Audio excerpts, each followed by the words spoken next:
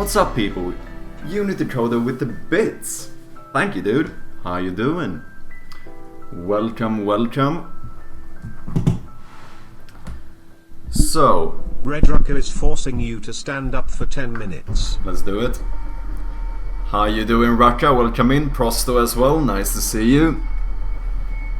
We have another YouTube video of my game. That's fucking awesome. So, of course, we're gonna have to look at that. What's up, Prosto? Welcome, Rucker. But I also have some stuff to explain. Holy shit. I got absolutely traumatized yesterday. Like, legitimately. Wait, sorry, the music is loud. I got absolutely traumatized.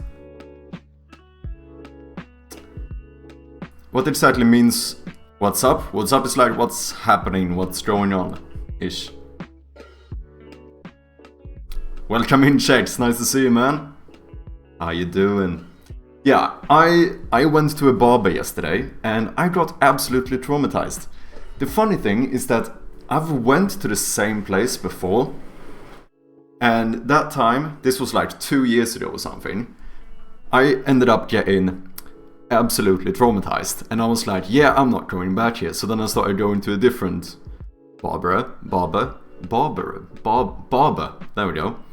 And then I went, for some reason I was like, you know, I haven't cut my hair since I quit my job, so I was like, you know, I also have a little bit of an event this weekend or whatever, so I was like, I probably need to look a little bit less unemployed, even though that's technically what I am. So I was like, yeah, I'm gonna give this barber another shot. So I waddled my little ass over to his barber saloon, or whatever the fuck you call it. Waited for a bit, and then, I mean, he did fine, nothing too bad.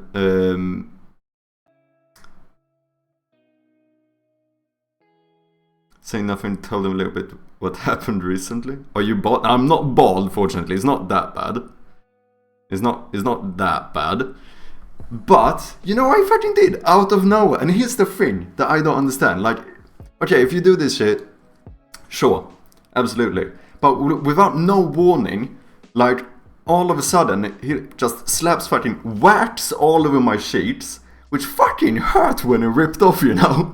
And not only that, you know, he, like, out of nowhere, just started trimming my eyebrows. My eyebrows are fucking perfect. Don't trim my eyebrows. Don't. And can you not, like, ask?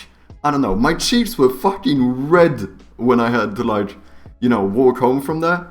Because he had fucking waxed my cheeks just out of nowhere. Sounds like a Middle Eastern barber? You are absolutely correct. You are absolutely correct. And here's the thing. I don't think that it is, like, I don't have anything against that he, like, wants to offer that whatsoever. It's just that he does it without, like, you know, I'm just sitting there chilling, and all of a sudden I just get this hot fucking glue on my cheek, and I'm like, what's going on now? And then I, like, clock it. I'm like, oh, he's gonna rip my fucking cheek off. And he fucking did. He fucking did. Yeah, so I came home from that barber and I felt absolutely traumatized, and once again I'm back to, like, okay, I'm probably not going back there. You learn to love it? I don't think I will. You know, the first time I went there, he didn't even, other shit, what did he do? He took a lighter and he, like, you know, fucking full on flamethrower as well, like, on my head, and I'm like, what's going on? Like, once again, if you want to do that, if you want to offer that, sure thing. But, like, no warning, that's the thing that I'm, like, surprised about. Because that's not, you know, what I generally expect when I go to a barber. You learn to love it, go enough times, and you'll get that Stockholm Syndrome, you'll never want to leave. Maybe that's it, maybe that's it. And also, what's up, Verity? How you doing? Welcome in. Sounds like inspiration for the next horror game? Yeah, maybe. This is a story with glued sheets. Yeah, I don't know. I just wanted to get rid of my little teeny baby hairs on my cheek. I'm barely hairy on my cheeks, to be honest. But yeah, it was not super comfortable. Also did that threading. I don't know if everyone knows what threading is. But that is also one of those things that doesn't look that bad. It's surprisingly uncomfortable. You know, it's actually not that. It's not. It does not look bad when you see it, but subject 14 is just middle-aged stone-ish barber. Yeah, exactly. Yeah, it was funny. It was funny, but I did survive. I did survive. I suppose that's the most important stuff here. Barber must have a really good eyesight.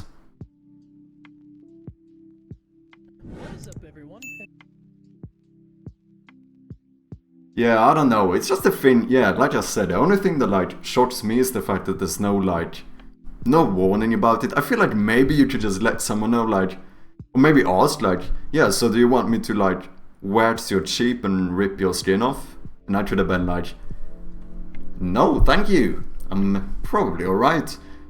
But instead, just all of a sudden, I'm sitting there chilling, and he just slaps a bit of glue on my cheek.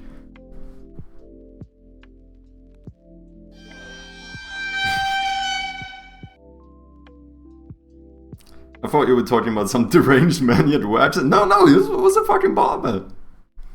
He just did a little bit extra. Without any warning. I do think there's probably a little bit, like Roger said though, I do think it might be a cultural difference in how you... Like, I think it probably is more common. If you go to like the Middle East. Whereas here, I feel like generally speaking, if I go to a barber in Sweden... Yeah, I don't feel like... You know, usually what you get is the... You know, when they shave you with a knife. That's kinda it. Normally, I wouldn't say it's super common to see them start... waxing half of your face, but hey, to each his own, I suppose. I do suppose it's better, to be fair. Fucking, it's really fucking smooth, isn't it? But it wasn't. Yeah, it was a bit surprising. Gave you the look for consent, just didn't realize what the look was. Yeah, maybe. Wait, are we like victim blaming here now? What's going on? So basically, what you're saying, Raka, is that it's my fault. You need a dramatic hamster sound effect? Dramatic hamster sound effect? Which one are we talking about? Also, have you seen this? We have another Shroud of the Gloom video. Dun dun dun. Oh, yeah, I see. Yeah, we can get that one. For sure. We actually have yet another Shroud of Gloom video.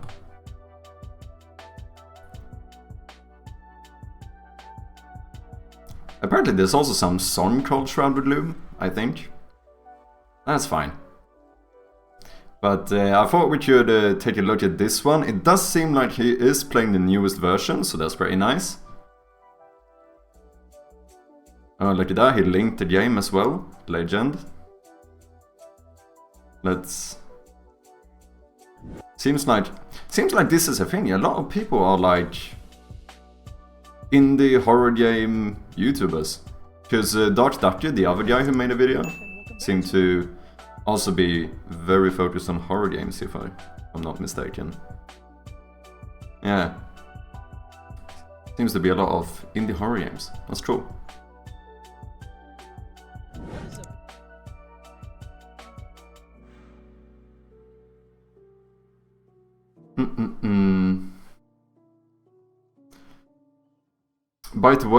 By the way, should it be said as Ruka?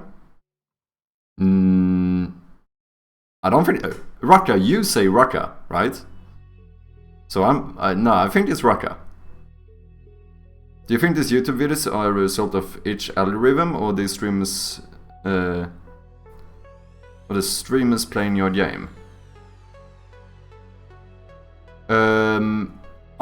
If I had to place a bet, I would say the itch algorithm, because like I'm very happy about all the people who've played my game on Twitch. The majority of people who have played my game, except like Red Rocka and Twisted Stranger, right? are the only people who are not like game dev streamers.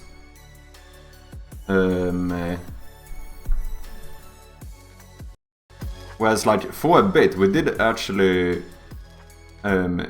rank pretty good on like the horror games, new and popular.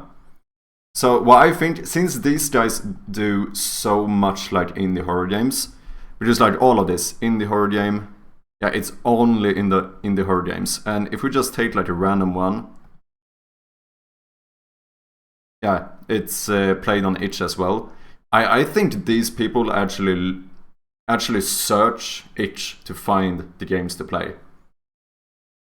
I think that would be my bet here, because at least now when there's like, now I know that like Twisted Stranger is going to, he said at least he's going to make a video as well. So that one would obviously be from Twitch, because I think he heard from the game on Rucka's Twitch channel. But for these guys, the two that have posted videos now, except for the speedrun record, Raka represent, I would assume this is just straight up from H. H must be popular for horror content creators. Yeah, I think the, you know, horror is quite popular for indies in general. Also, while speaking about Raka, let's throw a little shout out here. Make sure you go and check that guy out, especially if you like Souls-like, the From Software series, that kind of stuff. He's currently playing through those games. Give him a follow. Well, now you got keep working on it. I do indeed, I do indeed. So I do think I am going to continue a little bit today. There are a few things I want to do first though. My plan is basically this. First of all, we are going to watch this video because I want to see it. We might as well watch it on stream. Why not? And then I think we might go and finish Mind Over Magnet.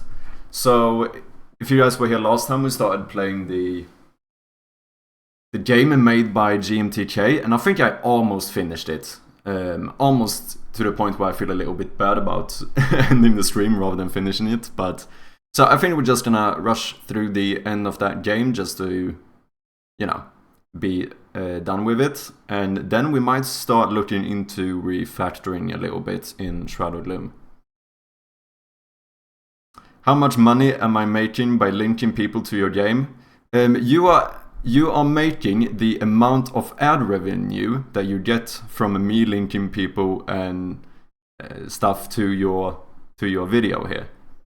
That's the payment. Because I've been sharing this in my Discord channel. When I've seen people playing my what you call it? My game on Twitch as well, I've been like, oh, you know, the world record, it's on YouTube. Brav is paying me in exposure, yeah.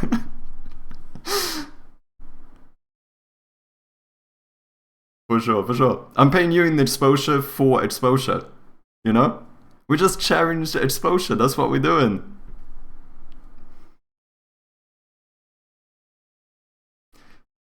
Google translated Raka as jerk, suggested language Swedish, Rucka, no.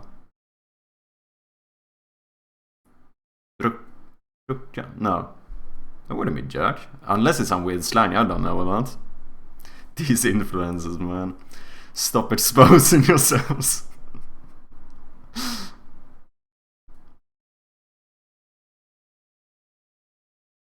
Should we jump into it? Have a little look at that video. That's doing pretty fucking good. 1,500 subscribers. Oh yeah, his most popular video is from 13 days ago. Man is kind of popping off.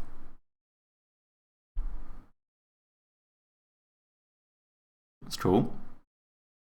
What is up, everyone, and welcome back to another indie horror game. Let's go. Was this really low?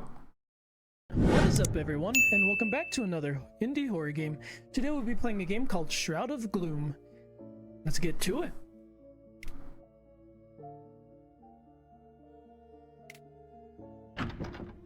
So this is a point and click game. Wake up, we have to hurry. Click on your flashlight to turn it on and off. I can't get this door open. You need to find a way out.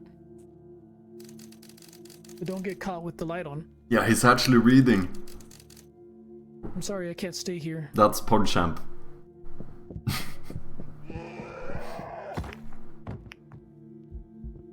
Click on objects to interact with them.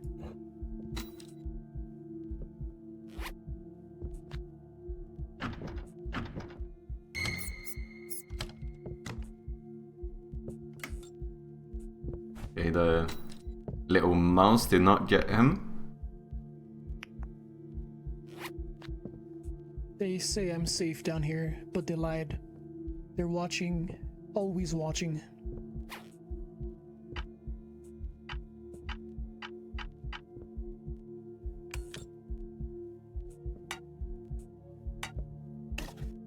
He seems like a horror vet, to be fair. Yeah, that's true. Very true. The key to you?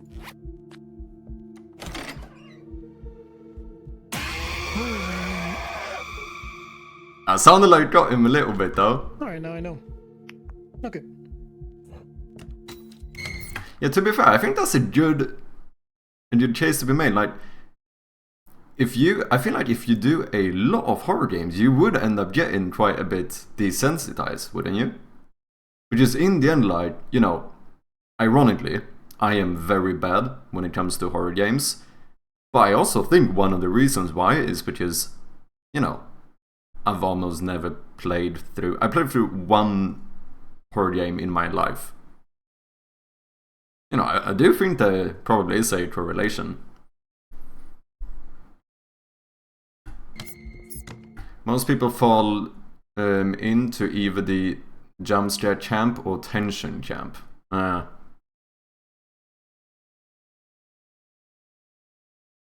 do think that's interesting because I feel like the most important thing when it comes to a horror game actually is building and like keeping tension. Well, I feel like that might be one of the things that you could share a little bit on my game on, is that it can become a little bit too much jump scares, since the, you know, the loose condition of the game is always the jump scare. So it can become like, I feel like it can become a little bit too much where, you know, you almost, after a while you're not scared of it anymore, it just gets a little bit annoying. That's one of the things I would say is a disadvantage right now. So that's why I think maybe for the full game I will actually make something where maybe the monster isn't as prevalent, to kind of focus more on tension rather than jump scares.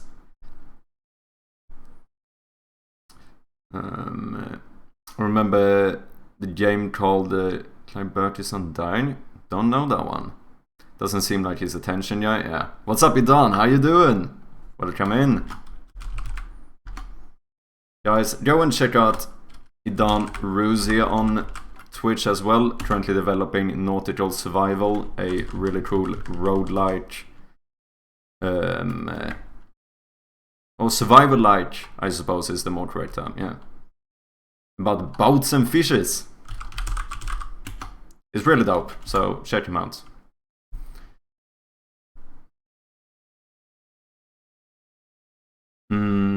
It's old as me, but back in days was scary as shit. I see. Maybe that was my first horror. The only horror game I actually played through was the first Condemned. But that's one of those horror games where I don't find it as scary because I'm walking around with like a flashlight and a gun in my hand, and it's not as bad. I feel like when I played Outlast or Amnesia and you feel like helpless, like that's when it, you know, that's the worst. I never finished those games. I do kind of want to go back and finish Amnesia at some point though. Your jump scare is intense and shocking, which adds anxiety, which is what you want. Yeah, that's true. How's the dev going? Release when? Well, the official Game Jam version is released, since the Game Jam did finish. We are currently in the voting period.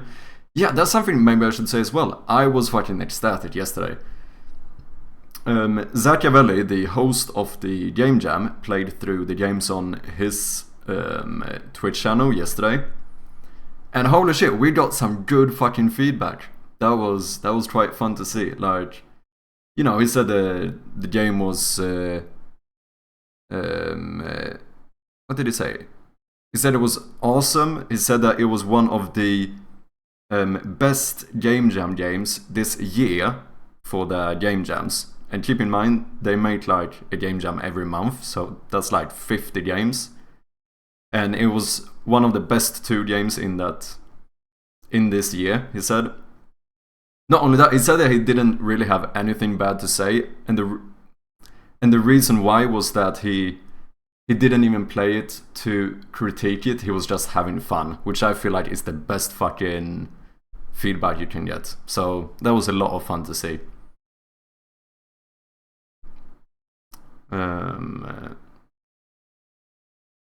Yeah. Stone Angels from Doctor Who. I've never seen Doctor Who. You sent me some video or article or something. Congrats, man. Thank you very much. At the moment, I don't have a official video. I do think he does have the VODs up on his Twitch channel. Did that not work? It's something like this, right? There we go. That took a while. I know that everything for the Game Jam can be found there on the GDFG monthly Game Jam. Stone Angels, maybe spookiest episode. I see. They'll say I'll have to check out the VOD. Yeah, I was really like when he played that, you know, it was really fun seeing him actually really enjoy the game. Just especially like afterwards when he actually finished the game, it was not only that he had very kind things to say about it, which of course is really nice to hear, but it was like with like the surprise of, you know, his tone was like, whoa, like that was like, you know, he was actually a bit surprised about it, which I actually quite enjoyed. Yeah, it was fun. It was wholesome.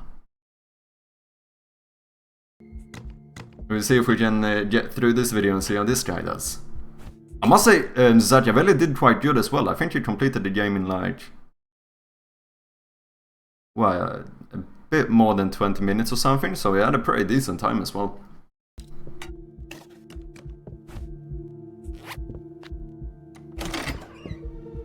So now we just gotta be careful.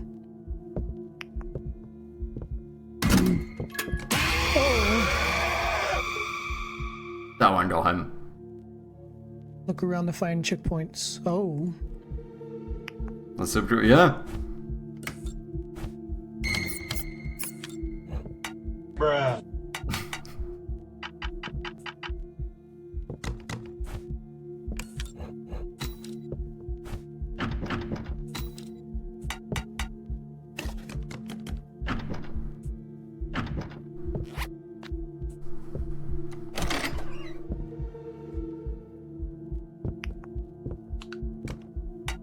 Is he gonna find the checkpoint?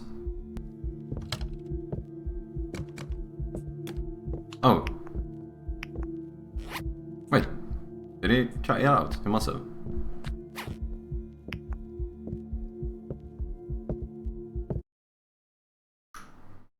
Those are cobwebs in the first room, right? Yeah, they are. Oh no, it was deranged waxer. Yeah.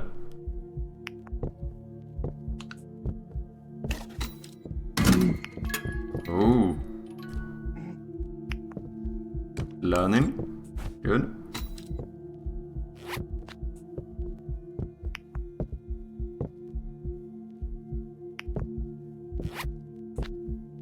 If I write it down and don't forget, if I forget, they win. But that was But what was I trying to remember?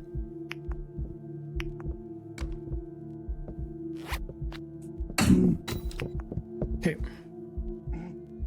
Okay. Interesting. This time we should be able to see his actual playthrough time, because on the other video I hadn't implemented the timer yet, so we don't know exactly how long it took for him, which I find it quite interesting. It's good for me to see what the like average playtime is, because that also helps me figure out like how long the full game, how many rooms and how complex puzzles the full game would need to be. I wonder where your friend got the monster drones. Did he record anything himself for this?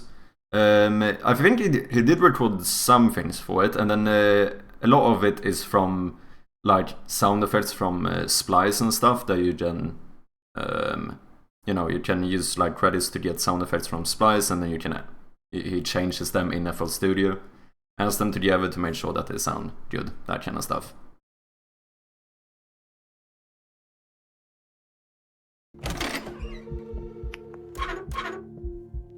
Let's see this one. A lot of people get a little bit stumped here. Yeah, I'm gonna have to like get a checkpoint somewhere. It was gonna pick up the screwdriver though.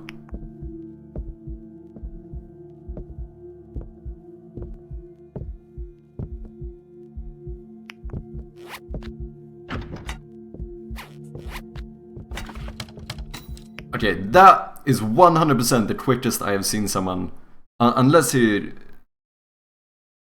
there's like cutouts that I didn't notice, that could be the case as well. But otherwise, the speed in which he figured out to unlock the cabinet is probably the quickest I've seen so far. Because for most people, it takes a little bit of time before they clock that they perhaps could use the tool from the last room to do something here.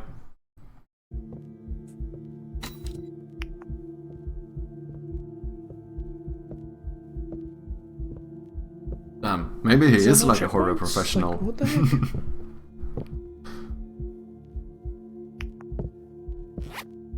Just nailed the key right off the bat. I mean, so far it's doing really good. What's up, Code Red Games? How you doing? Welcome in.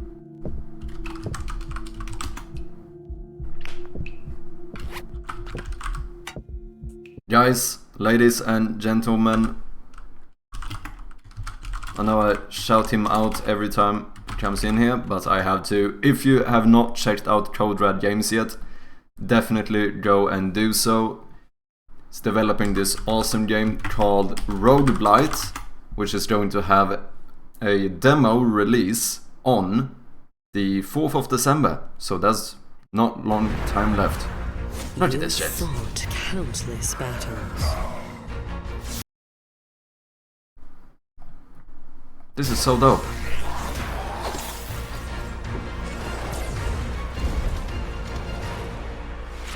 Across this cursed land.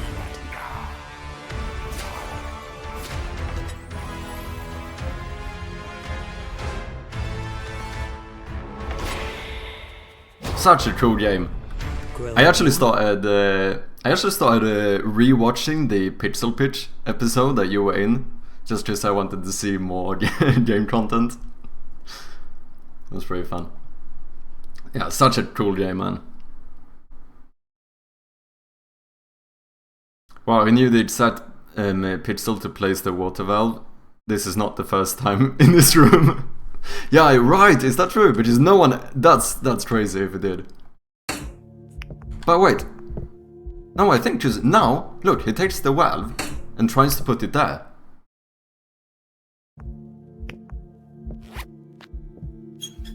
Yeah?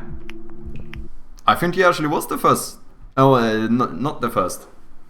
Otherwise, it would have been a little bit crazy. Most people tend to go for the faucet before the little pipe thing on the wall, which I think made sense.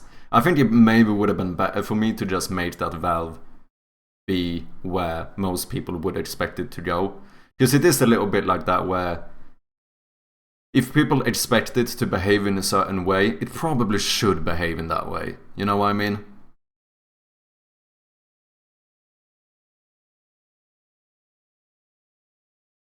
Hope to be able to play it when it comes. Dude, I am so hyped for Code Red's demo. I will definitely be playing it on stream.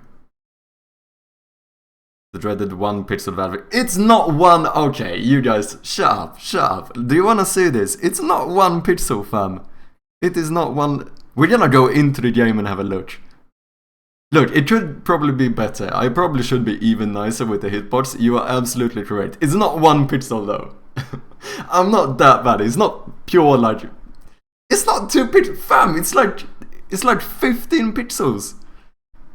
Yeah, honestly, it's like at least 15 pixels to choose from. You guys are gaslighting me. in my own stream. This is not okay. let's have a look here. Okay, let's should we continue watching while this loads? It might take a little bit. 15 pixels in 4K resolution. So it's 4x4 pixel error with 1 false pixel. Yeah, that's true. It kind of can't be 15 pixels, can it? No, it can. 3x5, but that's not the one. We're gonna have a look here. You guys are chatting absolute fucking shite. That's what I'm saying. 1 pixel, they said. 1 pixel, they said. Water pipe. Valve. Is that 1 pixel, fam? 1, 2, 3, 4, 5, 6, 7 times 1, 2, 3, 4, 5, 6. That's pretty nice. I was pretty nice with the hitbox. I didn't do it like full on pixel hunting here. I think it probably should be even bigger though. Because I do see a lot of people missing this one, even though it's relatively big. But don't give me no 1, 2 pixels. This is pretty big. Like for the object it actually is, like the hitbox is pretty big.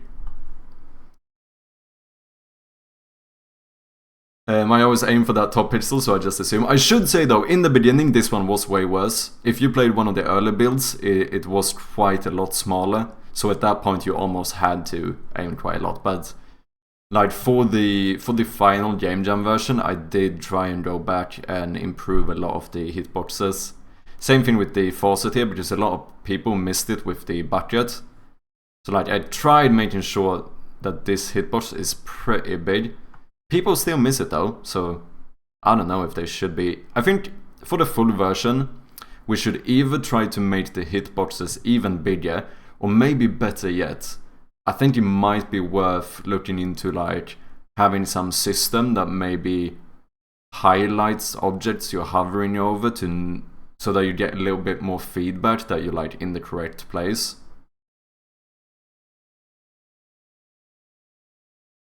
Because I tried to put the bucket below the scene, so water goes into the bucket. Yeah, I think that's also an issue here where if you click on this one, because we have, what, 4 objects here, I think. Because we have this part of the pipe, this part of the pipe, this part of the pipe, the valve, as well as the faucet. There's quite a few, and all of these, if you do a like unsuccessful click, you always get the same sound effect. And I feel like that might be an issue, because when you, for example, if someone takes the bucket and tries to use it on the faucet before they have fixed the valve, then I feel like there should be a more clear sound effect that you're like doing the right thing, but something is missing. It shouldn't be just the metal sound effect. It should be something like maybe, you know, turning a valve, but water's just not coming, something like that. Cursor change, yeah, that could be as well, like giving feedback with the style or the size or shape of the cursor, something like that.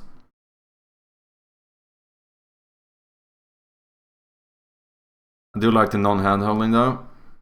Yeah, but this is not really hand holding, because it would do so when you aim on any object. It's just to show you that you're currently on a hitbox. So I wouldn't really refer to this as hand holding. I would more say this is just feedback. Because sometimes it's, you know, it's when I see people have the valve on and they try to put the bucket and they click like right outside it, or even before when I had a smaller, it's annoying for me to see that, oh, they wanted to do something, but like being 1 pixel off like messed it up for them. Because then I feel like that's on me. Like now they have to go and redo it. That could be something that makes it a little bit frustrating for the player. So I feel like that's something I should try to focus on, getting rid of that experience where either you try to do something that seems like it makes sense and it just doesn't. So for example, if you, in the last room, if you take the hammer and you click it on the door, why doesn't anything special happen? Like, because you expect something to happen, right? So I feel like that having like at least new sound effects and stuff like that. And yeah, I don't know. This is scope creep, but what's the grabbing valve hitbox? Let's not talk about it. We have talked enough about hitboxes. We have talked. Let's continue with the video. We have talked enough about hitboxes for today. let's continue this little reaction to the video here.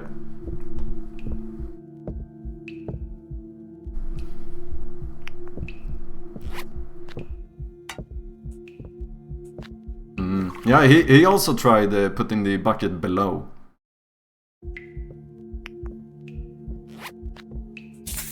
I mean, we could have made it like that as well, but it would have been more inputs, because then it would have been something like, put the bucket there, wait for the water, and then pick the bucket up again, and then use it. But I see that, but it does seem like that's an intuitive thing to do as well. Fraud, show me more hitboxes. Do you really want to see it? I think it's pretty bad. Actually, almost all the hitboxes are the same as the... We can just go into the art. Am I blind? Objects, there we go. So, the valve handle. You know, I did make it a little bit... Oh no, wait, it's this one. Okay, there's at least like 1 pixel padding around it. I actually thought it was worse than it was.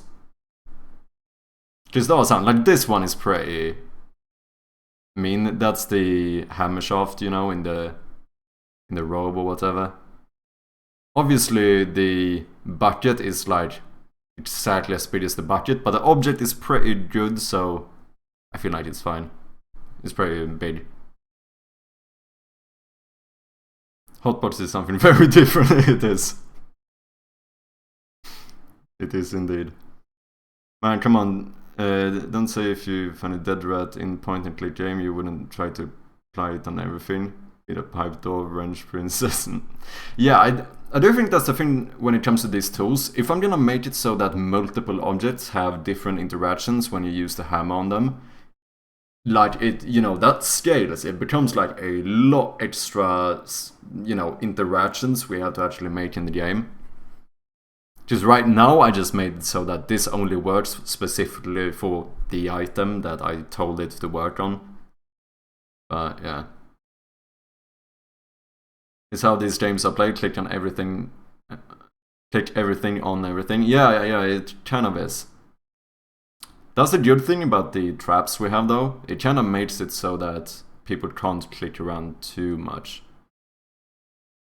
Is it a dead rat? No, it's not dead. We do have a rat somewhere though. I don't know. Wait, am I blind? Where's the rat? We do have a rat. Oh, was he over here? Am I actually blind? Oh yeah, here we go. That's a rat. But it's not dead. It is fully alive.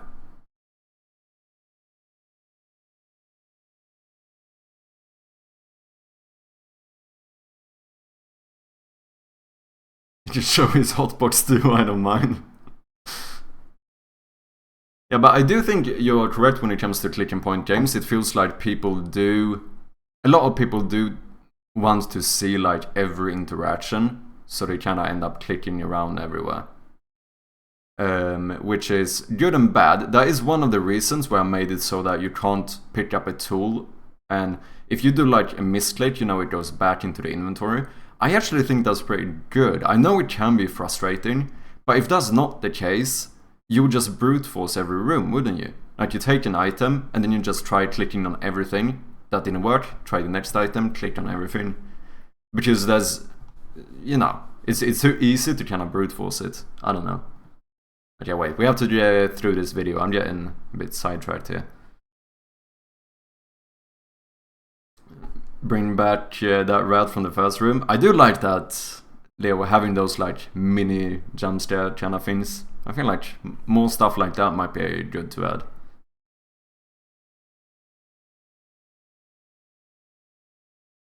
Doesn't matter when I try to click on everything, the results happen that I need to click fire torch and something. Yeah.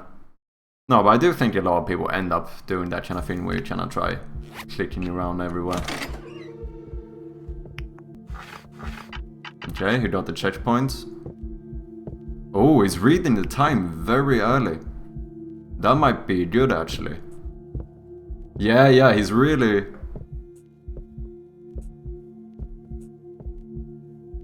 Yeah, he might actually do really good on the last puzzle.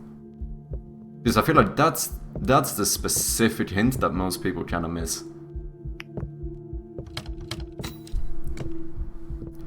Also, of course, if anyone wants to check out the game and you haven't yet, you can do so right over here. Alright, I don't understand yet, but we'll figure it out. I actually think you will. So far, it looks good.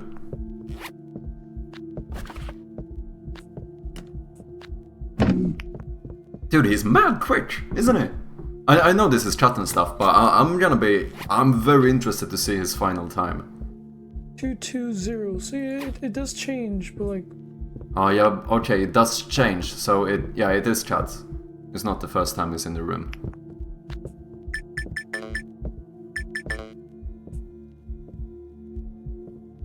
Two and...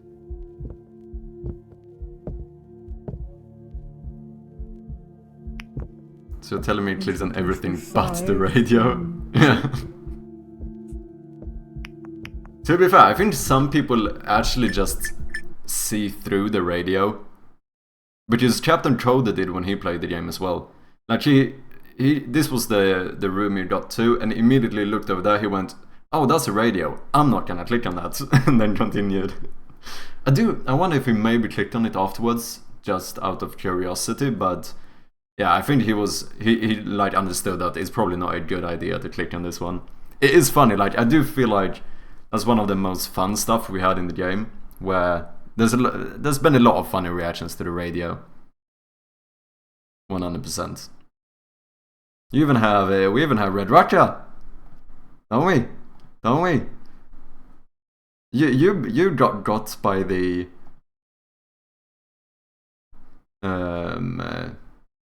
by the radio, didn't you?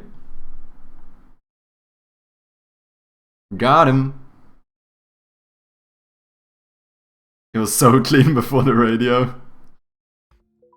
New checkpoint, nice. Oh wait, oh fuck you! What the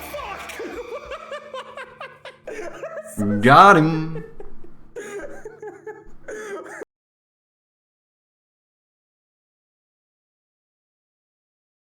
The game is so cool, recommend if not played, super fun. Thank you, man. Captain is a smart man, he is to be fair.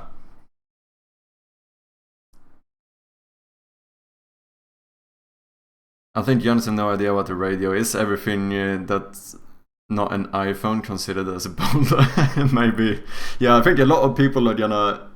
Didn't someone call me ageist before as well, because I put an analog clock in the game. And like, half the people in the modern world don't know how to read the analog clocks anymore.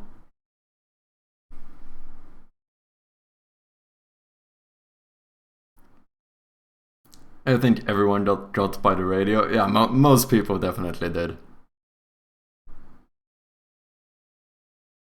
Oh, was it you, Chets? Yeah.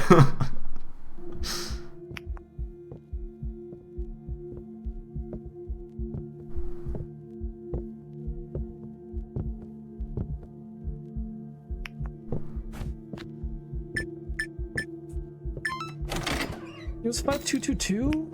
Well, I had it right with the... Okay.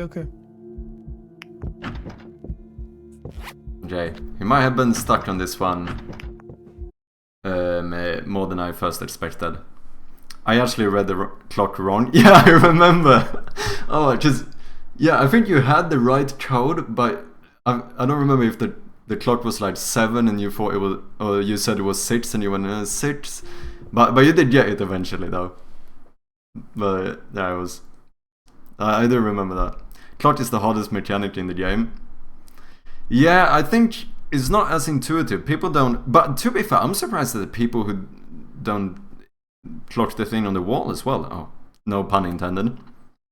But yeah, I do think this puzzle is definitely the hardest. It's not as It's not. It wasn't as intuitive that I thought it would. Even here, when we added the secondary hints that by recommendation from Verity, which have definitely helped people. The having the square and the circle to like represent the painting and the clock, but still, I see a lot of people get a bit stuck in this room. So I do think this is one of the rooms that we might have to, you know, look over a little bit. I figured it out instantly, but I'm just too slow to read it. Clock was not obvious for some reason, not sure why. Yeah. Oh yeah, because you brute forced it, right? But I wonder though if you would have been able to figure that out as well if you would have had the, you know, the new this thing where we have a square and a circle. Could be worse, you could make a clock with weights. Include a puzzle with weights, so even a key to one. I mean, something involving weights could probably be pretty fun. Because I do want to make sure that every puzzle isn't just like, you know, look behind this thing to find the key. That we actually have some more interesting mechanics like a safe and, you know, the fireplace, some stuff like that. So maybe doing something where you actually have to somehow maybe use weights could be interesting as well. I mean, a good puzzle horror game can't be completed by everyone. I suppose there's an argument for that as well. Maybe it's not right for me to kind of look at it from the point of view that everyone should understand. Because if everyone easily completes all the puzzles, that's probably not fun either. And even if I make it so that the people who struggle the most, if they at least can complete all the puzzles, maybe that means that for the majority of people, the puzzles would be too easy.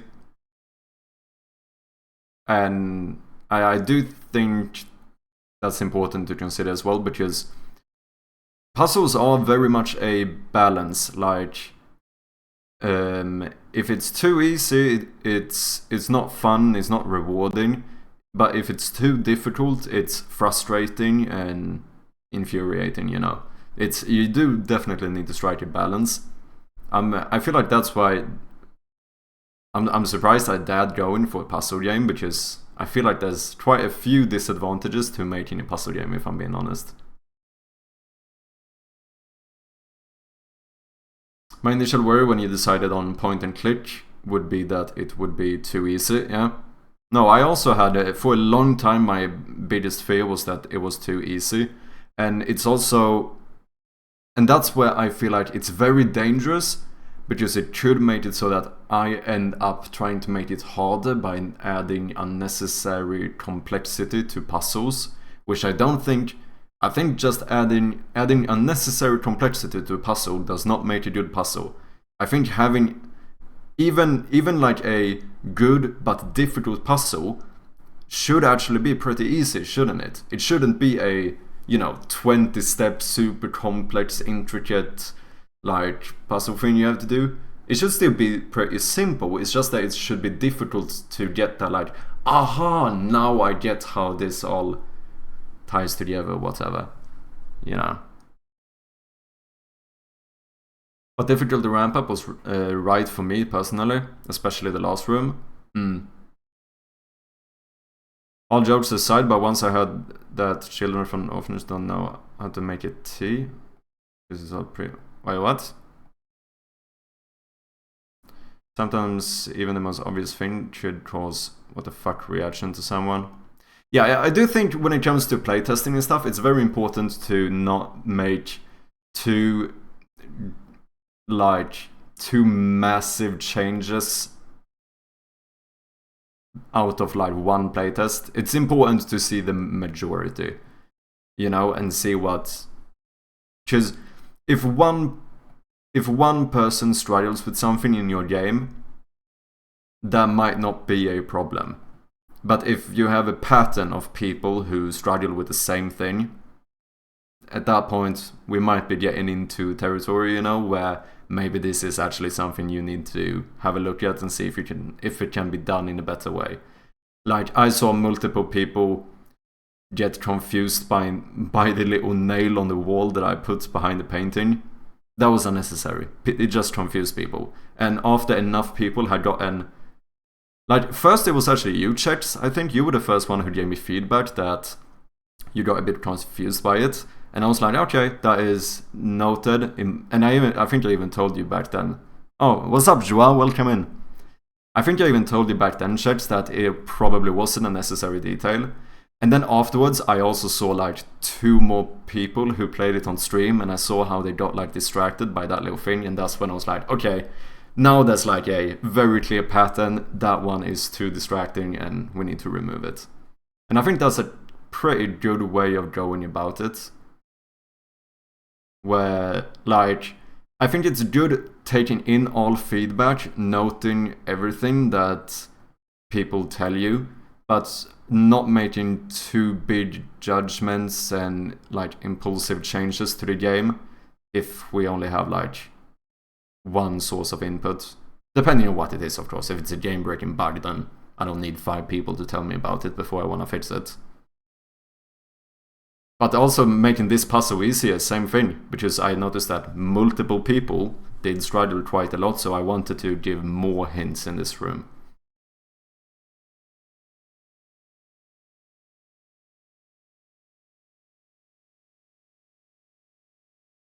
If there was something that you always have already made, how would you know that this is just the freaking grass dropped in boiling water? Oh yeah, okay, I see what you mean. Yeah, I thought in my mind I needed to find another picture frame with 2 dots instead of 1. Ah, I see. Yeah, I think that was a good one to remove. It wasn't a necessary detail, for sure. And 2.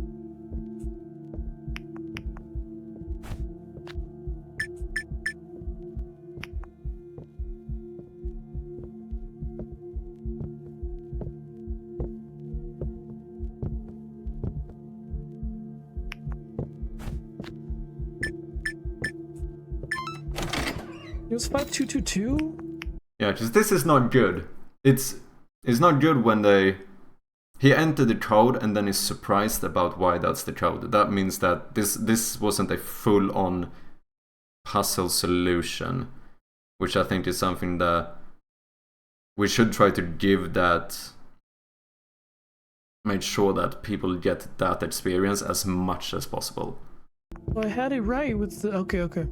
Or maybe he did a misclick, because he did say he had it right. So maybe the reason why he didn't do it earlier was... Okay, never mind, I might be mistaken here. Yeah, a lot of people don't want to go out towards the monster, which made sense. I thought it was a little bit weird as well, but I didn't have time to make sense of it for the Game Jam version.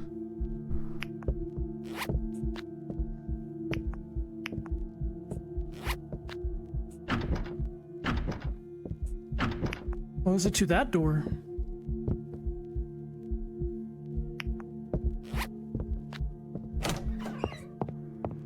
Oh, okay, we made 22 minutes though. That's actually not a bad time. That's pretty quick. That's pretty damn quick. it. Okay, that took a bit. Dang, that was actually pretty fun though. So that was the Shroud of Gloom, guys. Hope you guys He said it was fun though, so that's good. That's good. enjoyed. Leave a like and subscribe. Fun though. So that was the Shroud of Gloom, guys. Hope you guys enjoyed. Leave a like and subscribe. Leave a comment down below. Let me know how I'm doing, guys. Really appreciate all your help, all the comments, everything you guys have been leaving lately. Yeah, till next time, you guys. Sweet. If you guys want to check out the video, you have it here. Make sure to leave a like and subscribe. Let me actually share this to the Discord as well. Boom.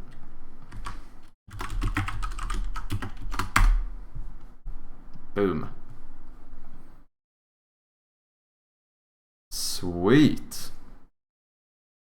second official video on Shroud of Gloom on YouTube for the Game Jam version. Gang shit is what we call that. You need the clappers effects too.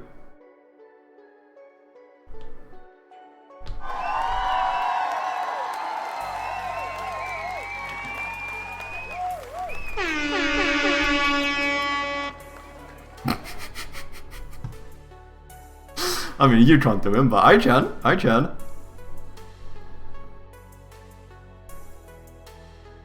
Okay, I do want to continue or start to refactor some of the code here for Shroud of Gloom. But should we see if we can quickly finish off Mind Over Magnet first before we start with the coding? Let's see, Verity, I'm happy for you. All the hours of work you put in is paying off. Yeah, thank you very much. I feel very happy about it too. Like, yeah, just obviously after spending like almost a full month full time working on this game, it would have been sad if like half the people were like, yeah, this just ain't that good. How can I play the game? You can find it here on itch. Just follow that link, you can play it. I do recommend downloading the game. The browser version can be a little bit stuffed. It does work. If you really don't want to download the game, play the browser version. But if you want to have the best experience, I would download the standalone version. If you have a Windows PC, that is. If you have a Mac, then sorry, I don't have the Mac version at the moment. Browser is fine, just don't panic. Yeah, that's easy to say. Yeah, because I feel like the biggest issue with the browser is... well, there's two things. Firstly, the audio mixing can be a little bit weird. But then, not only that, there's also that thing where like... I can't confine the cursor, you know? And a lot of people, when they panic, they end up clicking out of the game, which is a little bit... because that like pauses the game and shit. It's a little bit annoying. Any big game jams you are looking to participate in soon? Yeah, I am thinking about joining the Pirate Software one. That would be in January though, so it's a little bit left. Like 1.5 months or something until it starts. Because I don't think I want to jump straight into another jump scare. I'm too in my own game. Into another game jam after just finishing this one. She's not gonna lie, the game jam, it was a little bit stressful as well. It actually was. Like I really wanted to make sure that the game was good in the end, and you know the final weekend of polish kind of fucked me up a little bit because you know I kind of deprived myself of quite a bit of sleep to make sure that the game was in a good state. Even though, you know, if there was one small little bug in the game, it probably would have been fine, but I just wanted to make sure it was as good as possible. And that while you've learned all the coding yourself, yeah? And I mean, I've learned a lot from making this game as well. That's good, a little break to do other things than back to the grind. Yeah, exactly. And I mean, I'm still gonna be grinding, just not in the same kind of time pressure grind, I suppose. I wouldn't want to join the game jam because of the requirement of a design document. But that's the thing, because, I mean, I know what you mean, Carol Jota, and also welcome in, nice to have you here. Because I'm also a little bit like, you know, my emotional reaction is like, having to make a game design document. That's a bit long, you know. But at the same time, don't you think it's actually a really good habit to get into? I think it could be very valuable to actually take the time to plan out a game, make an actual document for it. I understand on like an emotional aspect, I would probably say the same thing. Just my instinct is like, shit, I have to make that. But like logically, I still feel like, but it's probably a good thing. It's probably a good practice to try and, you know, write out a full-on game design document. I don't know. Things don't get done unless you have a deadline. That's the good thing about game jams. Yeah, for sure, Chiz. I don't think I've ever been this productive before, so that's definitely something to say about having a deadline being an advantage as well. But it's just that if I do game jam after game jam, back to back, it's not just having a deadline is one thing. Having a deadline every other weekend feels like, you know, after a while it could take a little bit of a toll on you, if you know what I mean. Your cam is too bright, hurting my eyes. Is that... is it?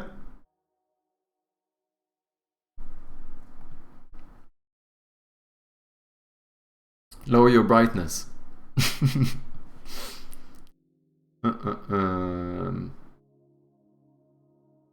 Should we play a bit of Mind Over Magnet? Chat's full of vampires. I shouldn't say anything. I have my blinds down all the time because if I see the sun, I automatically go like I just know, you know. Let me have my... I close out the sun, make sure that there's no possible way I can get a sun ray on my body whatsoever, and then I just pop a vitamin D pill instead, and then I sit by my PC. That's what we do here.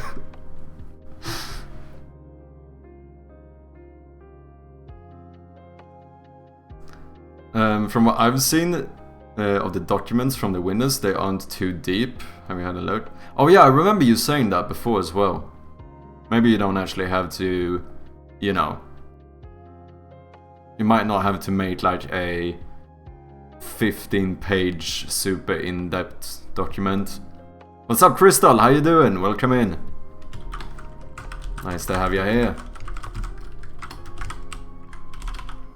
Crystal Mess also streams here on Twitch, so if you enjoy AI and that kind of shit, if you think that's interesting, give him a follow. Design document, make game fun. Yeah. Maybe you have to put in a little bit more effort than that. I actually don't know. I don't remember if he actually has any full-on like guidelines for it more than the fact that you're supposed to make one. Must include design document.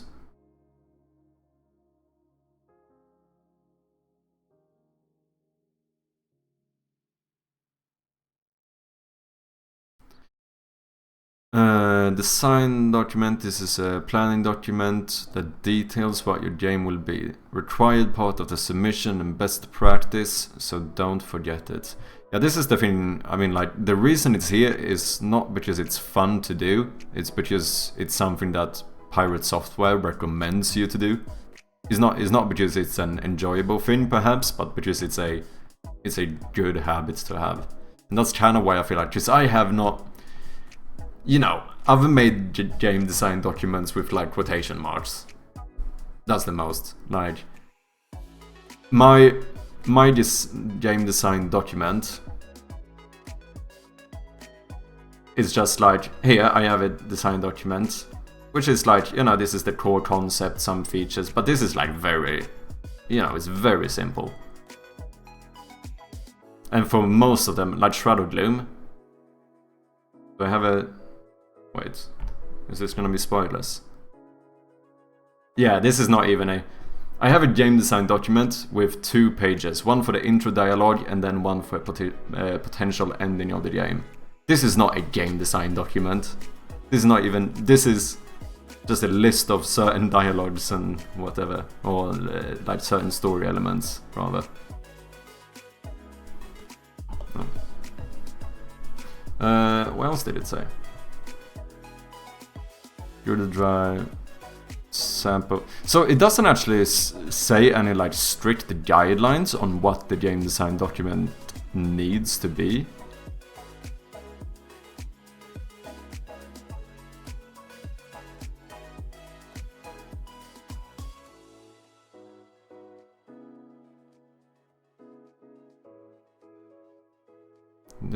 But this sample document was pretty, or relatively in-depth at least, wasn't it?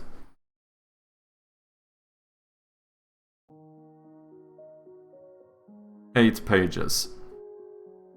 And it goes over summary, inspiration, player experience, platform. Well, what platforms you're gonna do it for? Yeah, Windows PC.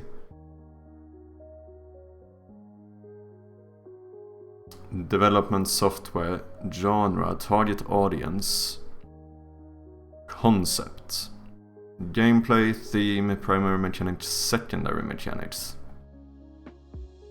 So in my game, primary mechanics would be clicking your flashlight and clicking objects, I suppose. Do I have secondary mechanics?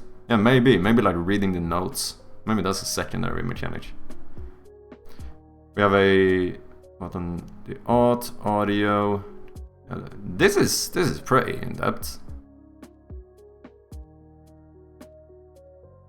I really want to play this game as well, Baba Is You. I actually think that seems dope. I want to give it a go at some point.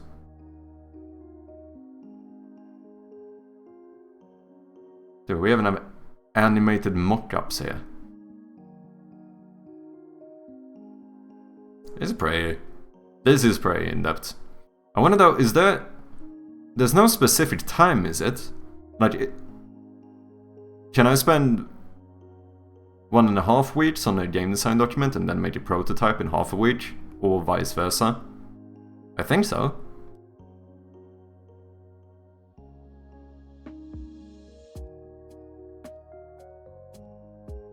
Yeah. So even then it's the same thing, like, okay, take 1 day and like cram out a game design document if you really don't want to put a lot of emphasis on it, and then try and build up a game.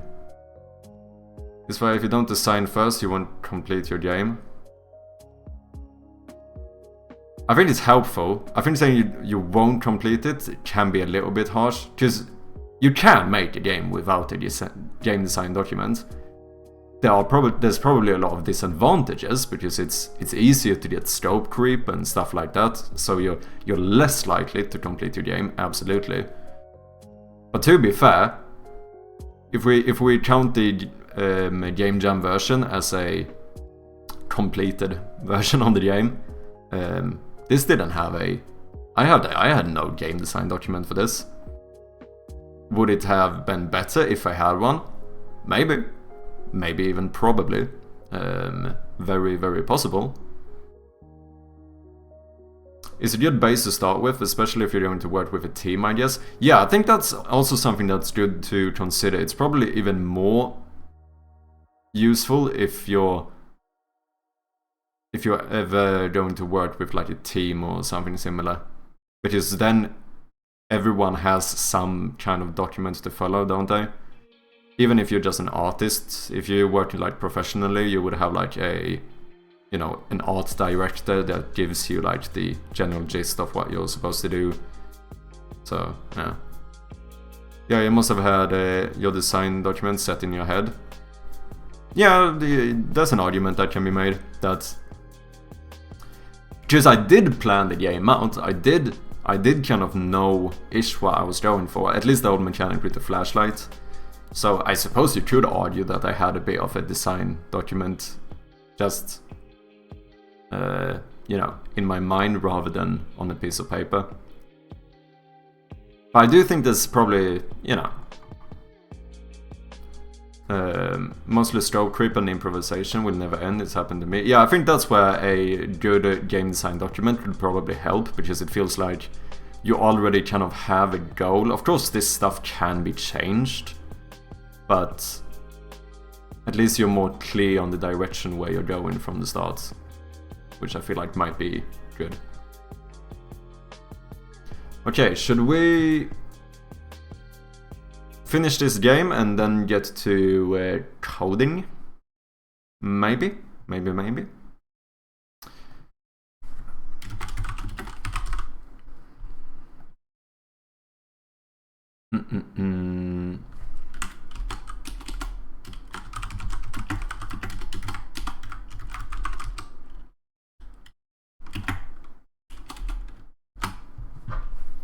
Bum, bum, bum. Let's do it.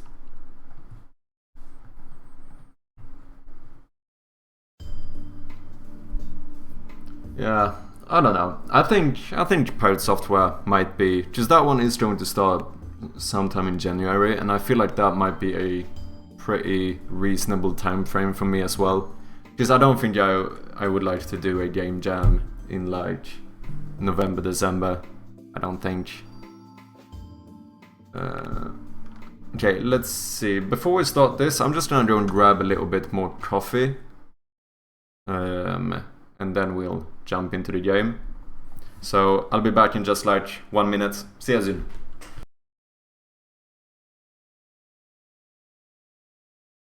Do not aggro, do not aggro. Shit, I think I aggroed. That's not good.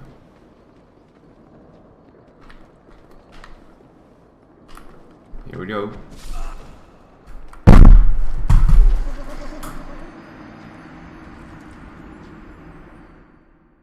Fuck you, dude.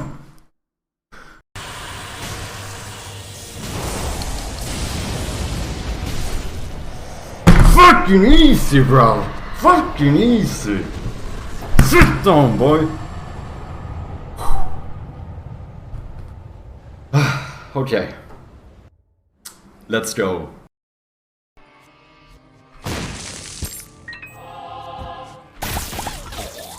Okay, side is old.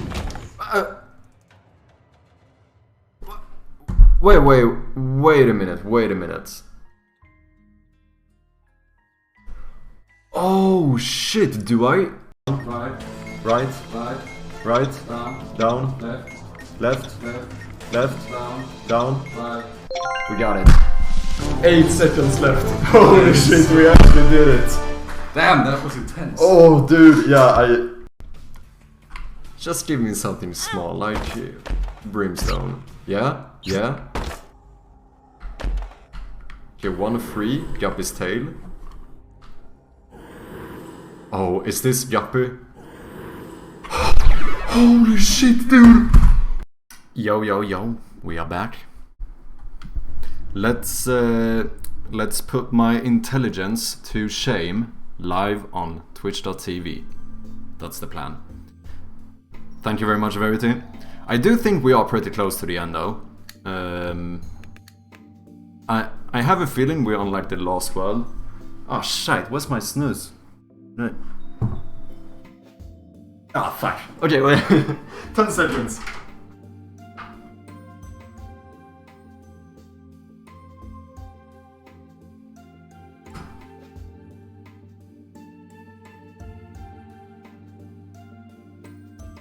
Am I blind?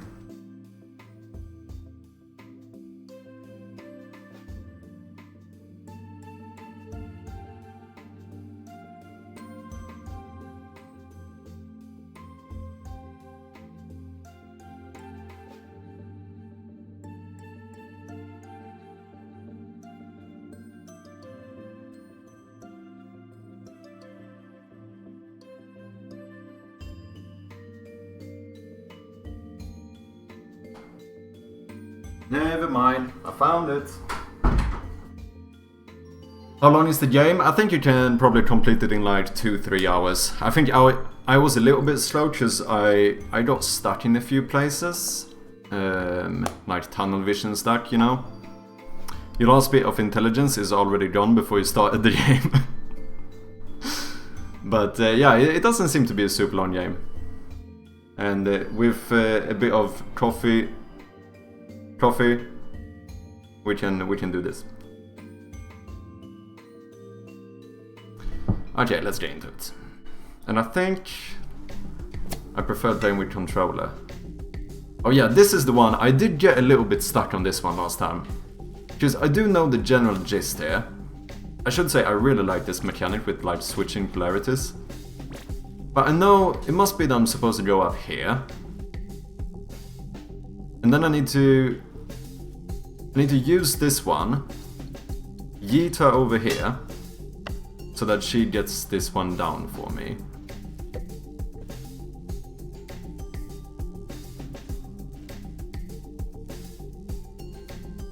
I can't jump down here and do anything, because then... Let's see, I go here. I clicked this one. But now I need her, but I can't yeet her over here. She can't go through here. I need her to be on this one. In the end. That's like the part that I get a little bit stuck on here. Because I can't throw her far enough.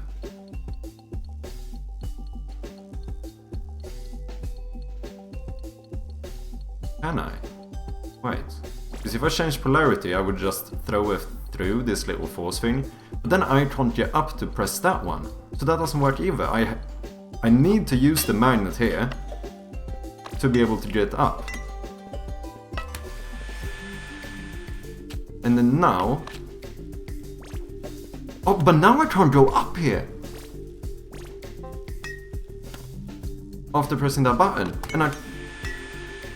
Yeah. This is an interesting one. Is this indicative of the type of 2D game you enjoy? What are some of your favorite games? I don't think so necessarily. I think one of the reasons I want to play this game is because I've seen it a lot in like the making of it. And I don't know, I also just want to support indie devs. And then the fact is that I started making a puzzle game, so I feel like I probably should try a bit more puzzle games. I wouldn't say necessarily the puzzle games have been like my go-to type of game. Because I tend to go for either...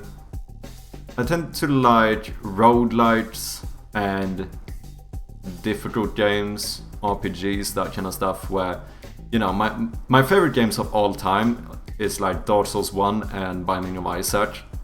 Probably some of the games I put the most amount of hours into. Other than that, I think I played a shit ton of Borderlands when I was younger. I really liked the first Borderlands. I did like I did like the second one as well, but the first one I almost like when I was like in, I don't know, early teenager or something, like I almost played Borderlands 1 religiously.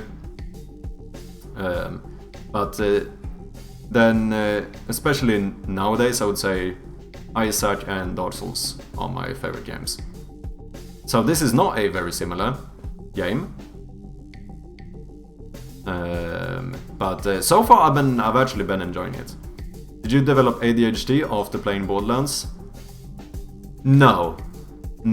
I've always been a bit ADHD. Undiagnosed. #undiagnosed.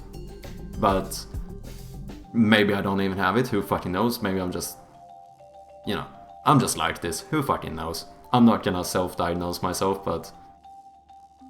I'm just joking. The game is super stimulus. I mean, maybe that's why I liked it. Who knows? Who knows? Could be. I also just really liked... They had a unique style with the... I don't remember what you call the style with the outlines. And then... Pretty funny writing and stuff, which I think spoke to me a bit back then. Yeah, I really liked the first Borderlands. The thing is here, I know I can do this. Oh, and I'd switch her back to try and get her up with me. But like, because I think I would need her here, right? Because if that was the case, I could like yeet her down and then go and click this one. But this is... I'm actually a bit stuck here. I was roasting Borderlands. I was more roasting Borderlands than you... No, I understand.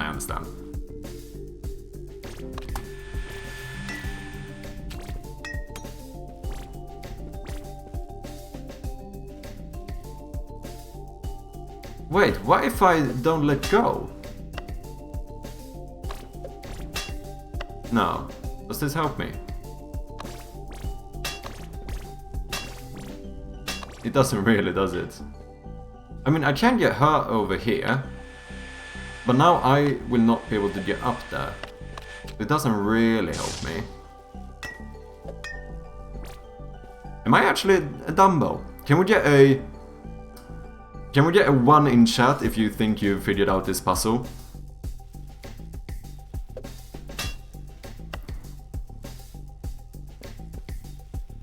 Oh wait, now I can't get up.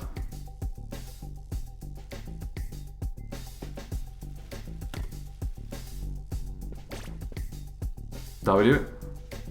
Do you know the solution, Code Rad? Have you figured it out? No, why did I do the same thing again? Wait. Oh, what's that? Wait, can I make her... Oh yeah, wait, I can just switch the polarity, I'm done. Yeah, oh shit. I think this is probably one of those things where I probably have tunnel vision on something and I just don't see the solution. Because I need to get up there. That's a fact. I can only get up there with her here.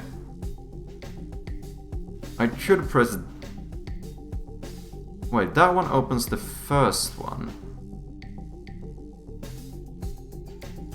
No, I don't know how that helps me.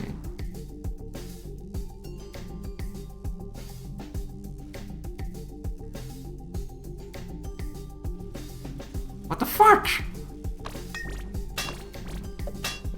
And now I can do this. Oh wait. No. No, but then I can't... maybe? Wait, something like that could actually work.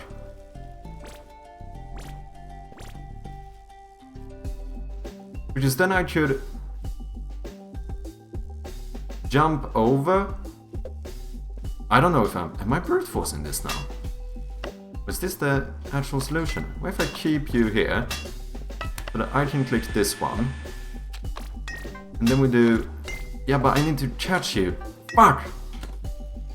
That would work. If I just do it a little bit more gracefully. I'm not sure that is the solution. You should have, but... I think it would work. Oh, fuck. Because if she's down there, then I've kinda messed it up. Because now, after clicking this one, I can get her over to this side. And yeah, this one needs to be kept on. And yeah, no. Maybe that is the... Is that the way you thought about? Or maybe... This feels so stuffed. There's no way. Is this actually how I'm supposed to do it? Oh, and I mess up. No, that can't be the way. There must be another way.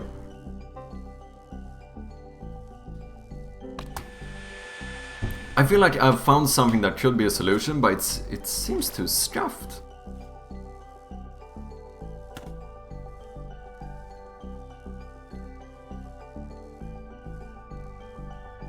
Well, let's think about this logically here. I need to press this button above me. And I'm pretty sure I need to do that first. And then the last thing I need to do, and that one, but that one turns off this one. I need a magnet to get up there, so I can't put the magnet on the button first. Unless I can throw you so that you would slide down on the other side. But I don't... Oh, I switched polarity. Oh my god. Why did that take so long? Yeah. I switched polarity mid-throw. That's the solution. Then I get her over to the other side. I can just drop down, put her on there, run across. Dude, that was okay. That made... To be fair though, my solution, I think it would have worked. It would have been scuffed and wonky, but I think it would have worked. My weird solution, I'm pretty sure would have worked. I think it would have worked as well. I am pretty sure. But like I said, I did feel that that was not the actual solution. The solution is this. Throw, switch polarity, and then go up. Click this one, jump down, put her on the button, and speedrun. Okay. Interesting. Damn. Yeah. That's the funny thing when it comes to these puzzles, that That's kind of what you look for in a puzzle game, isn't it? Even though maybe I was stuck a little bit long here, but I think that might have been a skill issue. Yeah, I think most people probably would have figured that out very relatively quickly. But the nice thing here is that even though I might have gotten closer to the point where it starts being like, oh, what the fuck am I supposed to do, you know? If you push through, when you figure it out, you do get that like aha moment, which I think GMTK has talked about as well, being like one of the things you really look for in a puzzle game. That you want people to go, aha, now I get it. And that's why it's dangerous making it too easy, because then if you just, you know, happen to solve the issue without any struggle, you can't get like a aha moment. It's just like, oh, that's what I was supposed to do, you know. It's like, I do feel like I have a few at least where, even in the first room, because we have like a red herring where people always try, most of the time people try the key on the first door and then you're, oh, that doesn't work. But then when they find the trapdoor, that is like a little, aha, the key is supposed to go here.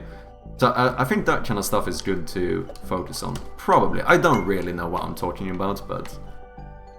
Okay, let's see. We can pull this one down so that I can get through here.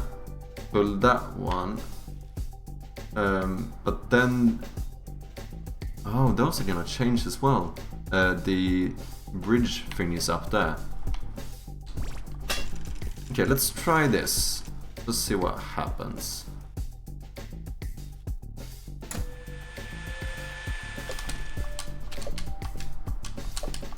Wait. There we go. Now I can pull this one. Oh, but now I'm stuck here. No, I'm not, because now... Just switch the polarity. I can go back down here. No, wait, now I'm stuck here. Ooh, okay. Okay. Now I can't get back. Ooh, this is an interesting one. I think I should... 1 second. I do think I should try and have my mic a little bit closer, because as far as I'm aware, it does seem like the quality is a lot better. Maybe I don't need to be too close, but like, it does seem the further away I go, my quality seems to decline quite a bit, doesn't it? I need to get one of those fucking boom arms, that would be dope. I wonder how much they cost. Okay, so now there's no way for me to get through here. Sounds good to me. Which one? Did you find it to be a difference? Like, if we compare the sound, if I'm talking here, compared to if I try to speak with the same voice over here. Because usually when I watch back on like my clips and stuff, I do tend to feel like there's a pretty good... Like, it's not bad when I'm further away, but I feel like it doesn't pick up the full range of my voice. It sounds a little bit more... I don't know. I'm pretty happy with my mic though. It's not the best, but it's pretty cheap and it does the job.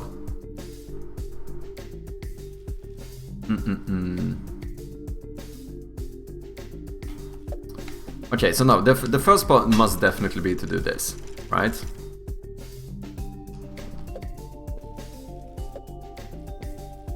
And then I can't get up there unless I pull this one.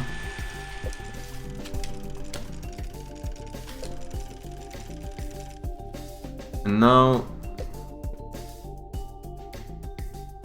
now I can't get down.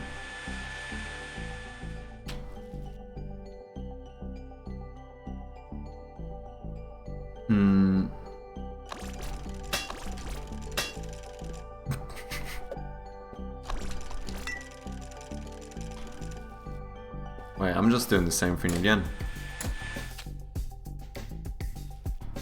Now I would... No, yeah, but now I'm stuck here, right? And if I turn this one back... Well, that doesn't help me whatsoever. Okay, wait. As is normal, if you're close, it's too much bass frequency. Ah, I see. But yeah, if I'm too close, there's too much bass frequency. Yes. But if I'm too far away, there's no bass frequency. Which also... So I suppose there's a balance. You should be somewhere in between, shouldn't you? But that's why I feel like having one of those boom arms would be good, because it's easier for me. Because now the only choice I have is to like, should I have the mic in front of my keyboard or behind my keyboard? In front of it would be better, because you don't hear the... If I'm like coding, you don't hear all the key presses.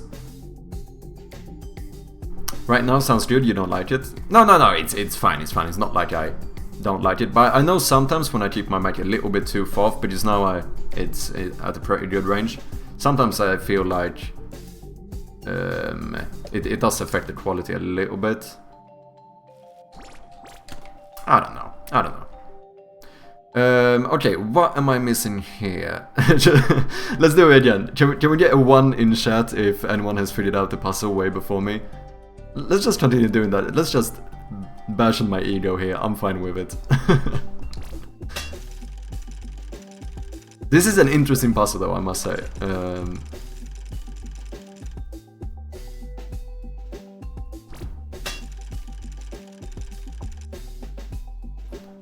Okay, so if I do this and I run up, the issue is that I can't go back.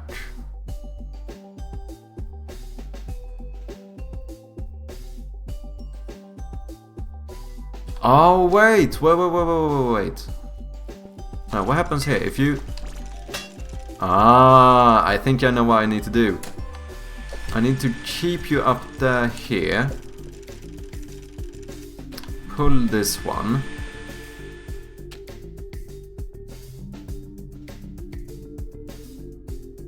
And then I want to... I think...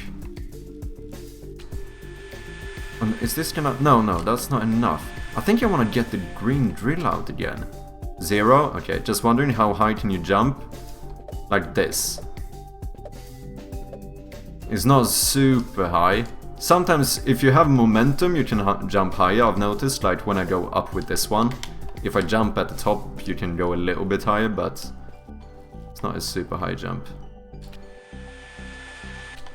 Okay. I need that one to go all the way up. Here's what I'm thinking. If this one would have stayed out, the magnet would have landed on that drill. And then I can go down, switch polarity, and it would have pulled it up so I can go back here. I think something like that might be the solution. But that means I would need to pull... Oh my god, I get it. I don't go up here, do I? I just use this as an elevator.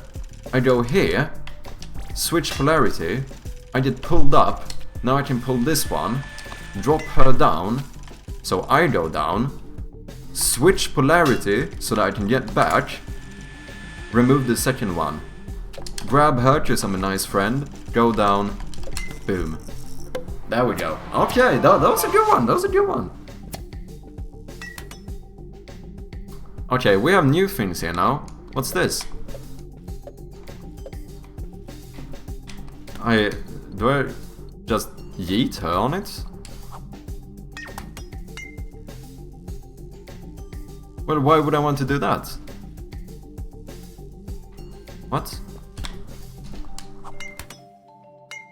Yeah, I want to have it like this. Because otherwise, I can't go through, can I? And then...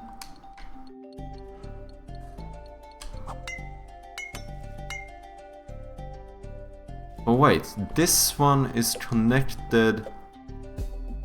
Because there's a green heart at the top here. And I think I need the momentum for her to like fall down. So does that mean...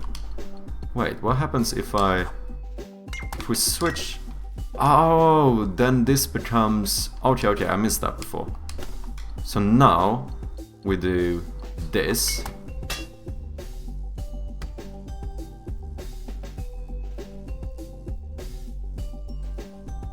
I see the issue. Because now if I drop her, it's gonna switch it back. So I need to switch this one while also having keep that one on. What's up, Ranger Devs? How you doing? Happy Friday, indeed, indeed. How you doing, man? Let me throw another little shout out here. Doing well and nice to hear, nice to hear. So currently we are just trying out the GMTK game. Mind over magnets. I think I'm pretty far. But I'm getting to the point where I'm starting to get stuck on a lot of these puzzles, not gonna lie. Been making some great progress on the game on vacation. Nice, nice. What are you currently working on? What parts?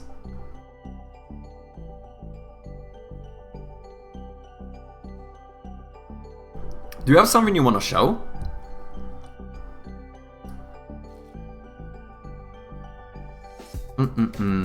So, let's see here. This one... Can I destroy the magnet somehow up here? No.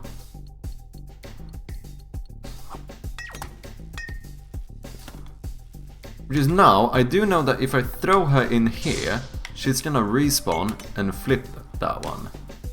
So I feel like there might be something... Like, that's probably a mechanic I need to use somehow. This doesn't work. I need that one to be on. Kobe. Because then I can... No.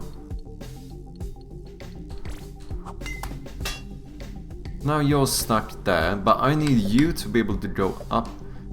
Oh no, wait, I don't need you.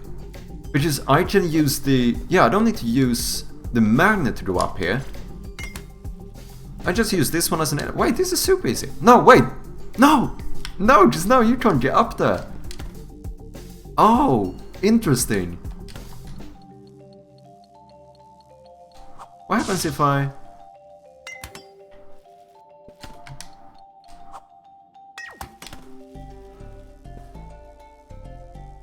Huh.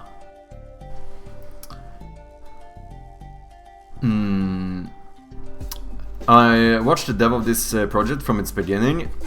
Yeah, I've watched a lot of his YouTube videos as well. I think he's a really good like gaming and game dev YouTuber. If anyone doesn't know him, it's GMTK, Game Maker's Toolkit on YouTube. He has a lot of really good videos on like game design and game development.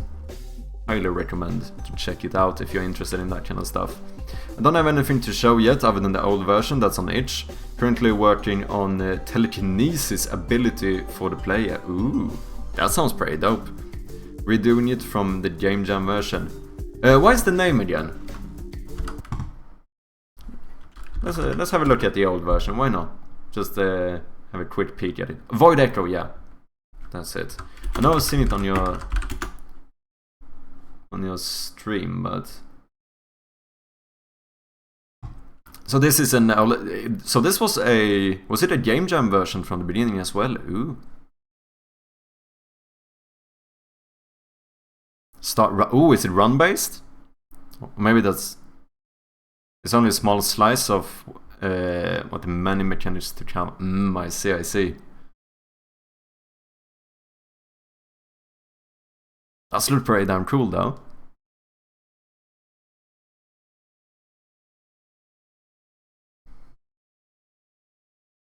Does look cool. Just spices, nuts. Do you mind if I check your VOD? So if you like little cozy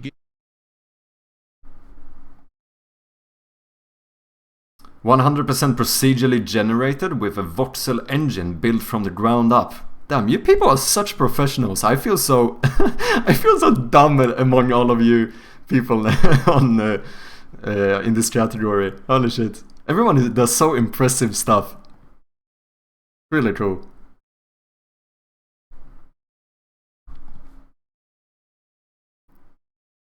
I've been doing this for 35 years. So yeah, I know. Because I do know.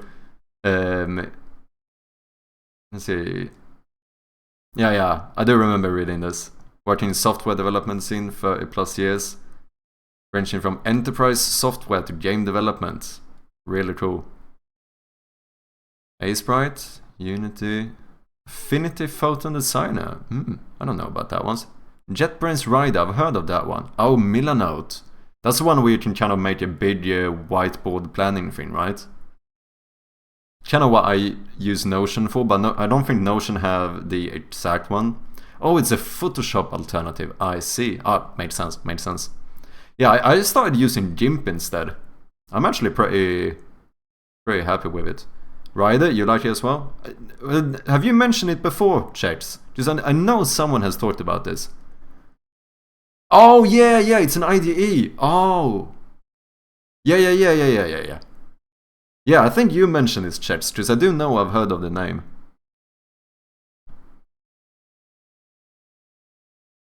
I don't know what the difference is. I mean, but that's because I don't really know anything. Just this looks like my ID, China, close enough. They just started offering you Rider for free. Ooh, I don't know if there's limitations. Oh, I see. I didn't know it was paid. What's this? Indie game devs. I'm also a member of the indie game developers team. Everyone in this team is creating something new, fun, with heart and passion. A great team of developers. Ooh, that sounds interesting. Do we have any people here I know? Felony, I recognize the name. Yeah. Oh, Booyah. I know him. He's making that. He's making a really cool game as well. Oh, Clayman Dev is here too.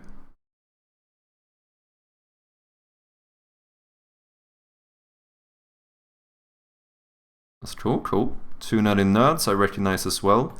I actually don't know if I follow them. I haven't seen them. Let me follow them. Yeah, it seems to be quite a bit of people here. Okay, let's...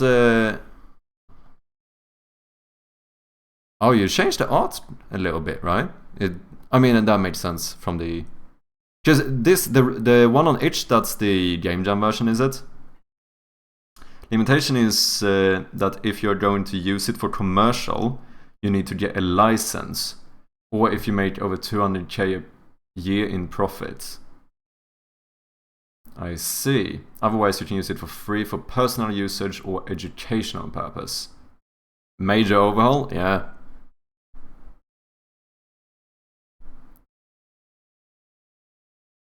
Have you set up a Steam page yet?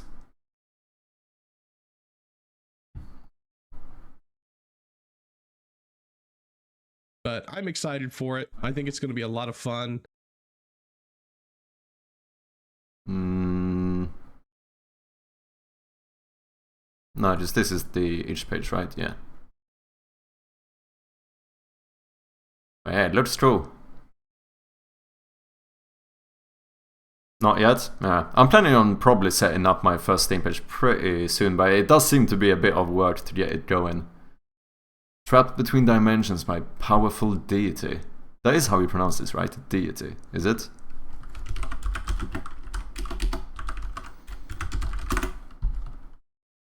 Deity. China. Close enough.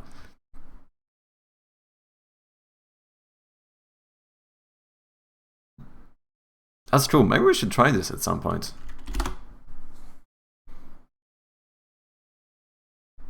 Cool, man.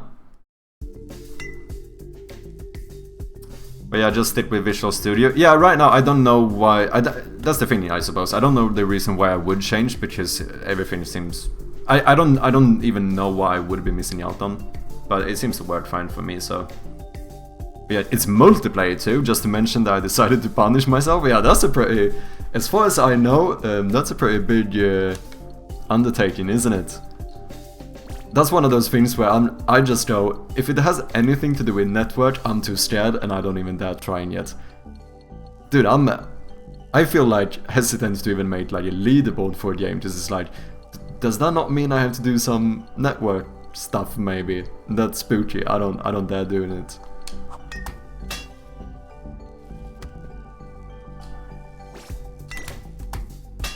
Okay, so that wouldn't be enough time for me to... And as long as this is on... wait, do I need to have you on? Yeah, just otherwise that one is not working.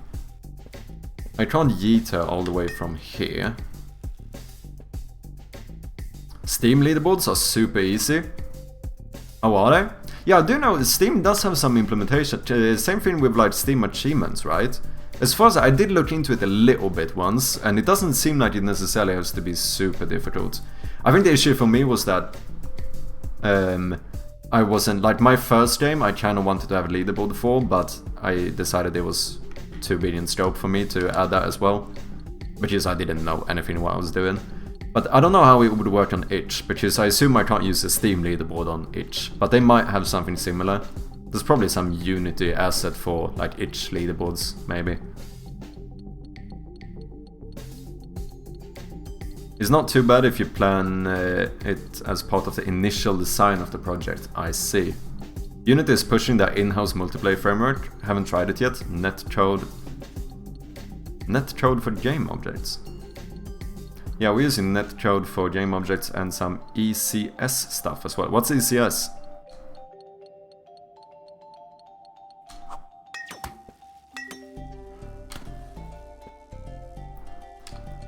Why do I feel like, look, the tunnel thing above me.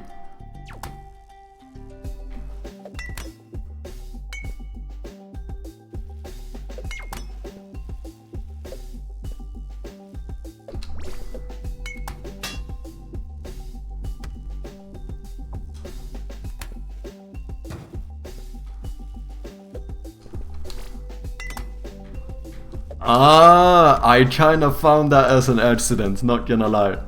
That's cool though. That's cool though. It's a rabbit hole. It's actually pretty easy until you need more control. I just feel like when it comes to multiplayer and networking stuff, I just feel like I think the reason I'm scared is because it feels like there's so much more that theoretically could go wrong.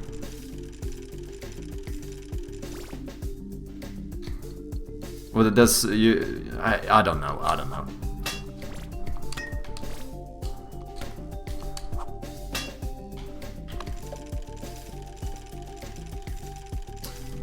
Oh.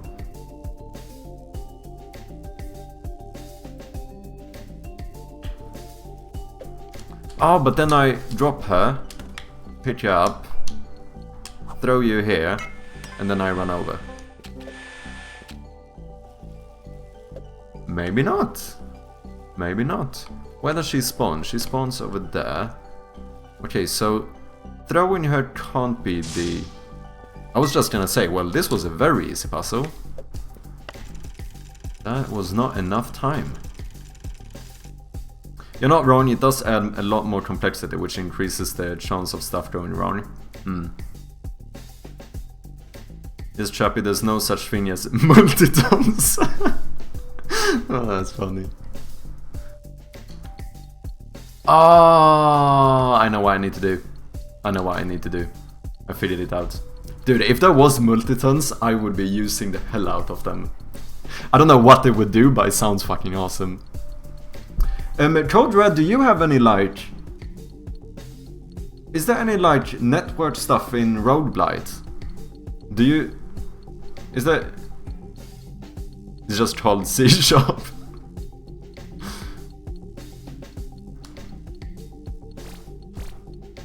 Just out of curiosity, just leaderboards? Do you have like point-based or time-based leaderboards?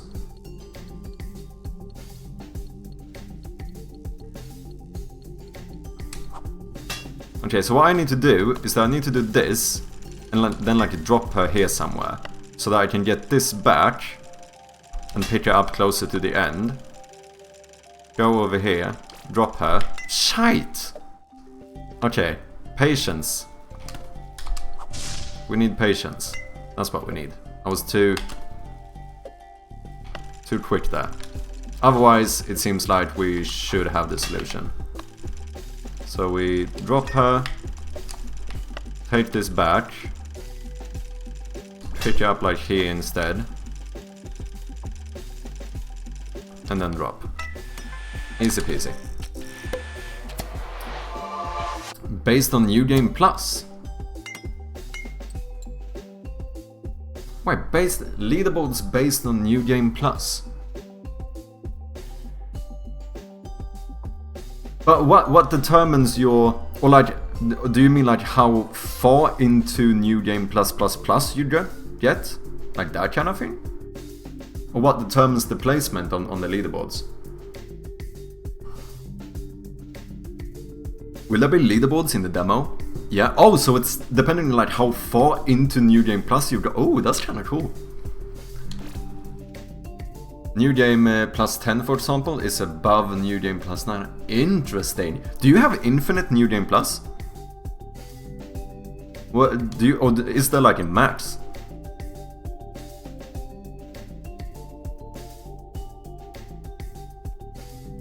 Infinite? Holy shit! How the fuck do you balance that? That's...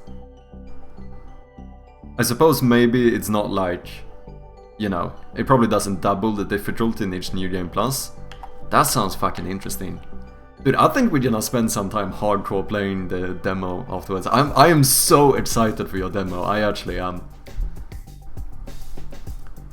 You don't? It's not balanced after 40 or so? Okay. But that's still... Oh yeah, that's really interesting. That's really interesting. Infinite New Game Plus.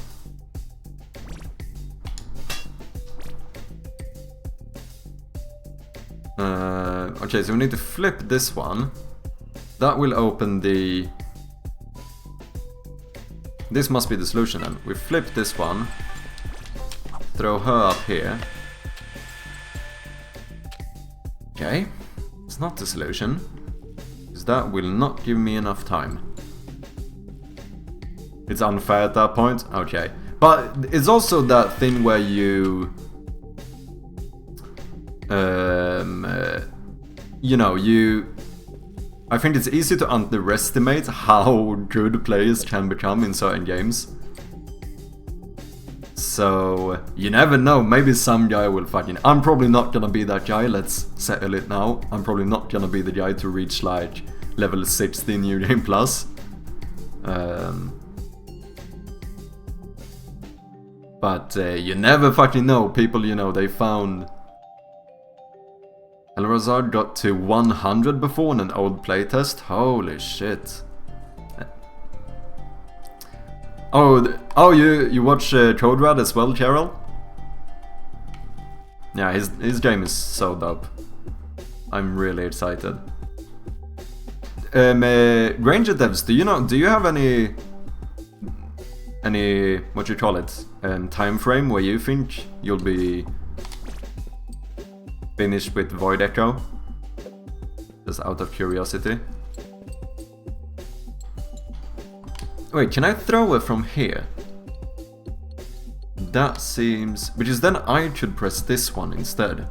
Because this one didn't seem like I had enough time.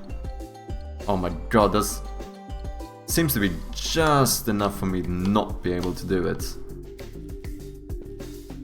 Can I use this one in any way? Can I? No. That seems... This is not gonna work, is it? No. But like, if I throw it up here first... I can't get up to flip that one. And as soon as I drop her, it goes down. Dude, the difficulty of the puzzles were really upped in this final level. I feel like there were not only like a couple that I got stuck on in the... I feel like I kind of rushed the game in the beginning, whereas now I'm getting way more stuck.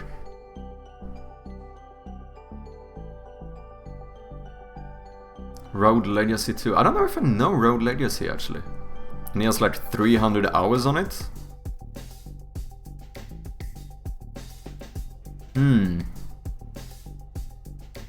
That's still pretty impressive.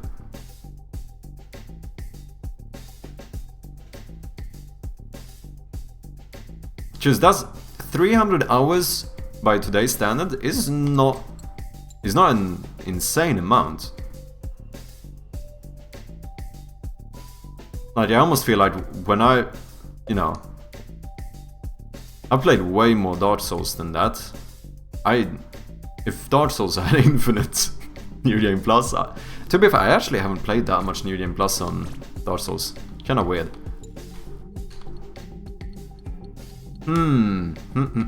One in chat if you figured it out before me. Demo next year, nice man. No time frame at the moment, need to get further along in development before we start looking at deadlines and release time frame. Okay. But you're aiming for a demo next year? Nice man.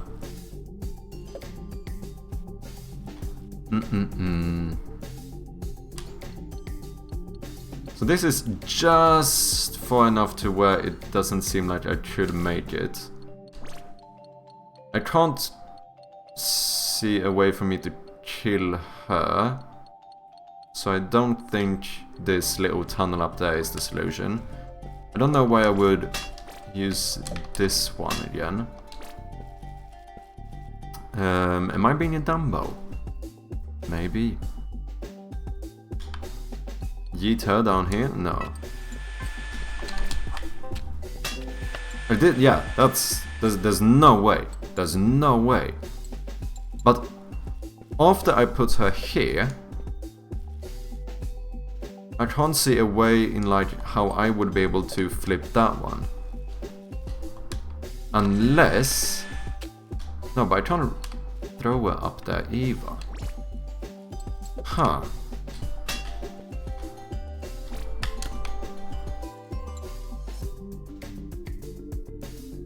Huh.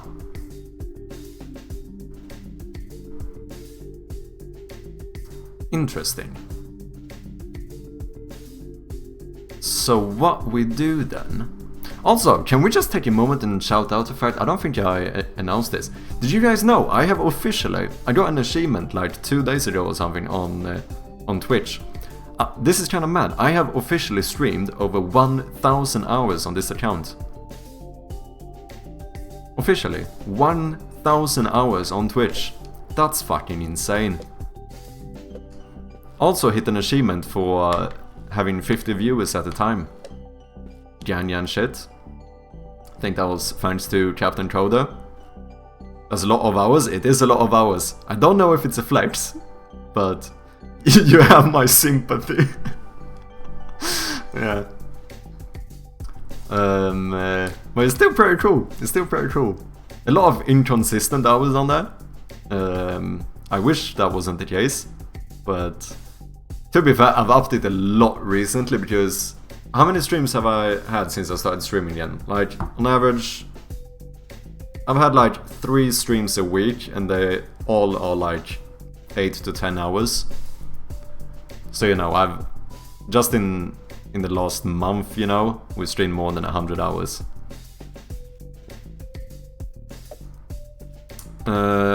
Okay. I feel like I want to flip this one afterwards.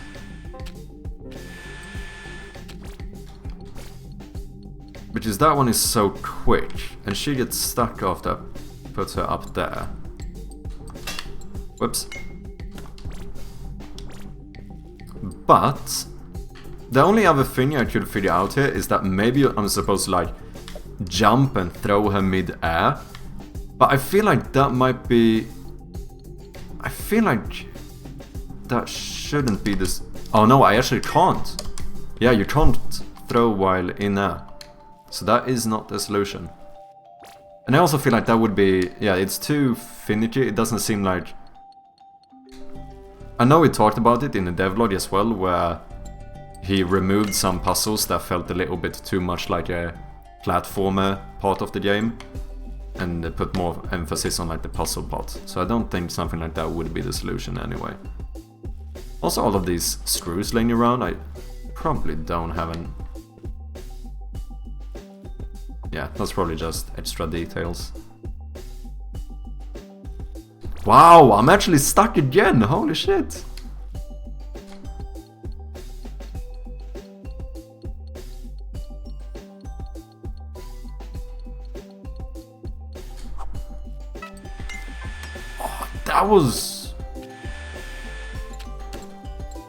That was pretty close though, but it seems like that wouldn't work. Why if I can throw it while I'm on that one? Like, right here. Oh my god, I drop her on the thing spins, and fucking yeets her across the room. That might be it. I think that might actually be the solution here. Day job gets in the way for me streaming those kind of hours. Yeah, have to balance between the two. Yeah, that's very much understandable. Like, that obviously was the case for me before as well. Back in the days, I would only stream like, 3 hours, and then I'd do maybe longer streams on the weekend. But obviously, since I quit my job, that's not really a problem anymore. Now my only problem is how the fuck am I gonna survive long term? We don't know. That we will find out. We will find out. For now, I'm surviving, so I'm just gonna enjoy myself and try to work on my stuff as much as possible. But yeah, I understand if you also have to balance like a full-time job. It's totally understandable that you can't put in those 10 hours. Because, I... Like, even with my game jam game I did, I ended up putting in basically full-time work. I did 155 hours over 25 days. That's basically a full-time job. That's my goal, to go full-time indie, yeah. Yeah, and I think, technically speaking, you could argue that I'm basically doing full-time indie now. I just don't know yet whether it's going to be viable or not. Dude, that must be the solution. Like, long term, it might not work, but for now, it does, so...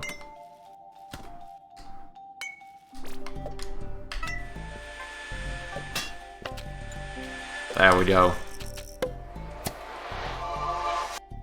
But that's why I, obviously I don't expect it from anyone, but for the people who have like subscribed and donated here, I really do appreciate it, because what you're doing is literally making it so that all my savings doesn't get burned up as quickly. So that means quite a lot, to anyone who's actually been crazy enough to give me financial support during this time.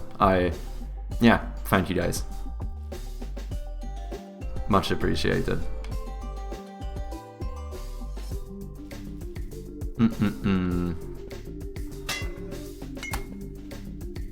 Oh, interesting.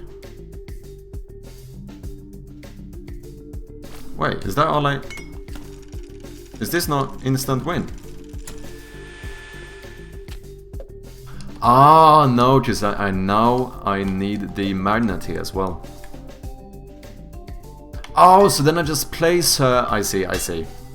We do this. Place her here. Which is then I will be able to switch this one, pull that one, get her, go up. Easy peasy. This is interesting. Some puzzles I get so stuck on. And then some of these feel very easy. Fast, yeah. New game. Yeah, this is the game made by GMTK, the Game Makers Toolkit, Mark Brown. I wanted to give it a shot. You're just guilt tripping us to keep on subscribing? No, I don't. I do want to emphasize the fact that, like, no one has to subscribe. Obviously, that is very much fucking optional. I just wanna point out the fact that if someone is crazy enough to actually do it, I do want to show my gratitude. What's up, Anshu Studios? Welcome in. Hi, how did you do in the game jam? Don't know yet. There's still like 3 days left for the voting period. However, the host of the Game Jam played my game yesterday, and he had very nice things to say about it. He basically said that there was nothing he could complain on, and he really enjoyed it. And he said that it was one of the best Game Jam games this year for the Game Jams. That means that it's one of the best games out of like 50 games that have been made. So that was very, very cool to hear. It made me very happy. Optional, you sure? It is optional. It's 100% optional. It's 100% optional. Like, do I love you a little bit more? Maybe. I mean, that's up to debate. But no, I'm joking. But yeah. I also did really good on your game, Anshu Studios. I don't know, because I didn't know you had some. I know you had some leaderboard. I don't know if you. Oh, sorry. Yeah, you had some meeting and stuff. So I know you had to like tune out. I got like rank 14 or something on my first go. I felt pretty fucking good about that. I got like almost 900 in store, I think. We understand now. We have to buy your love for us. Nah, I'm messing. I appreciate all of you. In the end, one of the things that supports me the most is literally just you guys being here. And to be real, like, in general, that's like the thing that means the absolute most. And then, of course, if you want to show that extra support, you have the option to, but that's never required. Just being here is enough. I saw the replay. You did nice. Your game is very clean. Yeah, Anshu Studios, the polishing on your game is really good. How long did it take you to make that? I don't remember if I asked you. That's impressive with only 2 tools. The full game has 12 tools and the top score is 22k. That's fucking mad.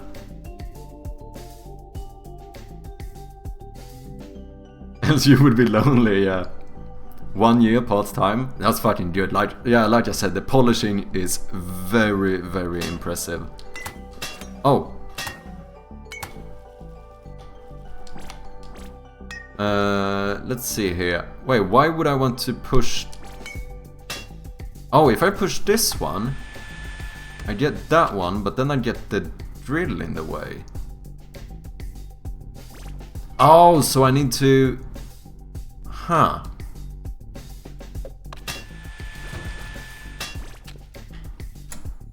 Now I can walk over here.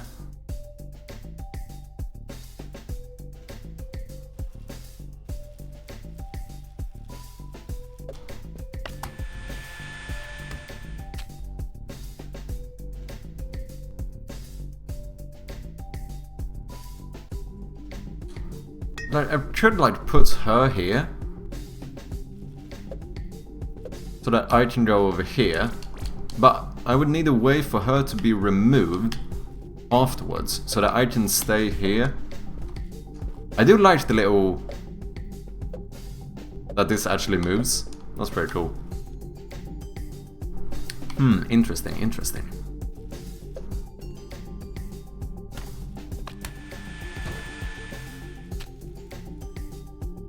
Throwing her doesn't help me. Can I use this for something? Maybe I need to... Wait. Do I need to like...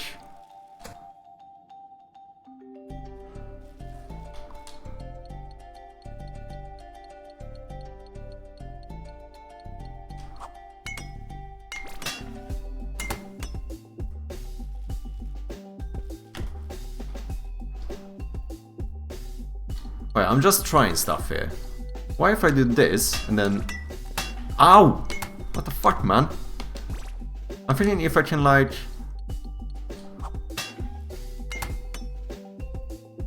get her to go up there, switch polarity and make her like fly to the bottom.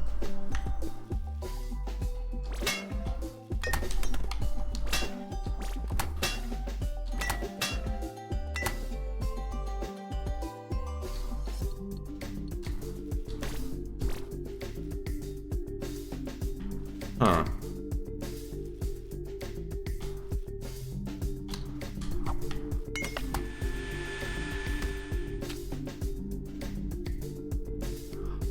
Oh no! No. I see. No, but that means I have to take her off here. I need to get her below that one. No, because if I do that, it will turn off and it doesn't work.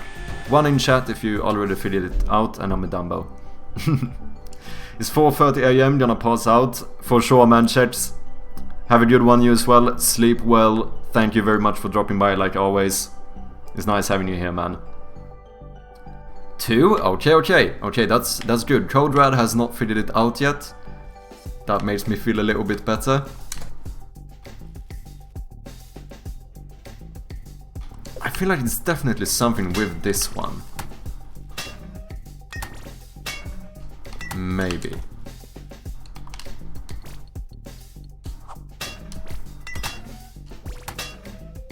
But yeah, this doesn't do it. No. Why would I switch this one? It makes it so I can walk here. I'm not paying 100% attention though, still battling the Chinese language. I see. How's it going? Are you still having not all of them being uploaded or whatever? Is that still an issue?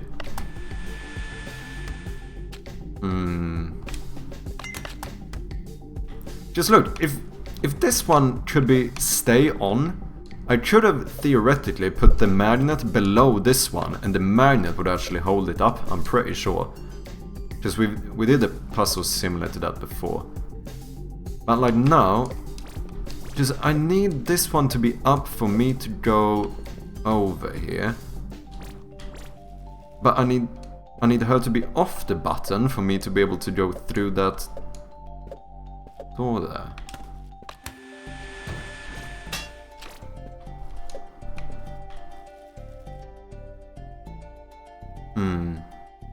It's all displaying, but the effects on text are not displaying, like shadows. Oh, I see. So like, yeah, shadows, outlines, that kind of stuff is not being rendered. Oh no, have Prosta figured it out?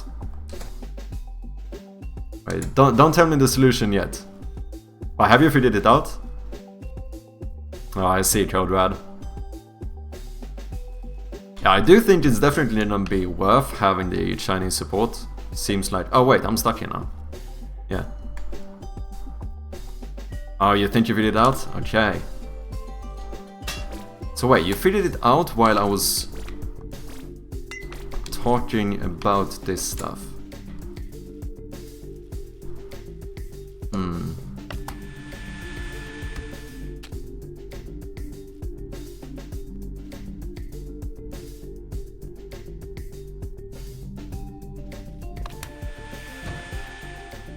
No, I was thinking, what if I turn you off, I stand on there and I throw her down, but I don't think that's gonna work, because as soon as I go off, this left one is gonna turn off anyway.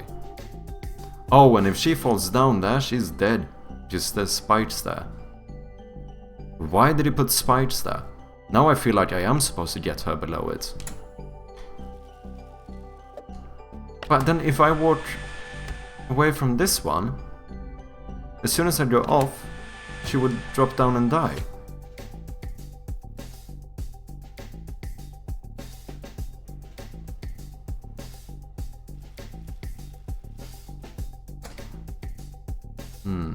Is the audio levels good for you guys on the game? Okay, come on now, we can do this, It's not this difficult. Sounds good here, sweet. Oh.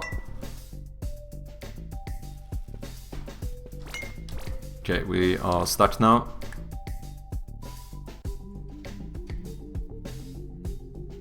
Wait, what if... Because if this one is on, I could also, like, fly over with her. Like this, you know? But, yeah, but I can't if she has to be here. What if I, just to try, what if I throw her down here? I switch this one. No.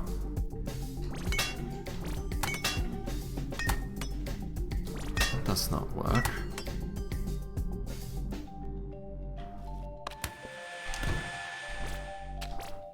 This one is like that from the beginning. I feel like we have to... Because this is a mechanic to get this bridge. Why do I want to get that bridge?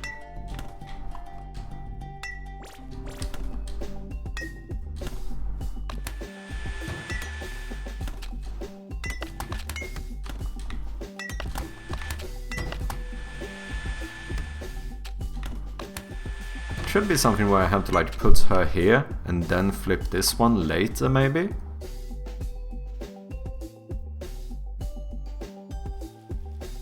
I feel like I need her to stay here, but a way for her to get off this one after I get past. But I don't see any way of me doing that. Can't yeet her... Huh. Mark Brown, what have you done here? What am I not figuring out?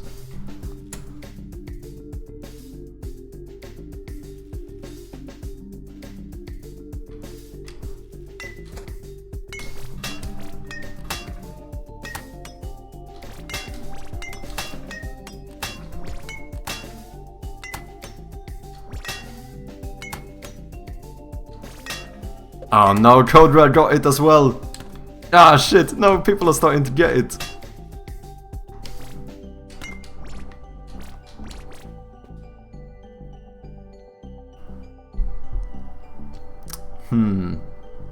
Okay, chat is flexing their intelligence on me while I'm being a Dumbo.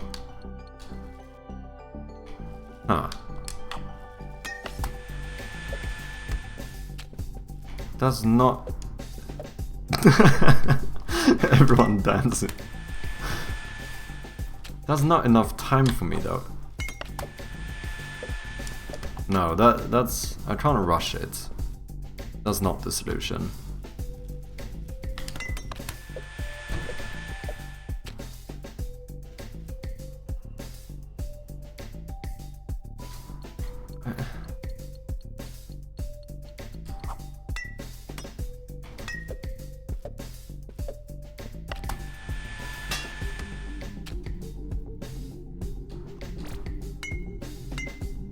Well, this doesn't help me.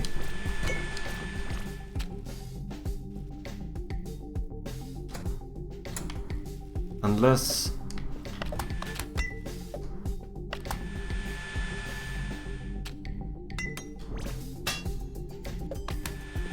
Dance party without Sherpy, he's late to the party. Is this gonna be a new copy pasta in my chat? Hey Verity, wait, do you know the solution as well? No, wait. Verity, you can't join the dance party if you not figured it out too. I allow for there to be a dance party in my chat, but only for the people who figured this out. If you haven't figured it out, you're on my side.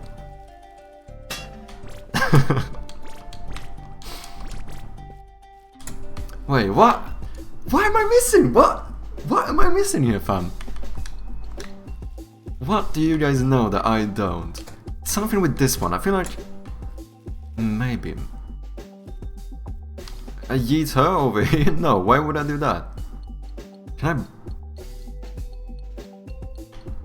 How tall are you? Can I use you to block the... No. No, that's not the solution.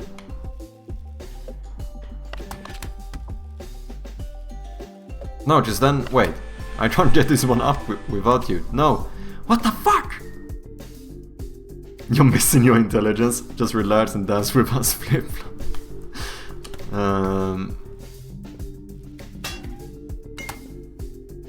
Okay, I think I should use the mechanic here where I... Because it seems too perfect that I can like slide her down here, flippity flop her over. But she doesn't go far enough. What happens if I jump off this one? Ah.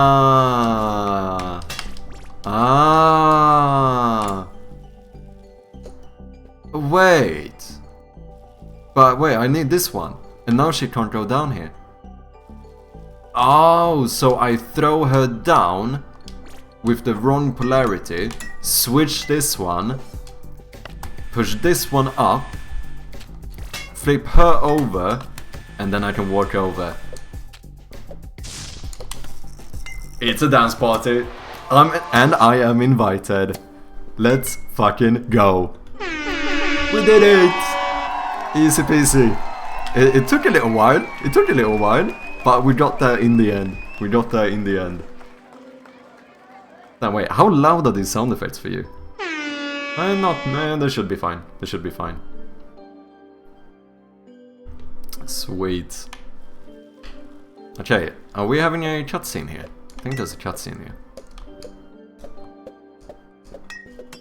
No, there's not. Okay. Huh. Interesting. That one opens the last one. Oh. So... flip you.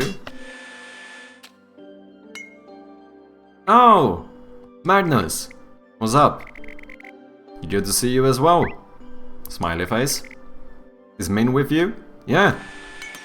There she is. Yo yo yo! Good to see you, Magnus. Yes, everyone still has the same voice. I am voice acting here. It's just that everyone sounds the same. Just to be clear. They all have my voice. I'm not reading, I'm voice acting. Hey Magnus, old pal. Max, alright. The whole crew back together, let's go. We're having a dance party. So did you and Uni get on? Yeah, I think we're starting to become friends now. Well, turns out the bosses scrapped the robots as fast as they ditched us. Indeed, we're on the same side. So I guess we're all in this together.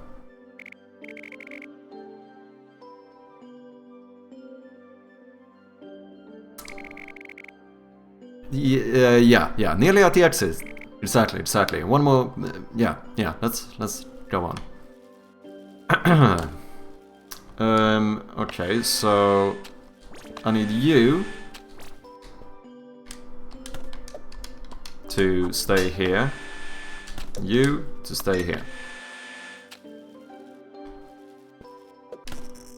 Let's go, Mario. Oh, will I use both of them now? Okay, so I'm pretty sure this is gonna be the final world, right? I do think it was a bit longer than I expected, actually. I think he has a nice... Yeah, it feels like this is a nice length for a game of this type, though. I feel like I hit a pretty sweet spot here.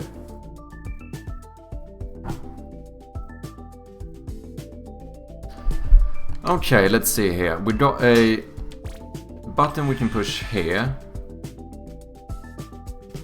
So definitely leaving her here so that I can switch polarity to open that one. Oh, but then I can't get up here. Oh, so I throw her over afterwards, right? So, Magnus, I don't think I need you. Never mind, Magnus, I do need you, because you need to stay here. But how do I get you off this one then?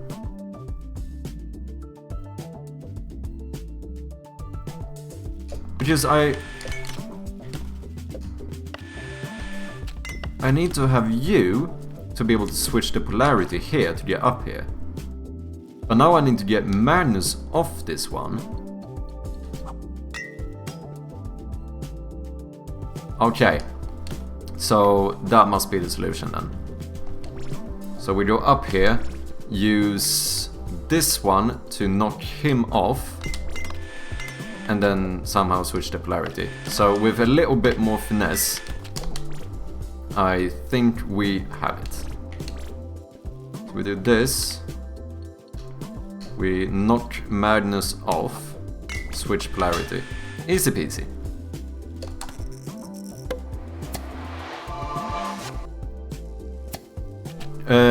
Random question for the chat. Everyone, what is... You can only pick one. What's your all-time favorite game? Favorite game of all time. And why is it Shroud of Gloom? No, I'm joking. Valheim, oh interesting. Swedish developers. From Skövde. I haven't played it, but it does look pretty cool. Because that's like a survival game, isn't it? Dark Souls 3? Oh yeah, I remember you saying. Dark Souls 3 is pretty dope. I do prefer the first one. I think I might be biased though, because a lot of it is probably just me.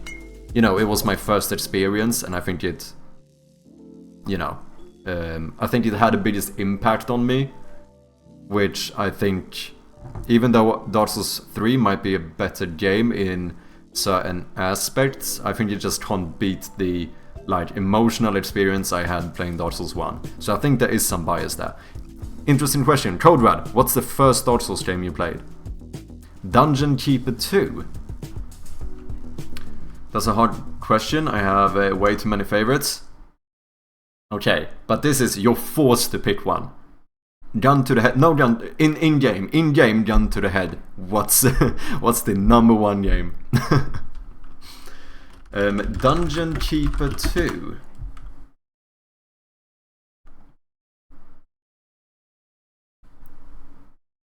Oh, is this some ARPG?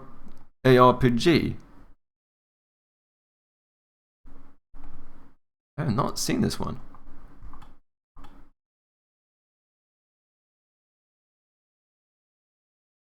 No, it's a strategy game by Bullfront Production.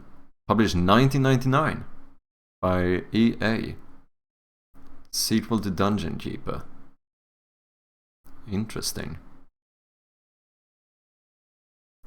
Multiplayer is supported over network.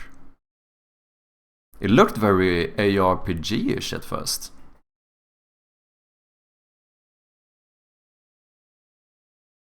Cool. Dungeon management game. Huh. Sorry.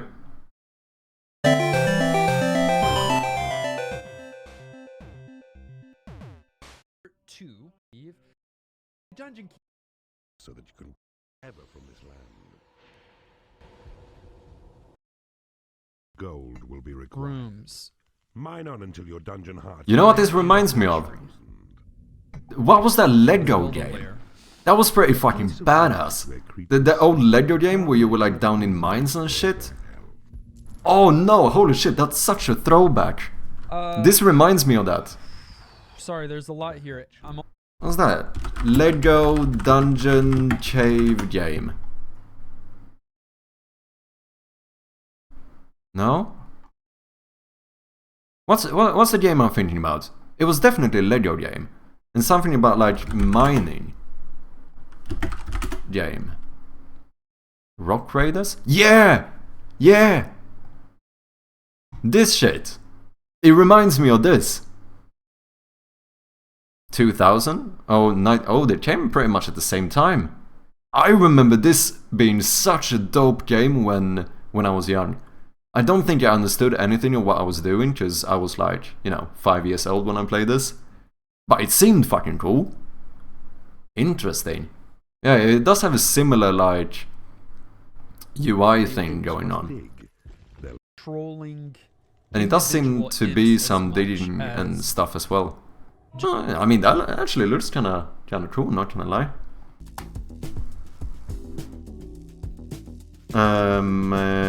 Hollow Knight. Awesome game, didn't spend 500 hours on it. I definitely should try Hollow Knight as well. I think I would enjoy it. It does seem cool. All-time favorite, that's a hard question. I played so many games I enjoyed.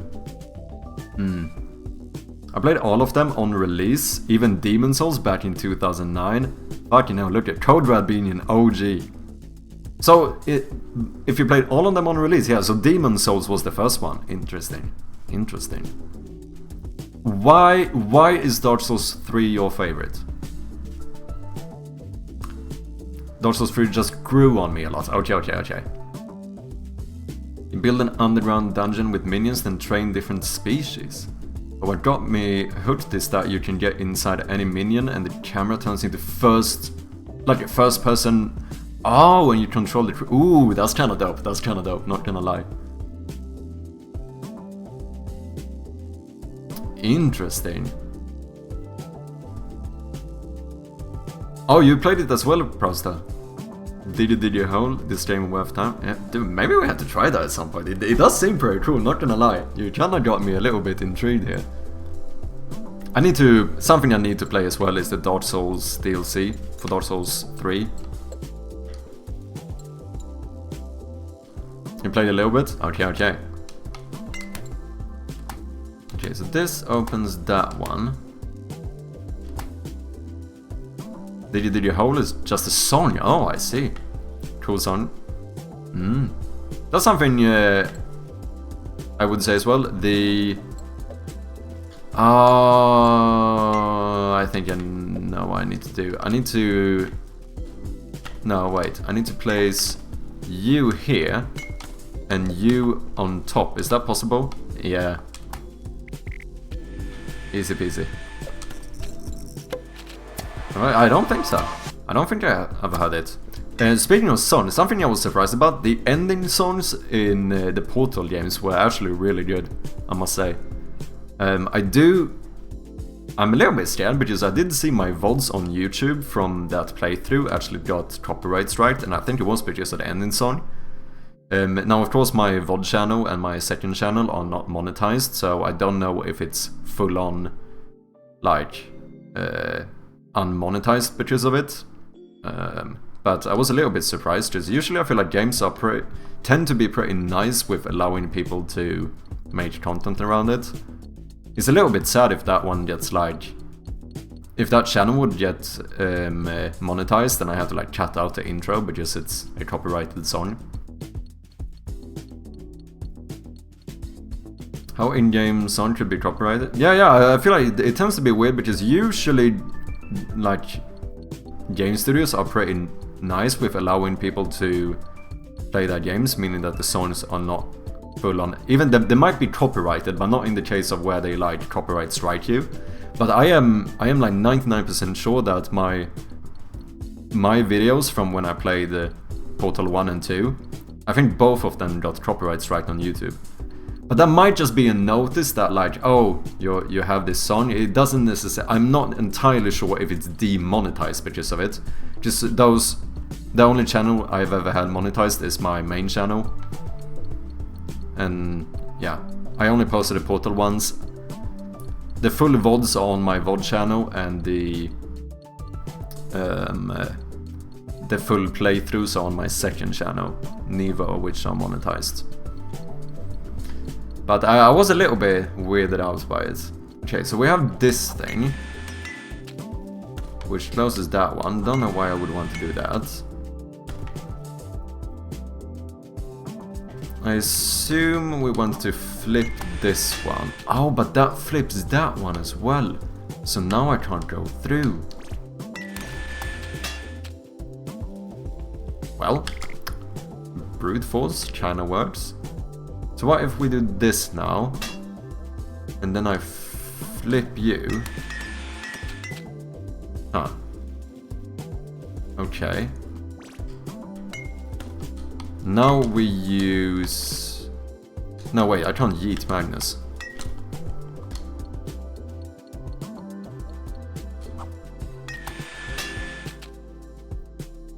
And then we do the same thing again, where I glitch this.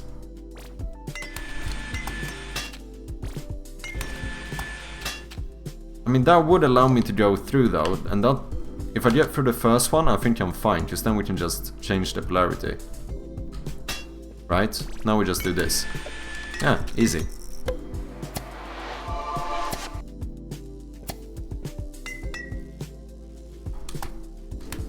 Okay, you open that one. We need to block the laser to be able to...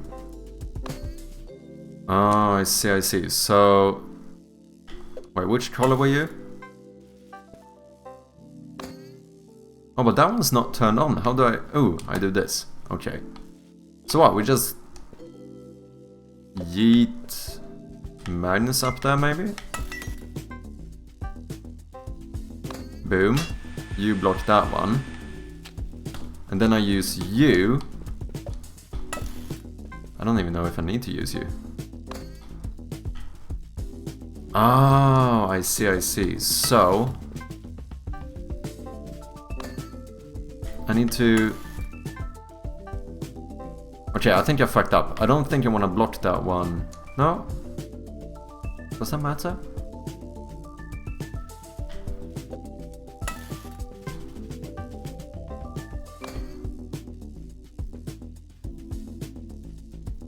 Oh, and then I place her there, I fall down. Okay. I think I got it. We do this. And now, I drop down, push this one. I fly up, drop her.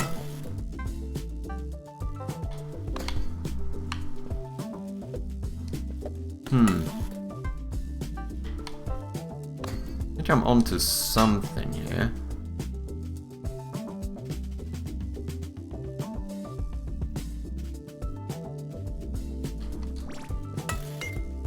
I can't make Magnus drop, he's stuck up there now. Double the magnets, double the fun. It's weird. Wait, Son of Cork? What do you mean? Yeah, definitely having multiple... Whoops. Multiple... I think this is it. Yeah. Kinda. Maybe it could be an argument that I found that by mistake, but... No. That was calculated. That was 100% calculated. Did you know... You wanna know something funny, guys? Did you know that I only wear my cap backwards on stream? It's the only time I actually wear it backwards. Because I remember when I posted my first Portal 1 playthrough, I noticed that when I wasn't paying attention to the stream and I like looked down a little bit, I would constantly cover my entire face, and I got a little bit annoyed by that. So that's when I, for some reason, only on stream I started using my chat backwards. Okay, so let's see, we can go through here, do something here, but then I also need to... Oh. So just keep you here. No, because I need to go through this one. Can I yeet her all the way? Probably not.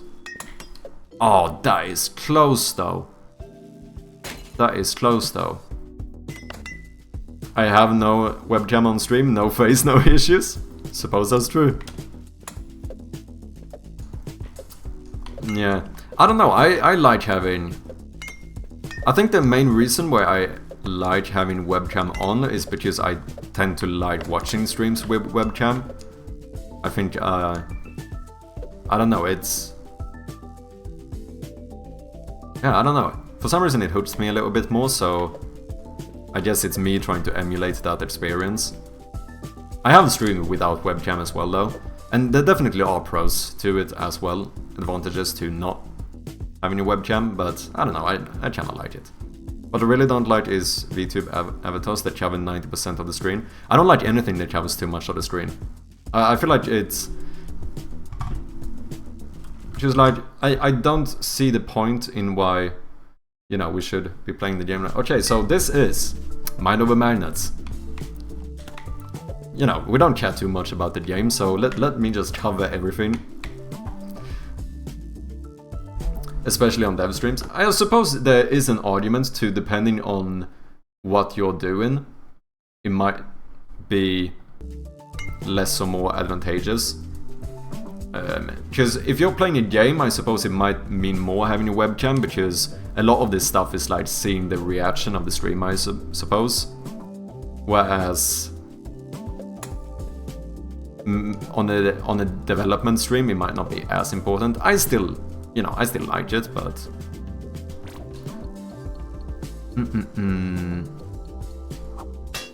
Okay, so I can pull you down to get that one up. But I need to get... Oh, and then now I should switch it so that Magnus is here instead. I think that's probably what I need to do. Because then I can take her, put her over here, but then I can't get out, because then I would be blocked. Huh. Yeah, man, Shosian knows a 1000% cam zoom.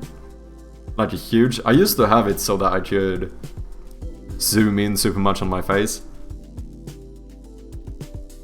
I have a really old video of me playing Dark Souls 2 on, like, I think it's an unlisted video when I do that. It's pretty funny.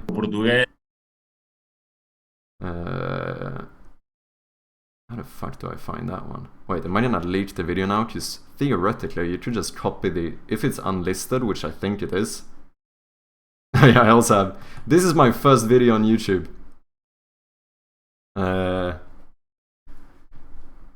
This is my first video. This is old school Chirpy with shitty ass internet playing Outlast. Wait, you can't see me. This is way back in the days. So here I'm like, I don't know, what am I, like 16, 17 years old playing Outlast with the shittiest internet. This was the legit streaming quality I had back then. And as you might see, I am not good with horror games. I was so fucked up from this stream that you can't even imagine. Yeah, maybe I should unlist this shit. Who cares? Maybe I should. Yeah, I got real spooked in that stream. And yeah, then I also have another video when I do the Black Gulch in Dark Souls 2, and I was not happy. That place kinda screwed me over a little bit. Blighttown 2.0. Okay, slight sidetrack, but... Are those artillery shells?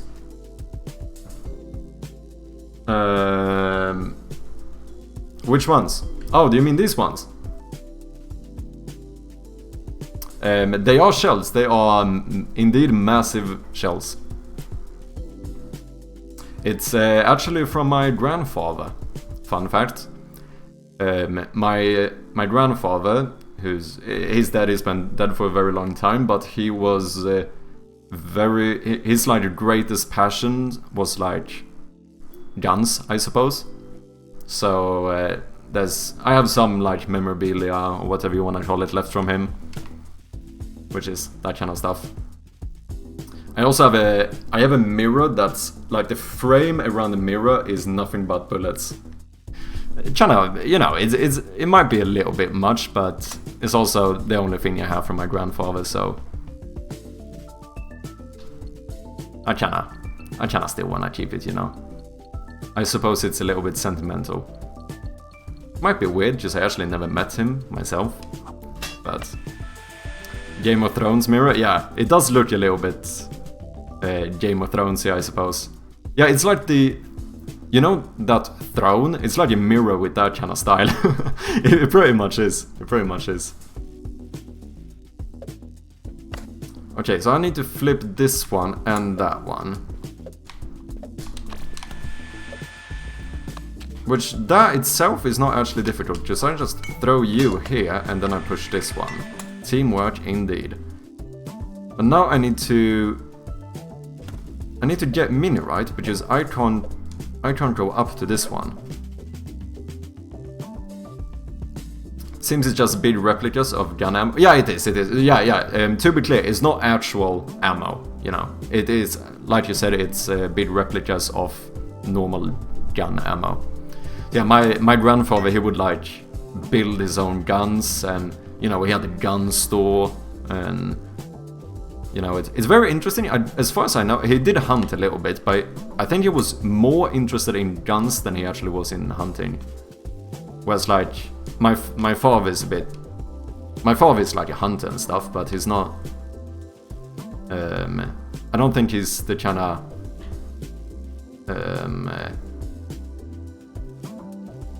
gun maniac that my grandfather was.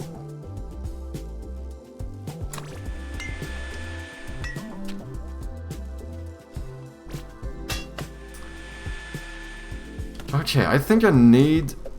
Because I can't throw him, so I need the other shell to be over here as well. I can't stop this one. So what if I need to bring both of you over here, I think. So that I can get this one down. Also, what stitches do you have on your instrument? On the guitar-lele, I have... What? Quite a few. It's mainly like band stickers. Wanna see it? I had an idea to paint mine, but I suck at art. Yeah, I don't know. I just did it for fun because I had a shit ton of stickers I didn't know what to do with, to be honest.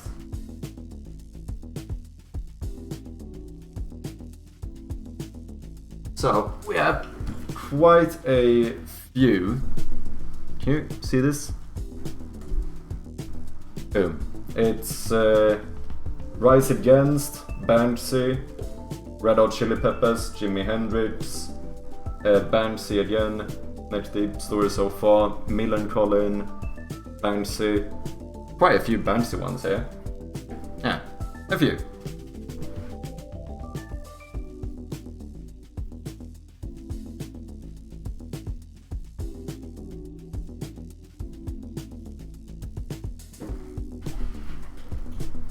Found a girl who draw with cool glowing, but COVID. Oh, I see, I see. Bought some smiley faces in market and stick them. Yeah, cheers, man. Okay, what are we doing now? We're dropping this one, dropping her, throwing her over here, and that should be puzzle done.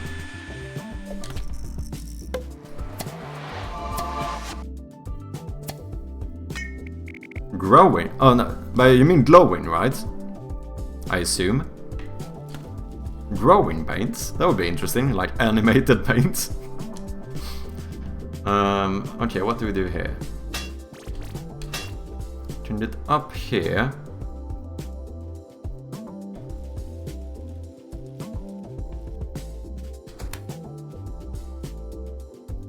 I don't know why I would want to do this. Oh, I know, it's so that I can throw her down on this one. Supposedly to get Magnus up here. But why exactly do I need to do that?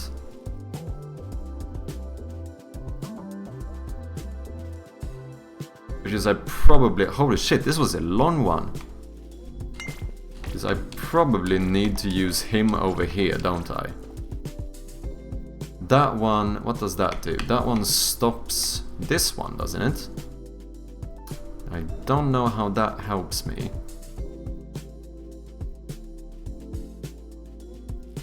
Can I jump over here? That one flips that one.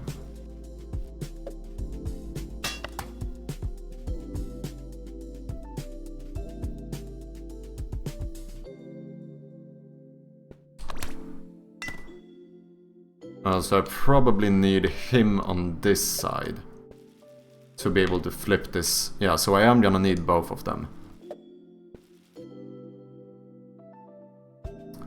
When typo sounds like a word that means stupid, close enough. Where are you from? I don't remember if I've asked before. What's up, Send It Software? Welcome in. Yeah, Ukraine. Oh, I see, I see. How you doing, Send It?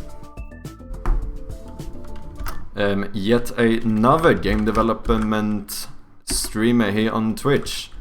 Currently working on a restaurant simulator where you play as a server. Check him out. Good, I think I'm gonna stream...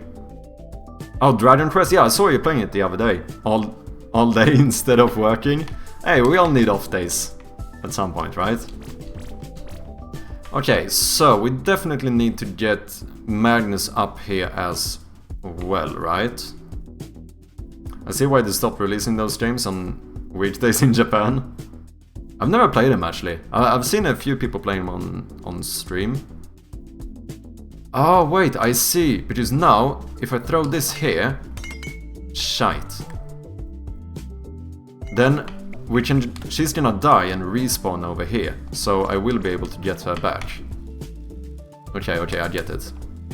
So we do this. We yeet her down here. Oh, so I need to flip that one on again afterwards. Interesting. Whose game is this? This is the game by the Game Maker's Toolkit. He just released it on Wednesday. I've been following his videos on YouTube quite a lot, so I wanted to give the game a shot. So far so good, very polished. He did work on it like 3-4 years if I'm not mistaken, so he definitely put the time in. Okay, so I do this, and then I flip this. Almost. I think that's the solution now.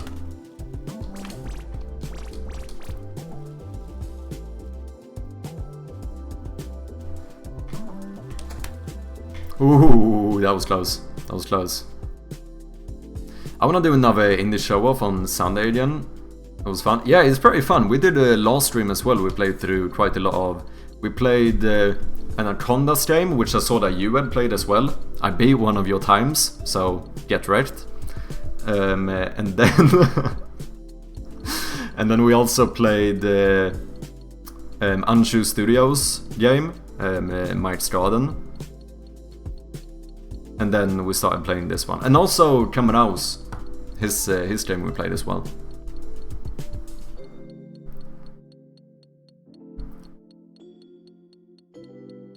I sold a couple copies of the last Tater game now.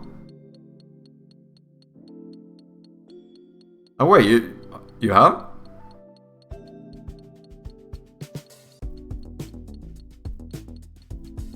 It made me so excited for watching people eventually play my game. Yeah, it's a lot of fun. Like, obviously I've had the pleasure of being able to see quite a lot of streamers, you included, play my game, as well as 2 YouTubers who's made videos about it when they played it. And it's really fun. Like, when you've actually worked quite a bit on something. Now, of course, I haven't worked for a very long time on my game, but I put a lot of hours in, like basically full-time work for a month. And it's very much fun. Oh, it's not my game, I just told people to pay. Oh, I see. Makes sense. I understand. Okay. Boom. Flip. There we go. And now we can go up here, grab you back. Can I flip this one? Yeah. Okay, you. Come over here. How do I do this? Because... Oh, that's why I have to throw her over. But then I... What? Oh, so I will use the... Okay, I see what I need to do. I'm gonna need to switch polarities to be able to get Magnus up here. Basically by doing this. Then I jump down here, and then with switch polarity, switch polarity, switch polarity, switch. And now I can place Magnus here, so that I get a bridge to be able to go back and grab her. Okay, not bad, not bad.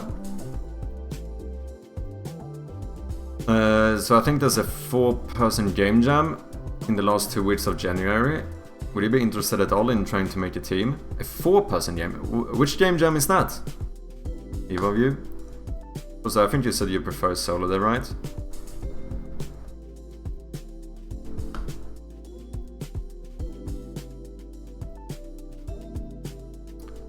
But I still like the way I'm doing mine. Yeah, I do see First annual indie game dev Twitch team jam. Ooh, that sounds interesting. That does sound interesting. The only thing is that the Pirate Software game jam is also in January, isn't it? Yeah, I've never worked in, unless you, I mean, I have done, I mean, I did a team for this game jam, technically speaking, since I did have my mates doing all the music. But when it comes to the development, I've never had a team. If anyone wants to check out his music, you can have a link here. So that's Bjarne, who's a moderator here in the channel as well. He also does music, so check out his YouTube channel. It's good stuff, good stuff.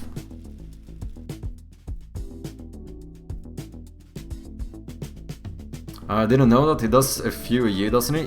Yeah, I don't know. I think he does like 2 a year, maybe. I think it could be. I'm not entirely sure. But I know he has one in January. We did look at it a little bit earlier, so I have been considering doing that one. But I need to look into that Twitch one as well. I don't know.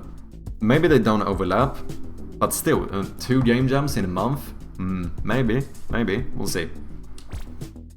Okay, so now, if I do this, drop her, jump over here, and then...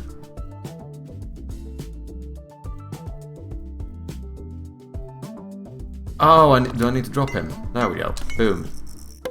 I see.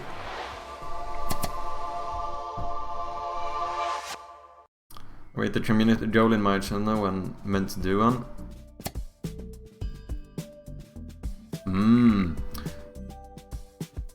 You're planning on doing more game jams on your project that's not a game jam? Do you mean for me, Granger?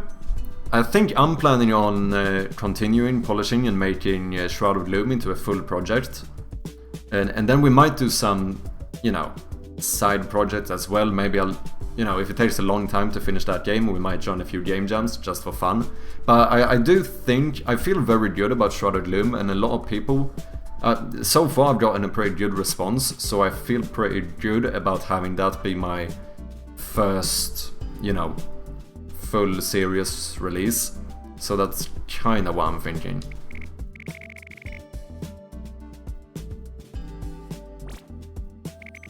And we couldn't have done it without you. Did we actually finish? Was that last one? Cheers. So, what now? Let's start our own factory. Magnets and robots working side by side. We'll look after our own stuff and make it fun to work there. We could even have a pool table in the break room. And what would we make in this factory? Magnets. You know what? I hadn't thought about that. Mind over magnets. Escape the factory. Achievements. Nice!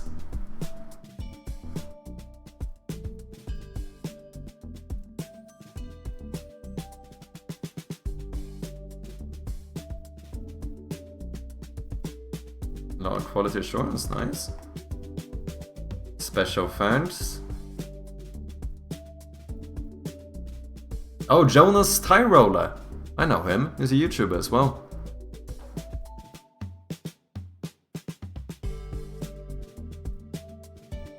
GG! All the GMTK patrons.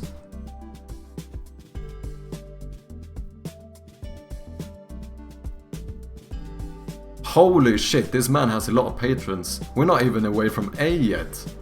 Fucking hell, man! You're doing good. What the fuck? We're still on A. He had 4 patrons that just had B as their username. Holy shit, man! Are you kidding me, dude? Is this active? No, this must be every patron ever, right? This must be like you know, total time patrons, is this his active patrons. That's fucking insane if that's the case. Even if it's not active, it's still fucking insane. Holy shit, good on ya. Good on ya. Fucking, I'm happy for him. Dude, there were like 80 Christophers. Yeah. Dude, it doesn't fucking end. We're still on D. What's your playtime? I'm gonna check. I think it's longer than I thought it would be. 100%. I'm doing a game jam in December. Will give me a break from the long-term project. Yeah, I think that's a good thing about game jams. Like, doing them as little, small side quests, basically. I've been chasing this JRPG addiction feeling since like Final Fantasy VIII. I've never played Final Fantasy, I'm ashamed to say it. Yeah, we're gonna check the playtime. I mean, it's probably gonna be like, fucking hell, I think it might be over 4 hours, to be honest. I did get quite stuck on some of them though, so I think it's a skill issue. I think the game can definitely be completed. I remember someone being in the chat last time we were playing this, so they completed it in like 2 hours. I think I did have a really good pacing in the beginning, but there were a few puzzles that I definitely got a bit stuck on. You know, when you start getting that tunnel vision.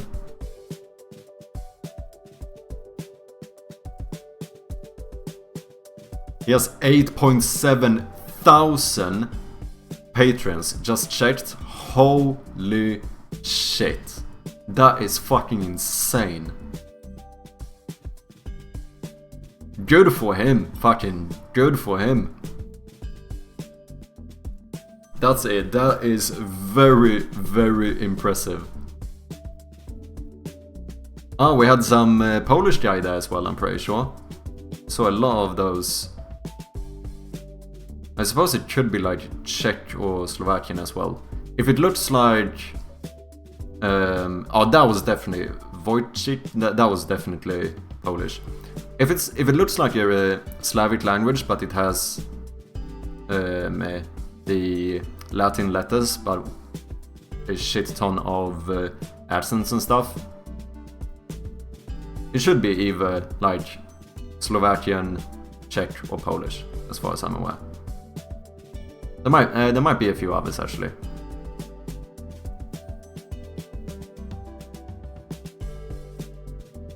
But what do I know? Je ne mówię po polsku.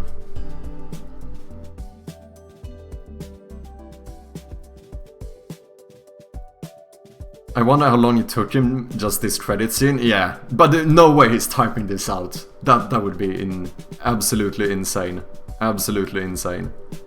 He definitely must be able to just copy paste this or something. This is insane, dude. I kind of want to look back and see how long this actually took. Maybe we need to start patrons. I did start one, but I haven't really marketed it a whole lot. I'm not entirely sure. I think maybe I should focus more on Twitch, to be honest. I'm not sure yet. Tu parles français? Malheureusement, je ne parle pas français. So, no, I don't. How many languages do you speak? I speak... Oh, we're actually done. Thank you. I speak Swedish as my native language. I speak, obviously, English. Portuguese on like a decent-ish conversational level. I can badly get by in Spanish. It's not good, but I can, you know, it's very, like, simple Spanish I can sort of get by in, and then I just know like phrases in multiple languages. But vad som faller portugnol till mig is att, yeah, basically what I do is I used to study a little bit of Spanish in school. But then I got interested in Portuguese and spent a lot of time studying that by myself. So now my Portuguese is way better. So what I end up doing, if I'm supposed to speak Spanish, is that I just think in Portuguese and then I try to translate it into Spanish. So it basically becomes portuñol rather than español. Do programming languages count? Because I know a lot of those. Yeah, I mean, sure, it is a language. I've said it before, not everyone agrees to me, but there are definitely a lot of similarities in some regard. Like, you have syntax. Syntax is the same as grammar. You need vocabulary. If you don't know the functions and like the words you use while programming, you can't say as much. That's the same thing in a normal spoken language. You need the vocabulary, you need to understand the grammar, because otherwise you will not be able to fully make yourself understood.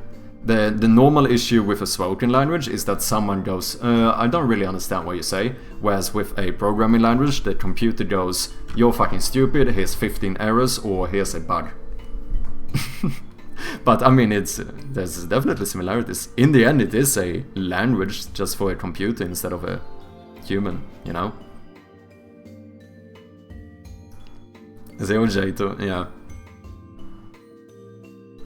I always like to think of competent chess playing as a language. Interesting.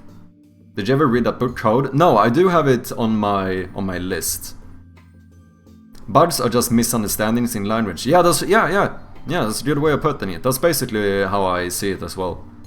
Because that just means that either your vocabulary was off, or your grammar, your syntax was off, and the computer now didn't fully interpret what it was supposed to do, what you wanted it to do. So it's basically a misunderstanding. Same thing with like a human language. If I mess up my grammar, it might change the meaning of the sentence, and someone could misunderstand what I'm saying. So that would be like a real life bug in communication. Charles Petzold, yeah, I know that one. I've gotten quite a few books recommended that I want to check out at some point. We have also follow my YouTube if you don't, or subscribe to my YouTube rather. Main channel right now is mainly language content, as you might have been able to tell from the last 10 minutes. I am a bit of a language nerd as well, but I do think when I actually stop procrastinating and I start making my devlogs, I think I'm gonna post those on the main channel as well. But I do have Clean Code by Robert Martin, Code by Charles Petzold, the C# Plays Guide, and then also Learning Design Patterns with Unity. I was also recommended. So those are the books that currently have been recommended to me. So I think I'm gonna start checking them out. There's a link to my YouTube if anyone wants to check it out.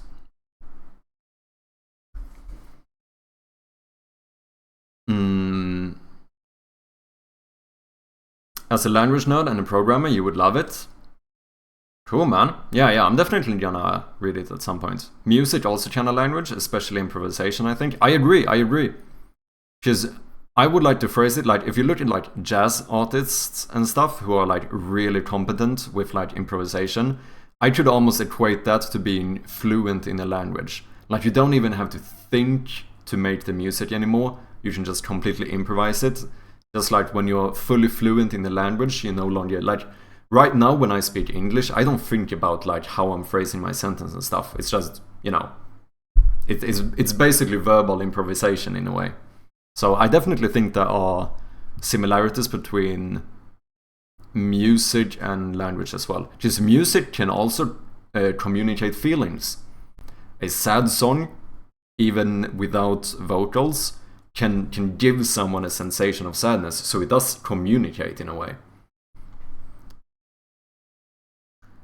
It's funny, in Brazilian Portuguese they use the adjective bugado to describe anything that isn't working properly. Oh, interesting. I have not heard that one. I might have to recommend both of those top books. So Clean Code as well was the other one, right? Yeah. Do you speak guitarish? I don't. I am awfully average. I can play 2 semi-impressive songs and then I just repeat those over and over again. I wouldn't say I'm an actual guitarist. I like playing guitar, but I'm I just haven't put the time in to actually practice. The analogy works well as well with music and chess with language, because those skills need to be acquired early in life to achieve true full fluency, in my opinion.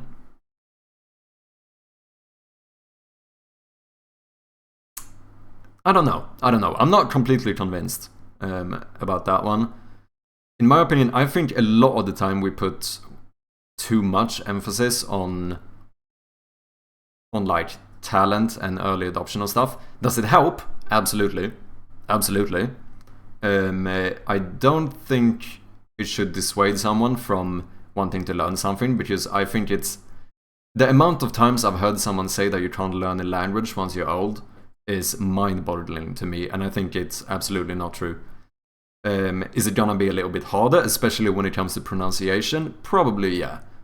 But if you put in the time, if you're actually passionate about learning, I think it's very much possible. That's why I sold my guitar, retuned it a little bit, and started playing on the gibberish on fly. Doesn't sound as good, but feels better to me. Yeah, I mean, if you get to the point where you can start like improvising, it's very fun. I only know like one, scale, so I don't have the amount of knowledge I need to be able to do like good improvisation. I saw a Brazilian friend trying to push out a door that said push. Yeah, that's a common one, isn't it? Because it sounds like push in English. And she said this door is bugged. Yeah. Because that's the opposite, right? Pushar would be to pull the door, but it sounds like you're supposed to push it. It's kind of funny. Repeating same song 100 times feels so boring. Yeah, I know what you mean. I think, I don't know, I can do the same thing for long periods of time. I definitely can. Just like, I don't necessarily get bored from it, but I definitely wish I knew more songs. I just don't put in the time to actually learn them. I agree with you for sure, but it's a different mental process learning a language as an adult than as a child. You can absolutely learn a skill as an adult. But that's the thing, I think the best way to learn a language is to mimic a child. Even if you're not a child. Just learn in the same type of way that a child learns. Because that's kind of what I did with Portuguese. I just got like a shit ton of input. You know, for like 3 years in a row, Portuguese music was my #1 most played music on my on Spotify, and I listened to like a shit ton of podcasts, even though I didn't understand everything. Just getting a shit ton of input. And then likewise, I don't do a lot of translating. I barely do any translating when I learn a language. Because that's the same thing there. Like, a child doesn't translate when they start using. They just try, you know. And then people correct them. And they just mimic other people. And eventually they learn a bit more and more. And that's kind of what I did. Like, as soon as I knew a few words, I just started saying them. And then I tried making sentences, and they were all messed up. But I just continued to speak, and eventually I sort of got to the point where, like I said, I'm not fluent. I don't sorry, I don't speak perfectly, but I get by, and I'm conversational, and I'm pretty happy with that part. But it's not going to be part of you like people who learned it as a child.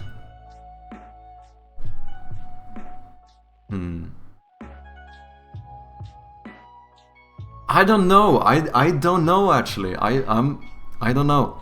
Because in some regard, even though I'm not even like fluent or on like a high level in Portuguese, in some regard I actually consider Portuguese to be a part of me. Because I have a bit of like an emotional attachment to it, where if I read something about Portugal or if I hear something in Portuguese, like something like there's like a trigger in me, you know, where you're like, oh wait, that's, you know, I relate to it in some way, even though it's not even, you know, natively part of my culture. But there is that, like, yeah, I don't know. If music theory is a C, then I just did my toe. But still fun. Yeah, it is fun.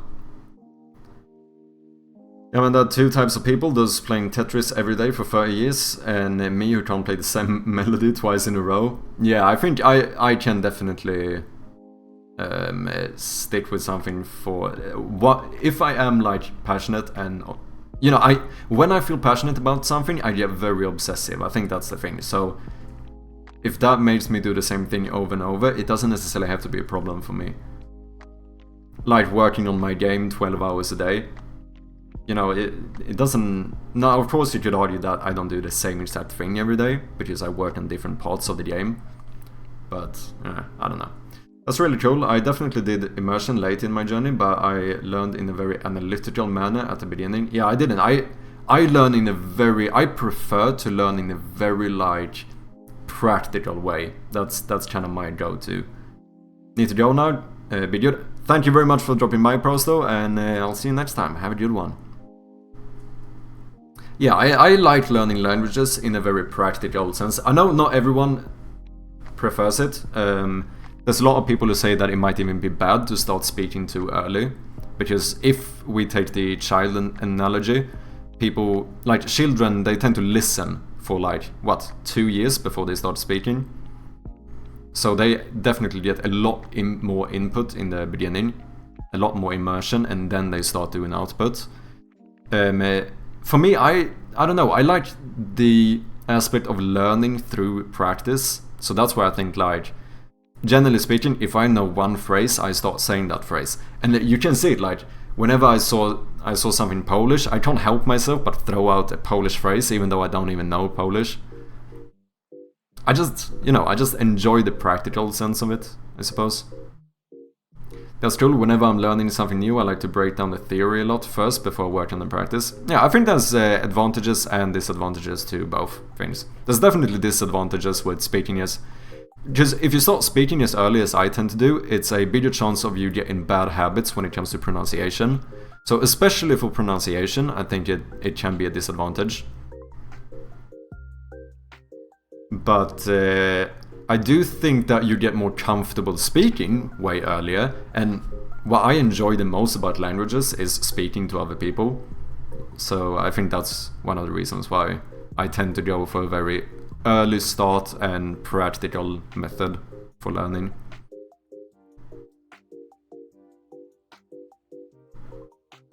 I agree with applying practice as well as... I would get on Brazilian forums and try to participate even when I was very uncomfortable doing so. Yeah, and that's the thing, I think. You're always going to be uncomfortable in the beginning when you're learning something new. And I feel like the worst thing you can do is shy away from that uncomfortableness, because people who are too afraid to make mistakes when they speak a new language, it takes a very long time for them to learn how to comfortably speak the language. I think one of the best... characteristics or whatever that you can have for learning a language is to not be afraid to make mistakes. Because mistakes is how you learn, like anything. Even when it comes to game development, it's the same for me. I am a very practical learner. I didn't know any code. I just started trying, brute forcing my way. And now, it might not be the best way of learning. I probably missed a lot of the fundamentals and stuff, but I'm starting to feel pretty comfortable coding. So... for me, it kind of works. I like learning in a practical manner. I got lucky when COVID hit. This group of Brazilian au pairs who wanted to improve English found me and invited me to their daily Zoom calls. Oh, that's really nice. Yeah, that's definitely nice. Yeah, I think it applies to almost everything, making mistakes to improve. Yeah, it really does. And that's why I feel like being too scared of making mistakes is not an advantage. Like you need to be comfortable making mistakes, because I truly believe that that's how we learn. A lot of what we learn is straight up from just making mistakes. So you need to be comfortable. It's okay. It's human to make mistakes. I feel like a lot of people are too scared of making mistakes, and that kind of stops them from trying, which is kind of sad. You know. GG. That was Mind Over Magnet. It is actually completed, and I think it was a good game. It was a very good game. It was interesting. I feel like the difficulty was a little bit... I think it probably was a very good difficulty to have, but for me personally, it was interesting to see how... I felt like there were a few puzzles along the whole experience that I got very stuck on. Maybe not in like the first 2 worlds, which kind of ran through, and then there were always like 1 or 2 puzzles I got really stuck on. But I think that is because I probably got a bit too much tunnel vision. Overall, I think it was a really good game, very polished, and he definitely did a good job. It was worth it. Yeah, I think that people compare themselves to others who have been doing it forever. Yeah, that's also very dangerous. Oh man, I love Tom Waits. Dude, Tom Waits is the fucking best, man. We also have him over there. Fucking hell, dude, I legitimately love Tom Waits. And I am so sad that more people don't. I understand that he's not for everyone. He's kinda... It's a niche style, you know? He's a little bit like coffee, I feel like. You know, you might not like him at first, but fucking hell, you learn to love him. I got introduced to him through The Walking Dead. Interesting. I haven't watched The Walking Dead. Did not know he has songs in there. His voice sounds like black coffee? Yeah, he fucking does. Yeah, but he's so good. I like... You know, in the beginning I really liked his early stuff, the little bit more ballady type songs, where he, you know, sings a little bit more normally. But then once I really started getting... Now I love everything he's done. Dude, my Tom Waits... I have a playlist only for Tom Waits, and it has almost every song he's ever made. And like, I think the last 2 years Tom Waits has been my most listened to artist on Spotify. The other characters sing Hold On by the Campfire, and I looked the song up, then I was hooked. Yeah. No, he is really good, he's really good. Okay, what are we doing? Should we maybe start looking into refactoring the game a little bit? It's gonna be a little bit of work, because don't really know where to start. We're probably gonna break the game. I wonder if I should, because I don't have version control. I wonder if I should duplicate this project for now and just keep the current game jam version as its own project, and then see if I can start messing around with the new one. I think that might be a good idea, actually. Just because maybe that's what I should do in reality. I should probably learn about version control, shouldn't I? I'll start my stream. Have a good refactor on. Thank you very much, send it and enjoy the stream. I just did my first refactor for In the Weeds this week. Oh, you did? Duplicate? Yeah. I duplicated mine before the refactor for safety. That's what we did? Oh, look at that. How many of you use version control? Because I feel like I'm in the minority when it comes to being irresponsible and not having any actual version control. Well, do we actually have a group of developers here who don't use version control? I have for a very long time. Okay, Granger Devs is a responsible adult. Shout out. But Send It doesn't. You're on my side. Yeah, let's go. I'm not alone, at least. I'm not alone.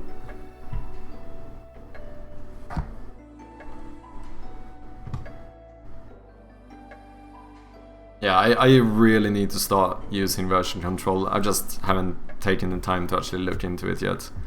Okay, so I think what we're gonna do is we are going to... Can I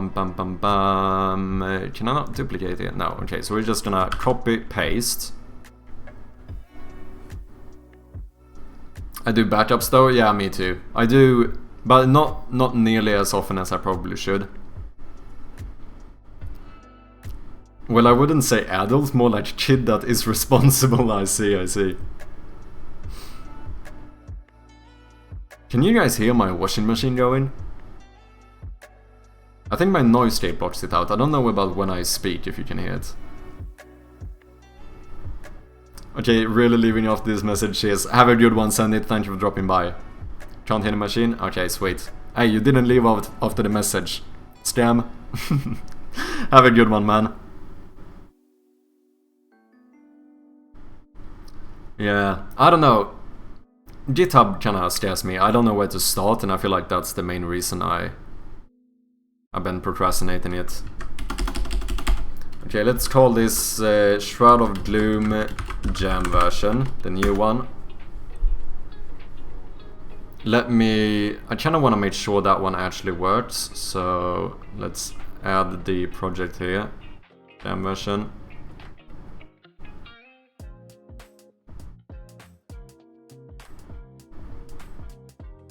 I should fix my custom 2D template at some point as well, because I've actually learned quite a bit since I made this template. So I think I could make some improvements to that one as well. But I think we're gonna start off seeing if we can work on the full version. Let me switch my title and stuff as well.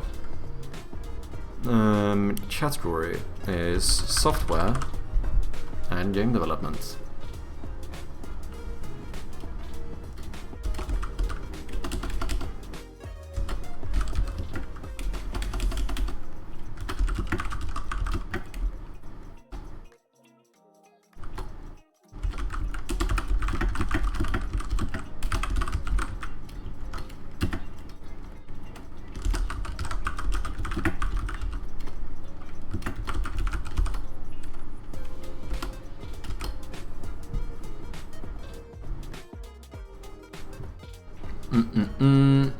Okay, Shroud of Gloom, Jam version. This seems to be working.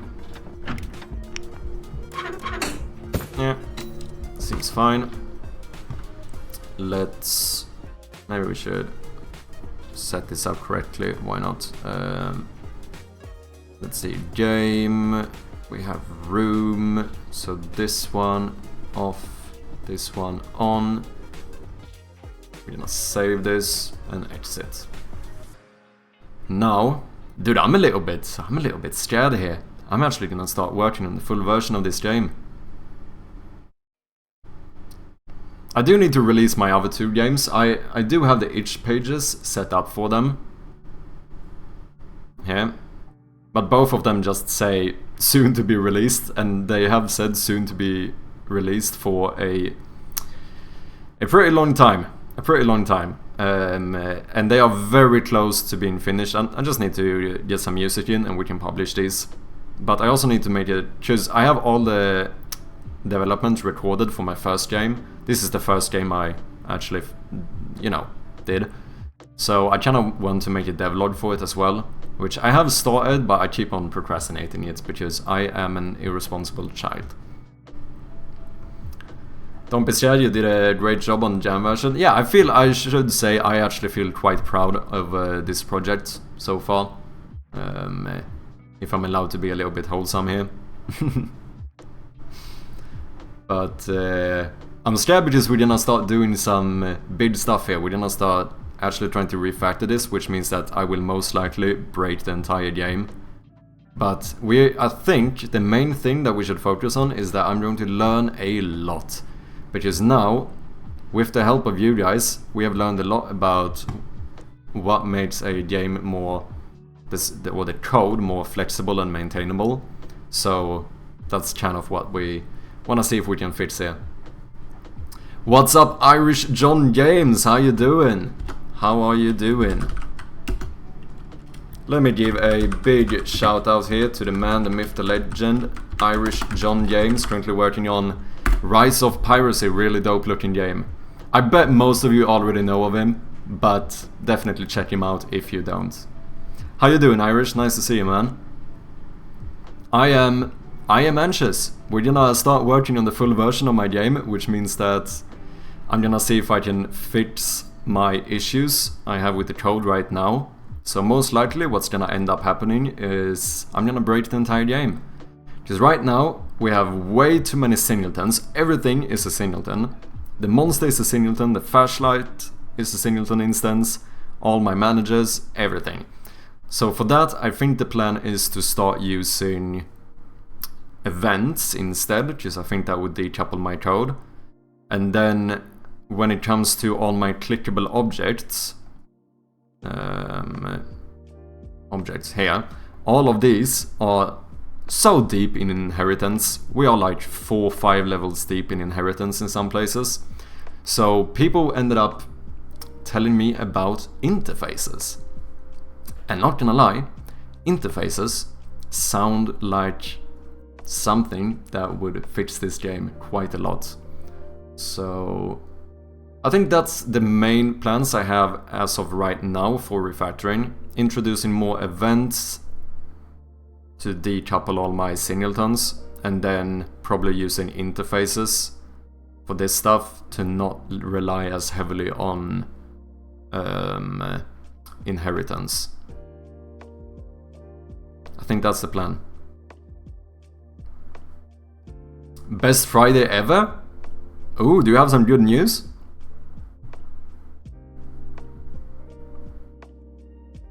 I use them everywhere, and base classes, abstract classes, buses, bunch of cool shit that might be considered more advanced.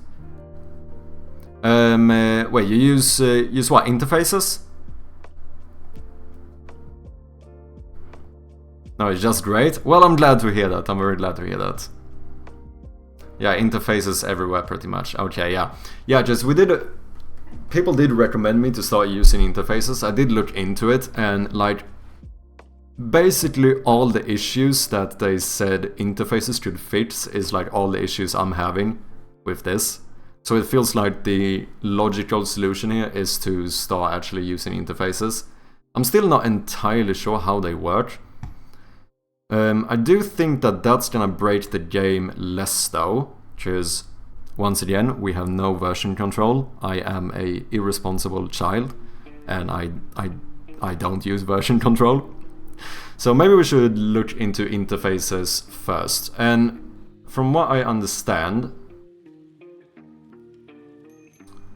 let's make a folder actually. Let's make new clickable stuff. So I think the base one we need is just like a interface for something being clickable, maybe. I don't know. I don't know how to do this. We actually need quite a lot of. I don't know. Now we have a lot of people here who are way better than me, which I'm thankful for. So I don't know how to do this, because I need to have like clickable objects, which is just something you can click and that should do something. What it might do is like either swap sprites or swap objects.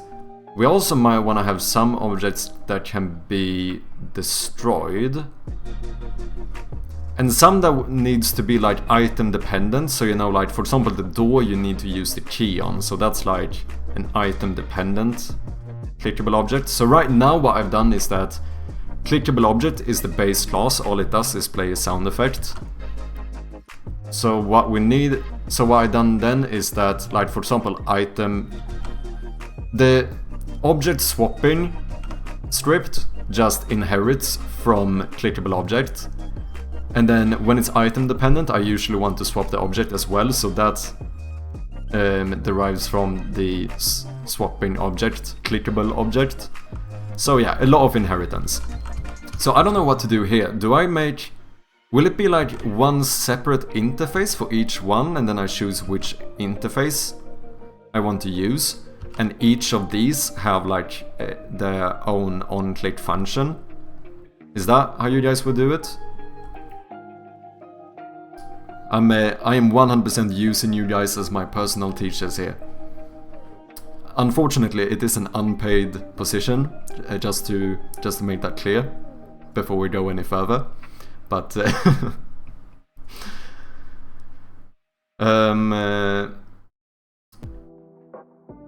I understand inferences are good for defining repeating interactions. Yeah, which is basically what this is, because it's stuff that we will repeat along like a lot of different objects.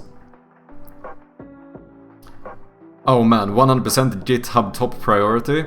Should we start learning about GitHub first then, maybe? Because like I said, I'm more scared now working on this because I don't have version control.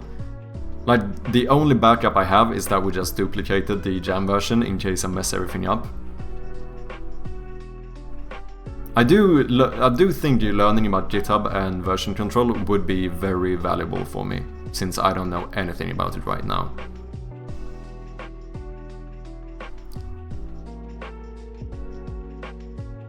Allows you to get really loosey-goosey with learning and messing things up. That sounds good. That does sound good. For example, everything that takes damage, damageable. Opens, openable. And you define specific functions that will repeat each scenario. But then I assume, because can you use multiple interfaces? Can I use a clickable interface for everything and then have the object swap in one, like override the interface? I think I'm thinking about this too much in inheritance way. That maybe that doesn't work. But is that how you would do this, or?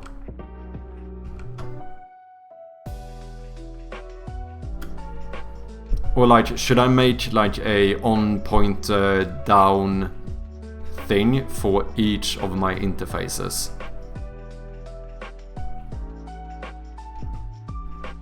If you have an interface that defines a method on click, then it will force everything that inherits that to have an implementation of on click. Yeah, but then I'm not using that much interfaces, am I? Because then we're kind of going back to inheritance. But maybe that's still a better way of doing it. Because that sounds like that, for example, destroyable would be inheriting from this interface. I would manage on-click separately, then have that script check the interface of what was clicked. Oh! So maybe I just have a normal script for being clickable, and that script checks what current, like, interface this object has, and, like, call the function you're supposed to call in that function. Is that kind of what you mean? I would argue version control is more important than anything. Okay, yeah, maybe we should start focusing on that. If object was damageable, do get damaged. Okay, so that's a function you can use to sort of check what interfaces we currently have implemented for the game object, I suppose. Without it, you can lose everything. That would be sad. I would probably cry a little bit if that happened. With it, you can destroy your code and just reverse. And read version control should be something you have by default. Okay, it sounds like it might be time for me to be a responsible adult. Multiple interfaces is a thing, you can stack them. Okay. Learn version control as soon as possible. Silly Swedish man, it's easy. Okay, I think you guys have me convinced. We need to look into version control. Download GitHub desktop. Okay, let's start there. That's the thing, I looked before and from what I saw it seemed like make a quick copy of your project locally just in case. We do have a copy right now. I have two versions here. This is the latest jam version as is, and then I made a new one for now. So I guess we're gonna start using on this one, and we can keep this one just as an, I don't know, in case I for some reason managed to even mess up the GitHub thing. Who knows? But when I looked before, it kind of seemed like, because I think that's what made me revert from actually trying to implement GitHub and stuff. Because I looked at it and it seemed like, did I have to pay to have my project private if I don't want to have it open source? Or was that just a misunderstanding? Because when I talked to you, Raka, I think, it seemed like maybe that was just a misunderstanding. Yeah, they changed that. It's free now. Okay. When did they change that? Maybe I was just looking at outdated information. I don't remember where I actually read about it. A few years ago now. Okay. Okay, so we have GitHub.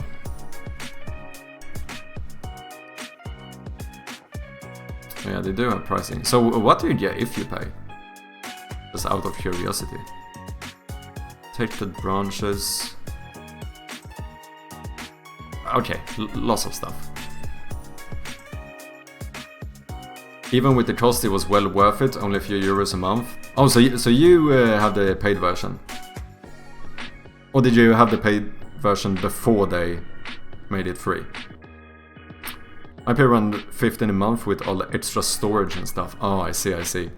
Yeah, I suppose you might need, because I assume your game is a lot bigger in like actual size, you know. Rise of Piracy is around 20 gigabytes, yeah. I think my game is really big for the small scope, but I think that's because I don't know optimization. Because I see some games that seem to be almost more complex than mine, and then they are like, you know, 20 megabytes or something, and I'm like, how the fuck does that work? My little game is 50 megabytes. Without library. Man, how many years has it been since you last checked GitHub? I mean, I checked it like a month ago or something, but I think I probably just found some outdated information or something. I assume. Where do I just get the... Oh, do I have to sign up? I probably have to sign up, don't I? Library is something you don't put on GitHub.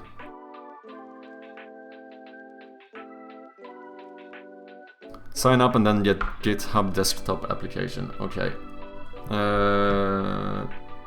Wait, let me just make sure I don't show my little password manager here.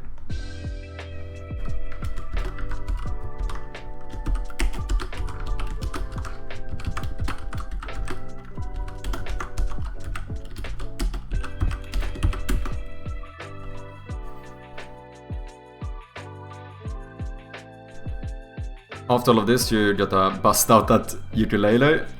It's actually not a ukulele. Fun fact. It's the morbid child of a guitar and a ukulele. It's a guitar-lele. It's a 6-stringed uke. It's a uke with 2 bass strings. And then I switched the strings to have the same tune as a normal guitar. So now, it's actually just a really small guitar. I don't remember, is there anything sensitive you should be aware of using GitHub on stream? Oh yeah, that's a good question. That's a good question.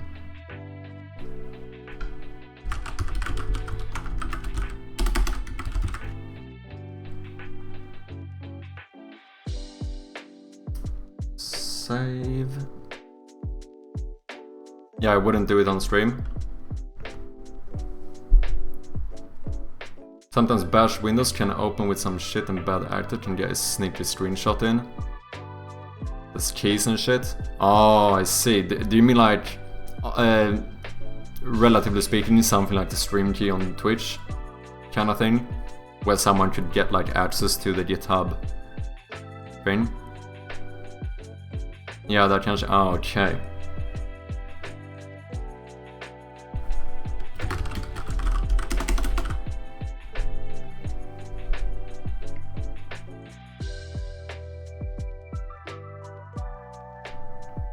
Scares me quite a bit. I know a good few people who have doxed their keys on stream. Oh shit. So what's your method, John, to avoid that? How do you... Because since you use version control and you develop on stream, I assume you must use, you know, you do use the version control while on stream, right? I need to step away for a bit, but you got this. Cheers, man. Thank you very much for dropping by. Nice to have you here. I do it all in the other monitor. Okay. Once you have it all set up, there's no harm. Once you have it all set up, there's no harm showing it. Okay, so it's more this process I'm doing now that's a bit more iffy, I suppose. Is the initial authentication stuff that's dodgy? Okay, got it. That's good to know.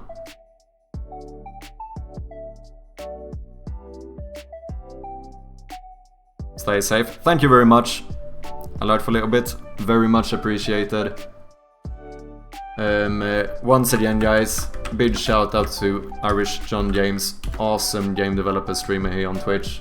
If you, for some very weird reason, has not found him yet, definitely make sure to check him out. Recently partnered on Twitch as well. Jan shit.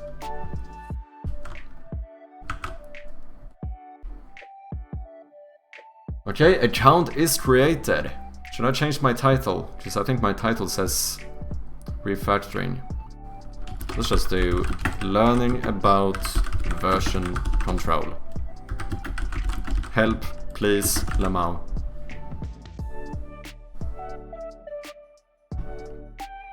How would you describe yourself? Oh shit. I guess working developer? How many team members right now? Just me, I suppose. Unless someone doxes my GitHub thing, and that would be funny. Imagine if I accidentally leak my key, someone gets access to my GitHub, and all they actually do is go in and fix stuff I've fucked up. That would actually be funny. Like all of a sudden I go in and see, what the fuck, all my code has changed, and it's just a better version of my code. That would be funny. What are the top 2 things you want to do with GitHub? I suppose start a new project. GitHub Copilot. Does anyone use Copilot? Start or expand my business. Connect with other developers. Maybe, I don't fucking know. Sure. Okay, so the free version, unlimited public or private repositories. Okay, so yeah, I must have looked at some very weird, old, outdated information before. 2000 CI/CD minutes per month? I have no idea what that means. Get execution minutes for hosted runners to automate your software development workflows. Write tasks and combine them to build, test, and deploy any code project to GitHub. And 500 megabytes of package storage. That should be pretty fine for me, since my game is quite small. 120 core hours of code spaces compute. I'm too dumb to understand half of this shit. 15 gigabytes of code spaces storage. So what's the difference between a package and a code space?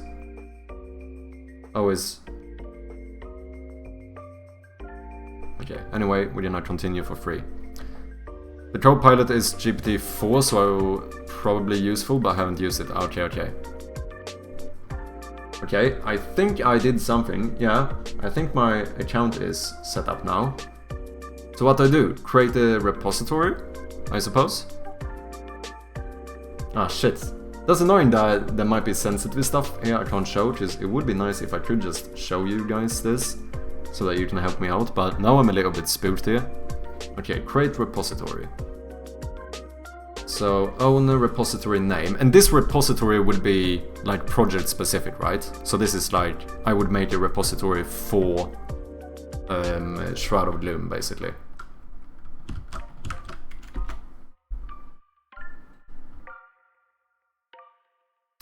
Yeah, I think that's the case. Yes, okay. So, can I use spaces? Yeah. Shroud of Gloom. Okay, it will become dashes instead, so let's just do it all in one word. Shroud of Gloom is available.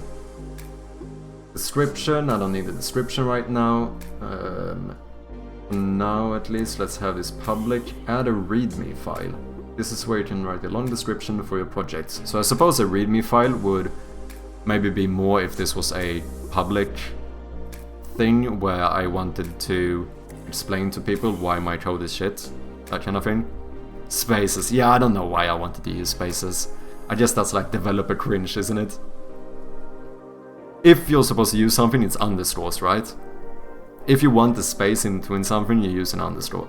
How would you do it? For a repository, would you use not spaces, capitalization, or like underscores? What's the convention here? For some reason, I really like learning about conventions. Because I just don't know what people do, and it's quite interesting.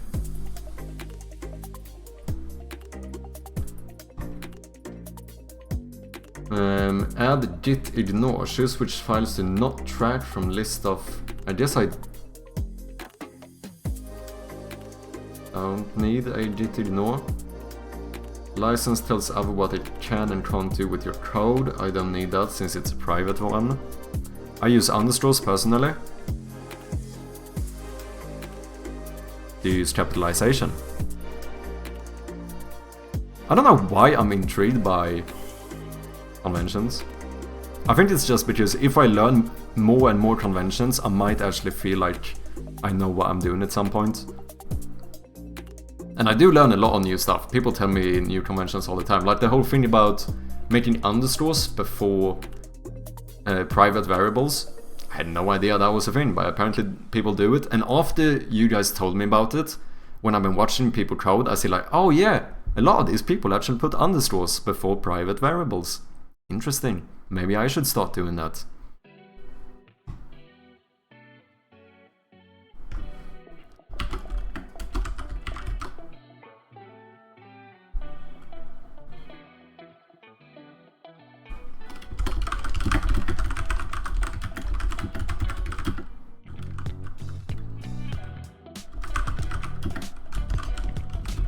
So wait, the difference here between like Git and GitHub, if I'm not mistaken, is that GitHub is like an interface for Git.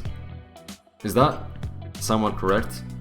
That's kind of what I've come to understand it as so far. Like Git is like a framework or whatever, maybe. I don't even know if that's the correct term. I don't know what the fuck I'm talking about. And then GitHub is like a interface for it. Underscores for variables, and in code, dashes for file names. Oh, if there has to be spaces, I think. Okay. Yeah, so usually for variables, I just use the, whatever you call the capitalization. When you don't capitalize the first word, but you capitalize everything else and don't do spaces. Camel case, yeah, that's the one. Never thought about it though. That's me, not a general rule, by the way. Yeah, but I think it's still just interesting to see what people tend to do.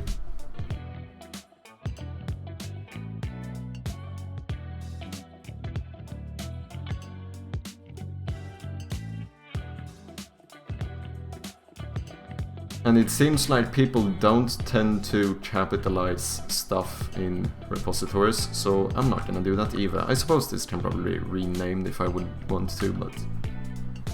okay, so let's create a repository. Boom. Okay. I'm not confused whatsoever. Okay, so I think I have a repository now. And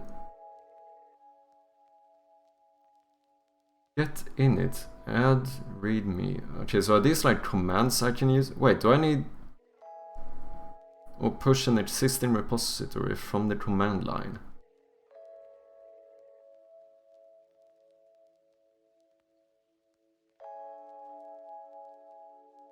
Oh wait, I was supposed to get the desktop application, right? Experience Git without the struggle. GitHub Desktop simplifies your development overflow. Yeah, so I think I need to download this one. Do you have the desktop app? No, I don't. Let's get it. Oh my god, I feel like such an adult. I'm so responsible. Get in version control. I can feel the validation from Raka. He's like a proud father of me now.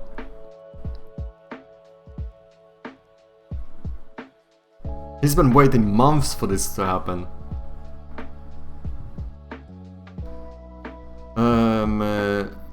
Okay, sign into GitHub. Yes, continue with this account. Authorize this GitHub desktop.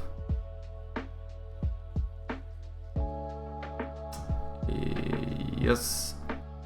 Oh, that's probably why I could accidentally leak some shit, isn't it?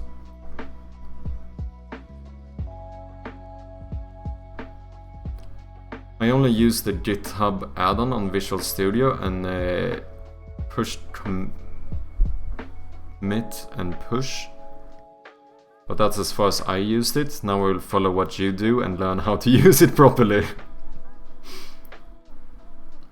Let's not get ahead of ourselves. I need to see you actually use it first. Version control begins once you start making commits.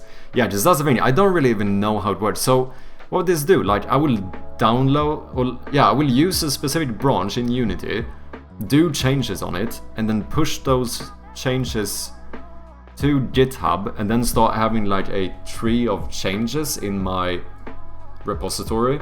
And if I fuck something up, I can just go back to an earlier update I pushed out. Is that kind of how this works? You're just making another backup basically right now? Okay. This is used to identify commits you create. Anyone will be able to see this information if you publish commits. Yeah, but my project is private, so that should be fine. Yes, use this stuff. Finish. Let's see, create tutorial repository. Should we do a tutorial, or should I just go for it like a man, like a real adult here? Sorry, I didn't listen properly. I zoned out. No worries, man. No worries, man. I was basically just thinking about how this actually works. So what I think is how it works is that I will make one like specific build of my game now in the repository. And then if I do an update in Unity, I will like push that to Git, and now I have like 2 versions in GitHub, and then I just continue, and then if I mess up, I just revert back to one of those older like builds I have on GitHub code bases. I'm still not entirely sure how this works in practice, but add a repository to GitHub desktop to start collaborating. Okay, so we're just gonna open my Shroud of Gloom. Okay.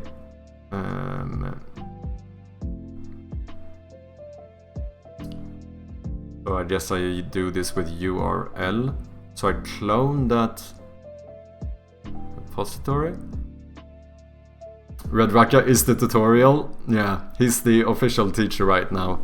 Yeah, ideally the commits you make are clean though, so you don't go back to bad code. Okay, so basically what we would say, that makes sense. So I would only make a push.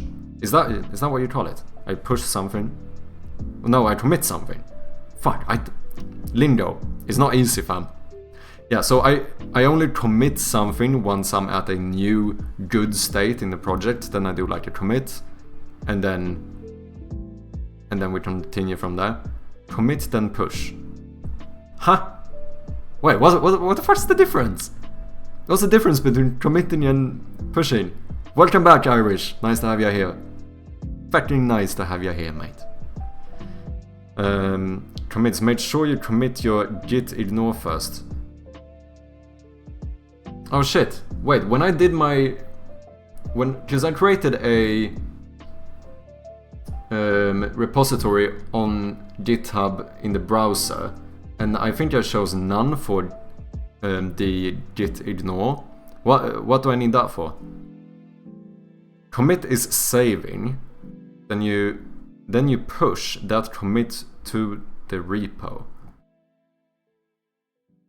So what? Commit is like a local save, and then I pushed that commit to the repository, meaning now it's actually in my repo. Okay, I think I get it. Commit and push your git ignore first before anything else. Oh, you should choose Unity. Oh, you need to get the git ignore for Unity. Otherwise it'll push every fucking thing. Oh, I see.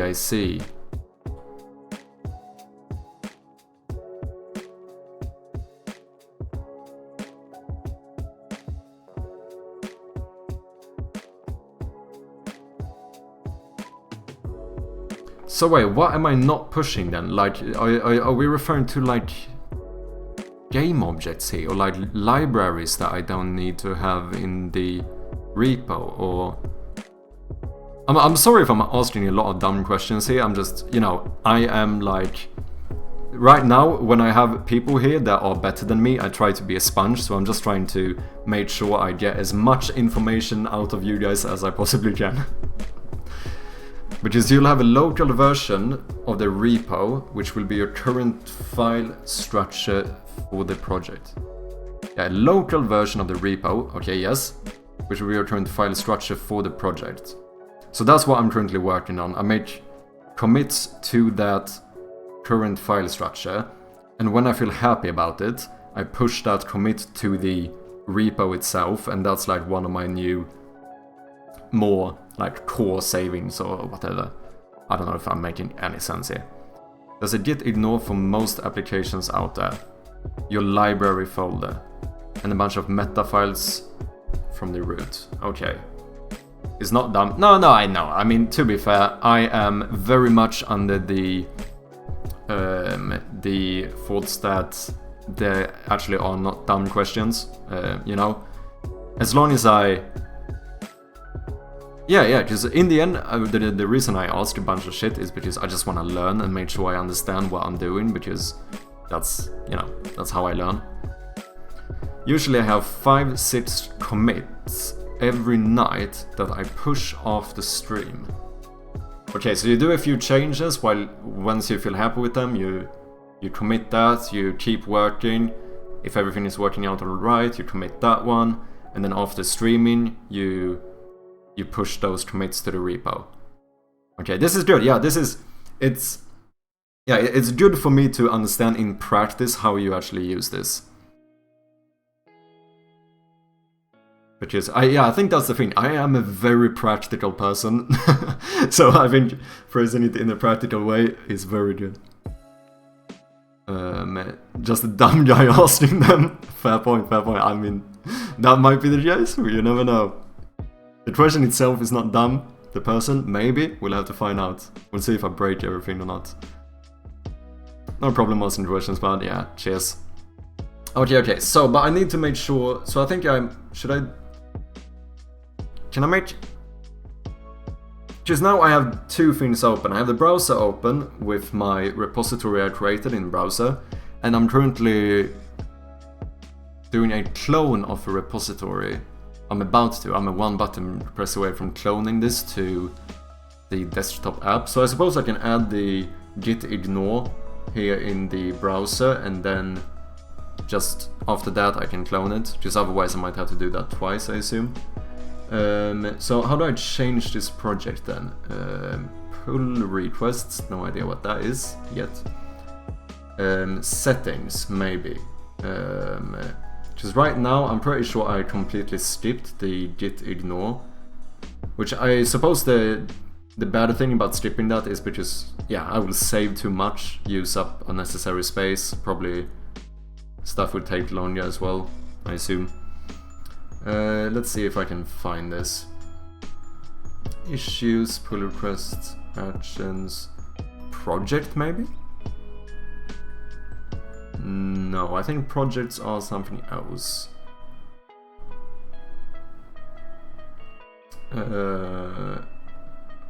Wait, do I have to start over to change this? No, that can't be the way.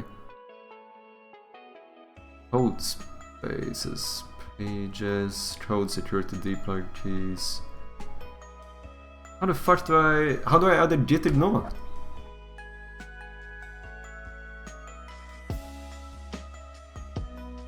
Wait, or create a new repository, no, or push an existing repository from the command line. And then we have...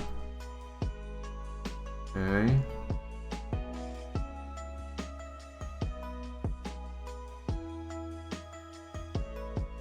Do I have to create a new repository to add a git ignore? What's wrong with it? Well, basically when I made a repository in the browser, but I skipped the git ignore thing because I didn't know what it was. Or should I just make a new one in the application maybe? Okay. So, okay, let's clone this one. Boom. Can I show this stuff now? Is the desktop application safe, or have I gone past the point, or should I still, for safety, not show this? If you make a new repo, it would have nothing to do with your current repo. Okay. If you're already authenticated, I should be safe. Okay, so then I'm pretty sure we should be all fine and dandy over here, right? Because, yeah, I did authenticate myself, so we should be fine. This I can show, yeah? We're fine. I'm not... Are we gonna start getting a bunch of Feels Bad Man, Monka W in the chat here? You can always regenerate your tokens and re-authenticate yourself if a mistake happens. Well, that's good to know. Because right now there's nothing on here anyway, so I suppose it's kinda fine. Okay, so I cloned this repo now. And now we want to add a git ignore. I am so fucking lost. But I did get a link here for the Unity one. I suppose I should have set this up from the beginning, but GG's, time for my own contribution to Shroud of Gloom.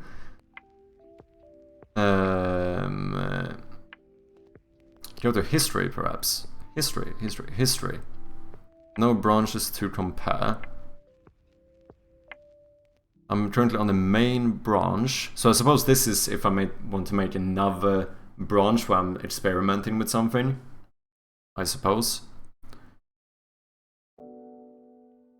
You created a repo in the browser and then cloned it. Yes, that is exactly what I did.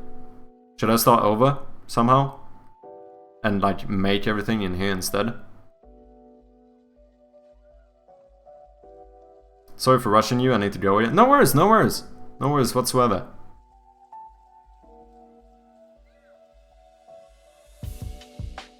So trying to get as much info out as possible, that's completely fine. I don't feel rushed whatsoever.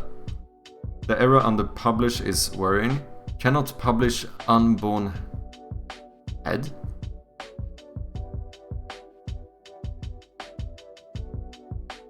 But could it be because my repo is completely empty, maybe?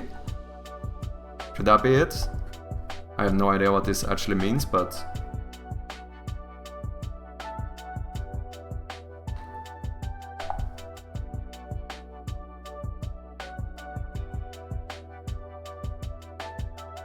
If you cloned from the clone URL, that shouldn't be there. My honest opinion. Oh. I don't know, I'm not an expert. Well, you're more of an expert than I am. That's for certain. But I should make a repository here in the app as well. Should I just start over so you guys actually see what I do? In case I mess something up.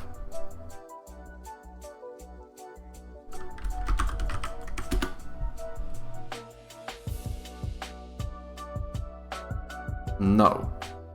Okay. Please, father software engineer.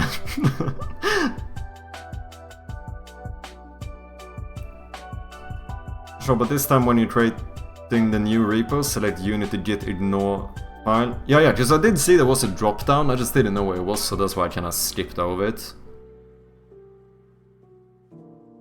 But can I? Oh yeah, I can make new repositories here as well. And then I can push that to my... Oh wait, do I ever need to use the browser version? No. Will I? No, I'll be able to just do everything from the app, right? Oh, create a new repo from the browser? Okay.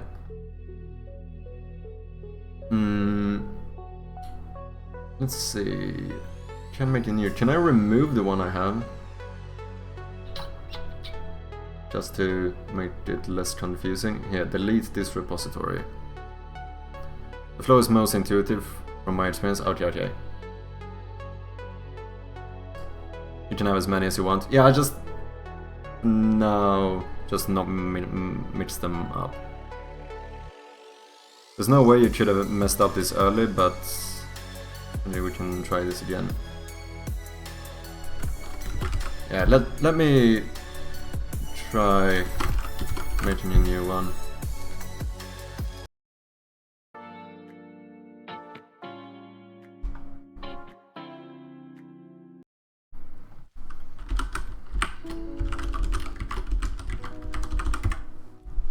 thank you guys very much for the help, by the way.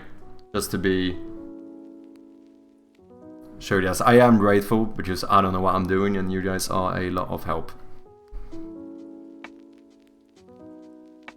That error under the publish is something I've never seen before. Okay. So is there a way I can... because now I actually removed this repository I have here. How do I like... is there a way like just update this shit?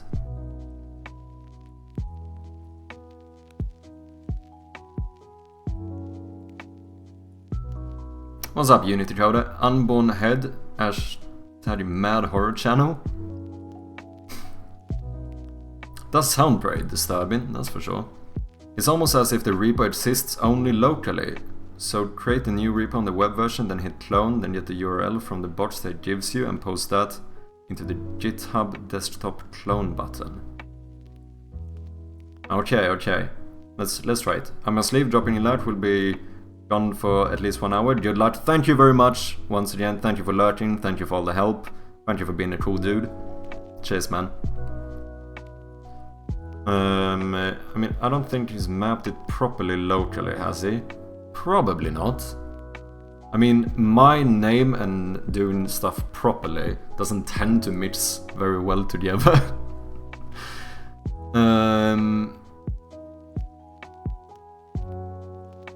Shown it... oh, here, remove. Right? I show want to remove repository. Yes, yes. Yes, remove it. Boom. We're done. And now, I can show the creation of my repository, right? It's only the authentication of the app that was like a little bit sensitive. Is that correct?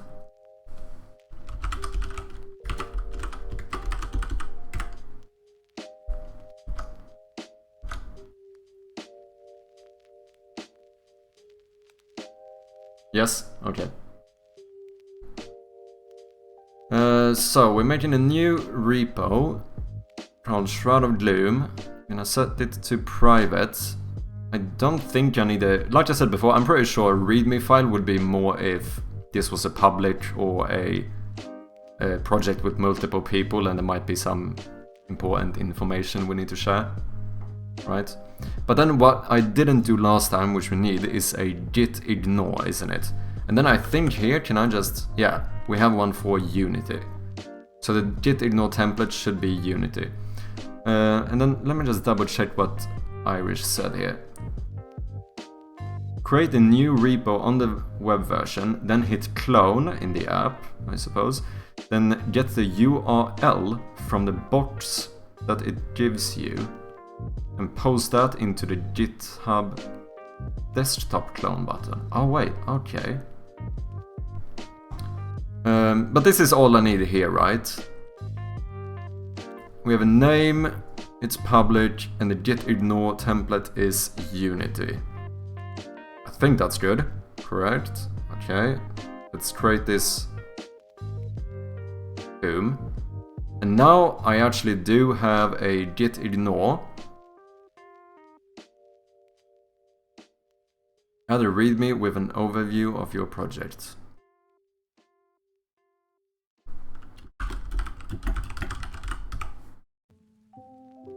And then I commit changes.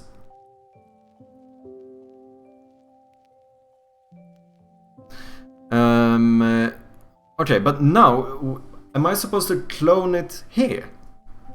You see, then hit clone, get the URL from the box that it gives you, and post that into the GitHub desktop clone button. Okay, so here, let me pin this to the taskbar. I don't have enough applications on my taskbar yet. So here, when I clone a repository from the internet, so yeah, then we just post that link in here, right? But did I need to make a clone here first? Then hit clone, he said. Okay, so that sounds like I'm supposed to clone it. Can also click that code button in browser and clone with desktop.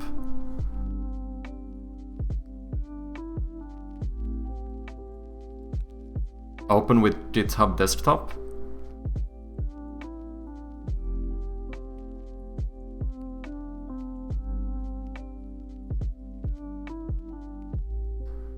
This folder contains files. Git can only clone to empty folders. Oh, do you mean my local path?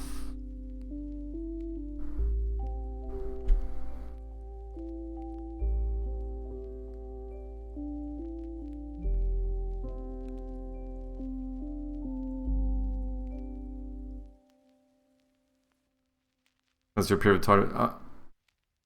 Make a new one or clear it. Oh, okay, I see.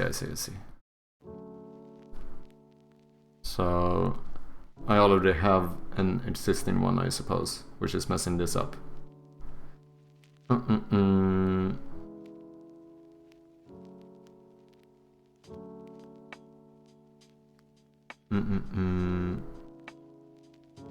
Yeah, I do. Boom, so we remove that one. Now that error is gone. So now we hit clone.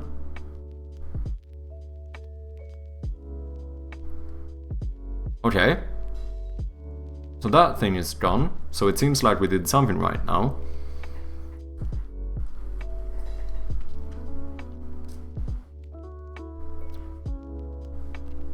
Okay, so this is set up now, is it?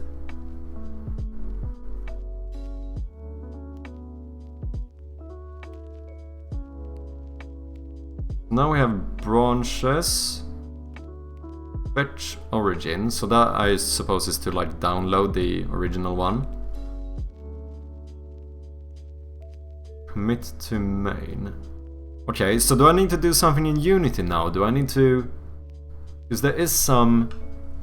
Is there not a GitHub thing here? There's also Unity version control. Do I need to get like a GitHub package or something?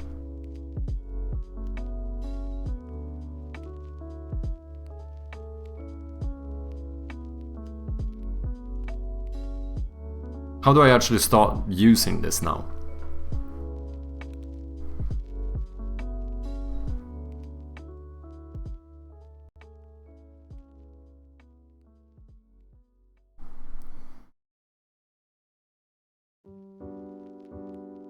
How do I commit? I suppose. You know, I know the lingo now.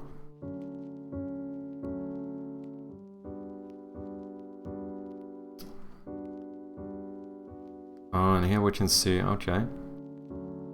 Now if you copy your project files there, and commit all files except those that are ignore in .git ignore file, they don't need to go in GitHub.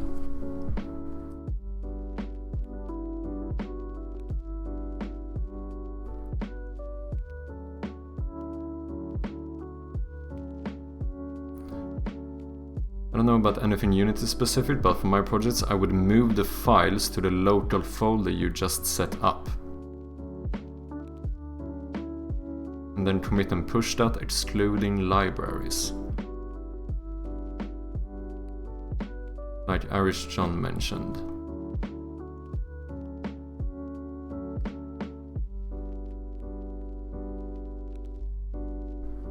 So wait, should I copy the Shroud of Gloom project that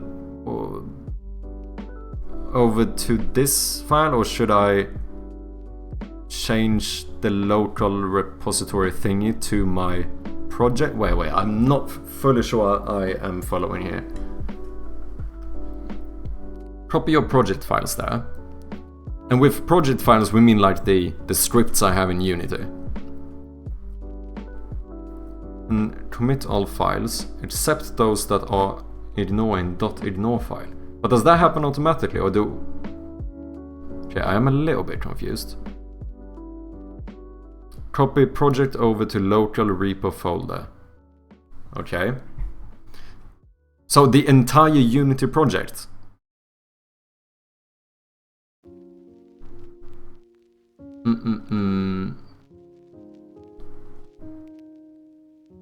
Like, should I copy this? Or should I copy like all these scripts No, I need to copy it. Yeah, so I copied this.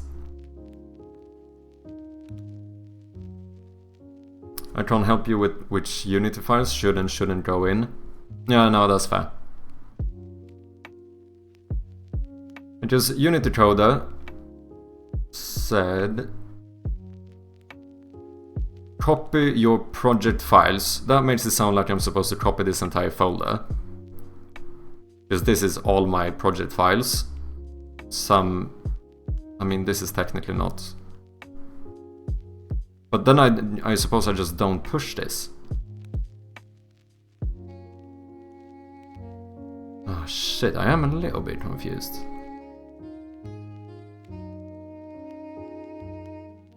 In the Gloom folder, you would have assets and those folders. Okay, so all the stuff in here. Oh yeah, because... Yeah, that makes sense.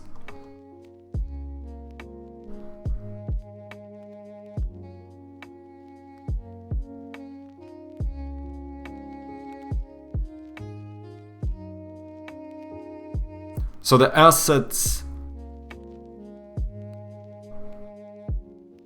Do I copy this one? Sorry if I'm being a little bit of a dumbo here. I just want to make sure I learn and understand how to do this correctly. Everything here. In the assets. Or the entire project.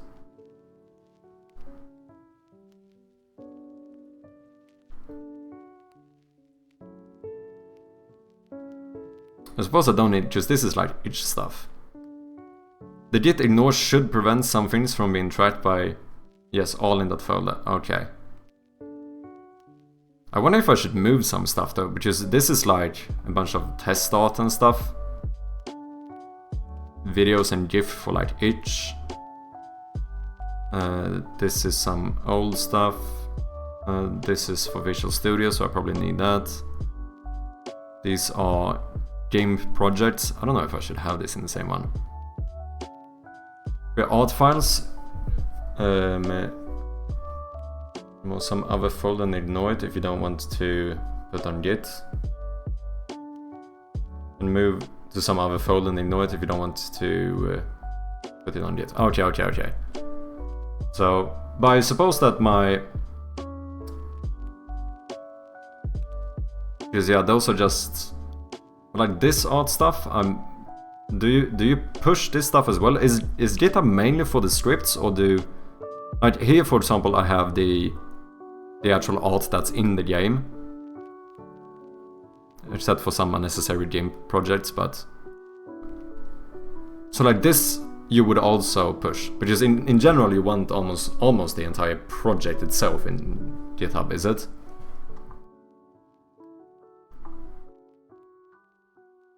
Yeah, those are small files and required. Okay. So then, I think what we're gonna do... So let's make a new folder for... Let's call this random shite, which is stuff that we don't need to... So we have... yeah. Logo transparent native. You can go here as well. Each GIF, each cover, each banner. Close Unity, it locks some files if you move, but probably safe to make up. Oh, I see, okay. Let's exit out of here. Exit everything, just to be on the safe side. Game art. This is an old one, right? Yeah. Copy these. This is Visual Studio, so that one, I guess we might need. Art, random shite. This seems to be important files. So then, what we do is that I find where I put my local repository or whatever.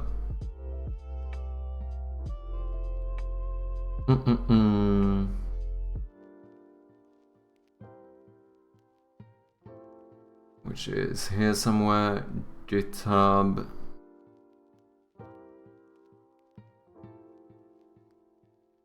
have...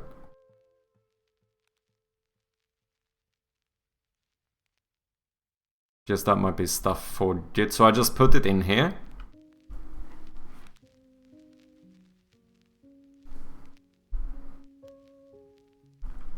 Thank you guys so much for helping me. It is very much appreciated. Just, I don't know what the fuck I'm doing. Yes, okay. So now... Wait. I'm sorry, I am... Would you copy over this entire folder here? Or would you copy over this stuff? Does it matter? Maybe it doesn't matter. The contents, okay. So we take this, we move you over here, and now, do I make some git ignore thing to tell it to not push random shite? Or do I just remove it from here? It matters since git ignore is set to ignore local folders, not under some folder. Oh, I see. So yeah, that will... Oh yeah, library. This is basically what it's gonna ignore, right? I think that's what John said. What's up, LA Moon? How you doing? Welcome in.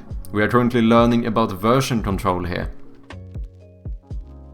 Sharpie is a little bit confused, but we are getting there. We are gonna become a responsible developer, is the plan. Thanks to the help of Raka, Unity Coder, and Irish John, and everyone else here who's helping me out. Both will work. Can add and ignore if you want to keep it there. Maybe it's good just to learn how to make an ignore. Oh yeah, just now I have all of this stuff here.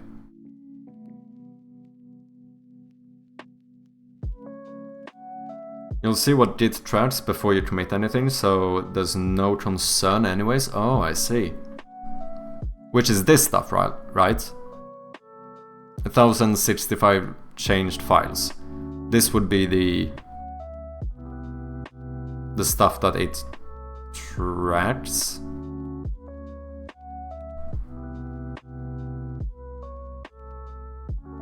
My PC is lagging, URP project is building, lost 2 hours. I see, no worries.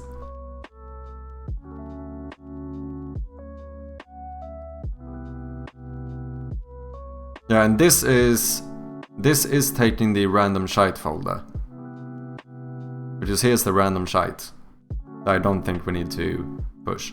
So should I learn how to make a git ignore, because then I can make it so it automatically ignores this file. And I can just keep my random shite as the folder to put stuff that's not supposed to go into the repository, right? I feel like that sounds like a good solution. Maybe it's not fully necessary, because I suppose the other thing is to just uncheck these maybe. And right click in that random folder. It might offer to ignore that folder or edit git ignore manually. Wait, not in here.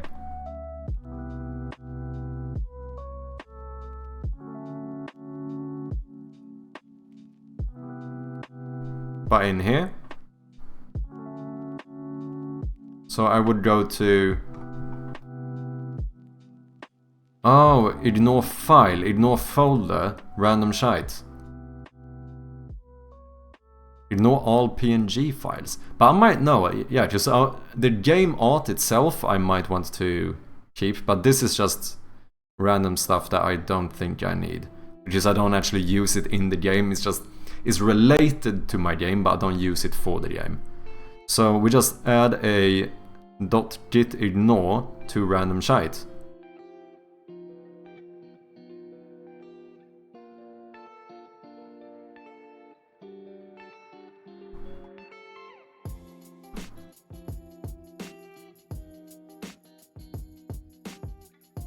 This is starting to look pretty good.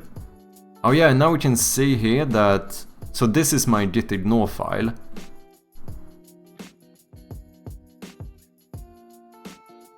Yeah, I don't understand that part. But now it says that I suppose we should also ignore random shite.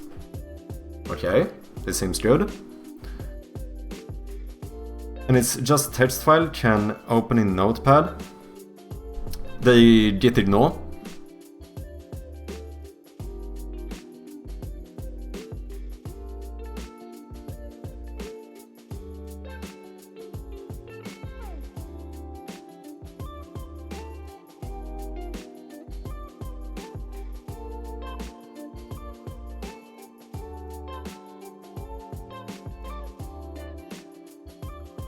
Is this version control to people who want to play an earlier version or to make new updates? Yeah, it's basically like a safety backup system, I suppose, where we can make changes to the game and like keep all the earlier versions of the game kind of as safety backups every time I change something.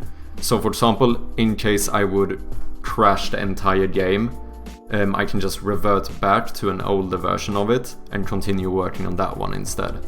So yeah, I suppose the main reason why you can use it also if you have like team members, multiple people working on the same game, then all people can work on the game locally and just commit certain updates to the game, I think.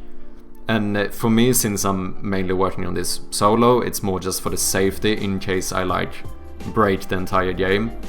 So it would make it so I don't have to be as afraid to make big changes in the game, because if I mess something up, I can always just revert back to the project I had yesterday or 2 hours ago or whatever it might be. Every week someone in Unity forums will ask help for project lost. I didn't use version control or backup. How to recover? Yeah. That's not fun. But just now, especially when you do the kind of stuff that I'm looking to do, which is to like start refactoring the entire game and like changing the whole architecture and stuff, it feels like the chance of something really messing up is, you know, relatively big. So that's why I feel like it's quite important to actually learn this stuff. I also think it's good to know, but just, you know, yeah, I think it's valuable to understand GitHub. I know it's a very common application, whatever, that a lot of people use. I just haven't taken the time to actually learn this. Okay, so, but then this is basically it for now for the actual setting up, because now I have this. I haven't like committed anything, because now we just have these changed files. The branches will be a life changer for experimenting.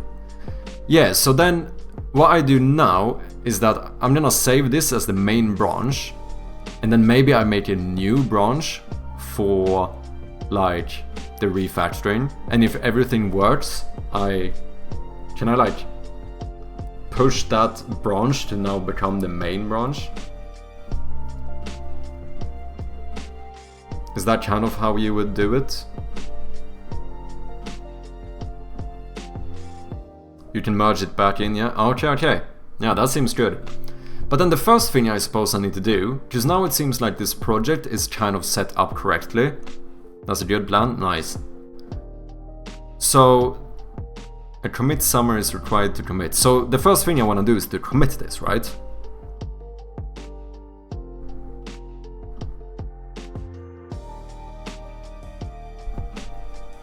I have no idea what to type here. What's this? Like a title? Let's just call this initial commit. I have no fucking clue. And then we commit this to main.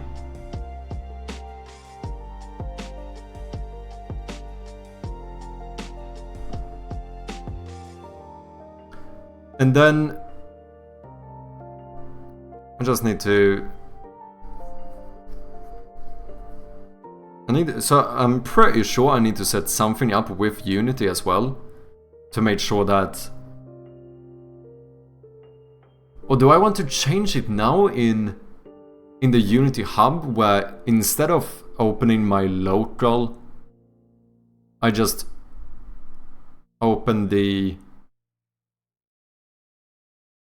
the GitHub folder instead and use that as my actual project.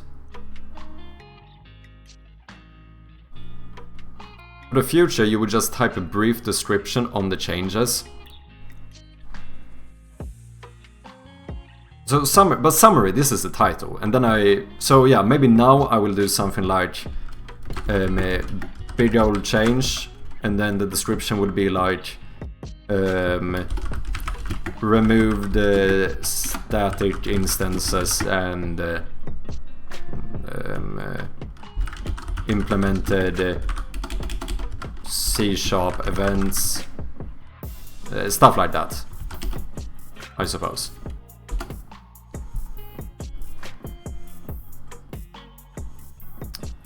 Push, add this new folder in Unity Hub so you work from here from now on. Okay, got it. It's still local. Okay, so now I have a local change, so I have committed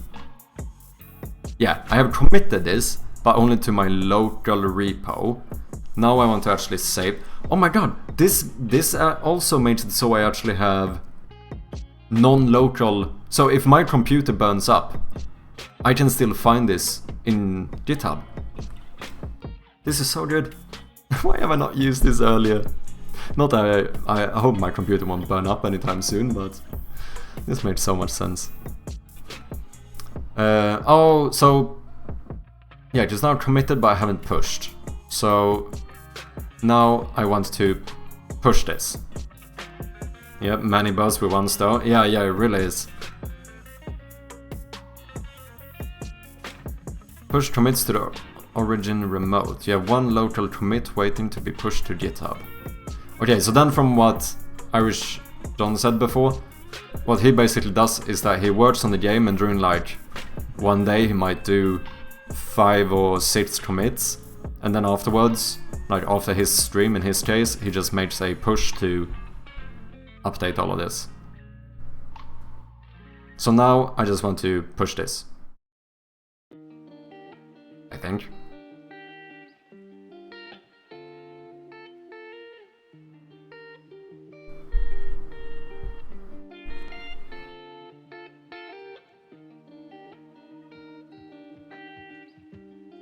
Okay. And that's it. And now I should be able to go in here, right? And if I update this... Oh, and I can see... Let's see, initial commit. That's what I named it, right? So can I see like the last time what the last commit was?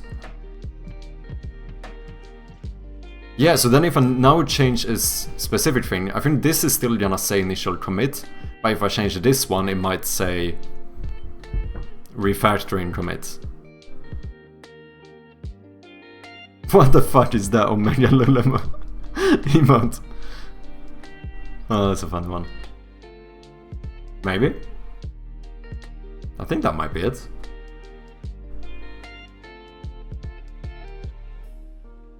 But when I signed up for the free version of this, baby steps, let's go. It seems like there were some limits on stuff I can do. If I understood it correctly, is that like the amount of like commits and stuff I do? Like, could there be a point where GitHub tells me you've done too many commits now? Is that the main drawback of using the free version? And maybe the fact that I didn't have as much space, so if my game was really big, they might be like, I don't even know, I've always used free and it's been fine. Okay then I should probably be fine as well. Okay. And now, Unity Coder said add this folder to Unity Hub, so in that case,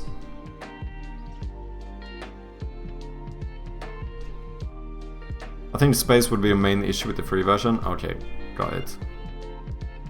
So now I would just... I mean, I can actually remove this one. Just that's just gonna be confusing. Remove project from lists. Yep. And then we're gonna add a new project.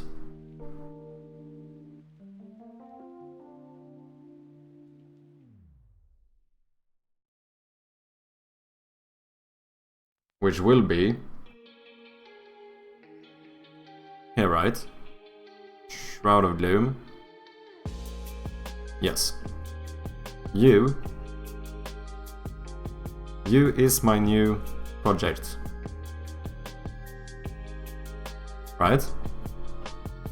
And now I can open this one, make changes, and those changes will automatically appear here, right?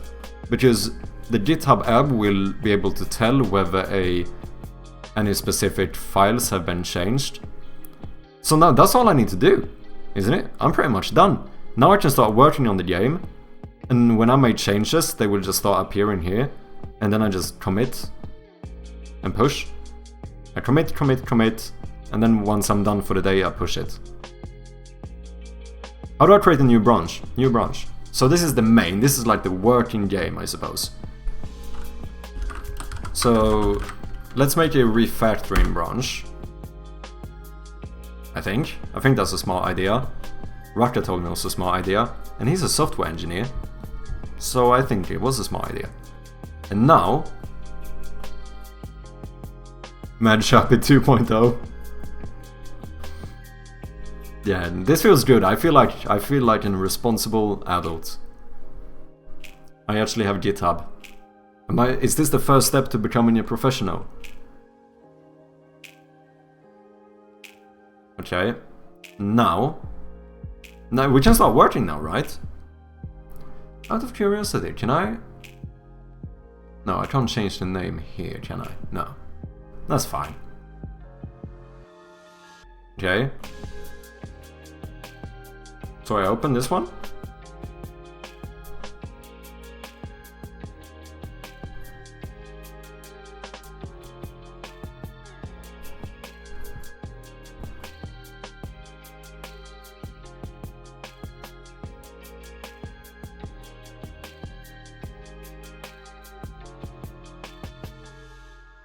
Boom. And now, I think I want to start off by just having a little bit of a test. So, if we open like room here, just to learn this shit. If we open this one, max time I actually don't use. So we remove this one and we save. Whoops. And then here, max time of current room. We remove you as well.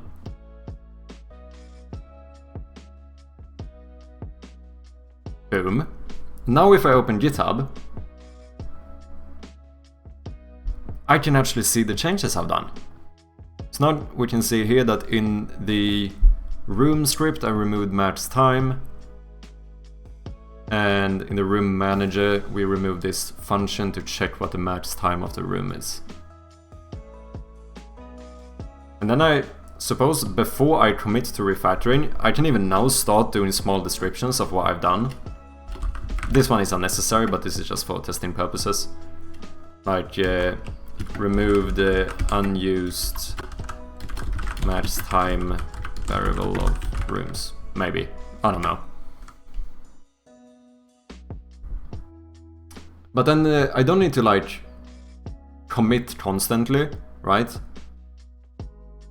Because now what you would do is just keep working on the game, and then when you feel like, okay, now I'm at a good state, we don't have a bunch of errors and stuff, I made some progress, now we commit all of this, and then if I'm done for the day, I just make a final push. I think that's kind of how this should work. That will be like the general workflow, right?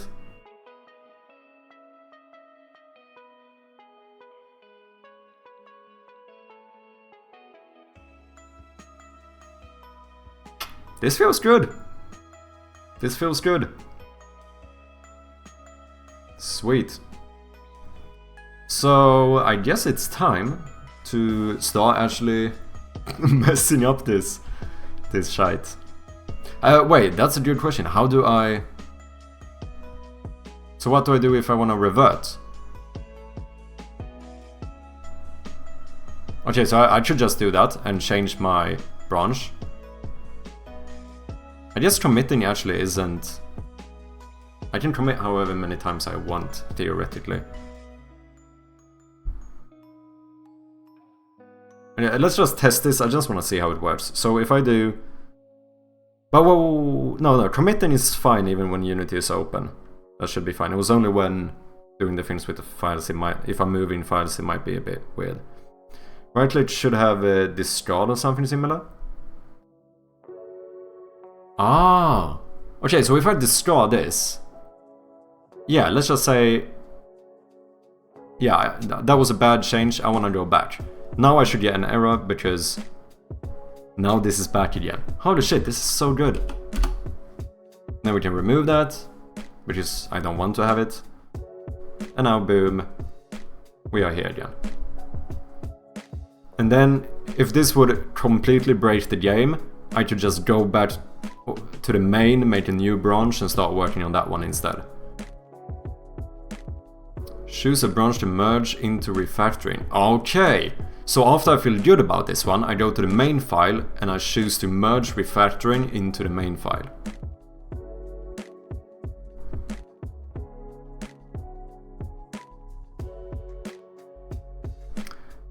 That would undo the whole file.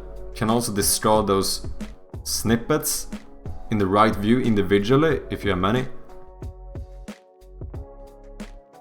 Oh yeah, discard removed line. Okay, yeah, so if I made a lot of changes and I only want to... Like maybe I want to keep this space for some reason, or maybe still have this function but do something else with it, I could only remove those. Okay, okay. And now this would be summary.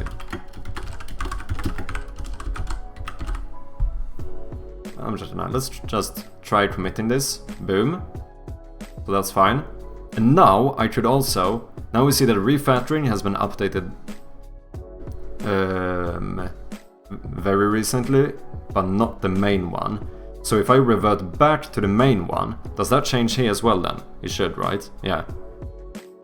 And now, in this version, if I go to room, we now have match time again, because this is the original Game Jam version, which did have that unused variable.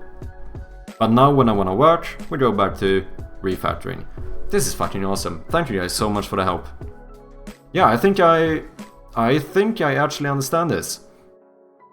But now this is still saved, my changes here in refactoring is still saved locally. So once I'm done and I feel good about it, I just make sure to publish the branch.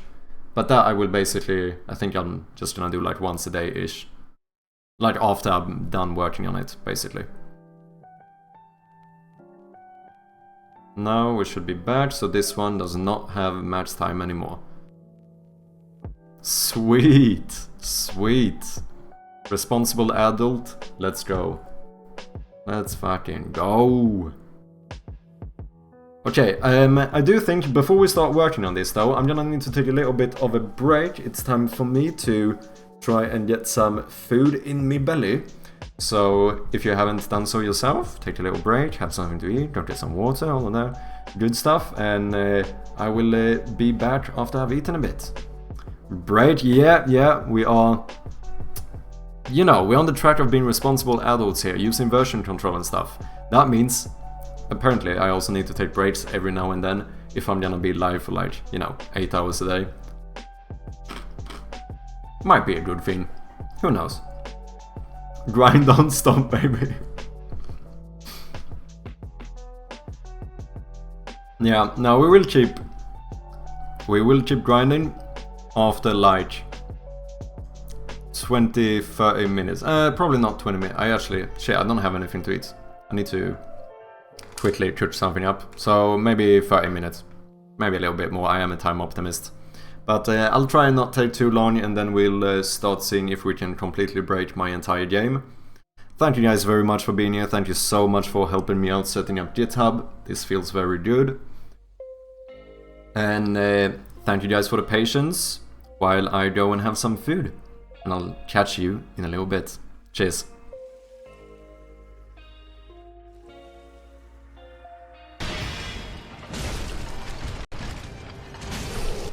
We're chilling, dude.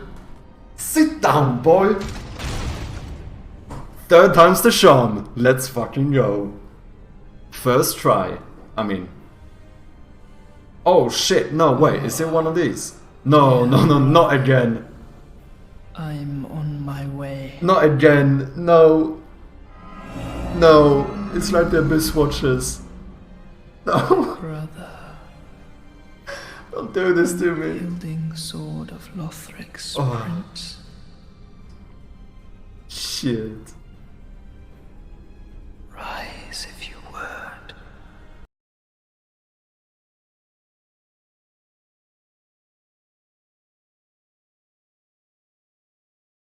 You know how Americans, they have like soft T's and then they pronounce their R's, so they go like water, water, you know? Whereas like the British, they tend to have either hard T's or they do like the glottal T, so but then they do a schwa instead of pronouncing the R, so they say water or they say water. Whereas the Australians are kind of in the middle, aren't they? Because they take like the soft D's from Americans, but they don't pronounce R's. They also say a schwa like the Brits. So rather than saying like water or water, they say water, water, isn't it? Oh, you fucking cunt, give me some water! The bad thing is I only have one shot in the shotgun, so I need to shoot, switch weapon. Oh, what the fuck? Oh. Die.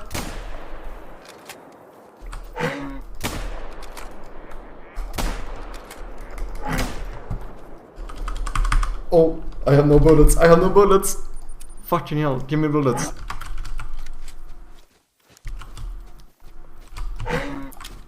Reload. Fuck. We actually got him.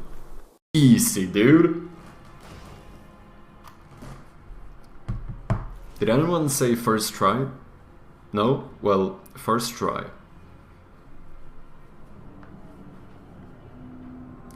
Wait. Am I bamboozled? This is not gonna be like part 2 of the boss fight, right? You're gonna stay down. You...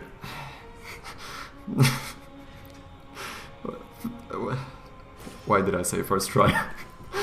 I hate myself. Fuck this. Fuck my life.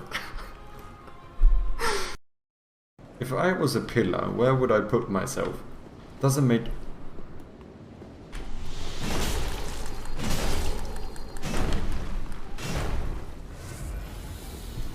I have no Estus.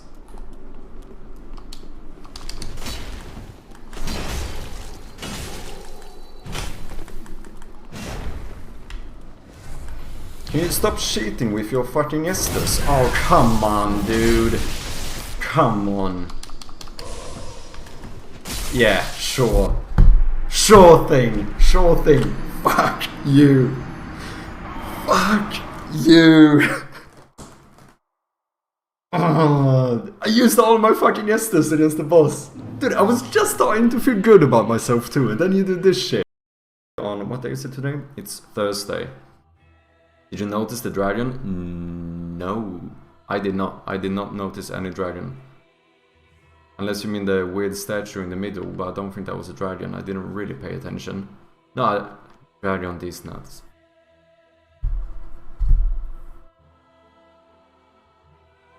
So yeah, that is when we are going to end the stream. Thank you guys very much for watching. Fucking hell. Ah, clip it. What was I saying? Yeah, next stream is going to be on Sunday. Yeah, I won't be able to go live Friday, Saturday. Yeah, so Sunday, and I think I put in my schedule that I'm going live 3 PM, so let's stick to that. So 3 PM Sunday, we are most likely continuing with... Is that a fucking Dark Wraith? Wait, I wanna LT. I wanna... Okay, yeah, it's not an attack in any way. Okay, I'm gonna die. I died twice because I wanted to test that thing. But what did it do? He just went and casually killed someone else. Okay, Dark Wraith.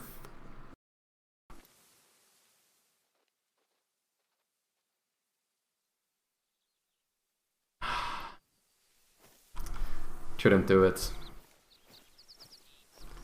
My heart came back. I can't kill an innocent animal. Not like that. I just can't do it. Oh, shit! We got him! Oh wait, is he still alive? Nah, he's fucked. So anyway. Oh shit, I don't have any more Estus. Oh no. Who cares? Who needs Estus anyway? I do.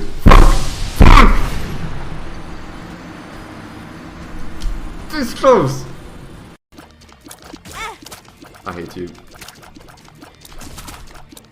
You can't kill me after I get Guppy on the first floor. That is not okay. That is not okay, dude. Just don't. And I kill myself. Please restart. Oh, dude, I hate it so much. I fucking hate it.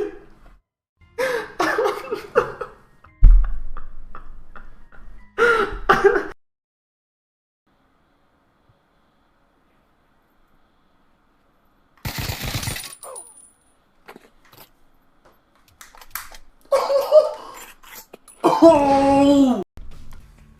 Just give me something small, like Brimstone. Yeah? Yeah? Okay, 1 free, Guppy's tail. Oh, is this Guppy? Holy shit, dude! Oh.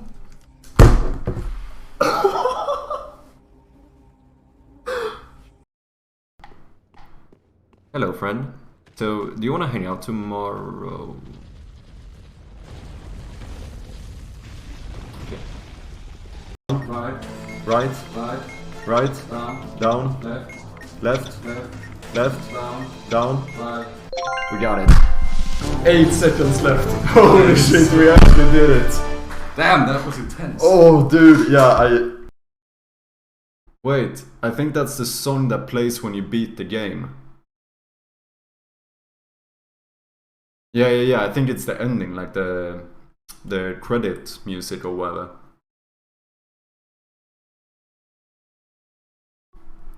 But wait, I think I have 1 left, don't I?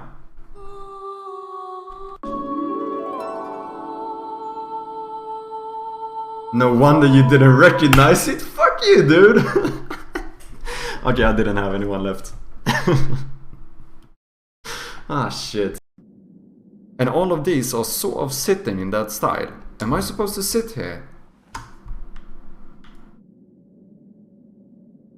I might be like...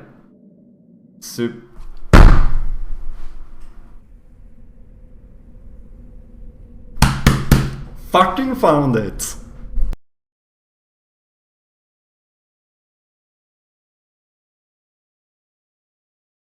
One, 2, 3, 4, come on.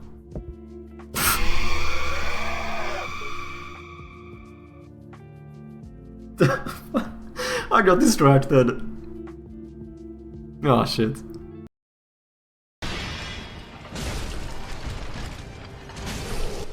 We're chilling, dude. Sit down, boy. 3rd time's the charm. Let's fucking go. First try. I mean... Oh shit, no, wait, is it one of these? No, not again. I'm on my way. Not again, no. No, it's like the Abyss Watchers. No. Brother. Don't do this to me. Wielding sword of Lothric's prince. Shit. Rise if you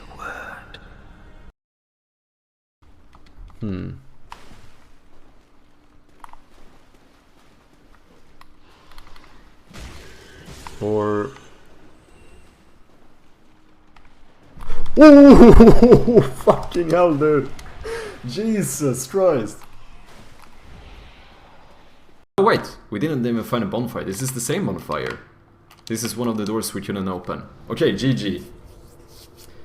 But where's the drop? Bonfire!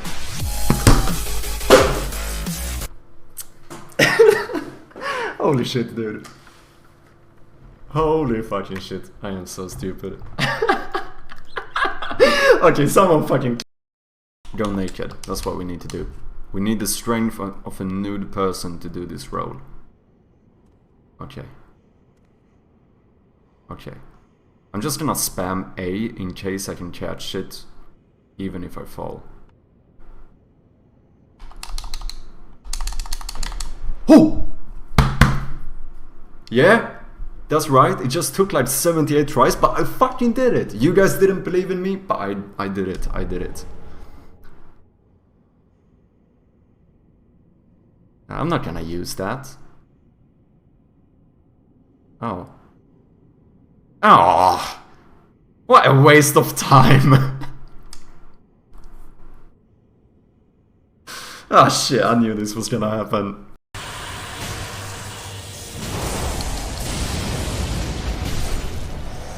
Fucking easy, bro! Fucking easy! Sit down, boy! Okay. Let's go. Let's see what is behind the fog gate.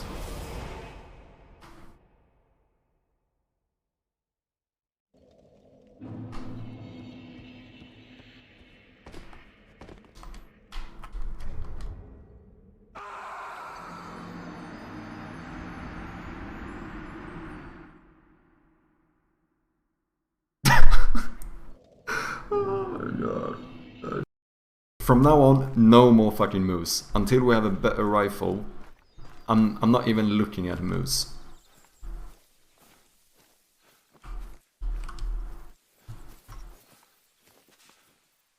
Oh shit, I found a moose. Do you think I can make this shot? I don't understand what that means. Because for me, in my head, when she says the lords have left their thrones and must be delivered to the... Oh, now I get it. I'm supposed to deliver the lords to the thrones. That's what I've been doing the whole game. That makes sense. I thought she was telling me to become like a furniture mover and deliver the thrones to the lords. Now I get it. That makes sense. That makes sense. Because this is what I've been doing for ages. I thought she wanted me to become like a furniture mover. Apparently that's not what she wants. Okay. Okay, I got it. I got it. Thank you.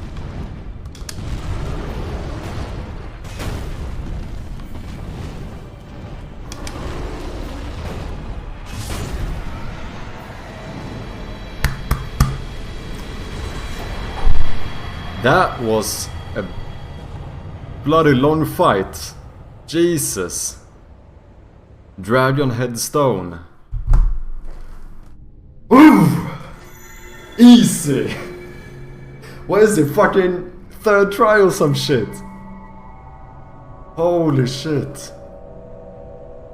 You're a madman. Let me guess, there's an easier way to kill him.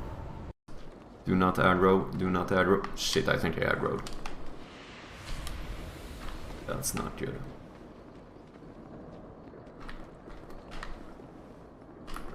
Here we go.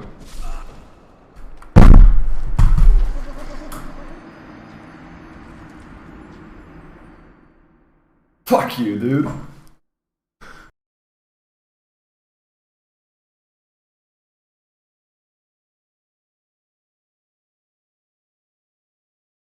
Now, if you turn up the brightness, you would only affect the flashlight and his eyes. I'm quite sure. Those red eyes are super, yeah, I like him. Oh!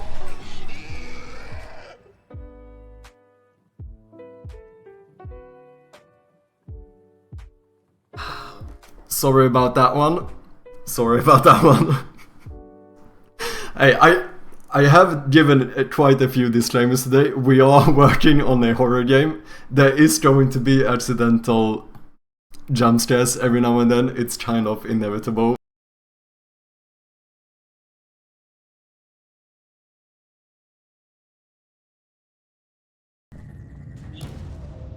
Oh wait, there's a circle on the orange one. I think that was the one. So now we put this one.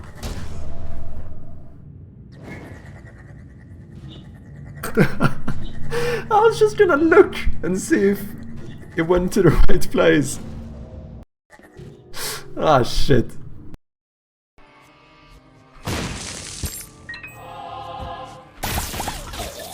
Okay, side is old. Wait a minute.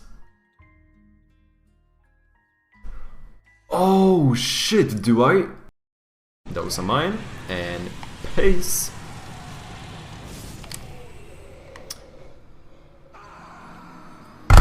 Holy shit, fucking hell, dude.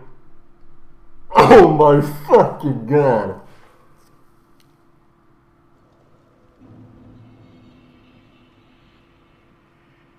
Actually didn't mean to do that. Fucking hell, dude.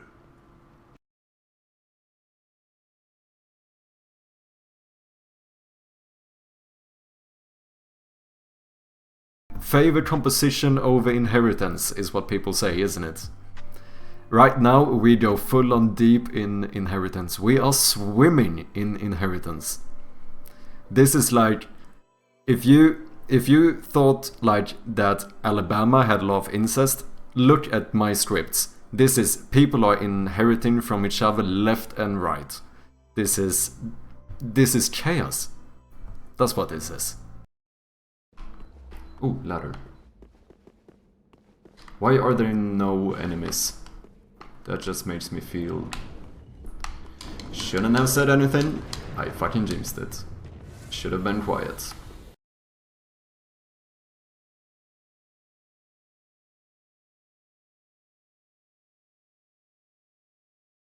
Yeah, no, I just keep them like that, and then we do this.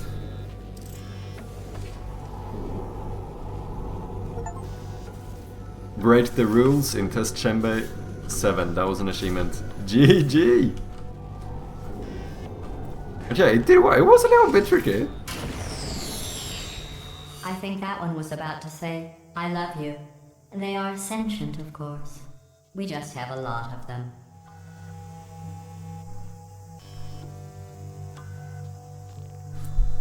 You fucking piece of shit. That is outrageous. That's absolutely outrageous. After all of that time. Fuck you.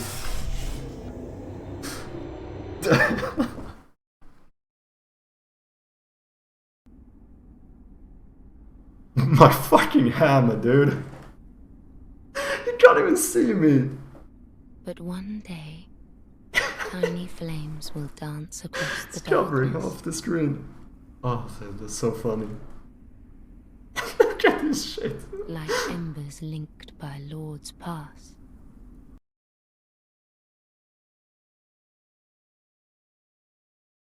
You know how Americans, they have like soft T's and then they pronounce their R's, so they go like water, you know? Whereas like the British, they tend to have either hard T's or they do like the glottal T, so but then they do a schwa instead of pronouncing the R, so they say water or they say water. Whereas the Australians are kind of in the middle, aren't they? Because they take like the soft D's from Americans, but they don't pronounce R's, they also say a schwa like the Brits. So rather than saying like water or water, they say water, isn't it? Oh, you fucking cunt, give me some water!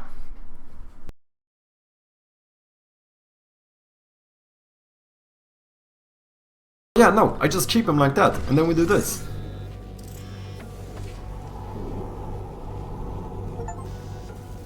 Break the rules in test chamber 7. That was an achievement. GG!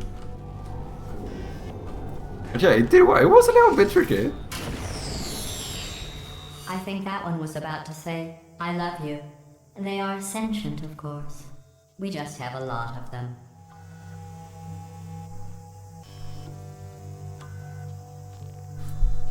You fucking piece of shit. That is outrageous. That's absolutely outrageous. After all of that time, fuck you.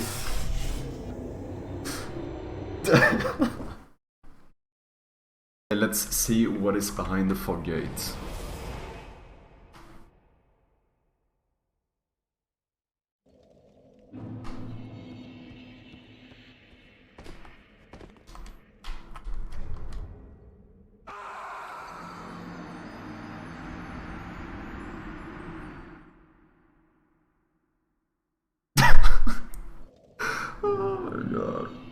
Oh wait, we didn't even find a bonfire. This is the same bonfire. This is one of the doors we couldn't open. Okay, GG. But where's the drop? Bonfire!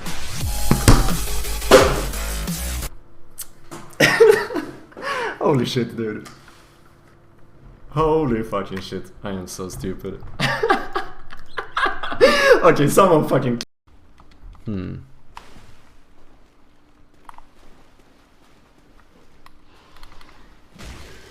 Or...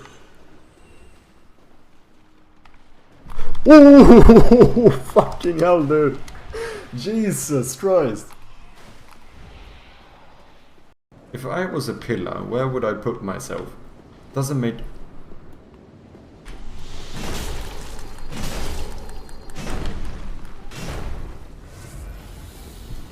I have no Estus.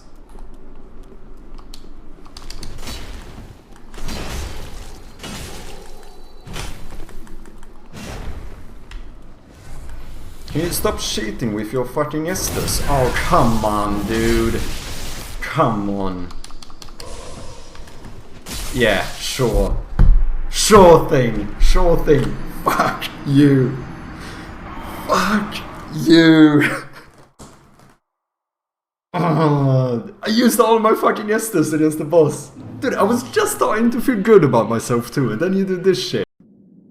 And all of these are sort of sitting in that style. Am I supposed to sit here? I might be like...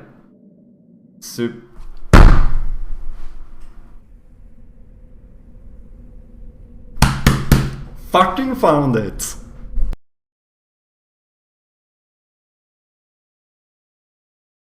Favor composition over inheritance is what people say, isn't it? Right now we go full on deep in inheritance. We are swimming in inheritance. This is like, if you thought like that Alabama had a lot of incest, look at my scripts. This is, people are inheriting from each other left and right. This is chaos. That's what this is.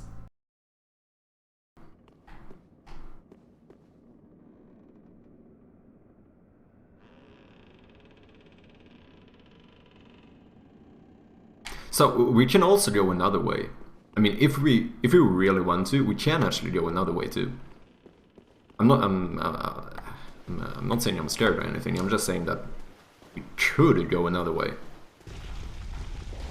From now on, no more fucking moves. Until we have a better rifle, I'm not even looking at moves.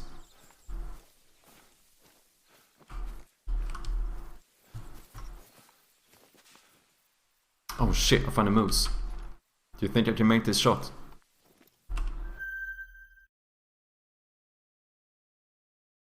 One, two, three, four, come on.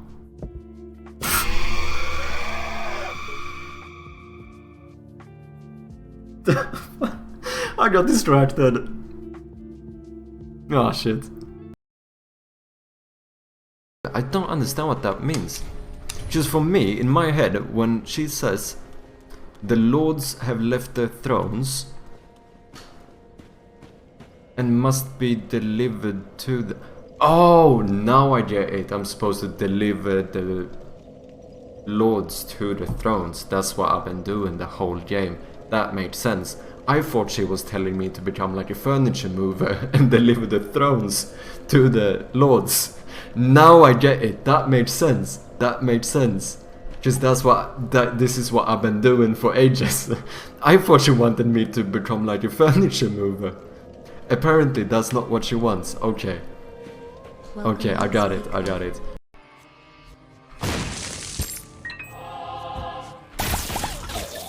Okay, side is open.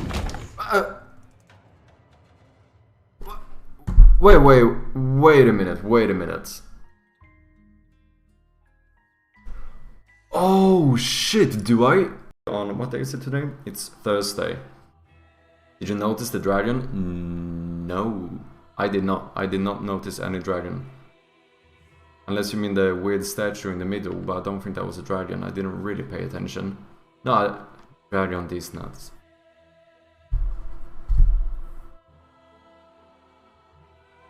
So yeah, that is when we are going to end the stream. Thank you guys very much for watching. Fucking hell. Clip it. What was I saying? Yeah, next stream is going to be on Sunday. Yeah, I won't be able to go live Friday, Saturday. Yeah, so Sunday, and I think I put in my schedule that I'm going live 3 PM, so let's stick to that. So 3 PM Sunday, we are most likely continuing with...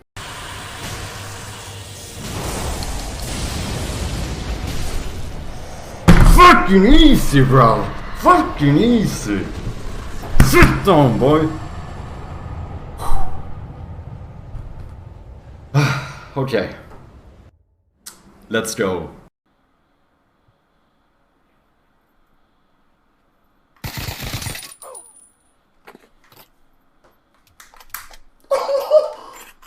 Oh!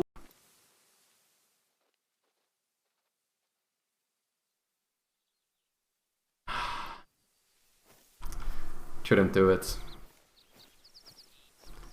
My heart came back. I can't kill an innocent animal. Not like that. I just can't do it. Oh, shit! We got him! Oh wait, is he still alive? Nah, he's fucked. So anyway. Do not aggro, do not aggro. Shit, I think I aggroed. That's not good.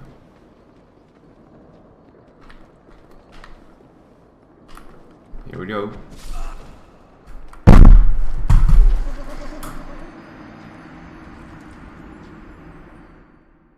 Fuck you, dude. Right. Right. Right. Right. Down. Down. Left. Left. Left. Left. Down. Down. Right. We got it. 8 seconds left. Holy shit, we actually did it. Damn, that was intense. Oh, dude, yeah, Is that a fucking Dark Wraith? Wait, I wanna LT. I wanna... Okay, yeah, it's not an attack in any way. Okay, I'm gonna die. I died twice because I wanted to test that thing. But what did it do?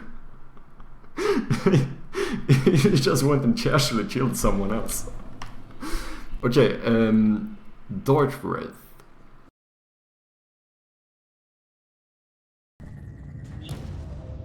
Oh wait, there's a circle on the orange one. I think that was the one. So now we put this one.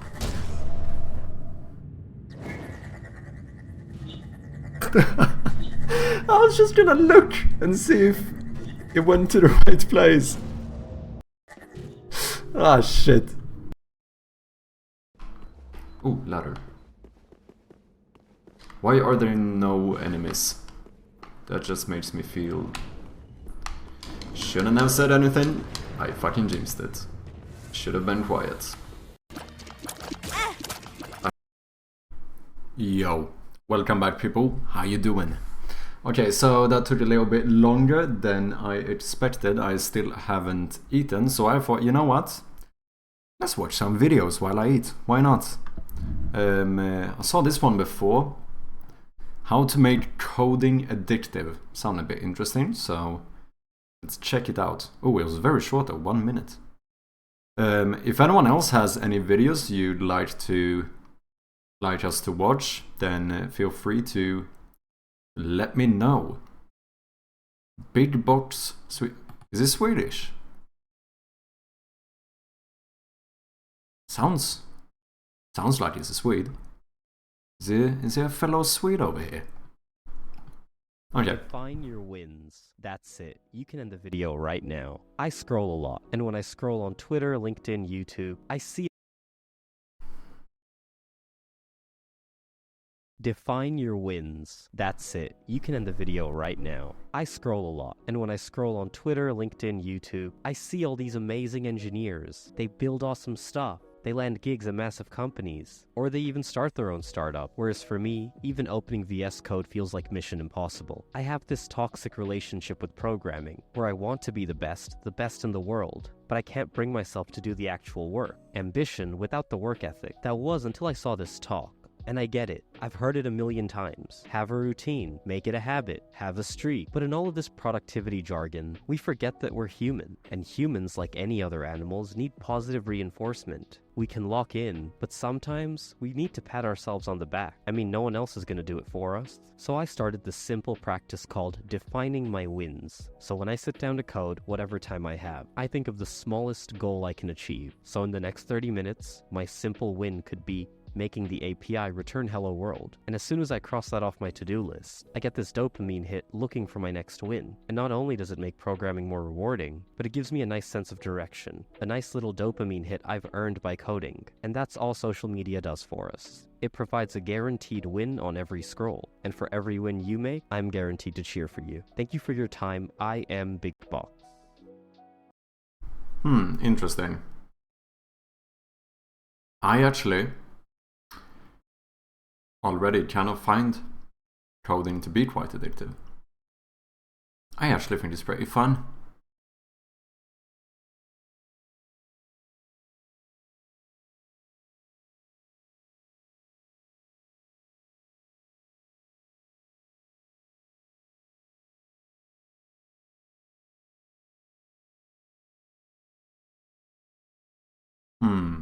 How Twitch improved my code. That is the case for me. I love watching Twitch. What? Whether it's the wholesome Kiwi carving some wood, or my favorite FIFA streamer playing some weekend league. Man, I'm gonna break my monitor. Twitch has always offered a different way to view content, and as I've started watching more coding content, it's made me a better software engineer, because it made me realize everyone makes mistakes. It doesn't matter how senior you are as an engineer, you're going to make mistakes. And watching veteran developers Google simple things or screw up their NeoVim config made me feel less alone when I'm struggling to code. It also offers a different perspective in problem solving. What really separates a junior from a senior is how they deconstruct a problem. Whether it's Prime learning OCaml for the first time, watching an ex-Blizzard dev work out a new feature in his game, or NeetCode figuring out how Golang works. Watching how they tackle a problem in real time has changed the way I approach. So for me it's quite the opposite. It's more like you guys telling me that that's not optimal, you should probably do it another way, and me being like, you're probably right, and then trying to learn about the other way. That's more how it is for me. Enjoy your dinner, thank you very much, Verity. Morning, Matt Bird's Quest, how you doing? Welcome back. Interesting. Problem solving and fundamentally programming, which One brings me thing to my I'd final say here point. is that It's made me more passionate about programming. Watching how the videos Theo, seem a quite YC nice. founder They are and content unfortunately creator, very still has the short. time to code for fun. How NeetCode runs his own business and still does 24-hour Golang streams, and the energy in the chat when Prime is writing some Rust. It's made me fall in love with programming in a whole other light, because fundamentally I'm just a fan. I'm a fan of programming, a fan of software engineering, and so grateful to be learning from all these amazing engineers.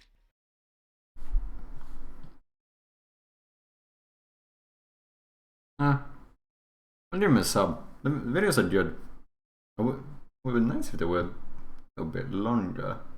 But I suppose that's good feedback as well, because that just means that I would have preferred to have more content. I suppose that's pretty good. Let's see. That was the only video I had in my video queue, the other one. See if we can find something good to watch.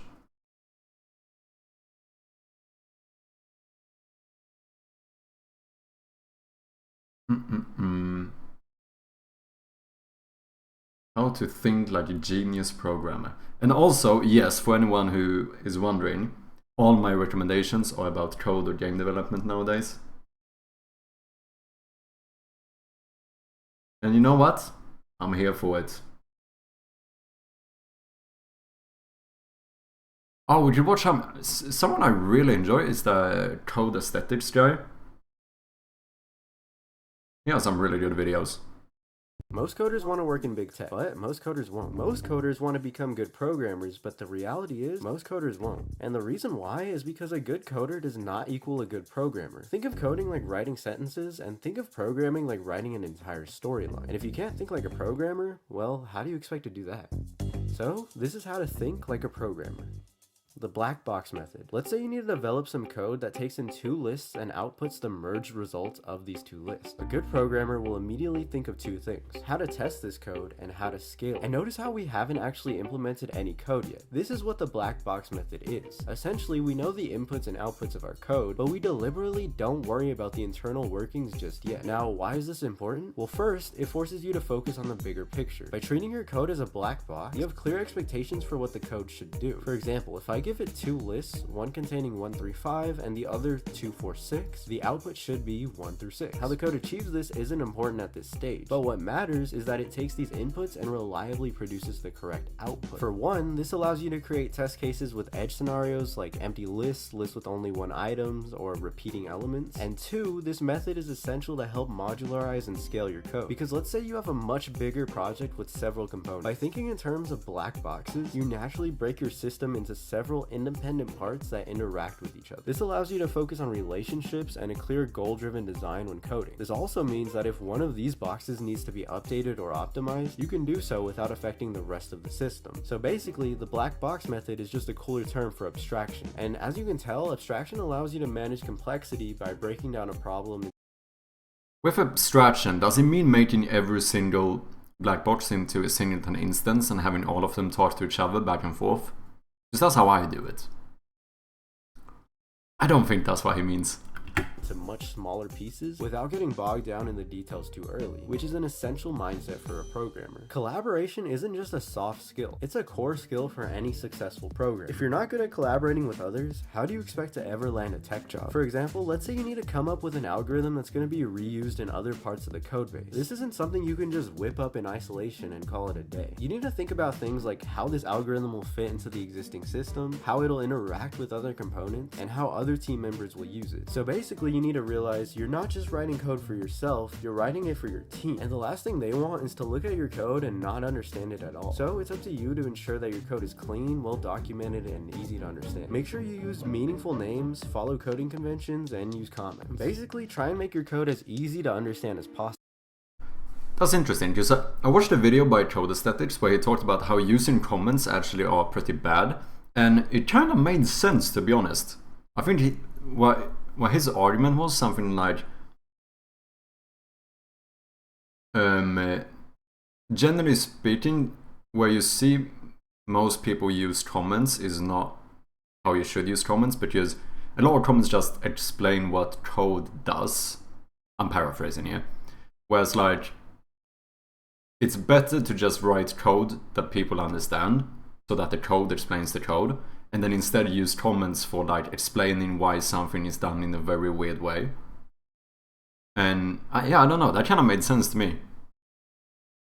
You'll know you're on the right track when your teammates can pick up your code and understand it without needing a deep dive into your thought process. And you also need to recognize that the algorithm you write today might be maintained by someone else tomorrow. So it's important you consider how your coding decisions can impact the team in the long run. Will it be easy to update if the requirements change? Have you built it in a way that makes it easy for extensions or refactoring? And the more you think about these things, the more of a habit they'll become. And trust me, if you can get in the habit of making readable and adjustable code, you'll already be thinking more like a programmer than a coder. Improve the wheel. This one might be controversial, but in my experience, a good programmer knows when to use other code for their advantage. Now, when I say use other code, I don't just mean use ChatGPT to write your whole project. Let's say you need to develop some sort of user authentication system. You could spend weeks or even months developing this from scratch, but why do that when there's countless well-tested libraries and frameworks like OAuth or JWT which have already solved this problem? So basically what I'm saying is, you need to get in the habit of using tools like these to solve your problems for you. It's not about being lazy,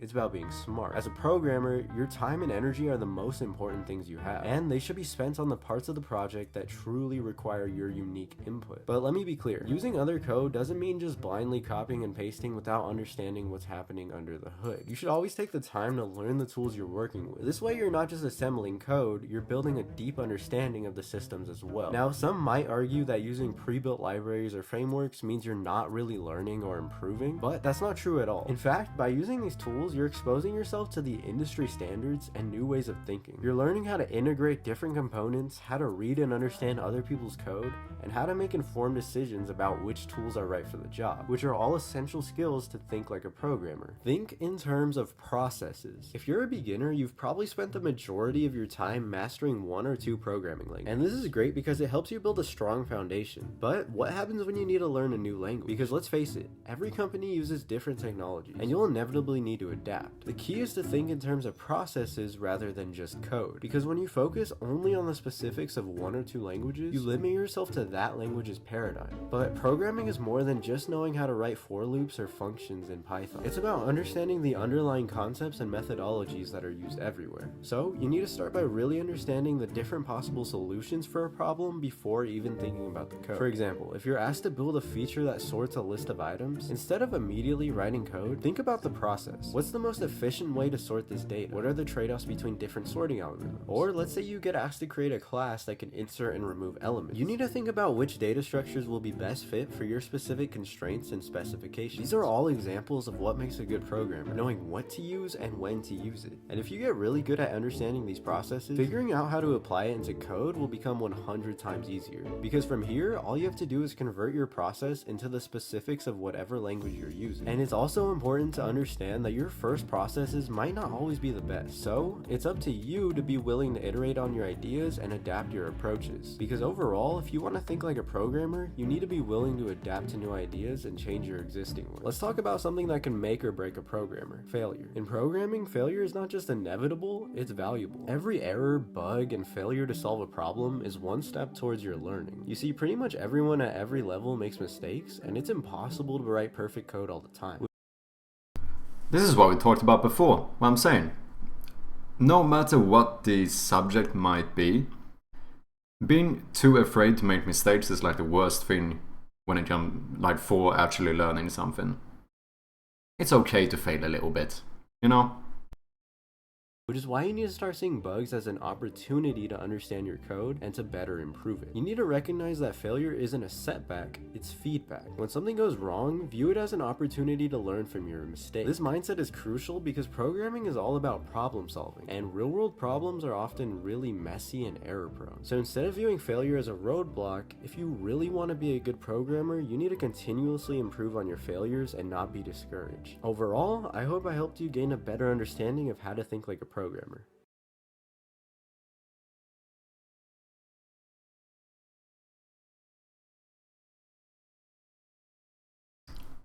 Triforce. You gain a better understanding of how to think like a programmer. Why did that not work? How you doing, Matt? Here's the video if anyone wants to check it out. I also forgot to link the first one we watched. Sorry about that, big box. If anyone wants to check out that one, you have his channel over there. You're doing good? Nice, man. Glad to hear that. Do you know any interesting video we should watch?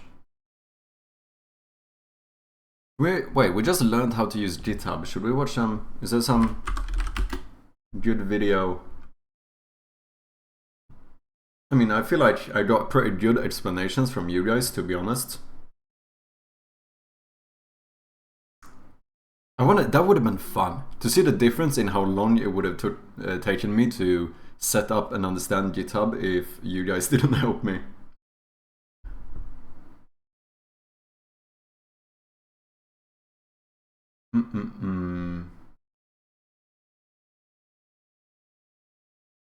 How do you say 1 hour course on Git and GitHub?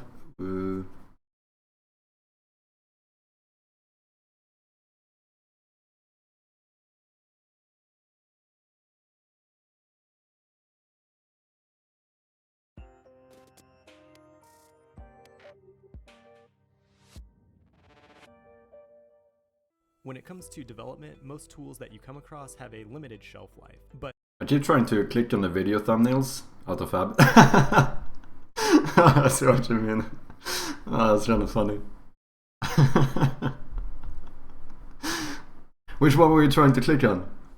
Anything you want to watch? Oh, is this? Wait, I think I've seen him before. Forest Knight.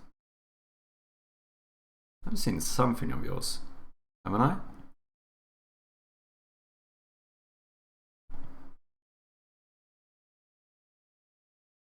Yeah, I knew I recognized you. That looked bad though.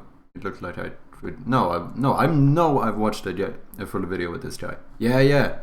What professional software engineers actually do. Oh, that's funny. Not me proving to everyone that I don't understand any of this.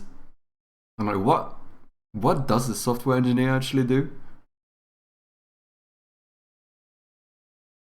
Ooh, interface. Dude, that's what we should continue learning about interfaces. That's kind of what I think we're gonna work on a little bit today.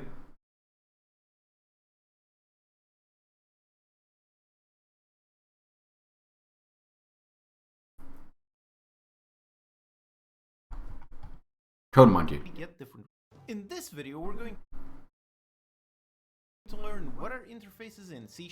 This is an excellent feature that helps us write cleaner, more reusable code by defining a set of methods that we can then implement in various classes.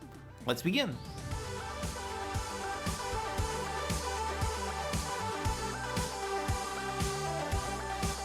Hello and welcome, I'm your Code Monkey, and this channel is all about helping you learn how to make your own games with in-depth tutorials made by a professional indie game developer. So if you find the video helpful, consider subscribing.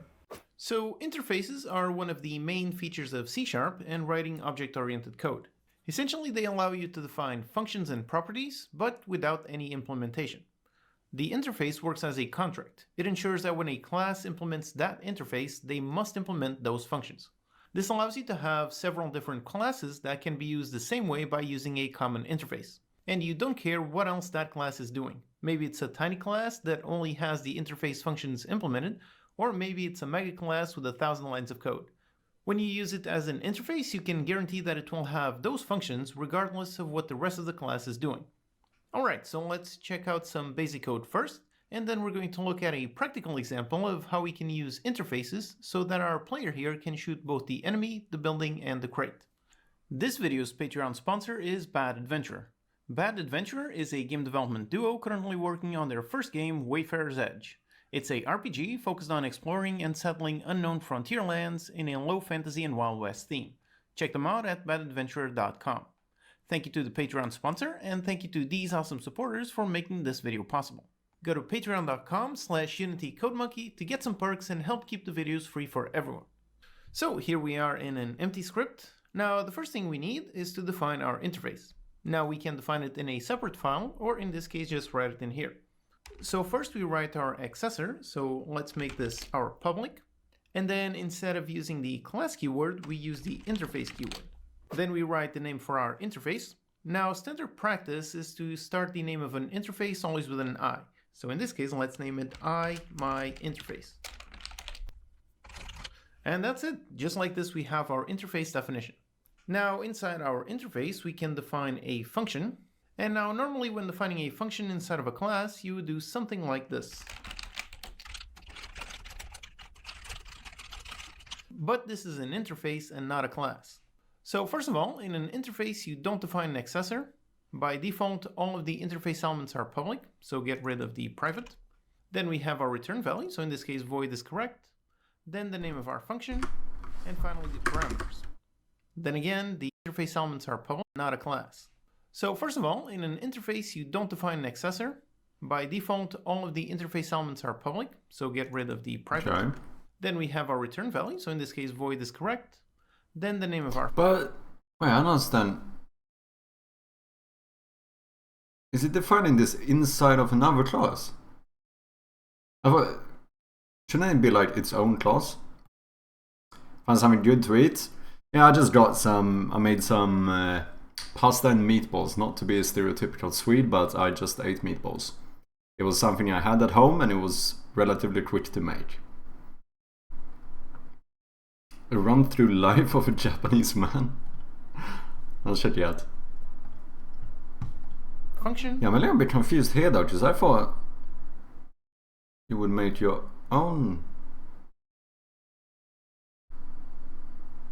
When can a person use light mode?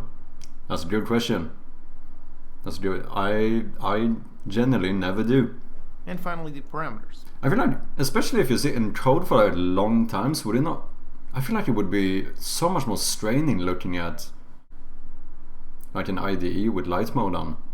It's burning my eyes, yeah. Then again, the interfaces do not have any implementation, so we get rid of the entire. Maybe it has a good reason for it. Semicolon. One side note here, in C# 8 they added the ability to add a default implementation. So if you're using C# 8, you can actually define an implementation of your method that will be used if the implementing class does not define that method. This allows you to add extra methods to the interface without breaking existing classes. However, C# 8 is still very new and not yet supported in Unity, so in this video I'll stick to not using default implementations. But if you're watching this in the future and C# 8 is the standard, then default implementation is yet another useful feature of interfaces. Okay, so just like this, we have defined a method. CodeMonkey uses light mode because he says dark mode hurts his eyes. Oh, well there you go. Interesting. I guess maybe if you... Yeah, maybe it's because if you're using dark mode, it might feel like you have to strain more to see the text. Maybe that's the way. Whereas for me, I think just more the background, just having the light would be more straining for me. Maybe, I don't know. Interesting. What we put AutoCAD in light mode only if we're going to make a screenshot and send it to the owner. Oh, interesting. Interesting. In our interface, we don't define. Yeah, I tend to be the type of person, if there is a dark mode, I use the dark mode. That's generally speaking how I go about it. Since by default everything in an interface is public, and we don't define any implementation. So now let's see how we get a class to implement this interface. Down here, let's define our class. So let's make it a public class, my class. And now here we add a colon and then our interface, my interface. And just like this, we can see that we have an error. Since we are implementing this interface, we are required to implement all of the functions defined in this interface. So let's do just that. Yeah, dark mode is much easier on my eyes. Yeah, I feel the same way. Okay, so wait, is he just doing this to basically show it in a... Because you wouldn't like declare all of this in the same script, right? No, you wouldn't, because these are two. Yeah. No. I think, yeah, this is just for... Which again, with interfaces, it must be a public. Then the function signature, so void. He's doing it to show us an example. Yeah.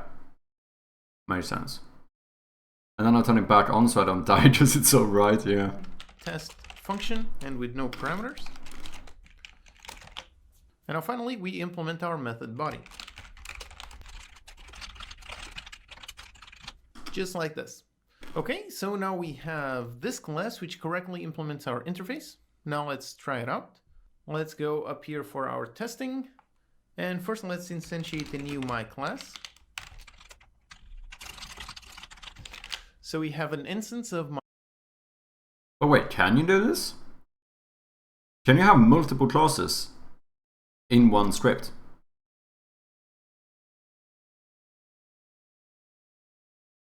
Oh, you can? Oh shit, I did not know that was a thing. I see. My class. And now let's make a function that has a parameter of our interface type. So this function receives a parameter of type IMyInterface. It's not good practice to do it though. Okay. Yeah, just my initial reaction is like, it sounds weird. Declaring like multiple classes in one script. My like emotional response is, it feels off. But maybe there's, you know, edge cases where it might, maybe for some reason you want to do it, I suppose. And then here when we access my interface, you can see that we have the interface function right here. So we call the function on the interface. And now up here, after we have instantiated our class, we can now use our test interface function. And here it expects a IMyInterface object, and we can pass in my class since my class does implement that interface. Okay, so let's test running out this code and see what happens. And yep, there it is. We have our myClassTest function log. So it correctly printed our message. So up here we created an instance of my class. Then we're passing in my class as a parameter of type myInterface. And then we're using the interface to call the interface function, which is calling the function on the class that implements our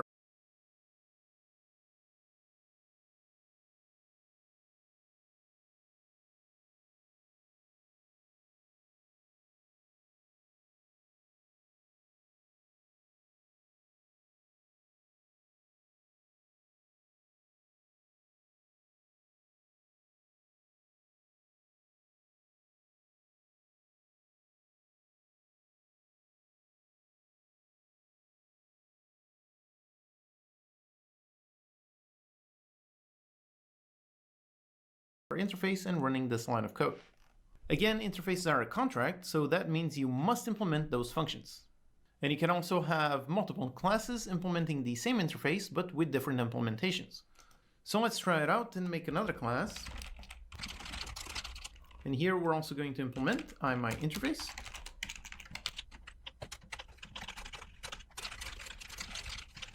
And now up here, let's create an instance of my second class. And we call the same test interface and pass in my second class. So we have a function which receives a myInterface, and in here we're sending it with two different object types. And if we test, I'm lurking over here. Yep, there it is. Both of our classes implement the same interface. Thank you for so we lurking, can call eh? the same function on both of them. Appreciated. But they implement the interface in different ways, so we get different results. Awesome. So here we define a simple interface method. Now inside of our interfaces, we can also define properties. So for example, int myInt, then with the get and with the set. So here we have a simple property. However, we cannot define fields. So doing this, and you can see interfaces cannot contain fields. I need to work now, but I'll continue to watch. Thank you very much. That is appreciated. Good luck with your work. So just like that. So these are all the things that you can define in an interface. You can define functions and events, and you can define properties, but not fields. Now, in terms of implementing an interface, it can be done with a class like we saw in here, but we can also implement our interfaces in structs in the exact same way. One of the most useful things about interfaces is how you can implement several interfaces. When dealing with inheritance, one of the main limitations is how you can only inherit from a single base class. However, with interfaces, you do not have that limitation. So here we can define a second interface.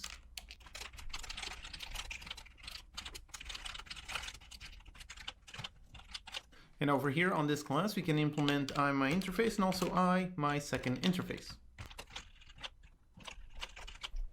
So just like that. Yet another limitation of C# is how structs cannot inherit from a base class, but again, structs can implement interfaces. Also, an interface can implement another interface. So for example, I can make IMyInterface implement the second interface. And now down here, when I implement just IMyInterface, But this isn't how I would want to do it, right? Because isn't half the reason I want to use interfaces to get rid of inheritance? So if I start making interfaces, interface, you see that I have to am I misunderstanding also the other function. So this means that whatever class implements the final interface, it no, must also exactly, because now my interface derives from my second interface, right? But that feels like then if I do this, I might as well use only inheritance now. Everything else defined in this one and in this one. Alright, so here we looked at the theory behind interfaces. Now let's check out a practical scenario. Okay, so here I am in a nice scene. I have my player character that I can move around. Over here is an enemy character, and over here is a crate. Now I can left click in order to shoot some bullets. And now what I want is for the bullets to damage both of these objects. Here in the scene you can see both objects, and you can see that they are both completely different. So this is an enemy with the enemy script, and this is a crate with the crate script. These two classes are completely separate. They don't share any base class or anything. So this is where interfaces are extremely useful. Let's look at how the scripts are set up. Over here in the project files, we have a bullet, a enemy, and a crate script. Let's inspect the bullet.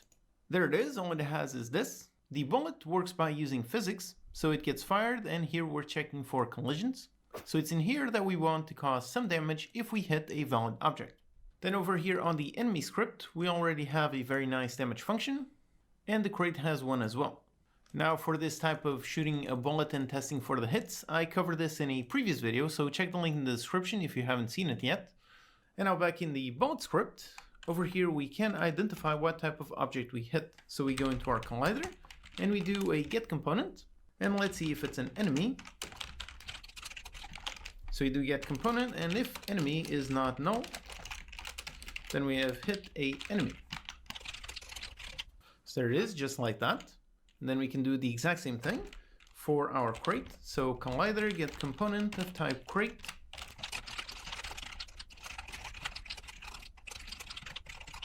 And just like this. So by looking at this code, you can probably guess where we're going. Did you get on with the Git stuff? It seems to work. I did try it a little bit. So I now have two different branches. My main branch and my now called refactoring branch. I tried doing a few changes and like committing, reverting just to get a feel of how it actually works, and it seems fine. It seems really good as well. I think it's gonna be very useful. So thank you very much for all the help with it. To you, everyone who helped me out with setting this up, because you guys definitely helped me explain how this works and stuff a bit more. So I actually do feel a little bit more confident starting to refactor my code now. Yeah, you're a big boy dev now? Yeah, that's basically how I feel. I feel like a responsible adult developer. So yeah, let's finish this video, and then I think we're gonna get on with it. Actually start seeing if we can mess around a little bit. I'm probably gonna break the entire game, but oh well. I still feel like I'm not 100% confident on how I'm supposed to set up this interface system. If you don't mind me asking, like generally speaking, what type of stuff do you guys use interfaces for? And yeah, I know you said before like reusable stuff or something. You know, this kind of stuff. Yeah, it does seem to be very useful. I use it for targetable, selectable, etc. Okay. Yeah. So I guess I could do something damageable, collectible. And then certain stuff could be multiple of these as well. Like maybe an enemy could be targetable and damageable, because you can select him as a target and if he is selected, you can damage him as well. And maybe an item could potentially be like selectable and collectible. Like you select it, maybe there's a game where, like RTS style, he runs over and picks it up, meaning that first it was selected and then it was collected. Yeah, exactly. Okay. So I assume in my game then. So, I controllable by unit, I pick upable. Okay. It's very like a rule set of inheritance, kinda. Rule set of inheritance. Yeah, so that's the thing. If you have... But would these then inherit from each other? Like, for example, I assume if we say that we have an interface that is targetable, and we have another one that's damageable, these sound like they would pretty much always go hand in hand. Because if you want to damage it, you might need to target it. So would you make damageable a inherit from targetable? Or would you have two different interfaces and use both of them in the other script? Interfaces can't inherit from each other. Oh, okay. Oh shit, I thought he did. Maybe I misunderstood it. Okay. But that's kinda good. That makes it easier for me, I feel like. So everything, a cannon, a sword, and musket are all I pick upable, okay? So your mouse over can change your cursor to a hand icon, for example. If the item under the mouse has that interface on it, yeah. You can have multiple interfaces on the same components, and the classes and the inherited members can have different sets of interfaces. Oh, so the inherited... Well, when you say inherited members, are we talking like subclasses here, just to make sure I understand you correctly? Is that what you mean by inherited members?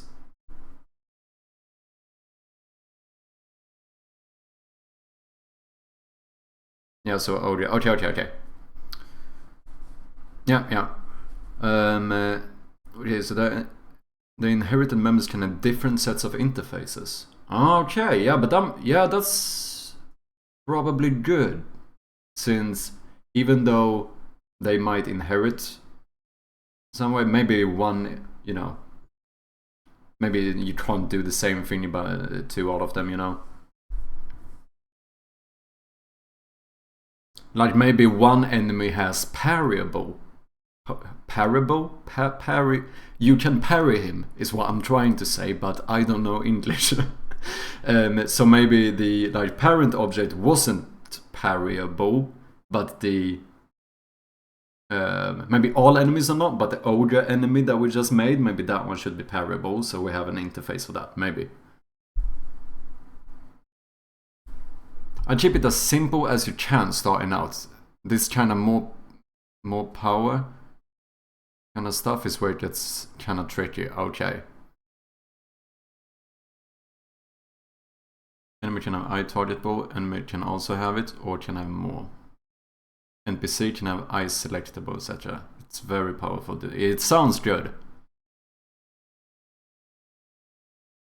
This, I wouldn't know what to do without them. I can answer your question. What you do is that you do what I did, where I have an item-dependent object which inherits from a object swapping object, which inherits from a clickable object, which inherits from a on hover object, which inherits from... Yeah, that's what you do.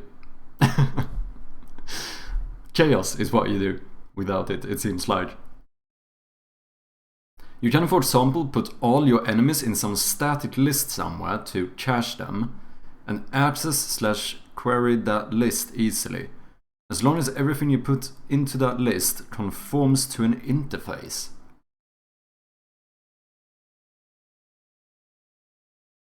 Oh.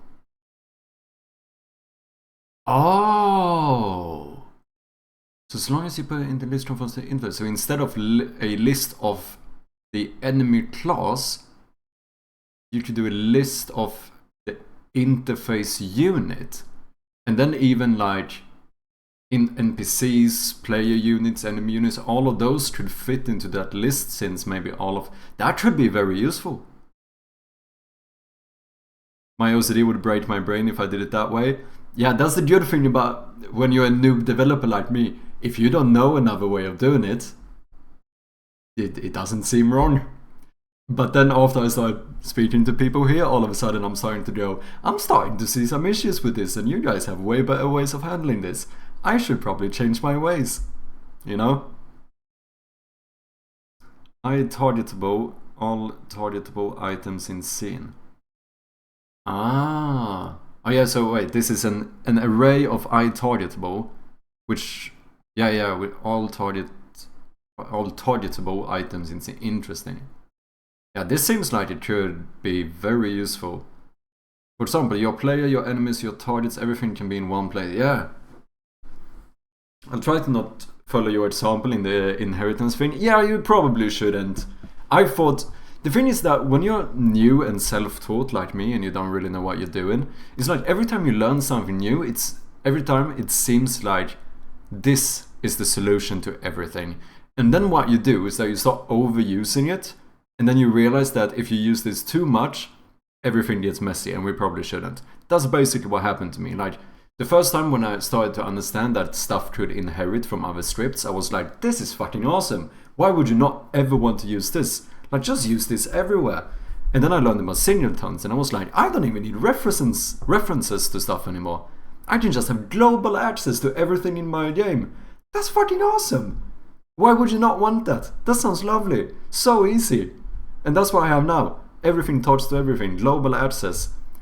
And then when you realize the problems with it, like when I learned specifically about what tight coupling is, we watched a video or read a little bit about tight coupling, and I was like, oh, this is my game. That's how I did it. Everything is like spaghettified. And I don't think that's a good thing. So, yeah. So now I'm gonna learn about interfaces, and now I'm gonna start overusing interfaces everywhere, and then in 2 months someone is gonna have a reason why I probably shouldn't use interfaces as much as I do. Nah, who knows? Maybe interfaces are one of the actually good things. Are they? Nudge.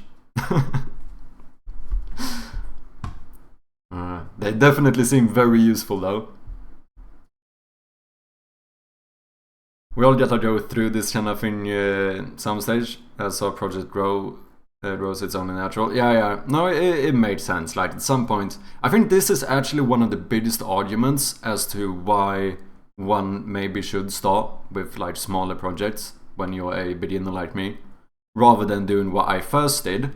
If you guys didn't know, I did the absolutely genius thing that everyone tells you that, yeah, this is a great thing and it's probably what you should do.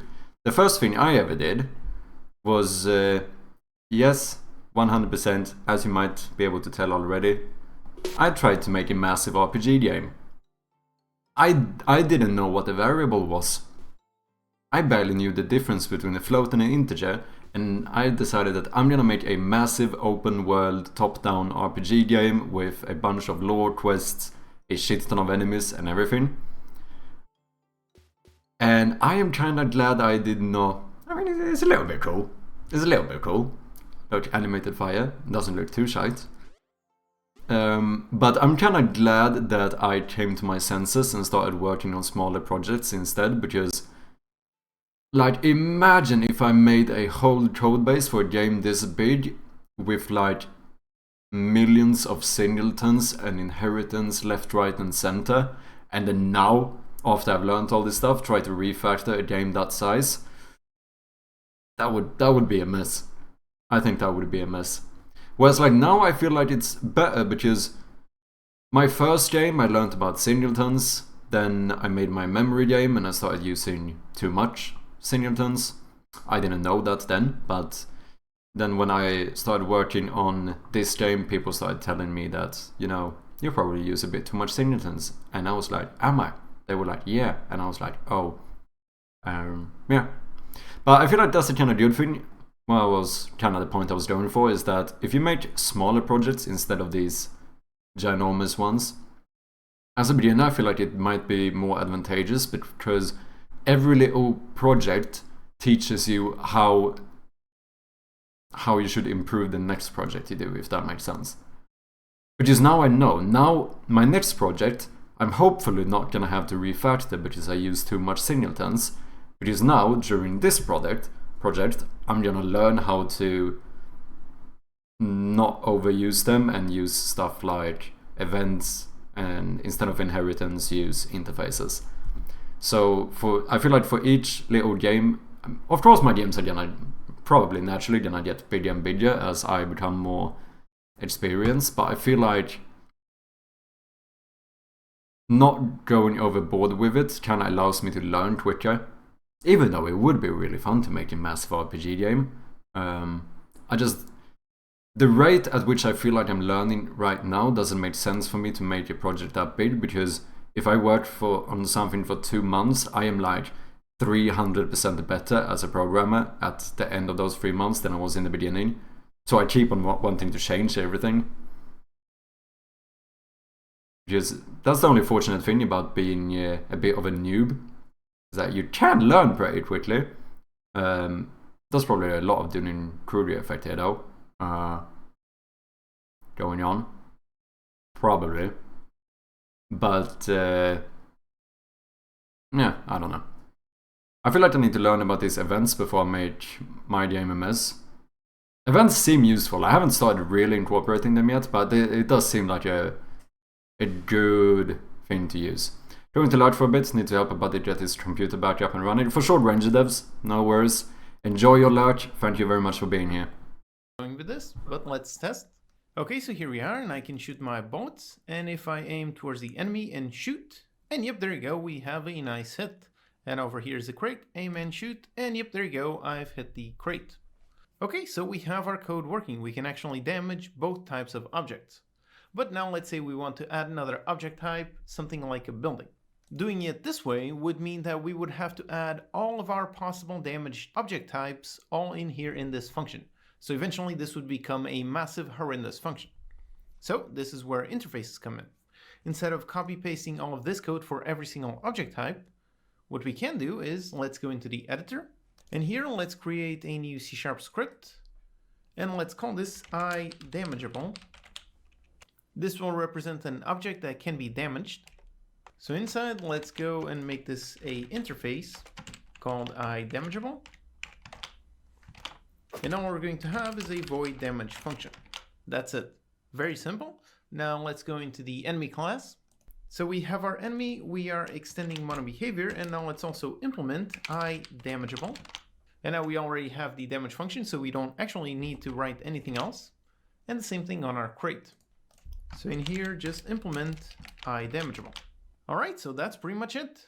Now if we go onto our bullet, now instead of having all of this copy-pasted code, we're going to go into our collider to get the component of type iDamageable. So this will return an object iDamageable. Yeah, so this is where Irish John meant. Here's the same thing. We don't actually look for a specific class. We technically look for a class that has the iDamageable interface, meaning that we can now group all of these different types into one place. Yeah, this made sense. This made sense. So if we have it, then we have hit a damageable object, and we can call the damage function on our interface. And that's it. Let's test. Okay, here we are shooting bullets. Let's shoot the enemy. There you go, he got hit. Shoot the crate, and there you go, it got hit. Alright, so we can now target both types of objects. And now let's add another object type. So over here I have a tower, and it's holding the tower script. And right now if I shoot it, you can see nothing happens. Okay. And now I can simply open up the tower script and just add iDamageable. And that's it. It already implements that function. And now if you run, so here we are and shoot, and yep, there you go. We can now damage the tower. So just like this, we added another object and made it damageable by just implementing a simple interface. And you can also see how the implementation doesn't have to be exactly the same. For example, the enemy here, when I shoot him, he spawns bullet particles, but the tower and the crate do not. So over here you can see a very nice practical use case of how interfaces help you write cleaner, better code. Instead of having lots of copy-pasted stuff, we just made sure that the damage works based on the interface and not on the specific object type. Another recent example is how I used interfaces extensively in the video on making a modular character controller. In that video, each module is defined as an interface. Then there are various implementations of each interface.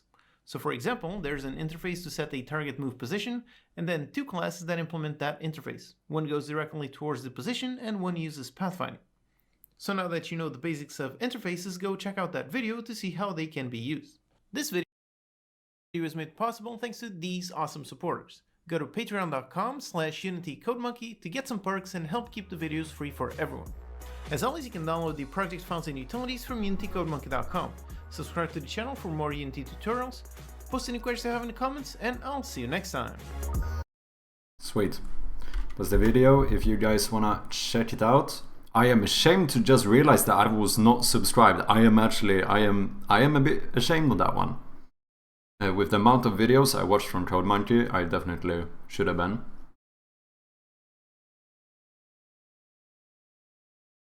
Highly recommended. Okay, should we start working on this? Prenumerera. Yeah, prenumererar. There we go. Hey, wait, fam. No. Wait. Are you complaining about spelling? Are you complaining about how we spell? You're Irish. Dude, I've seen some Irish names. No. I don't accept this. I don't accept this.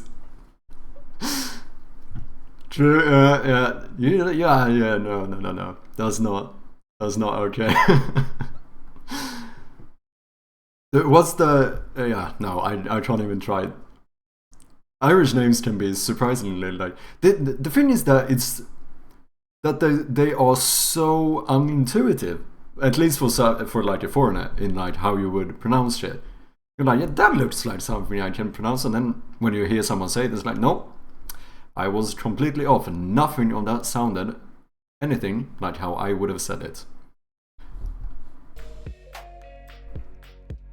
Yeah, I'm hyped though. Fucking hell, it's like, well, 1 week left until I'm going to Ireland.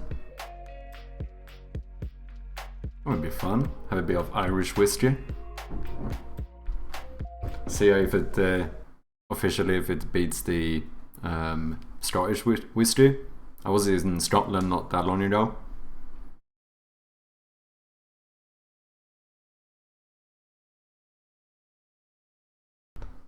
Okay, give me just like 20 seconds. I'm just gonna put my plate away and wash my hands, and I'll be right back, and we'll start seeing if we can implement some interfaces.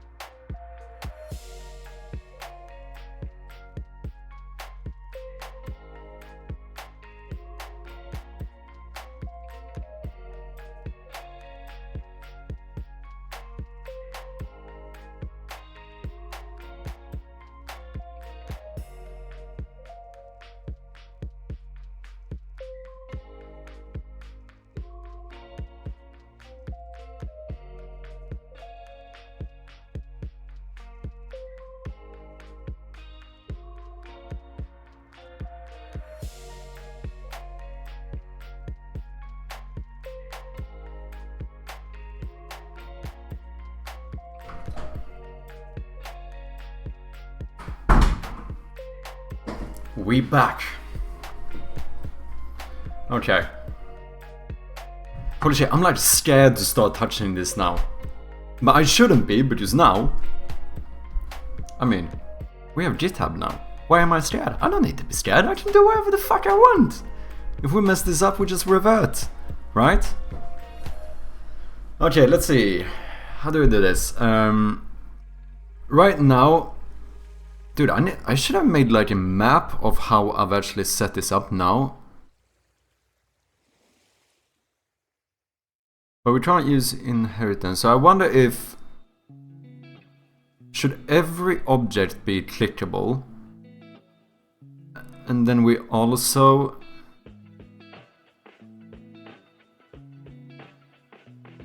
Wait. I define a function in the interface. And then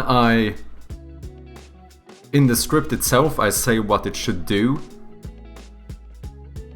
Right? When that function is called.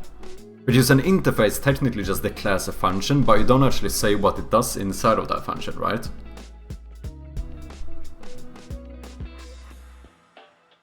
I think that's kind of how it works. So if and then the convention was to say I, and then something. So if we do I clickable. Maybe. Let's just try this out and see. Oh, I was so confused. There we go.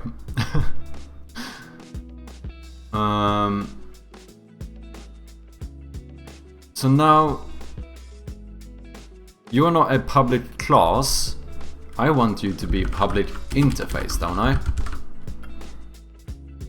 Which also means that you don't derive from mono behavior, do you?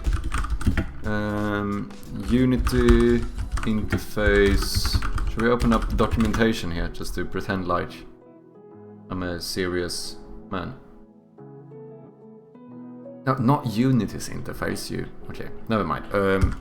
C# interface. I don't want to learn the Unity UI, that's not what I'm looking for.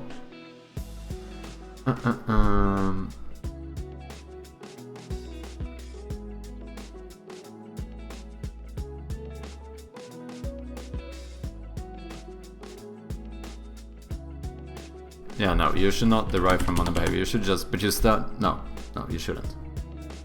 Yeah, you're just a public interface, and then I.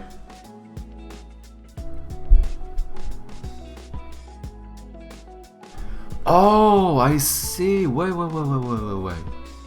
So now, if I want to do something, say for example, we have the hammer, right? Which can smash a certain object. Now I could make an interface for like smashable objects, right? And then if you use the hammer on something, we look and see if the object you used it on has the smashable interface, and if it does, then we smash. What's up, Atrium? Welcome in, how you doing? I think that's kinda how this would work. Maybe. Oh shit, I need to go quickly to the store in like 1 hour or something. I'm gonna try to not forget that before they closes. Okay, so what do we want to do here? We have, do I need this to derive from anything? System? Is that all I need? System? Boom. Interfaces are indeed good, they seem to be. So then, yeah, exactly. So here we would just, in the interface we just define the different type of functions we want, and then in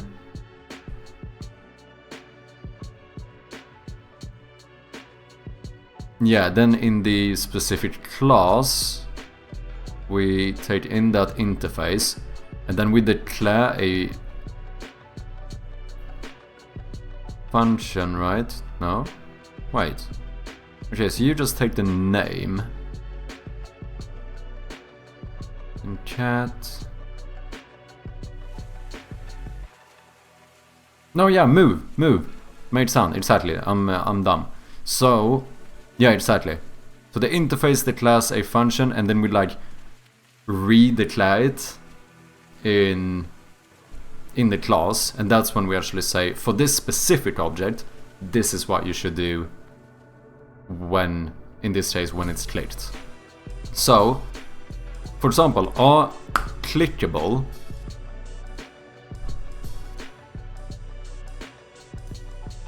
interfaces don't... Oh, I don't even need system. Oh. Then this is all we need.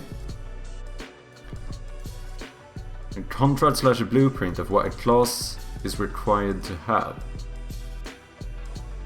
Oh, I see.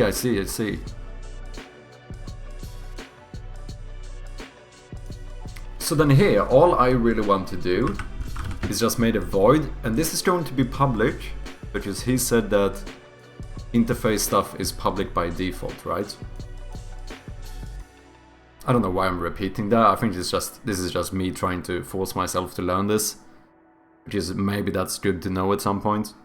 It's probably good to know. So we just made a void on click, right? Kinda, you can implement it private on the class itself. Oh, I see. So the like function or the variable in the interface is technically going to be public, but if you want to, in the implementation of that variable or function, you could turn it private in the actual class.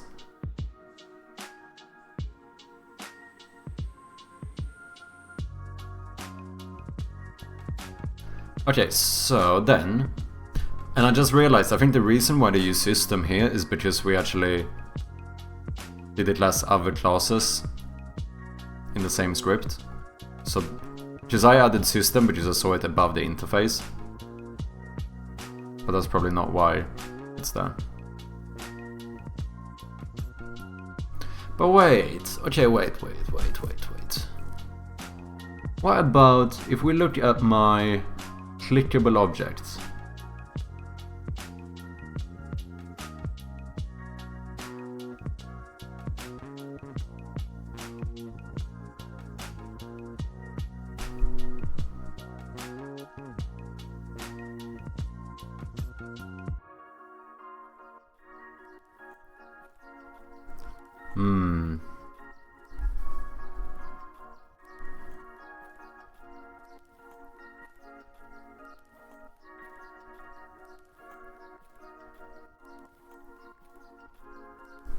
Right, I can't declare stuff like this, for example, in the... Because I can only declare simple variables and kind of like the name of a function, but not actually say like this is going to do this and that. Is that correct? I think it is. Also, sorry about that one. Nope, it's coming in the next C# version. Ooh. Interesting.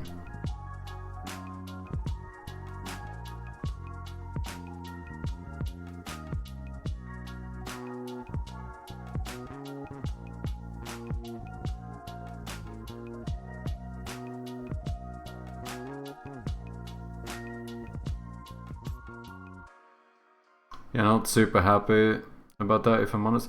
Yeah, just I feel like for me it would have made more sense if I kind of just put, not exactly, this is obviously me and my overuse of instances, which is one of the things we're trying to fix here. But like, just as an example, if I would be able to put something like this inside of this function here, and whatever class I have automatically inherits that completed function. Because now I don't know if I actually need to put the... Do I need a clickable object? Or should I just...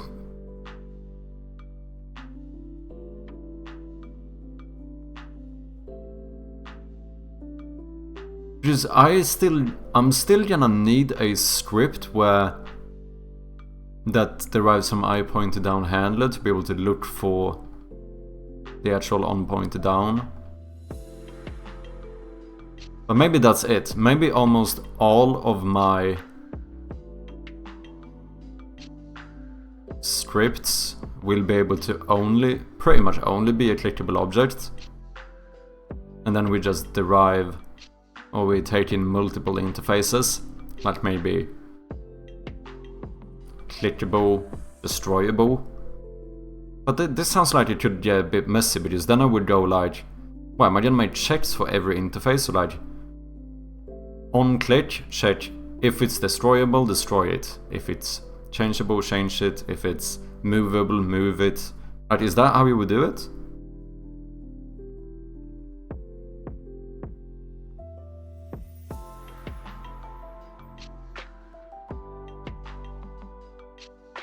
Did I change my title? I don't think I did.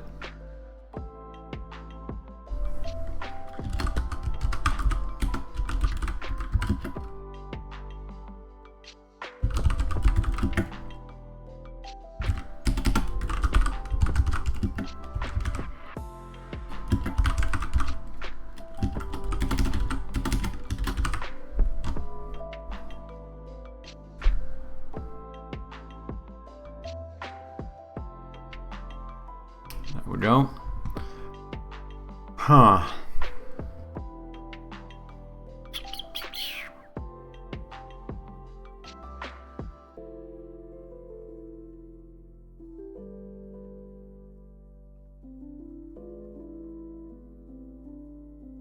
Because this... Welcome back, Delay Moon. What did you change? Almost nothing so far. I'm still in my like planning stage here, trying to figure out how I should even do this.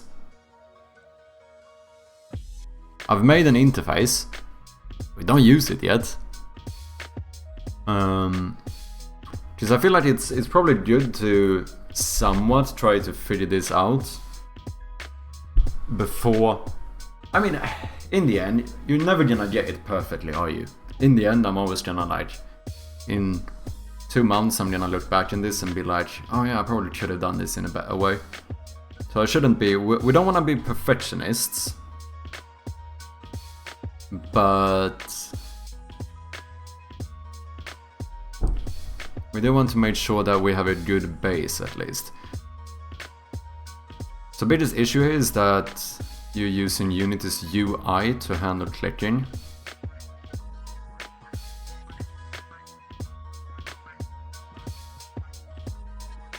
Am I? I assuming. Because I don't have like a button or something. But yeah, I do use Unity's UI, I suppose, because it checks if I'm clicking on a game object. To be fair, I barely even fully know what on pointed down does. But how is it set up? So basically, like this. If we take like...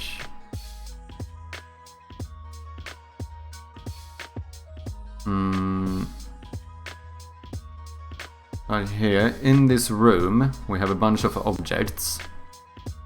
So for example, we have something that's... see, a very simple object.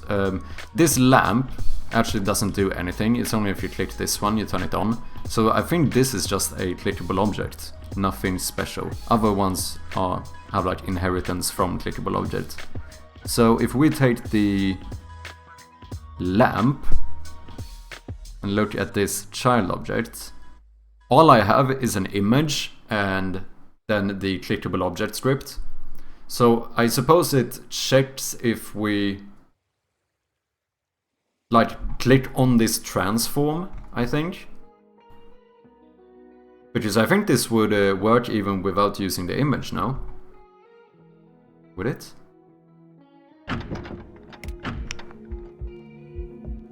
Oh no, it doesn't. Yeah, it's definitely Unity UI then.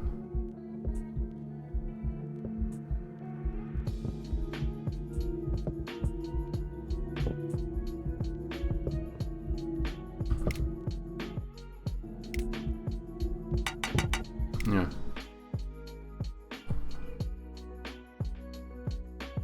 So So trying to replace that one is probably more work than worth it. Okay, so clickable might not be worth having as an interface. But then we have other stuff here, because obviously this stuff is very much... I think we should actually make a little bit of a tree to check this. How I have actually set this up. Just so that you guys get a more like clear view of exactly what I've done here, which might not be great. What we should do is keep the eye clickable.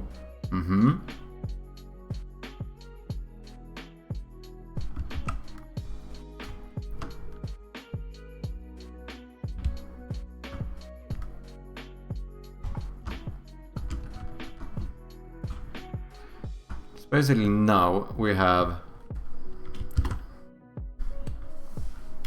our clickable objects, and from this one we have very much inheritance. So from that one we have stuff like destroyable objects, we have stuff like sprite swap object, we have stuff like, this is weird, I know, object swap object. My naming conventions are a little bit weird.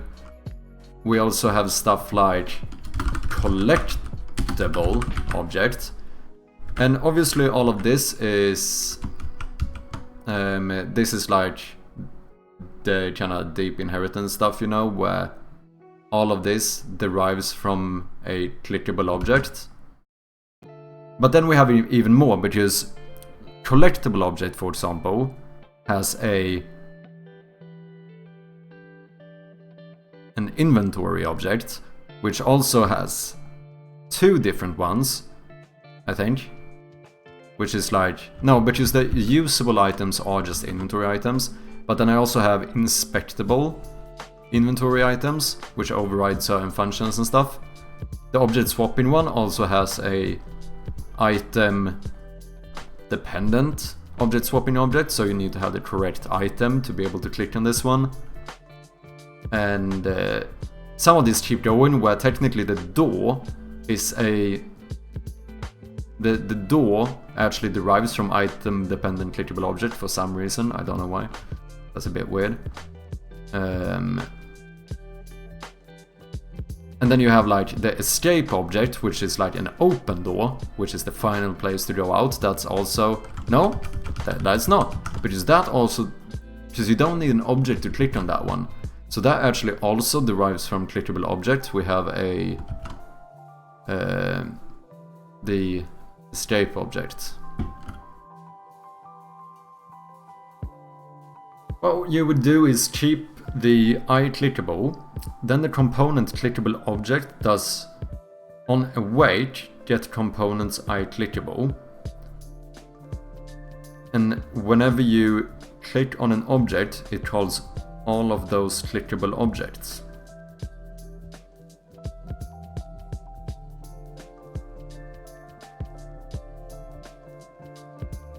So moving over to a component-based approach is doable here.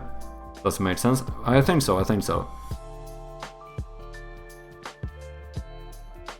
We keep the eye clickable, and then the component clickable object gets that component in the await function. And whenever you click on the object, meaning when we call the on pointer down, it calls all of those clickable objects. So it would... Clickable object behaves as a relay. Yeah. Yeah! Yeah! Exactly. That one takes in the input and then tells all of the... Basically it would check the interfaces and say whatever you're supposed to do, like fire that specific... Am I understanding this? Or am I not? Okay, wait. So what we would do then is You know what, let's start messing up this script now.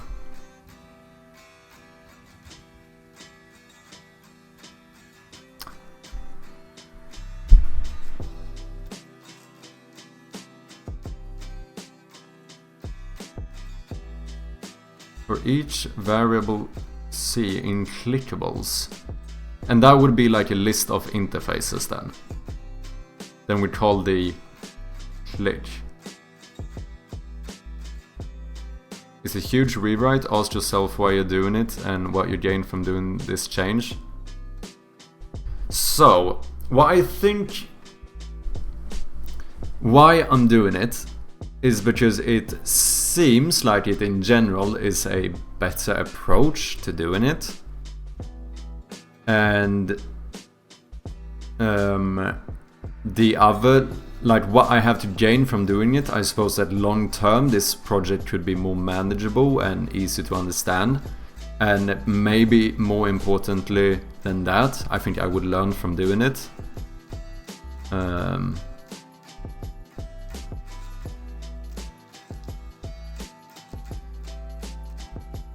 But yeah, I suppose it is a question of like how much work this actually is.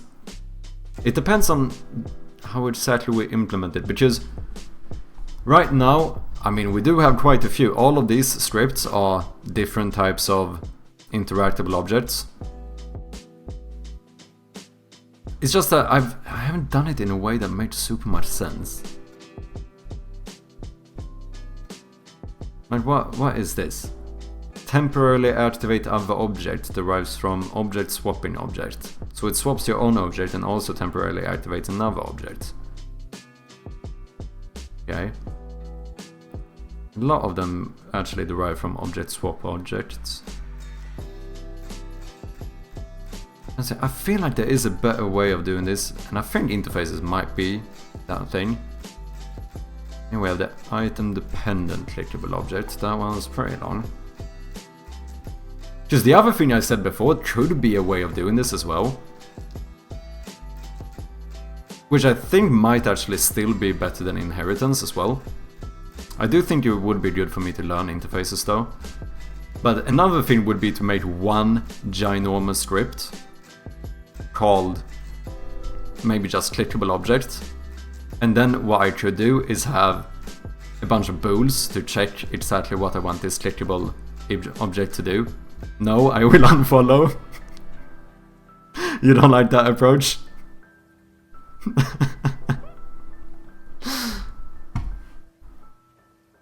That's funny. Can I see changes here now? Yeah, look at that! Now you can see that we have added a interface called clickable. But why do you not have... Oh, have I not saved it? Yeah, I haven't. Okay, that makes sense.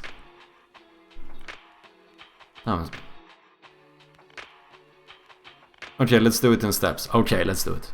Let's do it in steps. So it doesn't break existing stuff. Yeah, it's definitely possible that we might break some stuff here. First, change the name of onClick in the iClickable to click. Is that to not confuse it with this one?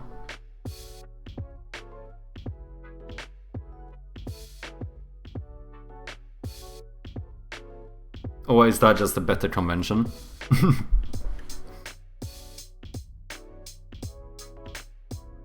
Because on is usually events / callbacks.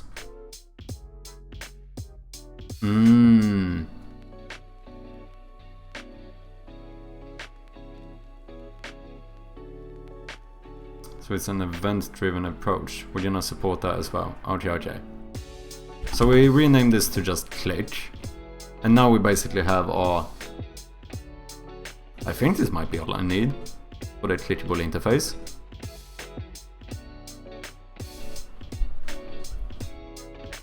So here...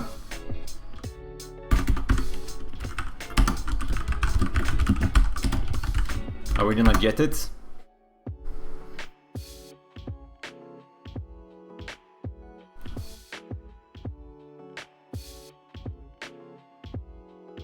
Okay. So we're gonna have a, I guess, private, right? This doesn't need to be public. So we have a public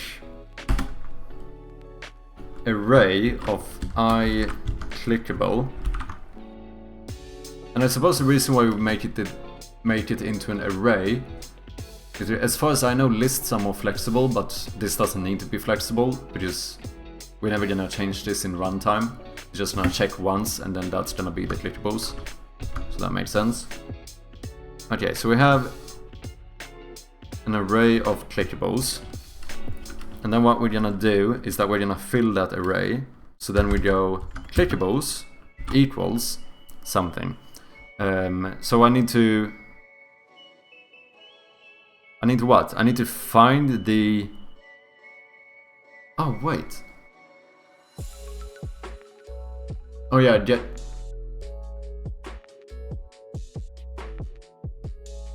so wait, would I then have other scripts as well as the clickable object and have the other scripts inherent the interfaces?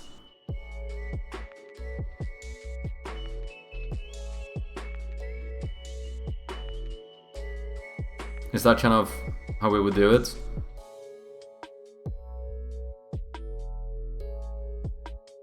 Or do I make scripts that derive from clickable with interfaces? Get proponent iClickables, specifically with an S at the end. Wait, what? Wouldn't that be... Huh?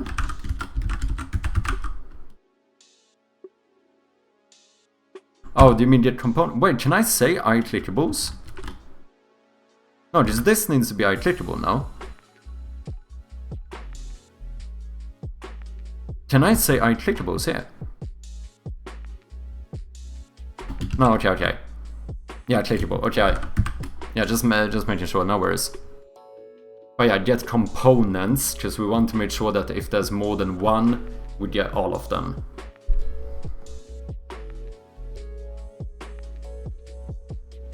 And I mean, this should be fine. This should not cause any weird stuff.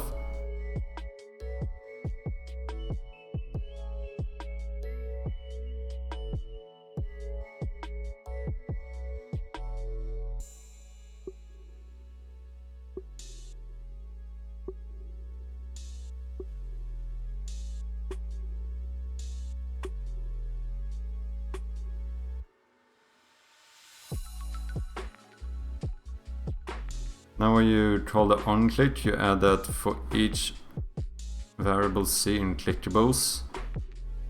By after click. Ah.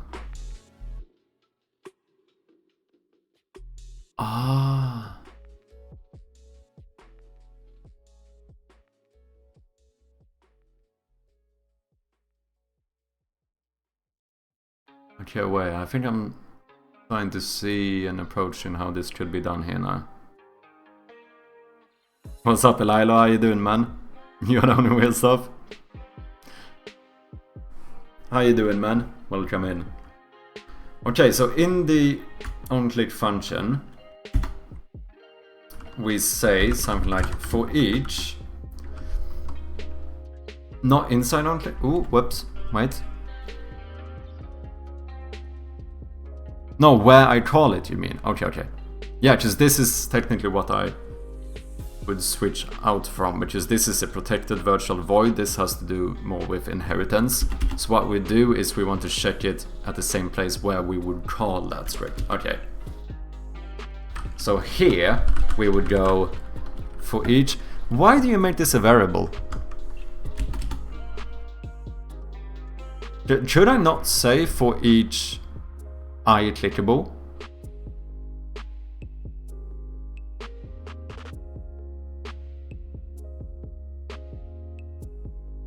Yes, but shorter.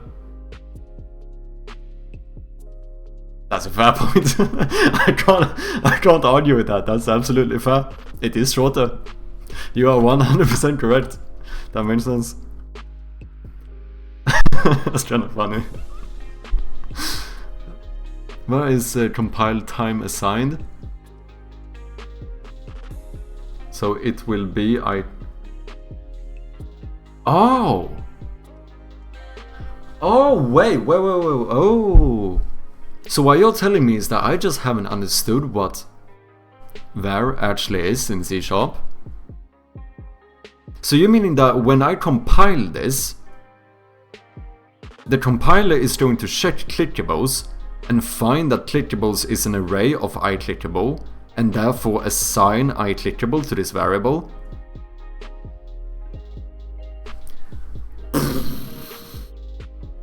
I had no fucking clue. I had no clue about that. That's pretty dope. I didn't... Yeah, I don't know why I thought, but that's not why I thought. Interesting. Today I learned. It's not like shit languages where you can assign anything to that. That's what I thought. Just it sounds like it. It's a variable, it's just anything. And I just haven't used it. Just, I don't, yeah. But so, at the same time, I know that's not the case, because I know that's one of the differences, right? Between like something like Python, for example, compared to like C#. C# compiler is good, but it seems like it. Fine, my daughter is sleeping at my parents' house. I'm alone with my wife. No, okay. Computer and sleep. But lots of people dislike it. Because it's not explicit. Tells you what it is at glance. Oh yeah, I see. Yeah, because when I read this, it's not... There's nothing here telling me that this... If I didn't know about this, if someone else read this, it doesn't say what type of variable this is. So I guess that's something that could be considered a disadvantage to it. But the variable names or methods should be descriptive enough, so it shouldn't be needed. Yeah, because in this case... Would I know that this is an interface? Maybe not, but I'm also a noob. But I mean, I would understand the... Would I? Probably. Let's say I would.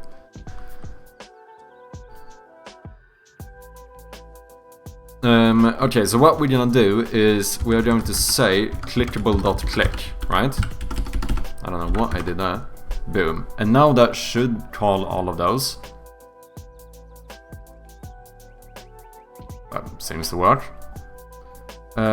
So then what? Would I make... Because I don't want to take in interfaces here, because that makes it unflexible. Because then why would I... Yeah, so we want to create a novice. Yeah, if we take like... I was thinking that, so if we... Because this is just the normal clickable, we do a default method, so if we try to like... You know, override this and handle it another way, and just see if we can get the lamp to play a sound effect using interface instead. And we'll see. This is the good thing now than when we're working with GitHub, because if I end up feeling like this is gonna be too much work and I'm not sure it's worth it, we'll just go back to the other branch. But I do think it's worth checking, making sure, because I feel like this could be a better way of handling it. And if I learn a lot through it, then I probably, you know, want to do it. A lot of people seem to recommend interfaces, so yeah. This might postpone the when I would be done with the game. That's a fair assumption. But I still think it's nice to learn.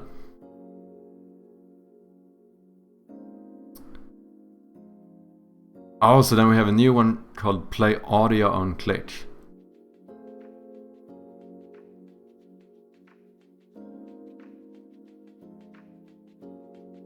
So wait, would that be... Whatever, as long as you're consistent. Yeah, for sure. So wait, that would be a class that we are gonna take in the clickable interface to.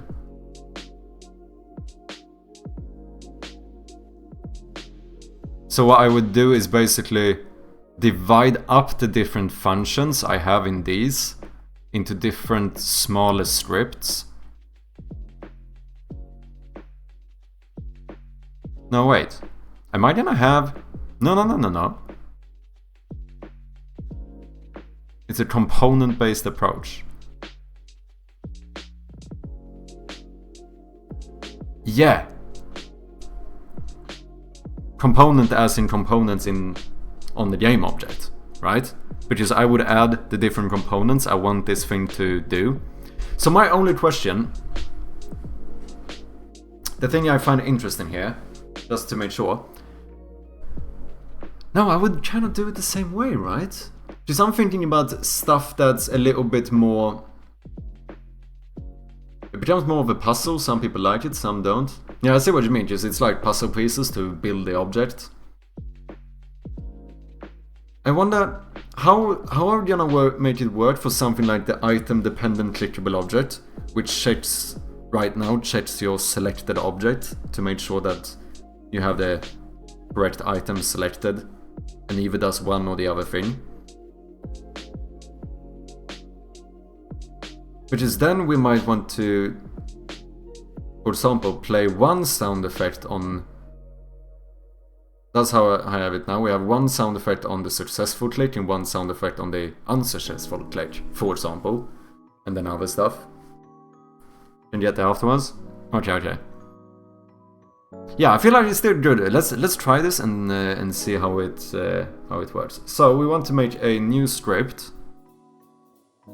I think what we're gonna do, actually, we're gonna duplicate room 0.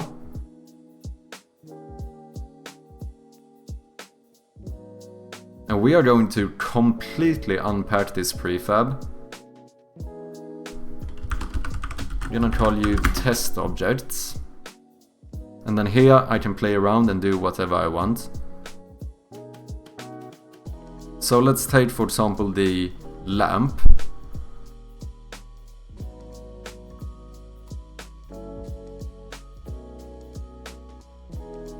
Let's remove your clickable object.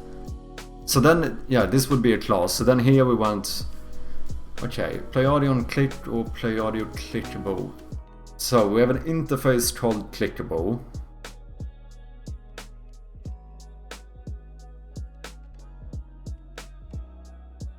Oh yeah, I still do need click. You are absolutely right, don't I? Because that one has the on pointer down. Otherwise I need to retype that one. Absolutely, makes sense. Yeah, for sure. And that will be the one who checks what interfaces we have, what interfaces we should call, stuff like that. Okay, how do I want to name this? So these will be the different components that we use to determine what an object does when you click it.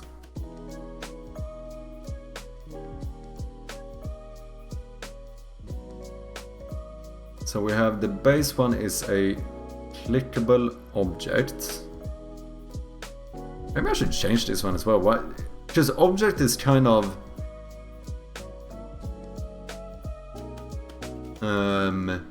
redundant if you think about it.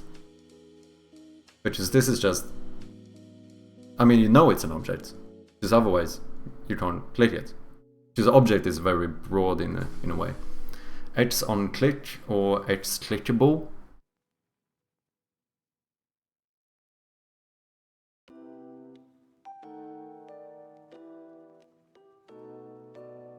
Yeah, so we should do like play audio on click, destroy on click, swap object on click. Those are the naming conventions I use. Okay. Or otherwise we do like destroy clickable. Play sound clickable. I feel like on... Yeah, just the function we're gonna call here is the click function. So I think I might use on click. For some reason that it feels more it makes more sense in my brain right now. So let's do play sound on click.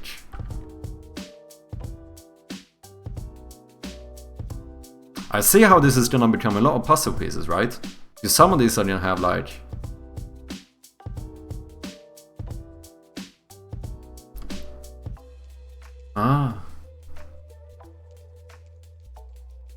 Theoretically, we're not gonna do it now, but you could also combine stuff where, for example, here I have the default method.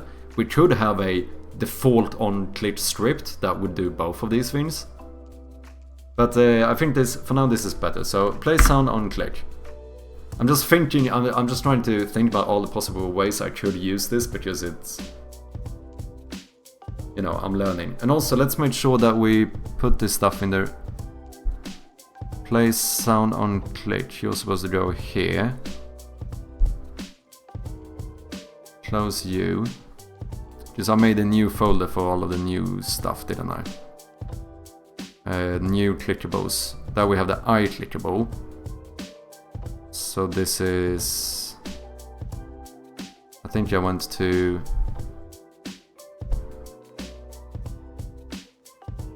And does this matter right now? Probably not. Feels good maybe staying a little bit organized, since I'm gonna have old scripts and new scripts. Making sure that I don't mix all of those up too much. Okay, so lamp. Let's use the lamp as an example again.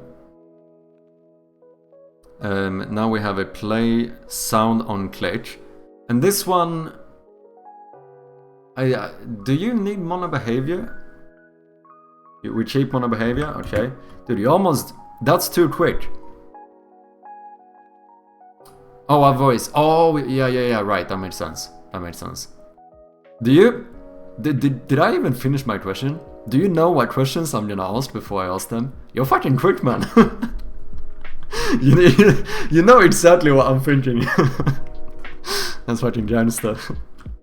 Okay, so here we would call in the iClickable interface, right? Ooh, I like IntelliSense making it another color, that's good.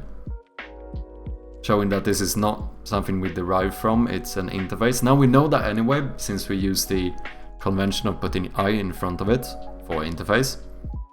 And then here, what I would do is... Oh my god, this doesn't even need to be public now, right? Now I can just have a private click function, which is... No, because then the other one won't access it when we do the get component dot click. So you need to be public. I'm pretty sure.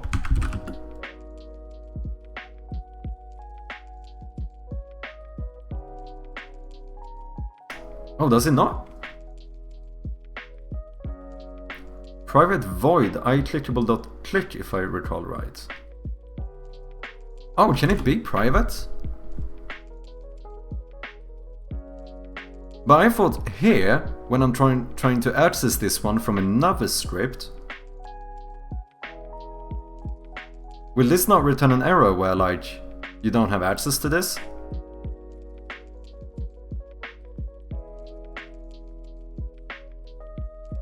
Dude, I think I can change my title. I think I'm saying I'm learning interfaces and events. I think we're gonna have enough to do just learning interfaces. Learning interfaces and refactoring. Interfaces can have private implementations. Oh, well, if it can be private, we should have it private, right? I do think I already over-publicize things a bit too much.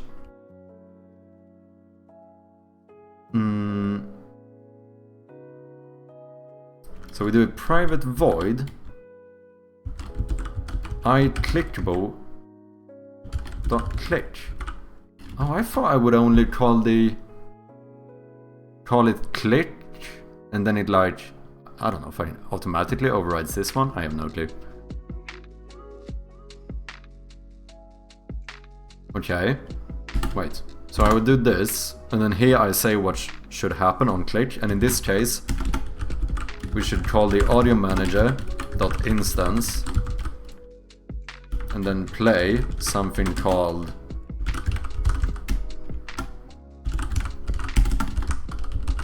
sound effect, and then up here we serialize a field, and then declare a private string called sound effect.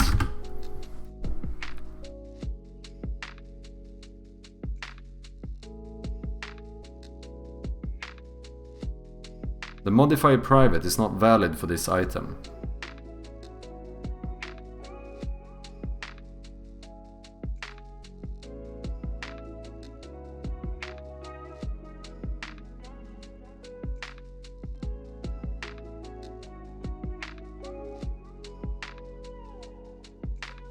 Right, remove private.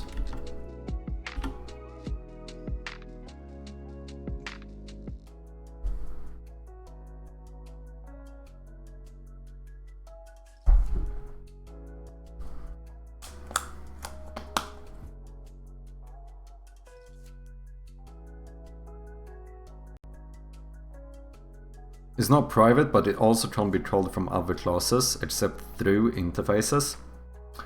Oh! Oh, interesting. Yeah. Clickable, clickable objects. How's that one? Oh, interesting. I see both the references from here. So now it's an interface-only method. Yeah, because that's why we put the iClickable here, because it can only be called through the... Because I guess theoretically, if I call this just click, and I don't know if I then need to connect it to the iClickable some other way, or if this automatically overrides. But now I could also make a button component here that only calls this one, maybe. I don't know if that makes sense.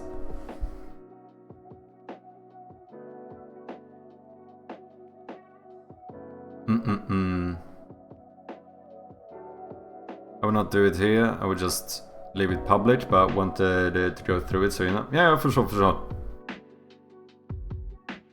Okay, so this should be all I need then. And then we can make the lamp, we just have the play sound on click, and here we add the knock metal sound effect. And now, let's make sure that clickable object, I did comment that one out. So you should not play a sound effect.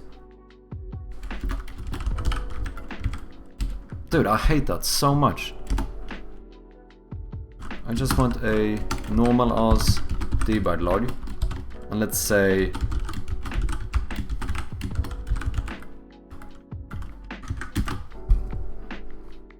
Whoops. So now...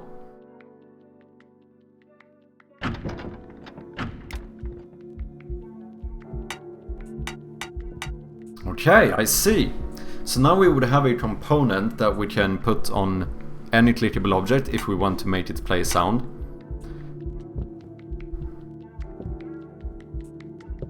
Because I think that's actually good, because right now, for example, I actually have clickable objects that don't play a sound. Like this inventory. If I click on here, I put the item back, but it doesn't actually play a sound. Same thing with the background, which technically speaking is a clickable object. I just do some override or say something like don't play a sound if the sound effect is null. But whereas now, I could make this into only a clickable object and only have the deselect item one without putting on the component to play a sound on click.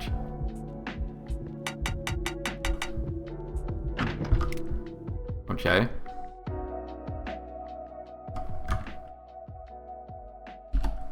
And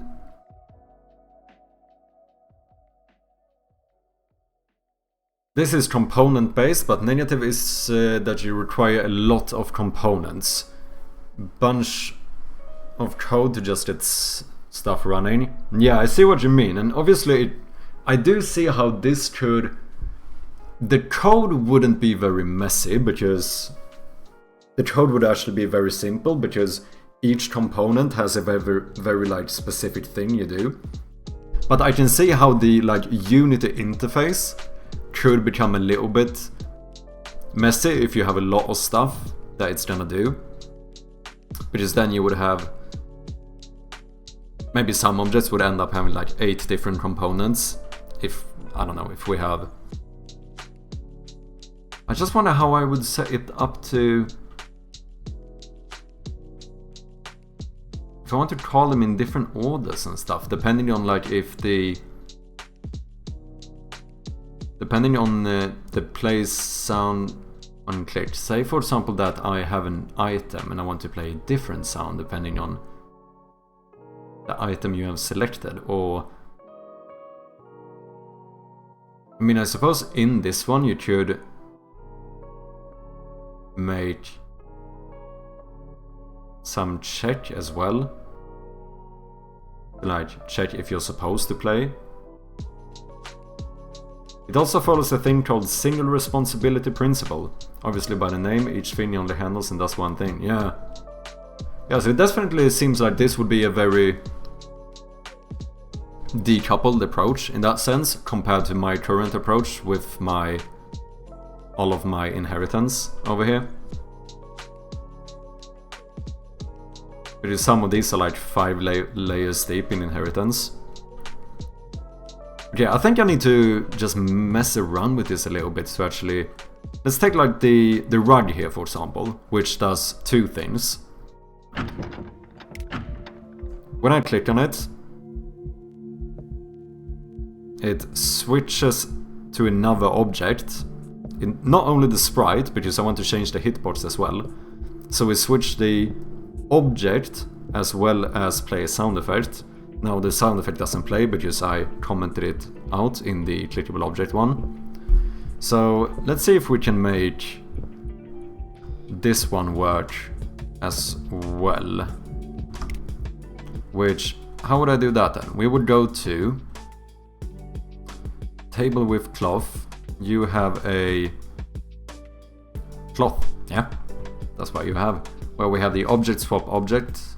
I'm gonna try and remove you, because in that case what we will do instead is to just have a clickable object, and then like the pipeline here would basically be that every time I make an object, I just think about all of the functions I want this object to have, since this will now be like you said, it's a little bit more like a puzzle. We have like puzzle pieces where, okay, I know it's gonna play sound as well, so we have the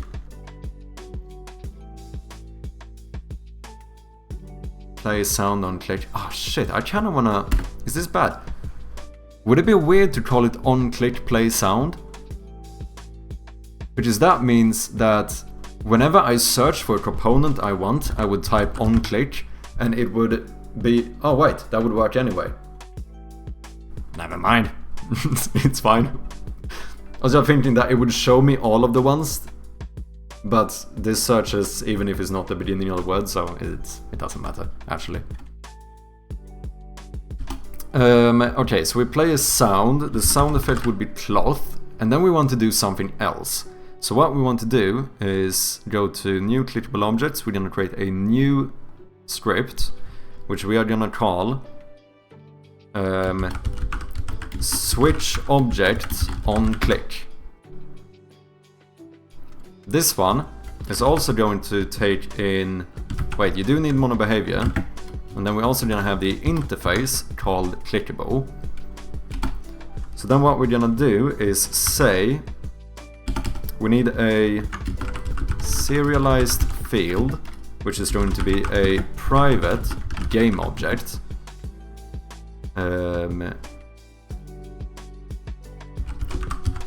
Switch to. Just then it will say switch to, and I just put in the game object. I guess that makes sense.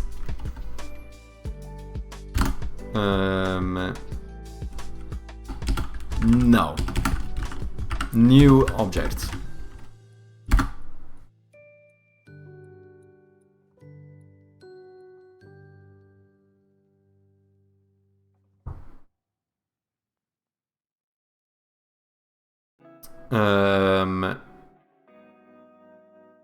And then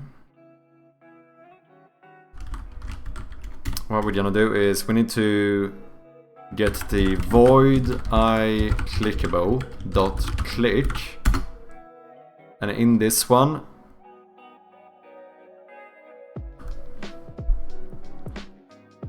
no way, I can make this more flexible.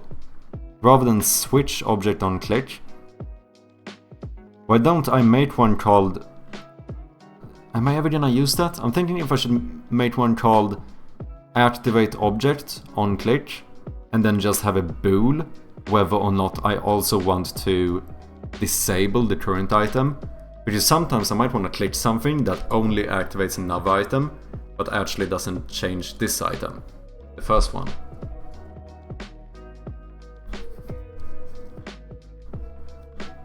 Maybe that's better. Or should that be a different... should that be a different one then? So rather than having changeable components, I just literally have one component for a very specific thing. It might become more niche. No, maybe it is good to have them be a little bit flexible. Like for example, in the play sound on click, here for example, what we could do is have like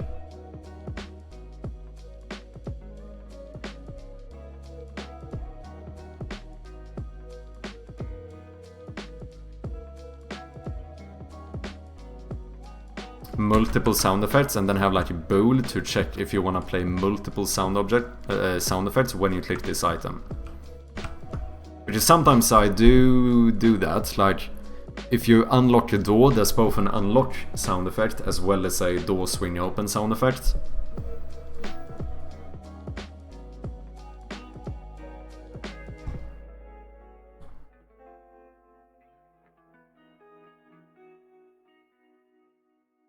Yeah, I suppose maybe having some flexibility in them is not a bad thing. Okay, let's start off simple. Let's start off simple and then we can like fix this stuff a little bit better. Let's just see if we can get this to work. Because now making new components wouldn't be as bad as trying to change a big script like my item dependent clickable object, which goes through like, you know, it's like 50 lines. Okay, someone got invited to a 5v5 flex league. I don't even know what that is. So got to go, but you have my Discord PM. Oh, I'll check it out. Oh, you mean if I have a question? That's what you mean. Okay. Sure thing. Thank you very much for the help, Atrium. You definitely helped me get a start here. Much appreciated. Okay, let's try this. Let's actually for now, let's do a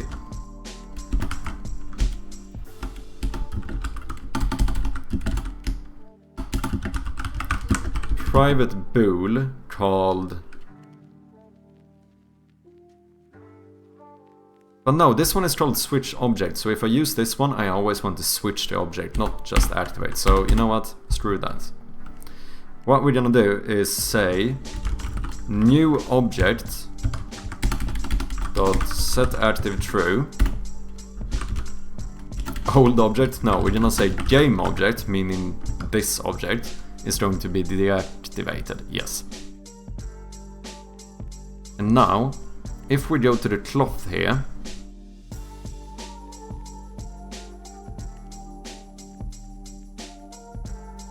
now we only play sound on click, so we would like to add switch object on click. Wait, why do I care about the order here? That's not important. Let's do this. Yeah, so it becomes kind of intuitive to check an item and see what it does, because all of the different functions would be laid out here in the inspector, which kind of makes sense. So for this one, the new object would be the cloth rolled up. And then on this one, we would remove the object swap object, and we would once again, we would play a sound on click, and we're gonna do the same thing, so we're also gonna switch object on click. And if you click it, we would switch back to the cloth, and the sound effect once again would be cloth.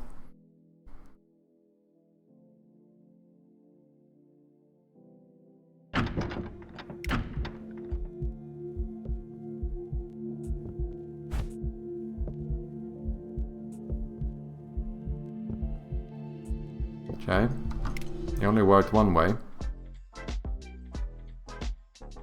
Oh, because I... Wait, new object is the cloth. Oh, do you switch to... No. You...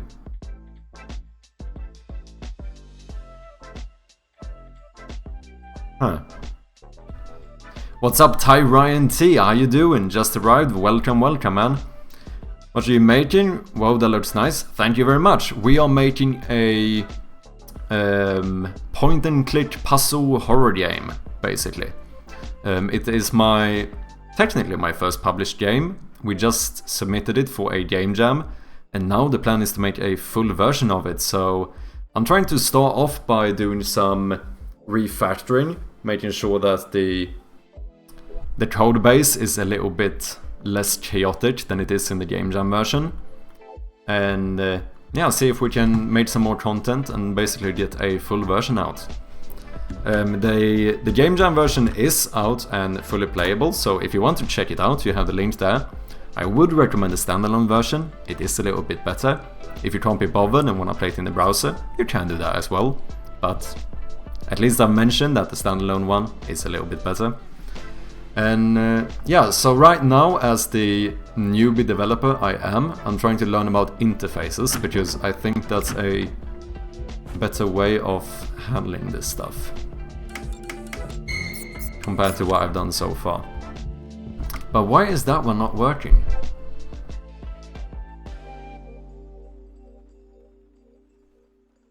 Did I mess something up here? Clickable object. Oh, did I remove? Yeah, I never re-added the clickable objects. All of them need to have a clickable object, that's why. There we go. Because that's the one that actually checks if you click it. And what interfaces we should call. Oh, whoops. What did I do? There we go. That does work. That does indeed work.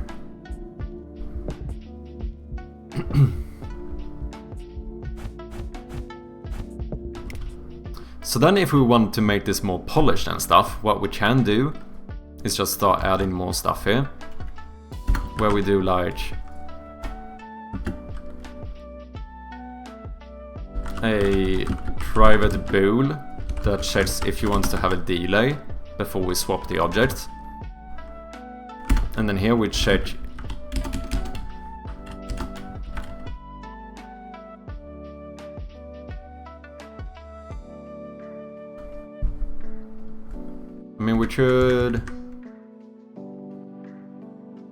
we could make a private void to switch objects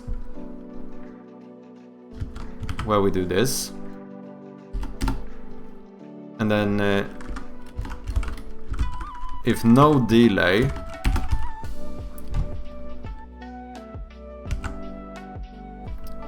then we switch objects, and then if we have a delay, so that if no delay, do this, and then rather we can just say return here, right? If there's no, wait, we don't want to check if there's no delay. This should be float called delay, and then we just here what we do is check if the delay is equal to 0.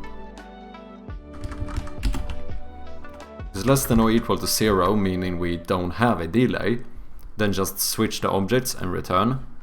And otherwise, so now I don't know what's best, because I could type else here, but if I use the return statement, I actually don't need it, because now we can just check.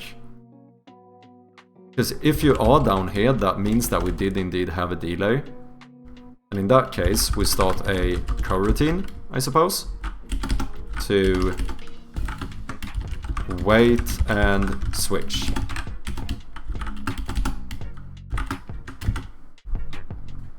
So this would be a private, i.e. numerator. Do you develop as well, Tyrian? What is this gonna be? This is gonna be called wait and switch. What this one is going to do is that it is going to yield return new. Wait for seconds. How many seconds? Well, the delay. That's how many seconds we want to wait. Zapdak, thank you for the follow, much appreciated. How you doing? I haven't worked with C# or Unity, so I'm not too familiar with game making, but I am a web developer. Oh, I see. Interesting. Do you have any plans on trying out game development, or are you just intrigued watching a little bit?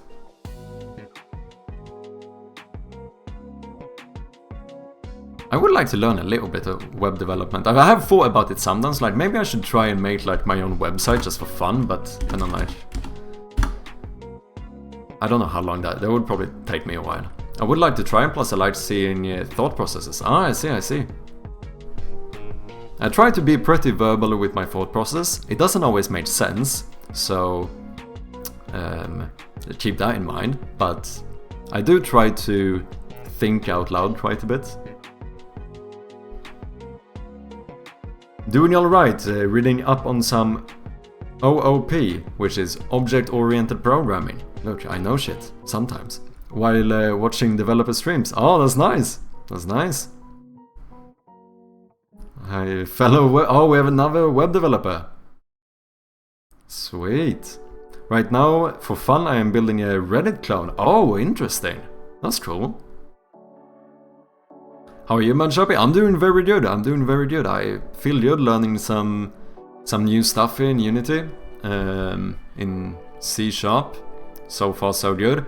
I feel very good about the fact that I actually, believe this, after like 1 year, I finally have GitHub. We actually have version control. Never thought this day would come. I feel like I have won the validation of half my chat, because I finally have version control. Feels good, man. Feels good. Is Unity in C# your first programming experience? Yes, it is. Absolutely. I started with basically zero knowledge and just tried to brute force it. And I'm just getting to the point where I now am starting to feel a little bit like I kinda know what I'm doing, but it's probably a lot of Dunning-Kruger effect, where in reality most likely I just don't know about all of the stuff I don't know about. Do you know what I mean? But overall I'm having fun. I love GitHub, so far it seems good, I can't lie. I don't know, and it took me like, let's be honest here, it took me like, you know, 18 minutes max to set it up. I don't know why I haven't done it earlier. It's kinda mad, to be honest. Welcome to the developer world. Cheers, man. How long have you been learning/building? Inconsistently for probably 1.5 years or something. I think I started my first project maybe 1.5 years ago or something like that. Maybe even more now, to be honest. But then I've been putting in way more time recently, since I recently quit my job, so I basically do this full time. So, you know, I stream like 30-ish hours a week doing this shit. Trying to get a decent... How long have I been live now? Soon 8 hours. So we do go on here, learning a lot. What's up, Jana? How you doing? Welcome in. Cool, yeah. Yeah, like in used to understand concept, a month is after you actually read/learn about concept. Yeah. You're doing good? Nice, man. Nice, man. Oh shit, I almost forgot, guys. This is so bad. I did say I had to run to the store. The store does close in 11 minutes. I'm very sorry about this timing, but I think I'm gonna have to just quickly rush to the store before they close. I will be back in like, well, 6 minutes or something is what we're hoping for here. You can time me if you want. Ty Ryan, thank you very much for the follow, much appreciated. Let me just run and I'll be back very soon. I'll try to be quick. Thank you very much for your patience. See you soon.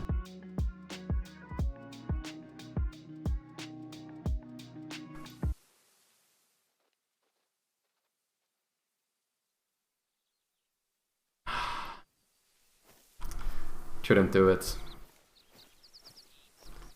My heart came back. I can't kill an innocent animal. Not like that. I just can't do it. Oh, shit!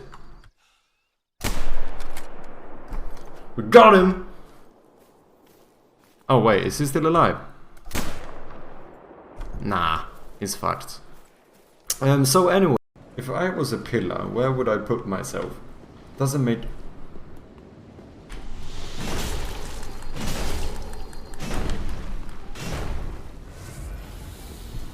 I have no Estus.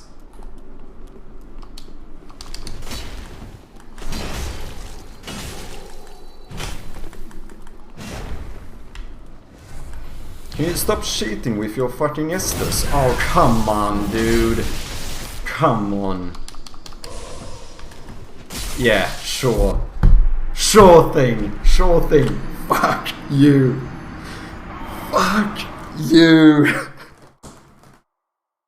Oh, I used all my fucking Estus against the boss. Dude, I was just starting to feel good about myself too, and then you did this shit.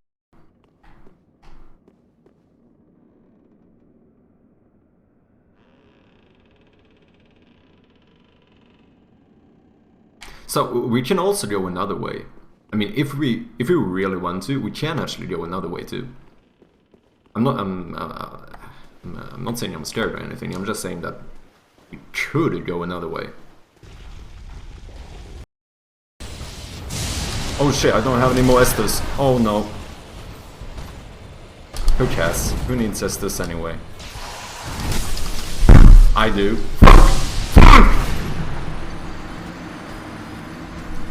This close!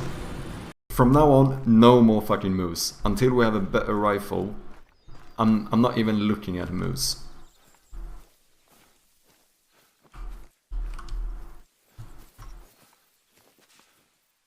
Oh shit, I found a moose. Do you think I can make this shot?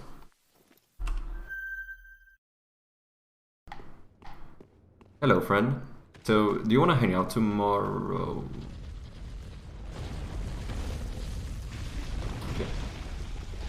Go naked, that's what we need to do. We need the strength of a nude person to do this role. Okay. Okay. I'm just gonna spam A in case I can catch it, even if I fall. Oh! Yeah? That's right, it just took like 78 tries, but I fucking did it! You guys didn't believe in me, but I did it, I did it. I'm not gonna use that. Oh. Oh! What a waste of time! Ah shit, I knew this was gonna happen. Just give me something small, like brimstone. Yeah? Yeah? Okay, 1 free, Guppy's tail. Oh, is this Guppy? Holy shit, dude! Oh.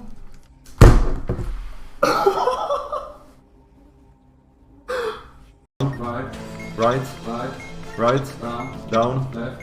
Left. Left. Left. Down. Down. Right. We got it. 8 seconds left. Holy shit, we actually did it. Damn, that was intense. Oh, dude, yeah, Those are mine, and peace.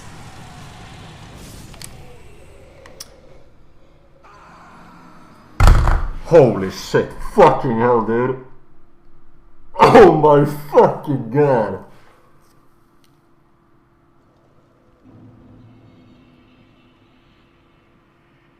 Actually didn't mean to do that. Fucking hell, dude.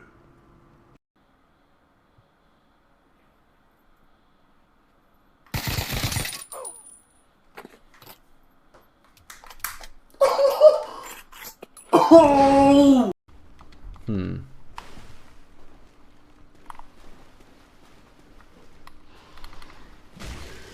Or... Oh, fucking hell, dude. Jesus Christ.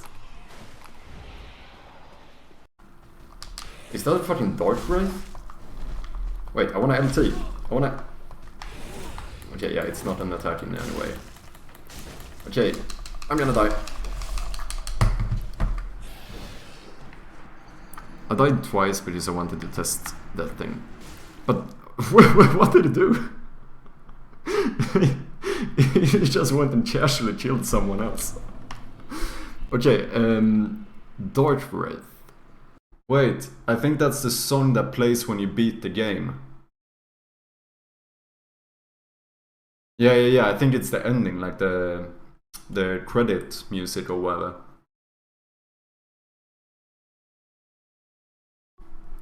Oh wait, I think I have one left, don't I?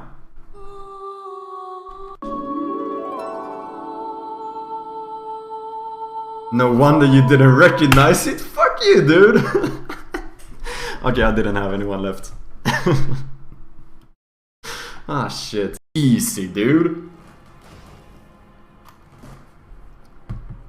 Did anyone say first try? No? Well, first try.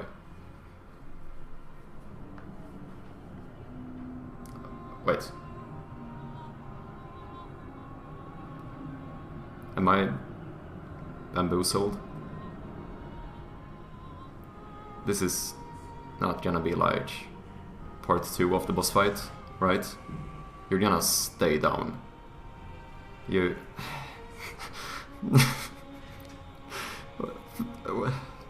Why did I say first try? I hate myself. Fuck this. Fuck my life.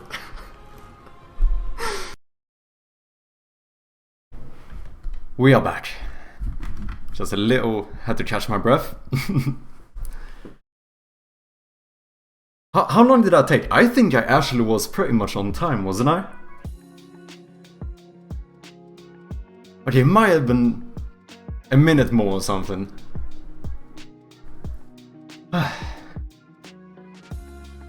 It might have taken 7.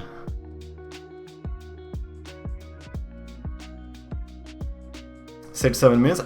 That's pretty decent.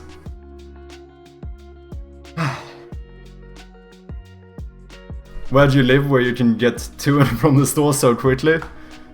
Well, you know, it's like less than 1 neighborhood away, so it's not really that far.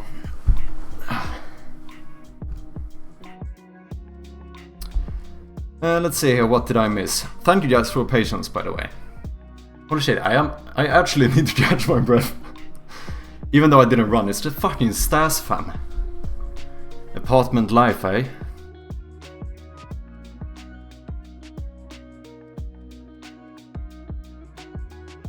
I've been trying to get into both Unity and Unreal. I like Unity more for some reason. Oh, you prefer C# over C++? Understandable. I think my main thing is that C++ seems to be objectively harder.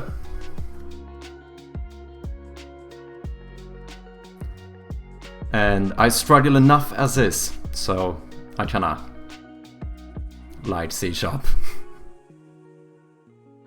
And right now it's also like the only language I'm sort of comfortable in. So it wouldn't make sense to switch to anything now, I feel like. I like Unity in general though. I actually think Unity is really good. It all depends on what kind of game you want to make too, I suppose. I mean, any game could pretty much be made in any engine, but I suppose there's an argument to be made that some might be more optimized for certain things compared to others. Oh, I'm American, takes a bit longer to get places. Nah. Isn't America kind of known for... especially when it comes to traveling by foot? Because I do know I've heard that America tends to favor car rides more compared to like the, I guess, the pavement or sidewalk system, you know. I don't know anything myself, to be honest, but that's kind of what I've heard at least. There's actually not, if you're like walking, it can actually in certain American cities be more difficult than taking a car. Well, I have no problem with the difficulty, it's the syntax. Oh, I see. It just doesn't speak to me. Interesting.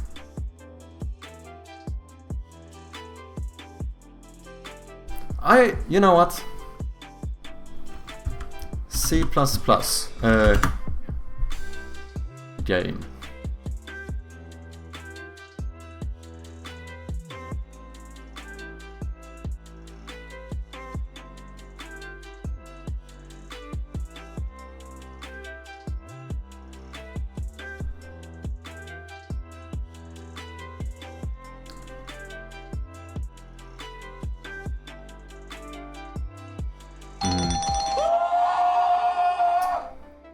Jay's Own with the raid. Welcome in, people. How you doing?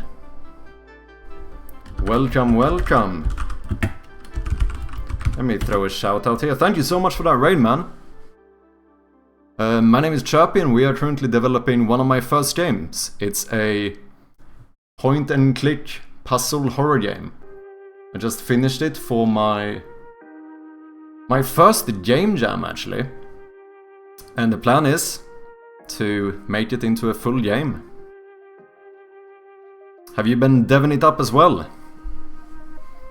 Welcome in. So yeah, if anyone wants to check out the game, you can see the pitch page here. I'm actually quite happy with it.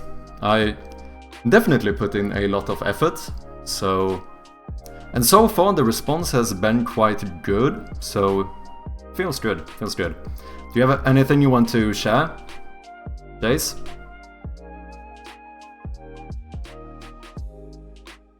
So right now the first thing we're doing is basically trying to work out if I maybe need to do some refactoring for the full version to make sure that we have like a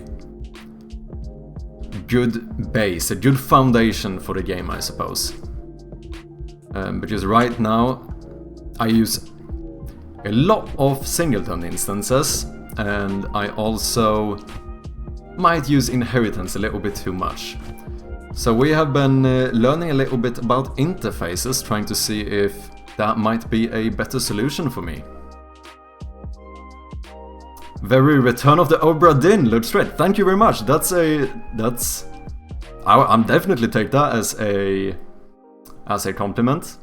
I did say it before. We did actually mention it. The fact that my art style, you know, it is basically the 2D version of Return of the Obra Dinn. I haven't played the game myself, but I think I will pretty soon. I've been recommended it a few times. Return of the Obra Dinn, and it's also a indie game, right? I think it's, as far as I know, it's like a detective kind of game. In like 1-bit style. Looks pretty sick. Made by one guy, yeah. I remember he was on the... what's it called? The Game Maker's Notebook, the podcast. I know I listened to that episode. I normally just play Ultima Online. I see. But trying to branch into full-time streamer, which includes programming / to do it. Oh, I see, I see. So what do you program? Do you program games as well? Yeah, that's interesting. Trying to branch into full-time streaming. So have you gone full? No, it's in the making, one could say. You're on the way to switch over to full-time streaming. He did the score, graphics, story, everything. That's fucking impressive. That is impressive. Oh yeah, I remember from the podcast as well. I think he did it like just as they got a child and everything as well, which is almost even more impressive, because I imagine that takes up quite a bit of your time. I think you mentioned that in the podcast episode I listened to. Day games, but currently website / web apps. Oh, interesting. Just doing full-time hours, 9 hours a day, and seeing what happens. Nice, man. Kinda similar here. We are currently on 7 hours and 45 minutes. I tend to go for around 8 to 10 hours-ish. Though, usually now I only stream like 3 days a week. But I make up for it in the amount of time, I suppose. But yeah, I basically do this full-time as well.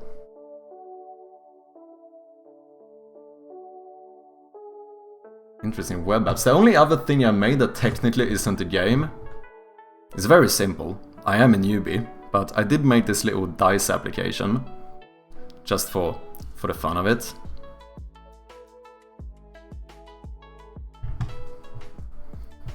Yeah, trying to get better and better, learn more and more. And to be fair, streaming while developing is it's underrated how much you can actually learn. The amount of shit people teach me is not to be understated. I'm still just proud over the fact that it took me a long time. But we officially have version control. That is something that I'm proud of. That's a cool app. What did you make it in? Can you port it to Android? I guess I could. I probably could, yeah. It's made in Unity. So I just made my own little... what would you call this? Like the... it's not a taskbar, is it? You know what I mean. This thing. This is just the Unity dropdowns, to be honest. And yeah, everything is made in Unity. It's it's simple, but there is some stuff like you can... You know, we can play ambient music, change the layout and the colors, and we have a little bit of role history. It would probably not be that difficult to port it to phone, which might be... I feel like an application like this might actually be more valuable for a phone, to be honest. Since it's a little bit like dice to go kind of thing, if you're missing dice. It's kind of the marketing I've used for it or whatever. Jay Zones, thank you very much for that follow, much appreciated, man. I'll make sure to drop by your stream someday as well. Don't let Jace fool you. Everyone who plays Ultima Online has probably used the script that Jay Zones had written. Is that true? And welcome in, trusty number 2.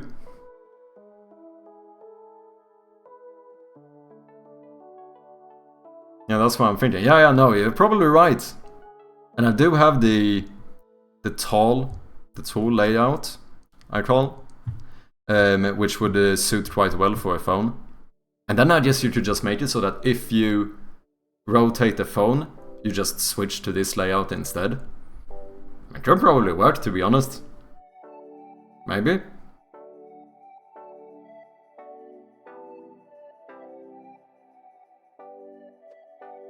Man is a scripting god. They call me Script Daddy. That's fine. I've never played the game. Ultima Online.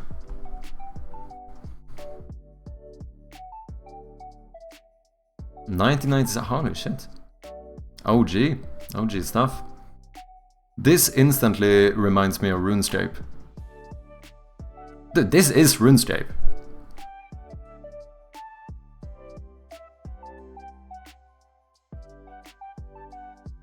Huh.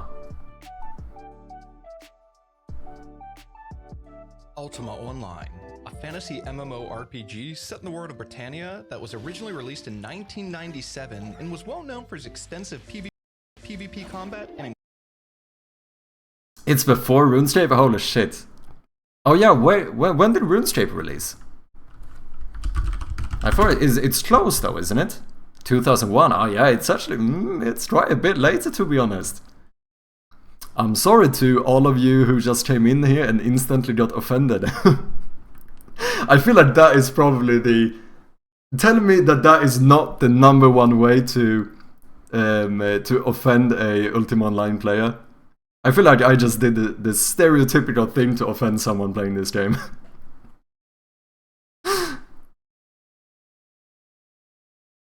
I gotta head out, but have a good rest of your stream. Thank you very much. Love that you are making the game. Good luck. Thank you. And thank you so much for the big raid as well. It's very much appreciated.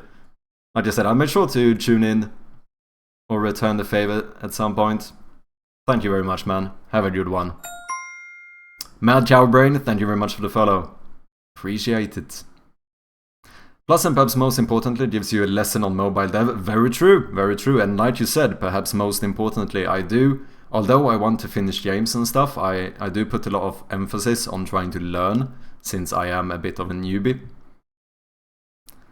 More like RuneScape is Ultima Online. Yeah. I see what you mean. Like going straight to Reddit. Incredibly versatile character customization. This bad boy had 8 expansion packs and a free-to-play update in 2018 that helped keep the game active over 25 years later. You see, for context, when I was about 10 or 11 years old, I remember going to my local EB Games store and seeing the box for Ultima Online, which, you know, over 2 decades ago, it was the first and only MMORPG I've ever heard of. Every time I went there, I'd always check it out. I know I've heard of the name, but I don't think I've actually ever seen the game. Epic.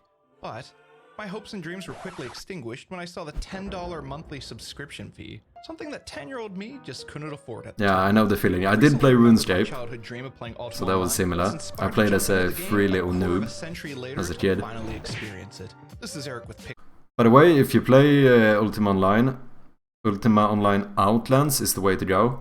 So is that one of the expansions? And is that one of the OG ones or one of the new ones? Because I do know when it comes to RuneScape, if I would play RuneScape today, 100% I would play old school RuneScape. Probably because the only reason I probably would play RuneScape today is the pure nostalgia. Your players run servers and Outlands is the most popular, I see. Makes sense. Makes sense. Ultima Online in 2023. Confirmed my choices and entered the game. Meet Hot Dog. When I confirmed my choices and entered the game, I was greeted with a lot of stuff. I spawned into New Haven, the game's tutorial. Yeah, I don't think I've ever seen this game. I feel a little bit. Should I be ashamed here? After my ears stopped bleeding from the cacophony of overly loud music and sounds, I was bombarded with windows all over the screen. Pretty much all of Ultima Online's UI is customizable, and you can move everything around to your That's liking. pretty dope. For now, I just That's pretty pushed the dope, menus not gonna out lie. high enough that it was manageable, and once that was taken care of, I found myself standing directly beside an NPC with the tried and true quest marker exclamation point above his head. Ah, Hot Dog's very first quest, which was... Dude, I'm most likely not going to start playing another MMO, but maybe we'll do a Ultima Online test stage just for fun at some point. I would not be against trying this out just to see how it is, how it compares to probably RuneScape is what I'm gonna compare it to, because it still seems similar. Well, I'm off for today. Take care all, and good luck with the development. Happy coding. Thank you very much, Zapdak. Thank you for dropping by. Much appreciated, and I'll see you next time. Have a good one.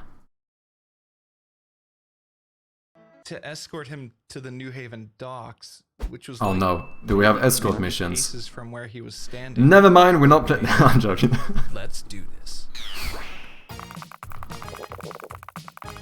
I mean, to be fair, I don't know if this is, if it's been updated a lot, but like art style is pretty fucking sick. After successfully completing my first quest, I was handsomely Especially for rewarded like, with 500 gold. and then look, Ultima Online 1997. Like, what is? How did it look on release? Is that how it kind of looked? I mean, that's still pretty fucking sick for the time, isn't it? That's when I realized that pretty much all the quests in New Haven were simple escort Pretty requests close, from yeah. areas of the town, or gathering a number of simple items to help new players familiarize themselves with the basics and get to know their way around the town. Now, Ultima Online is very much a sandbox-style MMO. Dude, this must have been a huge inspiration for RuneScape then. How have I not heard, like, how have I not seen more about this? To conquer at least one dungeon Outlands has updated refresh rate and some custom artwork. Okay. and obtain enough wealth to buy my character a plot of land, a game, and you don't level up, Oh. up, at least not in the traditional sense. You have a vast number of different skills you can choose to increase its level by using that particular skill. For example, if you want to become a better sword fighter, you fight monsters using a sword type weapon and slowly increase your combat abilities. Think Elder Scrolls Morrowind style. Since Yeah. my focus was being a I warrior, kinda like that in summary. There's pros and cons to it. Sometimes you lose the aspect of like feeling as a unique type of character, just you can kinda be a little bit of everything. But it's still nice because you don't have to restart your character because you want to try something new, accepted the you know? request for combat-related skills, and I was told to go to Old Haven, which was nearby and overrun with monsters. I left the How do sacred you- Haven's wall of Old Haven. How to attack it? Why can't I attack you? Yeah. Let me hit you. What's the combat Oh, like? yeah. I completely forgot that you I have assume war it's mode like or auto war mode battle if you wanna combat, attack stuff. Once similar I vein. activated war mode, the music got intense. Hot Dog initiated combat with the zombie and an epic battle commenced. Yeah, looks like it. Dude, this must... yeah. A skeleton was patrolling. This near must have me, been a and I was huge so inspiration high for my first RuneScape. victory. I charged in, killing the skeleton and another undead beast. Throughout the starting area, there were even wandering healers that would help heal you if your health was low. Once I was rejuvenated, I jumped back into the fray. Is it murder? I kinda wanna try My it. skills. Damage than my starting sword to go, but this was a good start. I found a nice two-handed axe that did more damage than my starting sword and had a chance to proc some magic attacks too. Nice. It seems very I also deep with discovered mechanics as well. that toggling war mode on and off was... Huh?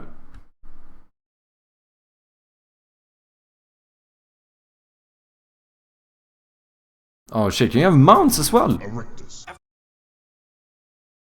What you know, look at that! That's very cool! That's very cool! Game has in-world housing too, play housing, and has open ocean with boating. Fucking hell! That's pretty damn impressive.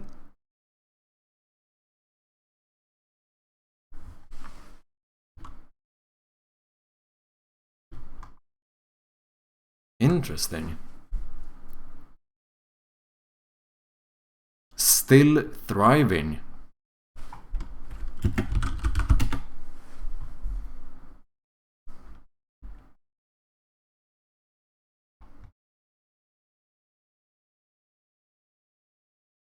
Speculate at least 10,000 concurrent players. That's not fucking bad. Interesting. That's pretty dope. That's pretty dope. Dude, I actually feel a little bit inclined to try it at some point.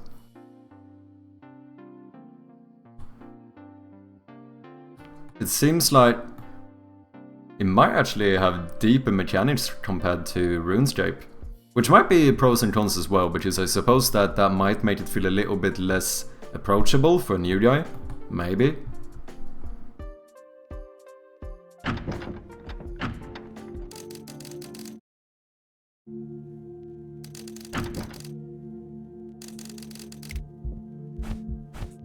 Okay, this does seem to work.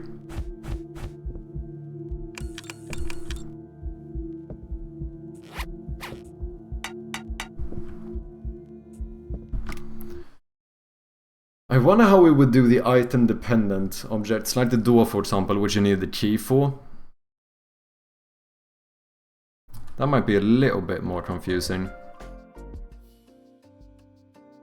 Because now we have stuff for like playing sound effects and switching objects.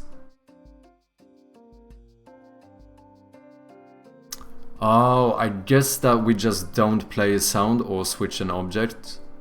We incorporate all of this into making item dependent clickable objects into a little bit more of a complex script.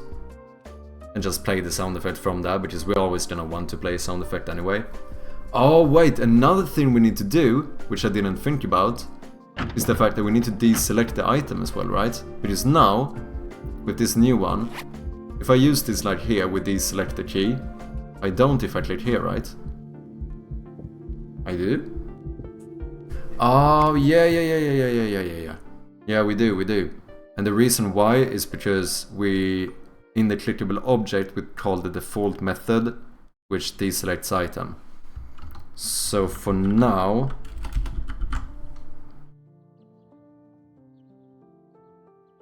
what we could do is just, I guess, make another component, deselect items. So we would have like, I don't know what, deselect item on click. Wait, let's make it here. Script deselect item on click. So yeah, like I said, we're basically trying to refactor my game here by learning about interfaces, which is something I have not used before.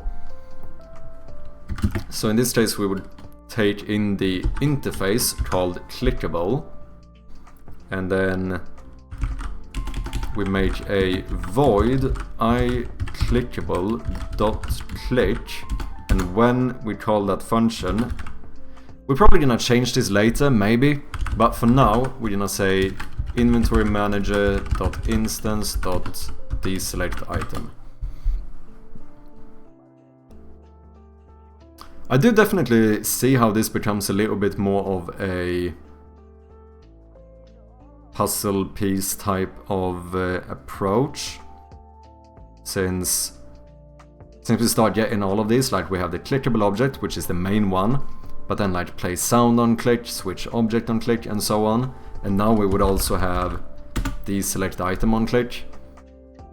So we would end up with like certain more complex objects might end up having quite a lot of these, unless we maybe do 1 or 2 more complex like umbrella scripts, I suppose.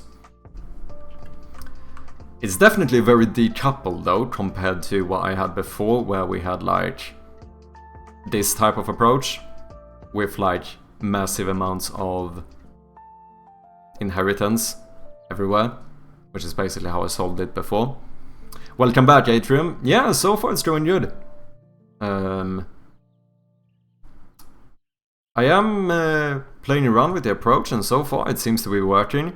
I am a little bit uncertain still about how to set up like the item dependent ones. But now, if we click on the cloth, we should also deselect items.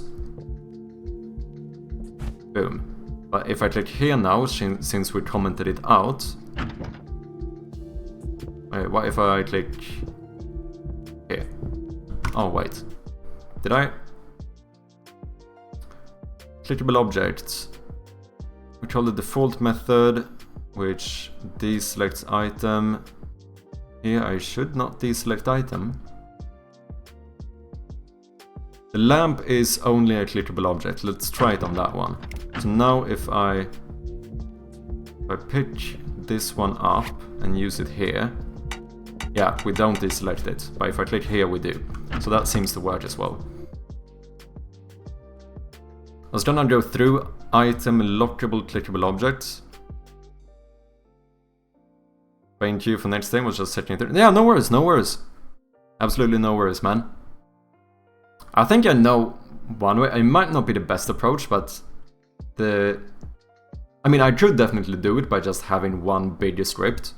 Like, basically what we could do is you can replace clickable object with a new component that has more filters. Oh yeah, and then have it checked to like, if these things then do this, if X do this, if Y do this. So how would that work then? Because now we have like place sound on click.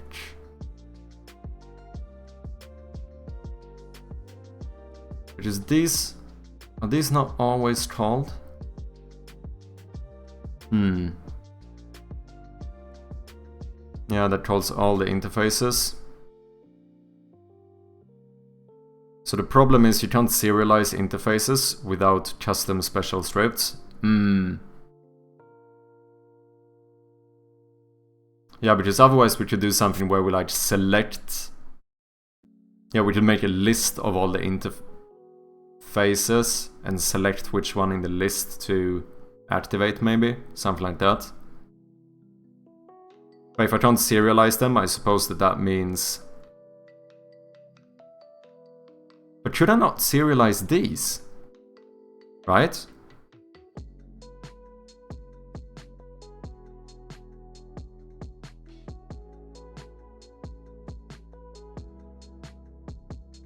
Can I not make a list of iClickables, but actually use these items that just have that interface? Or does that not work? Game starting, good luck, man. Wait. I'm gonna try it just to see. If we do a public, doesn't need to be public, but let's do it public now. This is just for testing purposes. If we do a public list, not a sprite list, I want a public list of iClickable called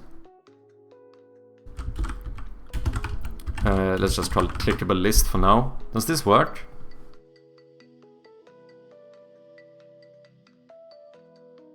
Seems to work. Oh yeah. But it's not serializable. That's true. Because it doesn't show up here. Even though it's set to public, I can't actually see it here. Interesting. What's up, Gamian? Welcome in, how you doing? This scene gave me Zork vibes from the old Atari days. Zork.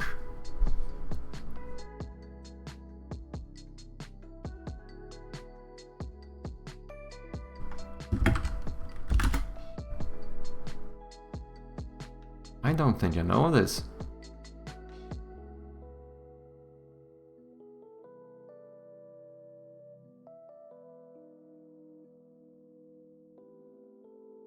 Is this the game?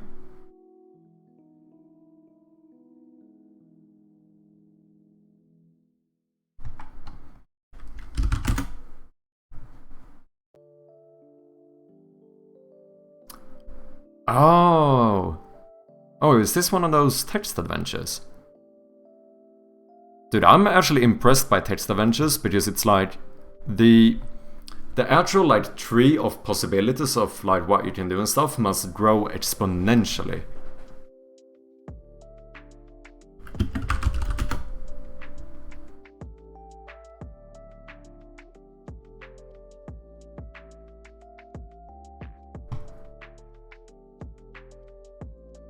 There's a lot of people who have gotten throwbacks to early games with this. I don't mind that.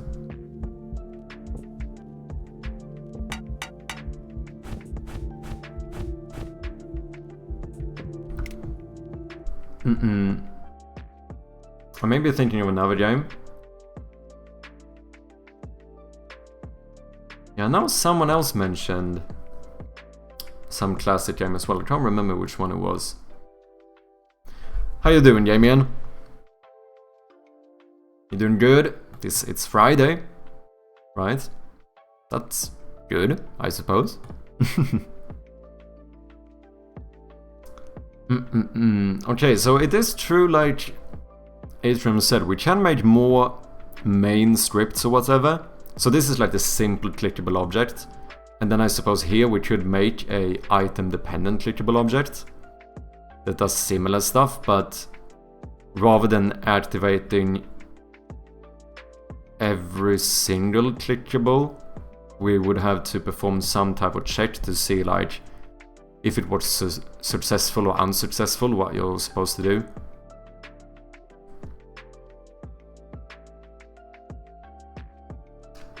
Doing better now that I'm getting Atari flashbacks? Well, I'm happy for that. Just a few more hours of work? Okay, I see. Where are you from? I assume not Europe, because otherwise you're working late.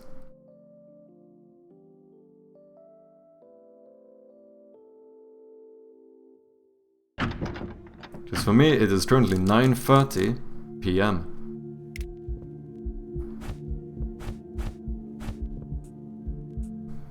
So that would... I mean, most of these objects could actually be switched out with only the scripts I currently have.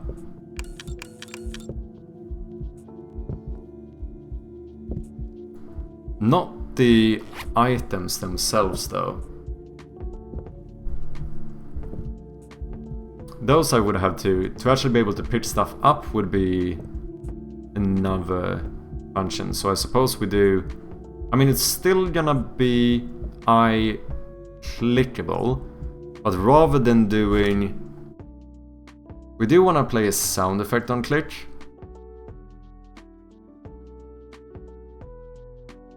And then I guess we want to destroy the object on click.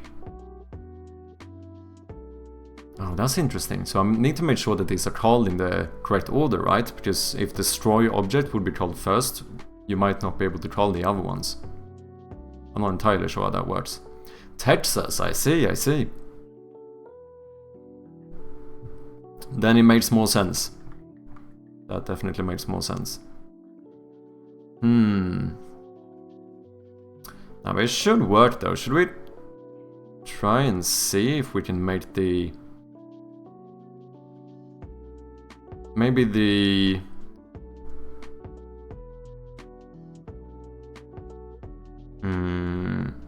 Let's take like the key, for example, the trapdoor key. So this right now is a collectible item that has all of these functions. So what we would do here instead, if we're gonna do the new approach, is to make a new script called something like collect item on click. Did I make a folder? I did not mean to make a folder. Yes, delete. So we would make a new script called collect item on click. And this one should also have a reference to the... I don't know if this is technically a reference, I'm not entirely sure. I'm gonna call it a reference. If you wanna correct me, feel free to. I'm here to learn. I don't mind being corrected. We're gonna have a reference to the iClickable interface. And then what we're gonna do is... we do need to have... let's serialize a field, which is going to be private, with a item called just item, I suppose. Don't really need more than that. Collect item on click implements the iClickable interface. Okay. So we make the collect item on click and we implement the iClickable interface. Got it. Thank you very much. I appreciate it. I really do. Okay, so after implementing that one and making... No, yeah, we also have to make the function and make sure that we have a method, a void iClickable.click. So when that method is called...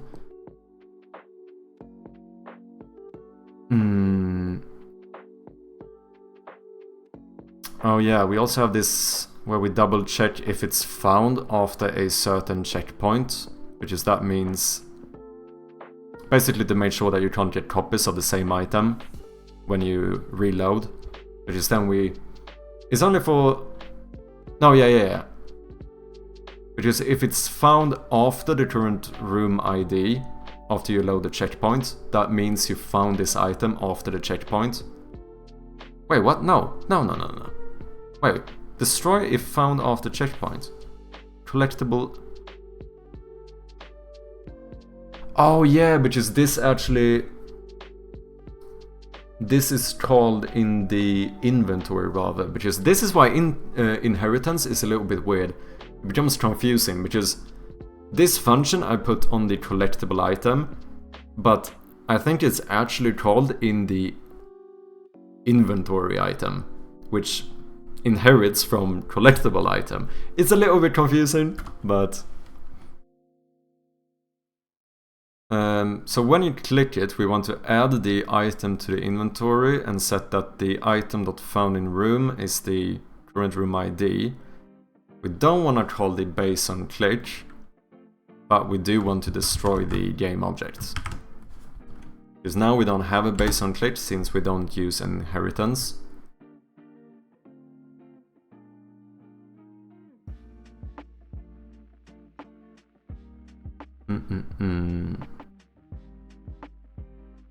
When is this one actually called? Yeah, from the inventory manager. Remove items after checkpoint. So you check all of the... oh, that's why I put it there, because not every item in the inventory is actually... doesn't actually have the class inventory item. Some of them have inspectable item, which also derives from collectible item. That's why I put it on collectible item. This is what I mean, some stuff gets a little bit messy when you start using too much inheritance. I think interfaces are gonna be better. Because then we can put this on the specific item in the inventory instead, which makes more sense, doesn't it? We just have a function. Maybe, yeah, because this could just be an interface, right? As well, if we want to. Or we put it on like the base script of inventory items, maybe. For now, I don't think we need it. So let's just try this. So collectible items, declare an item, and when you click it, we add the item to the inventory. Item.found in room, it was room manager. Why do I do this from here? Could I not do this from this function instead? Wouldn't that make more sense? So when we add an item to the inventory, we instantiate that item. So what if we here instead? I feel like that makes way more sense.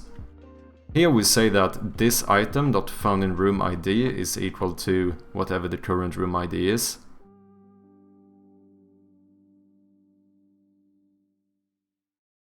And then in the collect item on click, we don't need to do this. All we do is add it to the inventory and destroy the collectible item. Yeah, I feel like that makes more sense. So let's try this out and see if it works. So we have the trapdoor key here. You are currently a collectible item. We don't want you to be a collectible item. We want you to do a lot of things. We want you to... Yeah, it's definitely gonna be more scripts in general, but the scripts would be less coupled and be more specific, if that makes sense, and more like clean.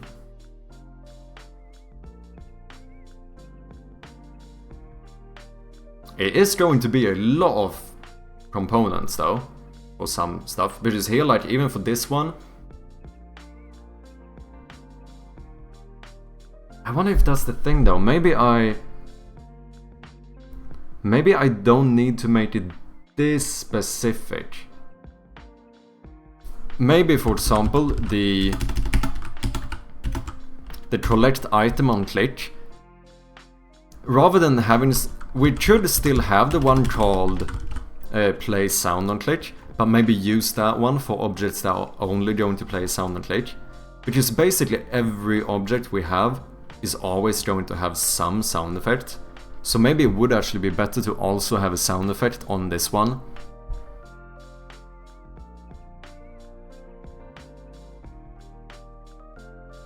It does make it so I don't have to add as much components to every object.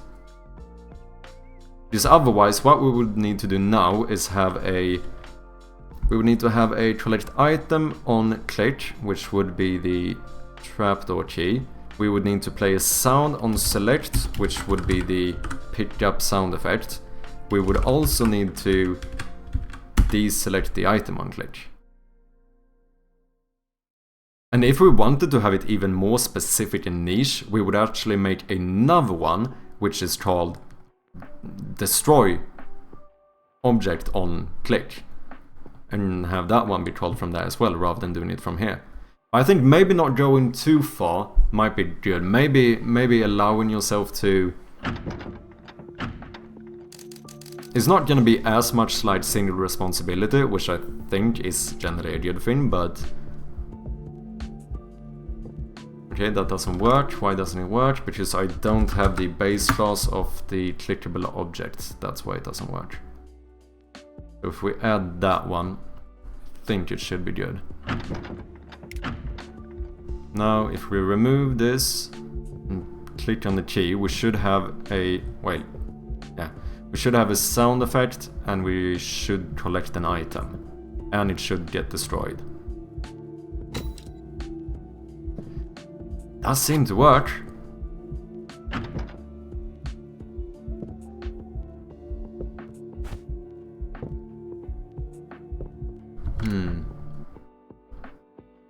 Yeah, I don't know. So far, I kinda like this approach.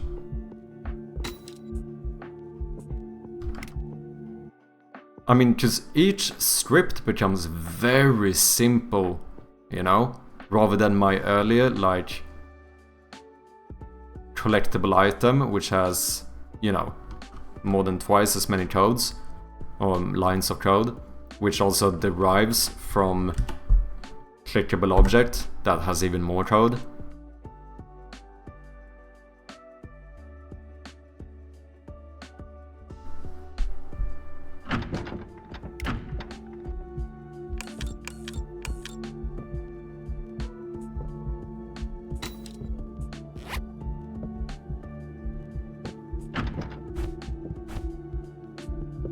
Yeah.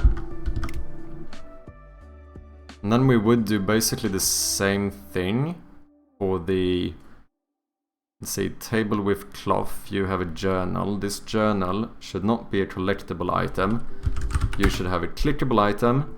You should have a play sound on click. You should have a deselect item on click. And you should have a collect item on click. This is what I mean. We definitely have more components, but the components themselves are quite simple and intuitive.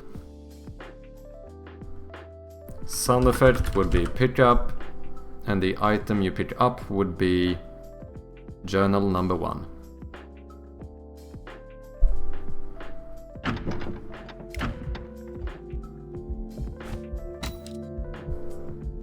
I mean, it's very simple.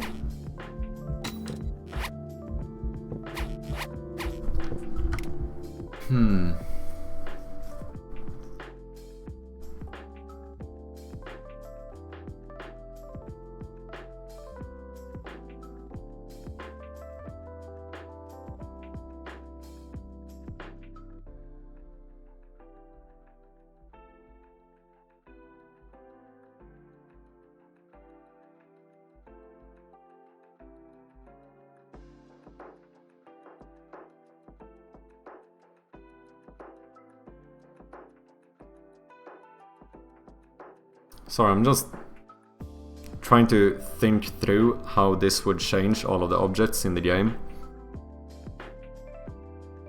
Because obviously this is a pretty like big undertaking.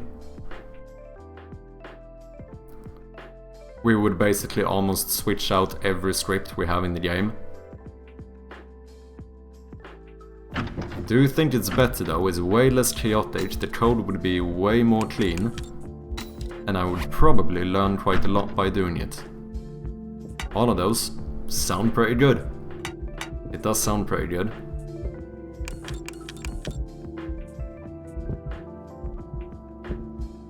Because almost just with these components I have now, I could almost get this entire room to work. It's only the item dependent ones I don't really know how to make, but otherwise almost all of this is... Oh, that one's... How did I do that one? With the little mini jump scare. That is the right door of the cabinet. I think it's this one. OS trigger anim objects. The naming conventions here are fucking fantastic, aren't they? So this is... It's a OS that's object swap, so it's an object swapping object that also triggers an animation on another object. Whoa, that's a mouthful. It's an object swap trigger animation object. This is what I mean, these scripts become very specific, but also... You know, they're not as clean.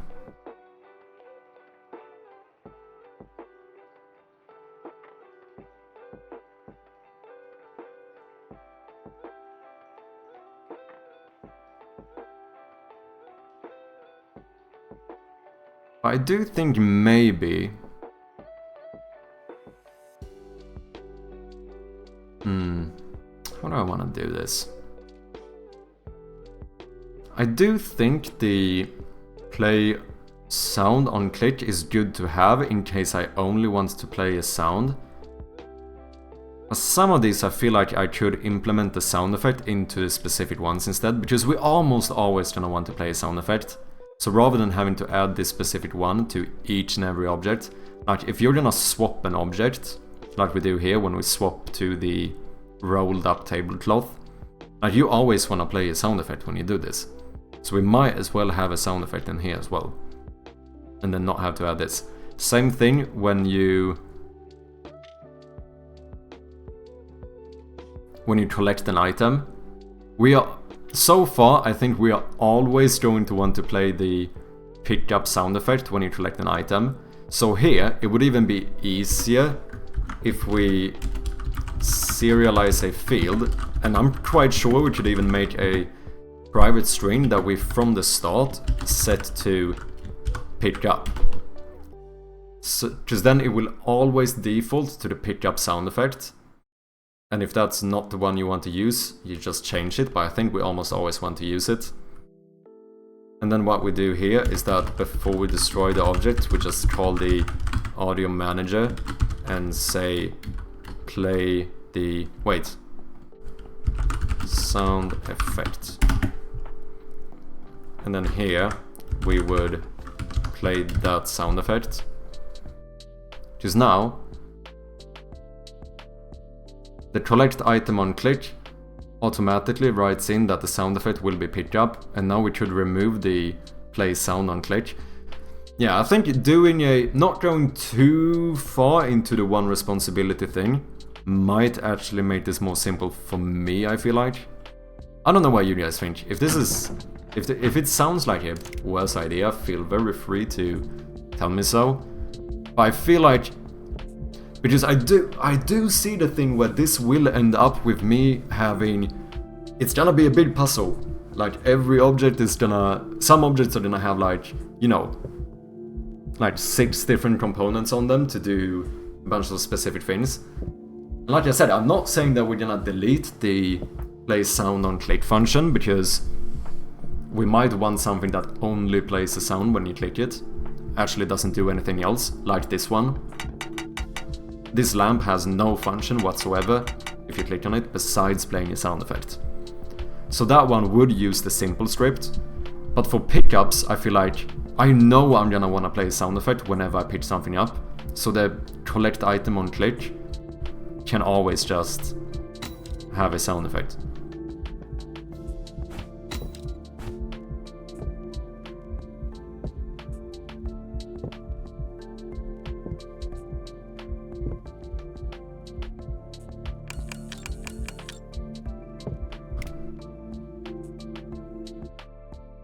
So far though, I must say,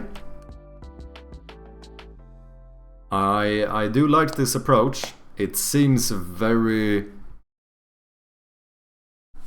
clean, very maintainable, very flexible compared to what I've done right now. Because some of these like clickable object scripts that I had before, which inherit like 4 layers deep, I like override half of the shit to make it work, and it's, you know, it's a little bit messy, whereas this would be, it would be very clean, wouldn't it?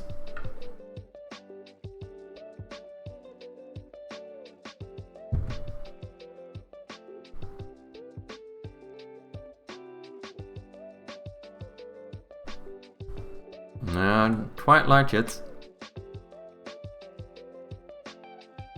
Oh, we also have the flashlight, which basically has its own script right now. I think it actually has a... How do I do that? Do you derive from clickable object as well? The fact that I've been able to change this much without breaking the game is actually a little bit impressive. Oh, this is cool too. Now I can actually go with GitHub, I can actually see how much I've done.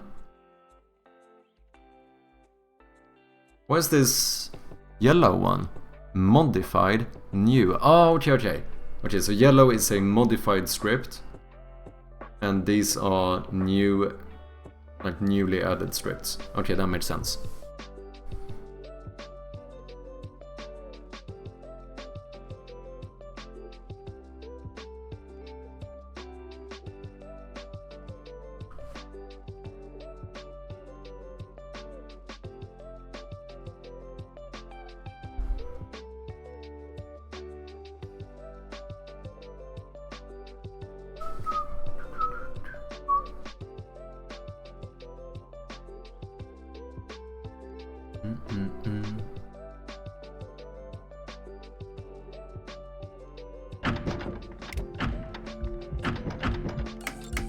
Yeah, I think I like this approach. This would be a different one though.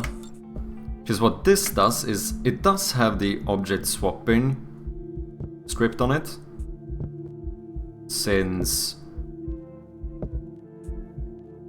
this light switch changes object when I click on it. But it also temporarily activates another object. Oh yeah, and this one is not... I did not code this one great, because this is way too specific. That one is a... The script is literally called light switch, which isn't great. It should be something like temporarily activate this object, and then just set the time how long you want to activate it, and maybe if it should play a specific sound effect as well.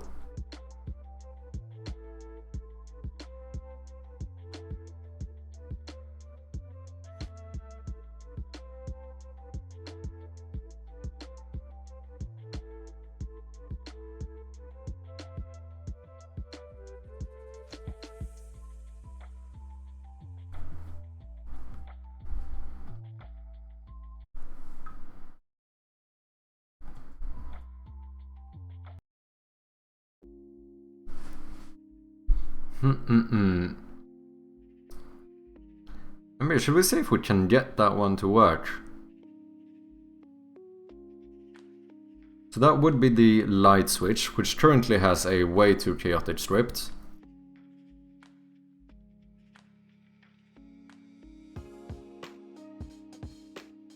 Oh yeah, just you even override the on pointer down. Why do you do that? Why do we override this one? Can't be any reason. Is this, I think I checked in the original. Oh, I think we override it to not do something from this script. Yeah, inheritance. There's issues. There is issues with inheritance.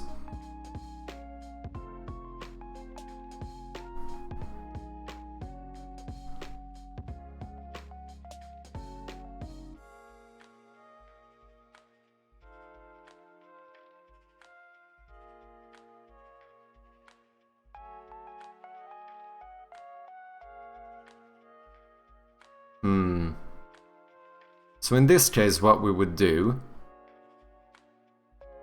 is to have a light switch. Oh yeah, this is a bit messy now, because we also check depending on if it's a broken lamp or not. I think I'm gonna make two different light switches, one that works and one that doesn't, instead of sharing a script and having like all of these bools I have to change. Oh, that's important. We also have the alert monster thing, right? Which is in the object swap object. Wait, can I not alert the monster from here? Oh, if it's just clickable, I actually can't alert the monster. Interesting.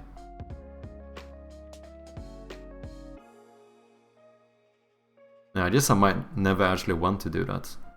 You never know though. Another reason why this approach actually could be better. Object... what? Object swap object. If alert monster, then we just call this one and alert the monster. So in that case, this would just be a new component, right? Since we're doing this in like a component-oriented way now. So now... what's up, Ty Ryan? I just played through the game. Oh, nice, man. Very cool. I like the final room. Although there was a password for the computer I couldn't do anything with. Yes, I know.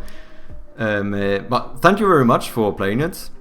You are very correct. You can't do anything with that password. A lot of people got confused by it, not gonna lie. It's a little bit of like a red herring, I suppose. Because a lot of people start thinking that the 1, 2, 3 is for the safe. The actual reason why I have that one is just because it's a joke, meaning that someone had a bad password for the computer. That's literally all it is. But yeah, I know when I've seen people playtest the game, everyone like tries to read into that password quite a lot. But yeah, thank you very much for checking out the game. That means a lot.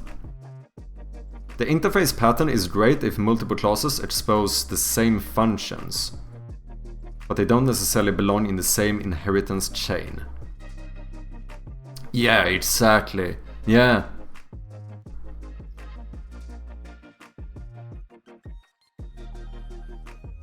Yeah, because I have some that get a little bit messy where, like, before...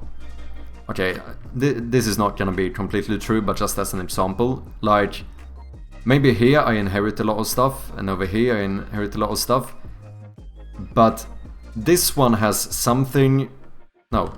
This one has something that I don't want to do over here, but then for some random reason, this one has something that I also want to do here. So this becomes like messy, where like in this script I have to override that function, and in this script I have to rewrite the same function I have over here, because you don't share inheritance. So I can't use the same one, because I don't want to inherit this one from over here, because I don't want this functions to be... You know, it's all very messy. Whereas like now, the reason why this works so much better is because if this one and this one needs to have a, as you said, have like the same function, even though they don't really belong in the same inheritance chain, we would just add this as an interface here, add it as an interface here. And then if I didn't want this interface for this object, even if I had this inheritance, I would just not add it, you know? So it does seem to make a lot more sense that way. Yeah, it was fun. Thank you, man. Thank you. Yeah, so the plan is to make it a little bit of a longer experience, even more polished. Especially, I do think I'm gonna have to work a little bit on the puzzle aspect. If I may ask, what was your final time? Because I'm always a bit curious to see how long it took people to beat all the puzzles. It does vary quite a bit. 21 minutes. That's a good time. That's a good time. You are definitely among the quicker people. I'd say around... I would say my assumption, no math involved here, I actually have not calculated this, but my assumption is that the average playtime is somewhere around like 30 minutes probably. And then there's been a few really quick ones. Red Raptor completed the game in like 10-12 minutes or something the first time, which was kinda insane. So did Code Red James, he also completed it very quickly. I was very impressed. But Red Raptor, I don't know, he also has seen me develop a lot of the games, so he might have had a few hints. But there's also been people who took over an hour before they completed it. Multiple people. So it does vary a little bit. And it's interesting because for the full game, you want to aim a little... I feel like one of the things you want to aim for is like a certain playtime. But when it comes to puzzles, it's kind of difficult because, as we see, it can vary quite a lot. But yeah, like I said, 21 minutes, that's quite quick. Good job, man. We do have the world record, if anyone wants to see that. The world record is actually by Red Raka. He completed the game in 41 seconds. If anyone wants to try and speedrun the game, we actually do have a... Let's see here. We do have a leaderboard on the Discord with the current records. So if anyone wants to, you can join the Discord over here. Let me just plug myself a little bit. If you want to check out the world record speedrun from Raka, you can do so over at that link. If you haven't played the game yet, I would probably advise you to maybe give the game a shot first. If you don't want to spoil the puzzles. But otherwise, that link, it's pretty impressive. 41 seconds, the entire game.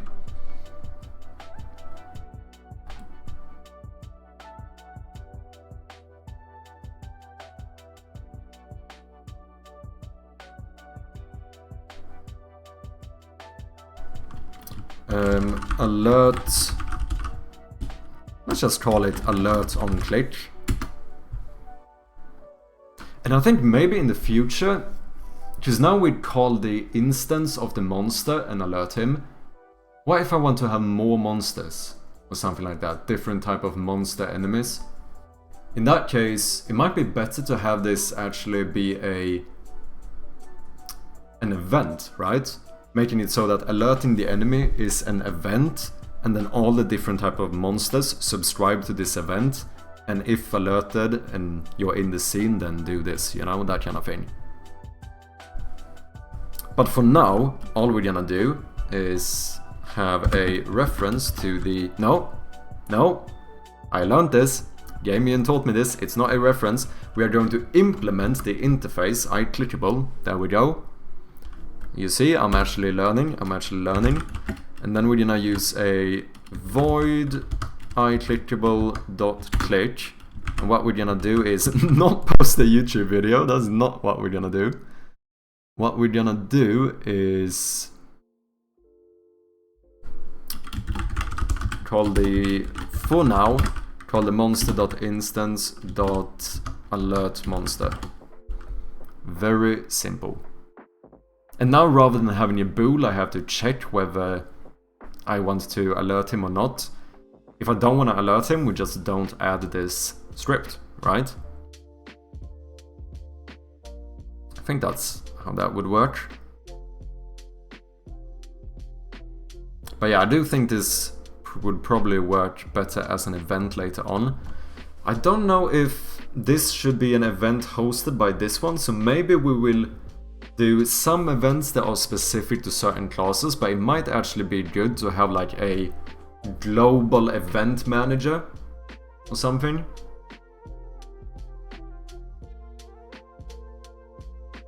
Where these ones should have a reference to that event manager, and that event manager in succession would call the, or start the event, or what, fire off the event, I don't know. Trigger the event, maybe? Call the event? I don't know, one of those.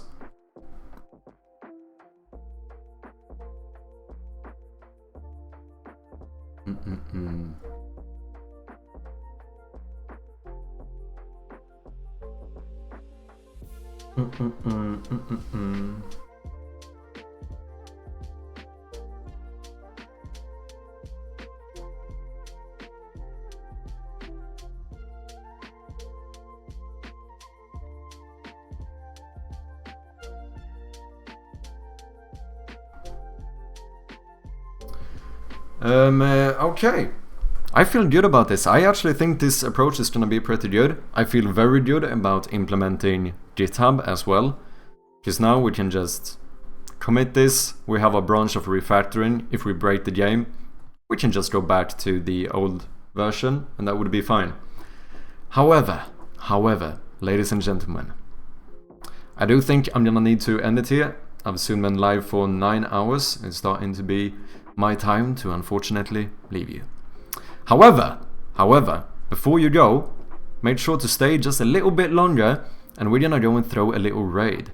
And I think we're gonna go over to none other than the one, the only, Irish John James. He was here earlier helping me out a lot with setting up the GitHub, which I was very thankful for. So please join me for the raid. I would appreciate it a lot. And then we will be back on Monday, probably with more refactoring. So once again, I want to take a moment to just thank everyone so much. Thank you for the raids today. Thank you for all the follows and everyone who's helped me, whether that be with the setting up the GitHub or helping out with learning interfaces and stuff. I really do appreciate it, and I must say that I think the game dev community is probably one of the most supportive communities I've been around with for a very long time, and it's really nice to see. It's actually really wholesome, and I don't take it for granted. So thank you all so much. Thank you all for being here. Miter, thank you very much for that follow. Very much appreciated. And yeah, I'll see you guys on Monday. Have a great weekend, and let's go over to Irish John James. Peace.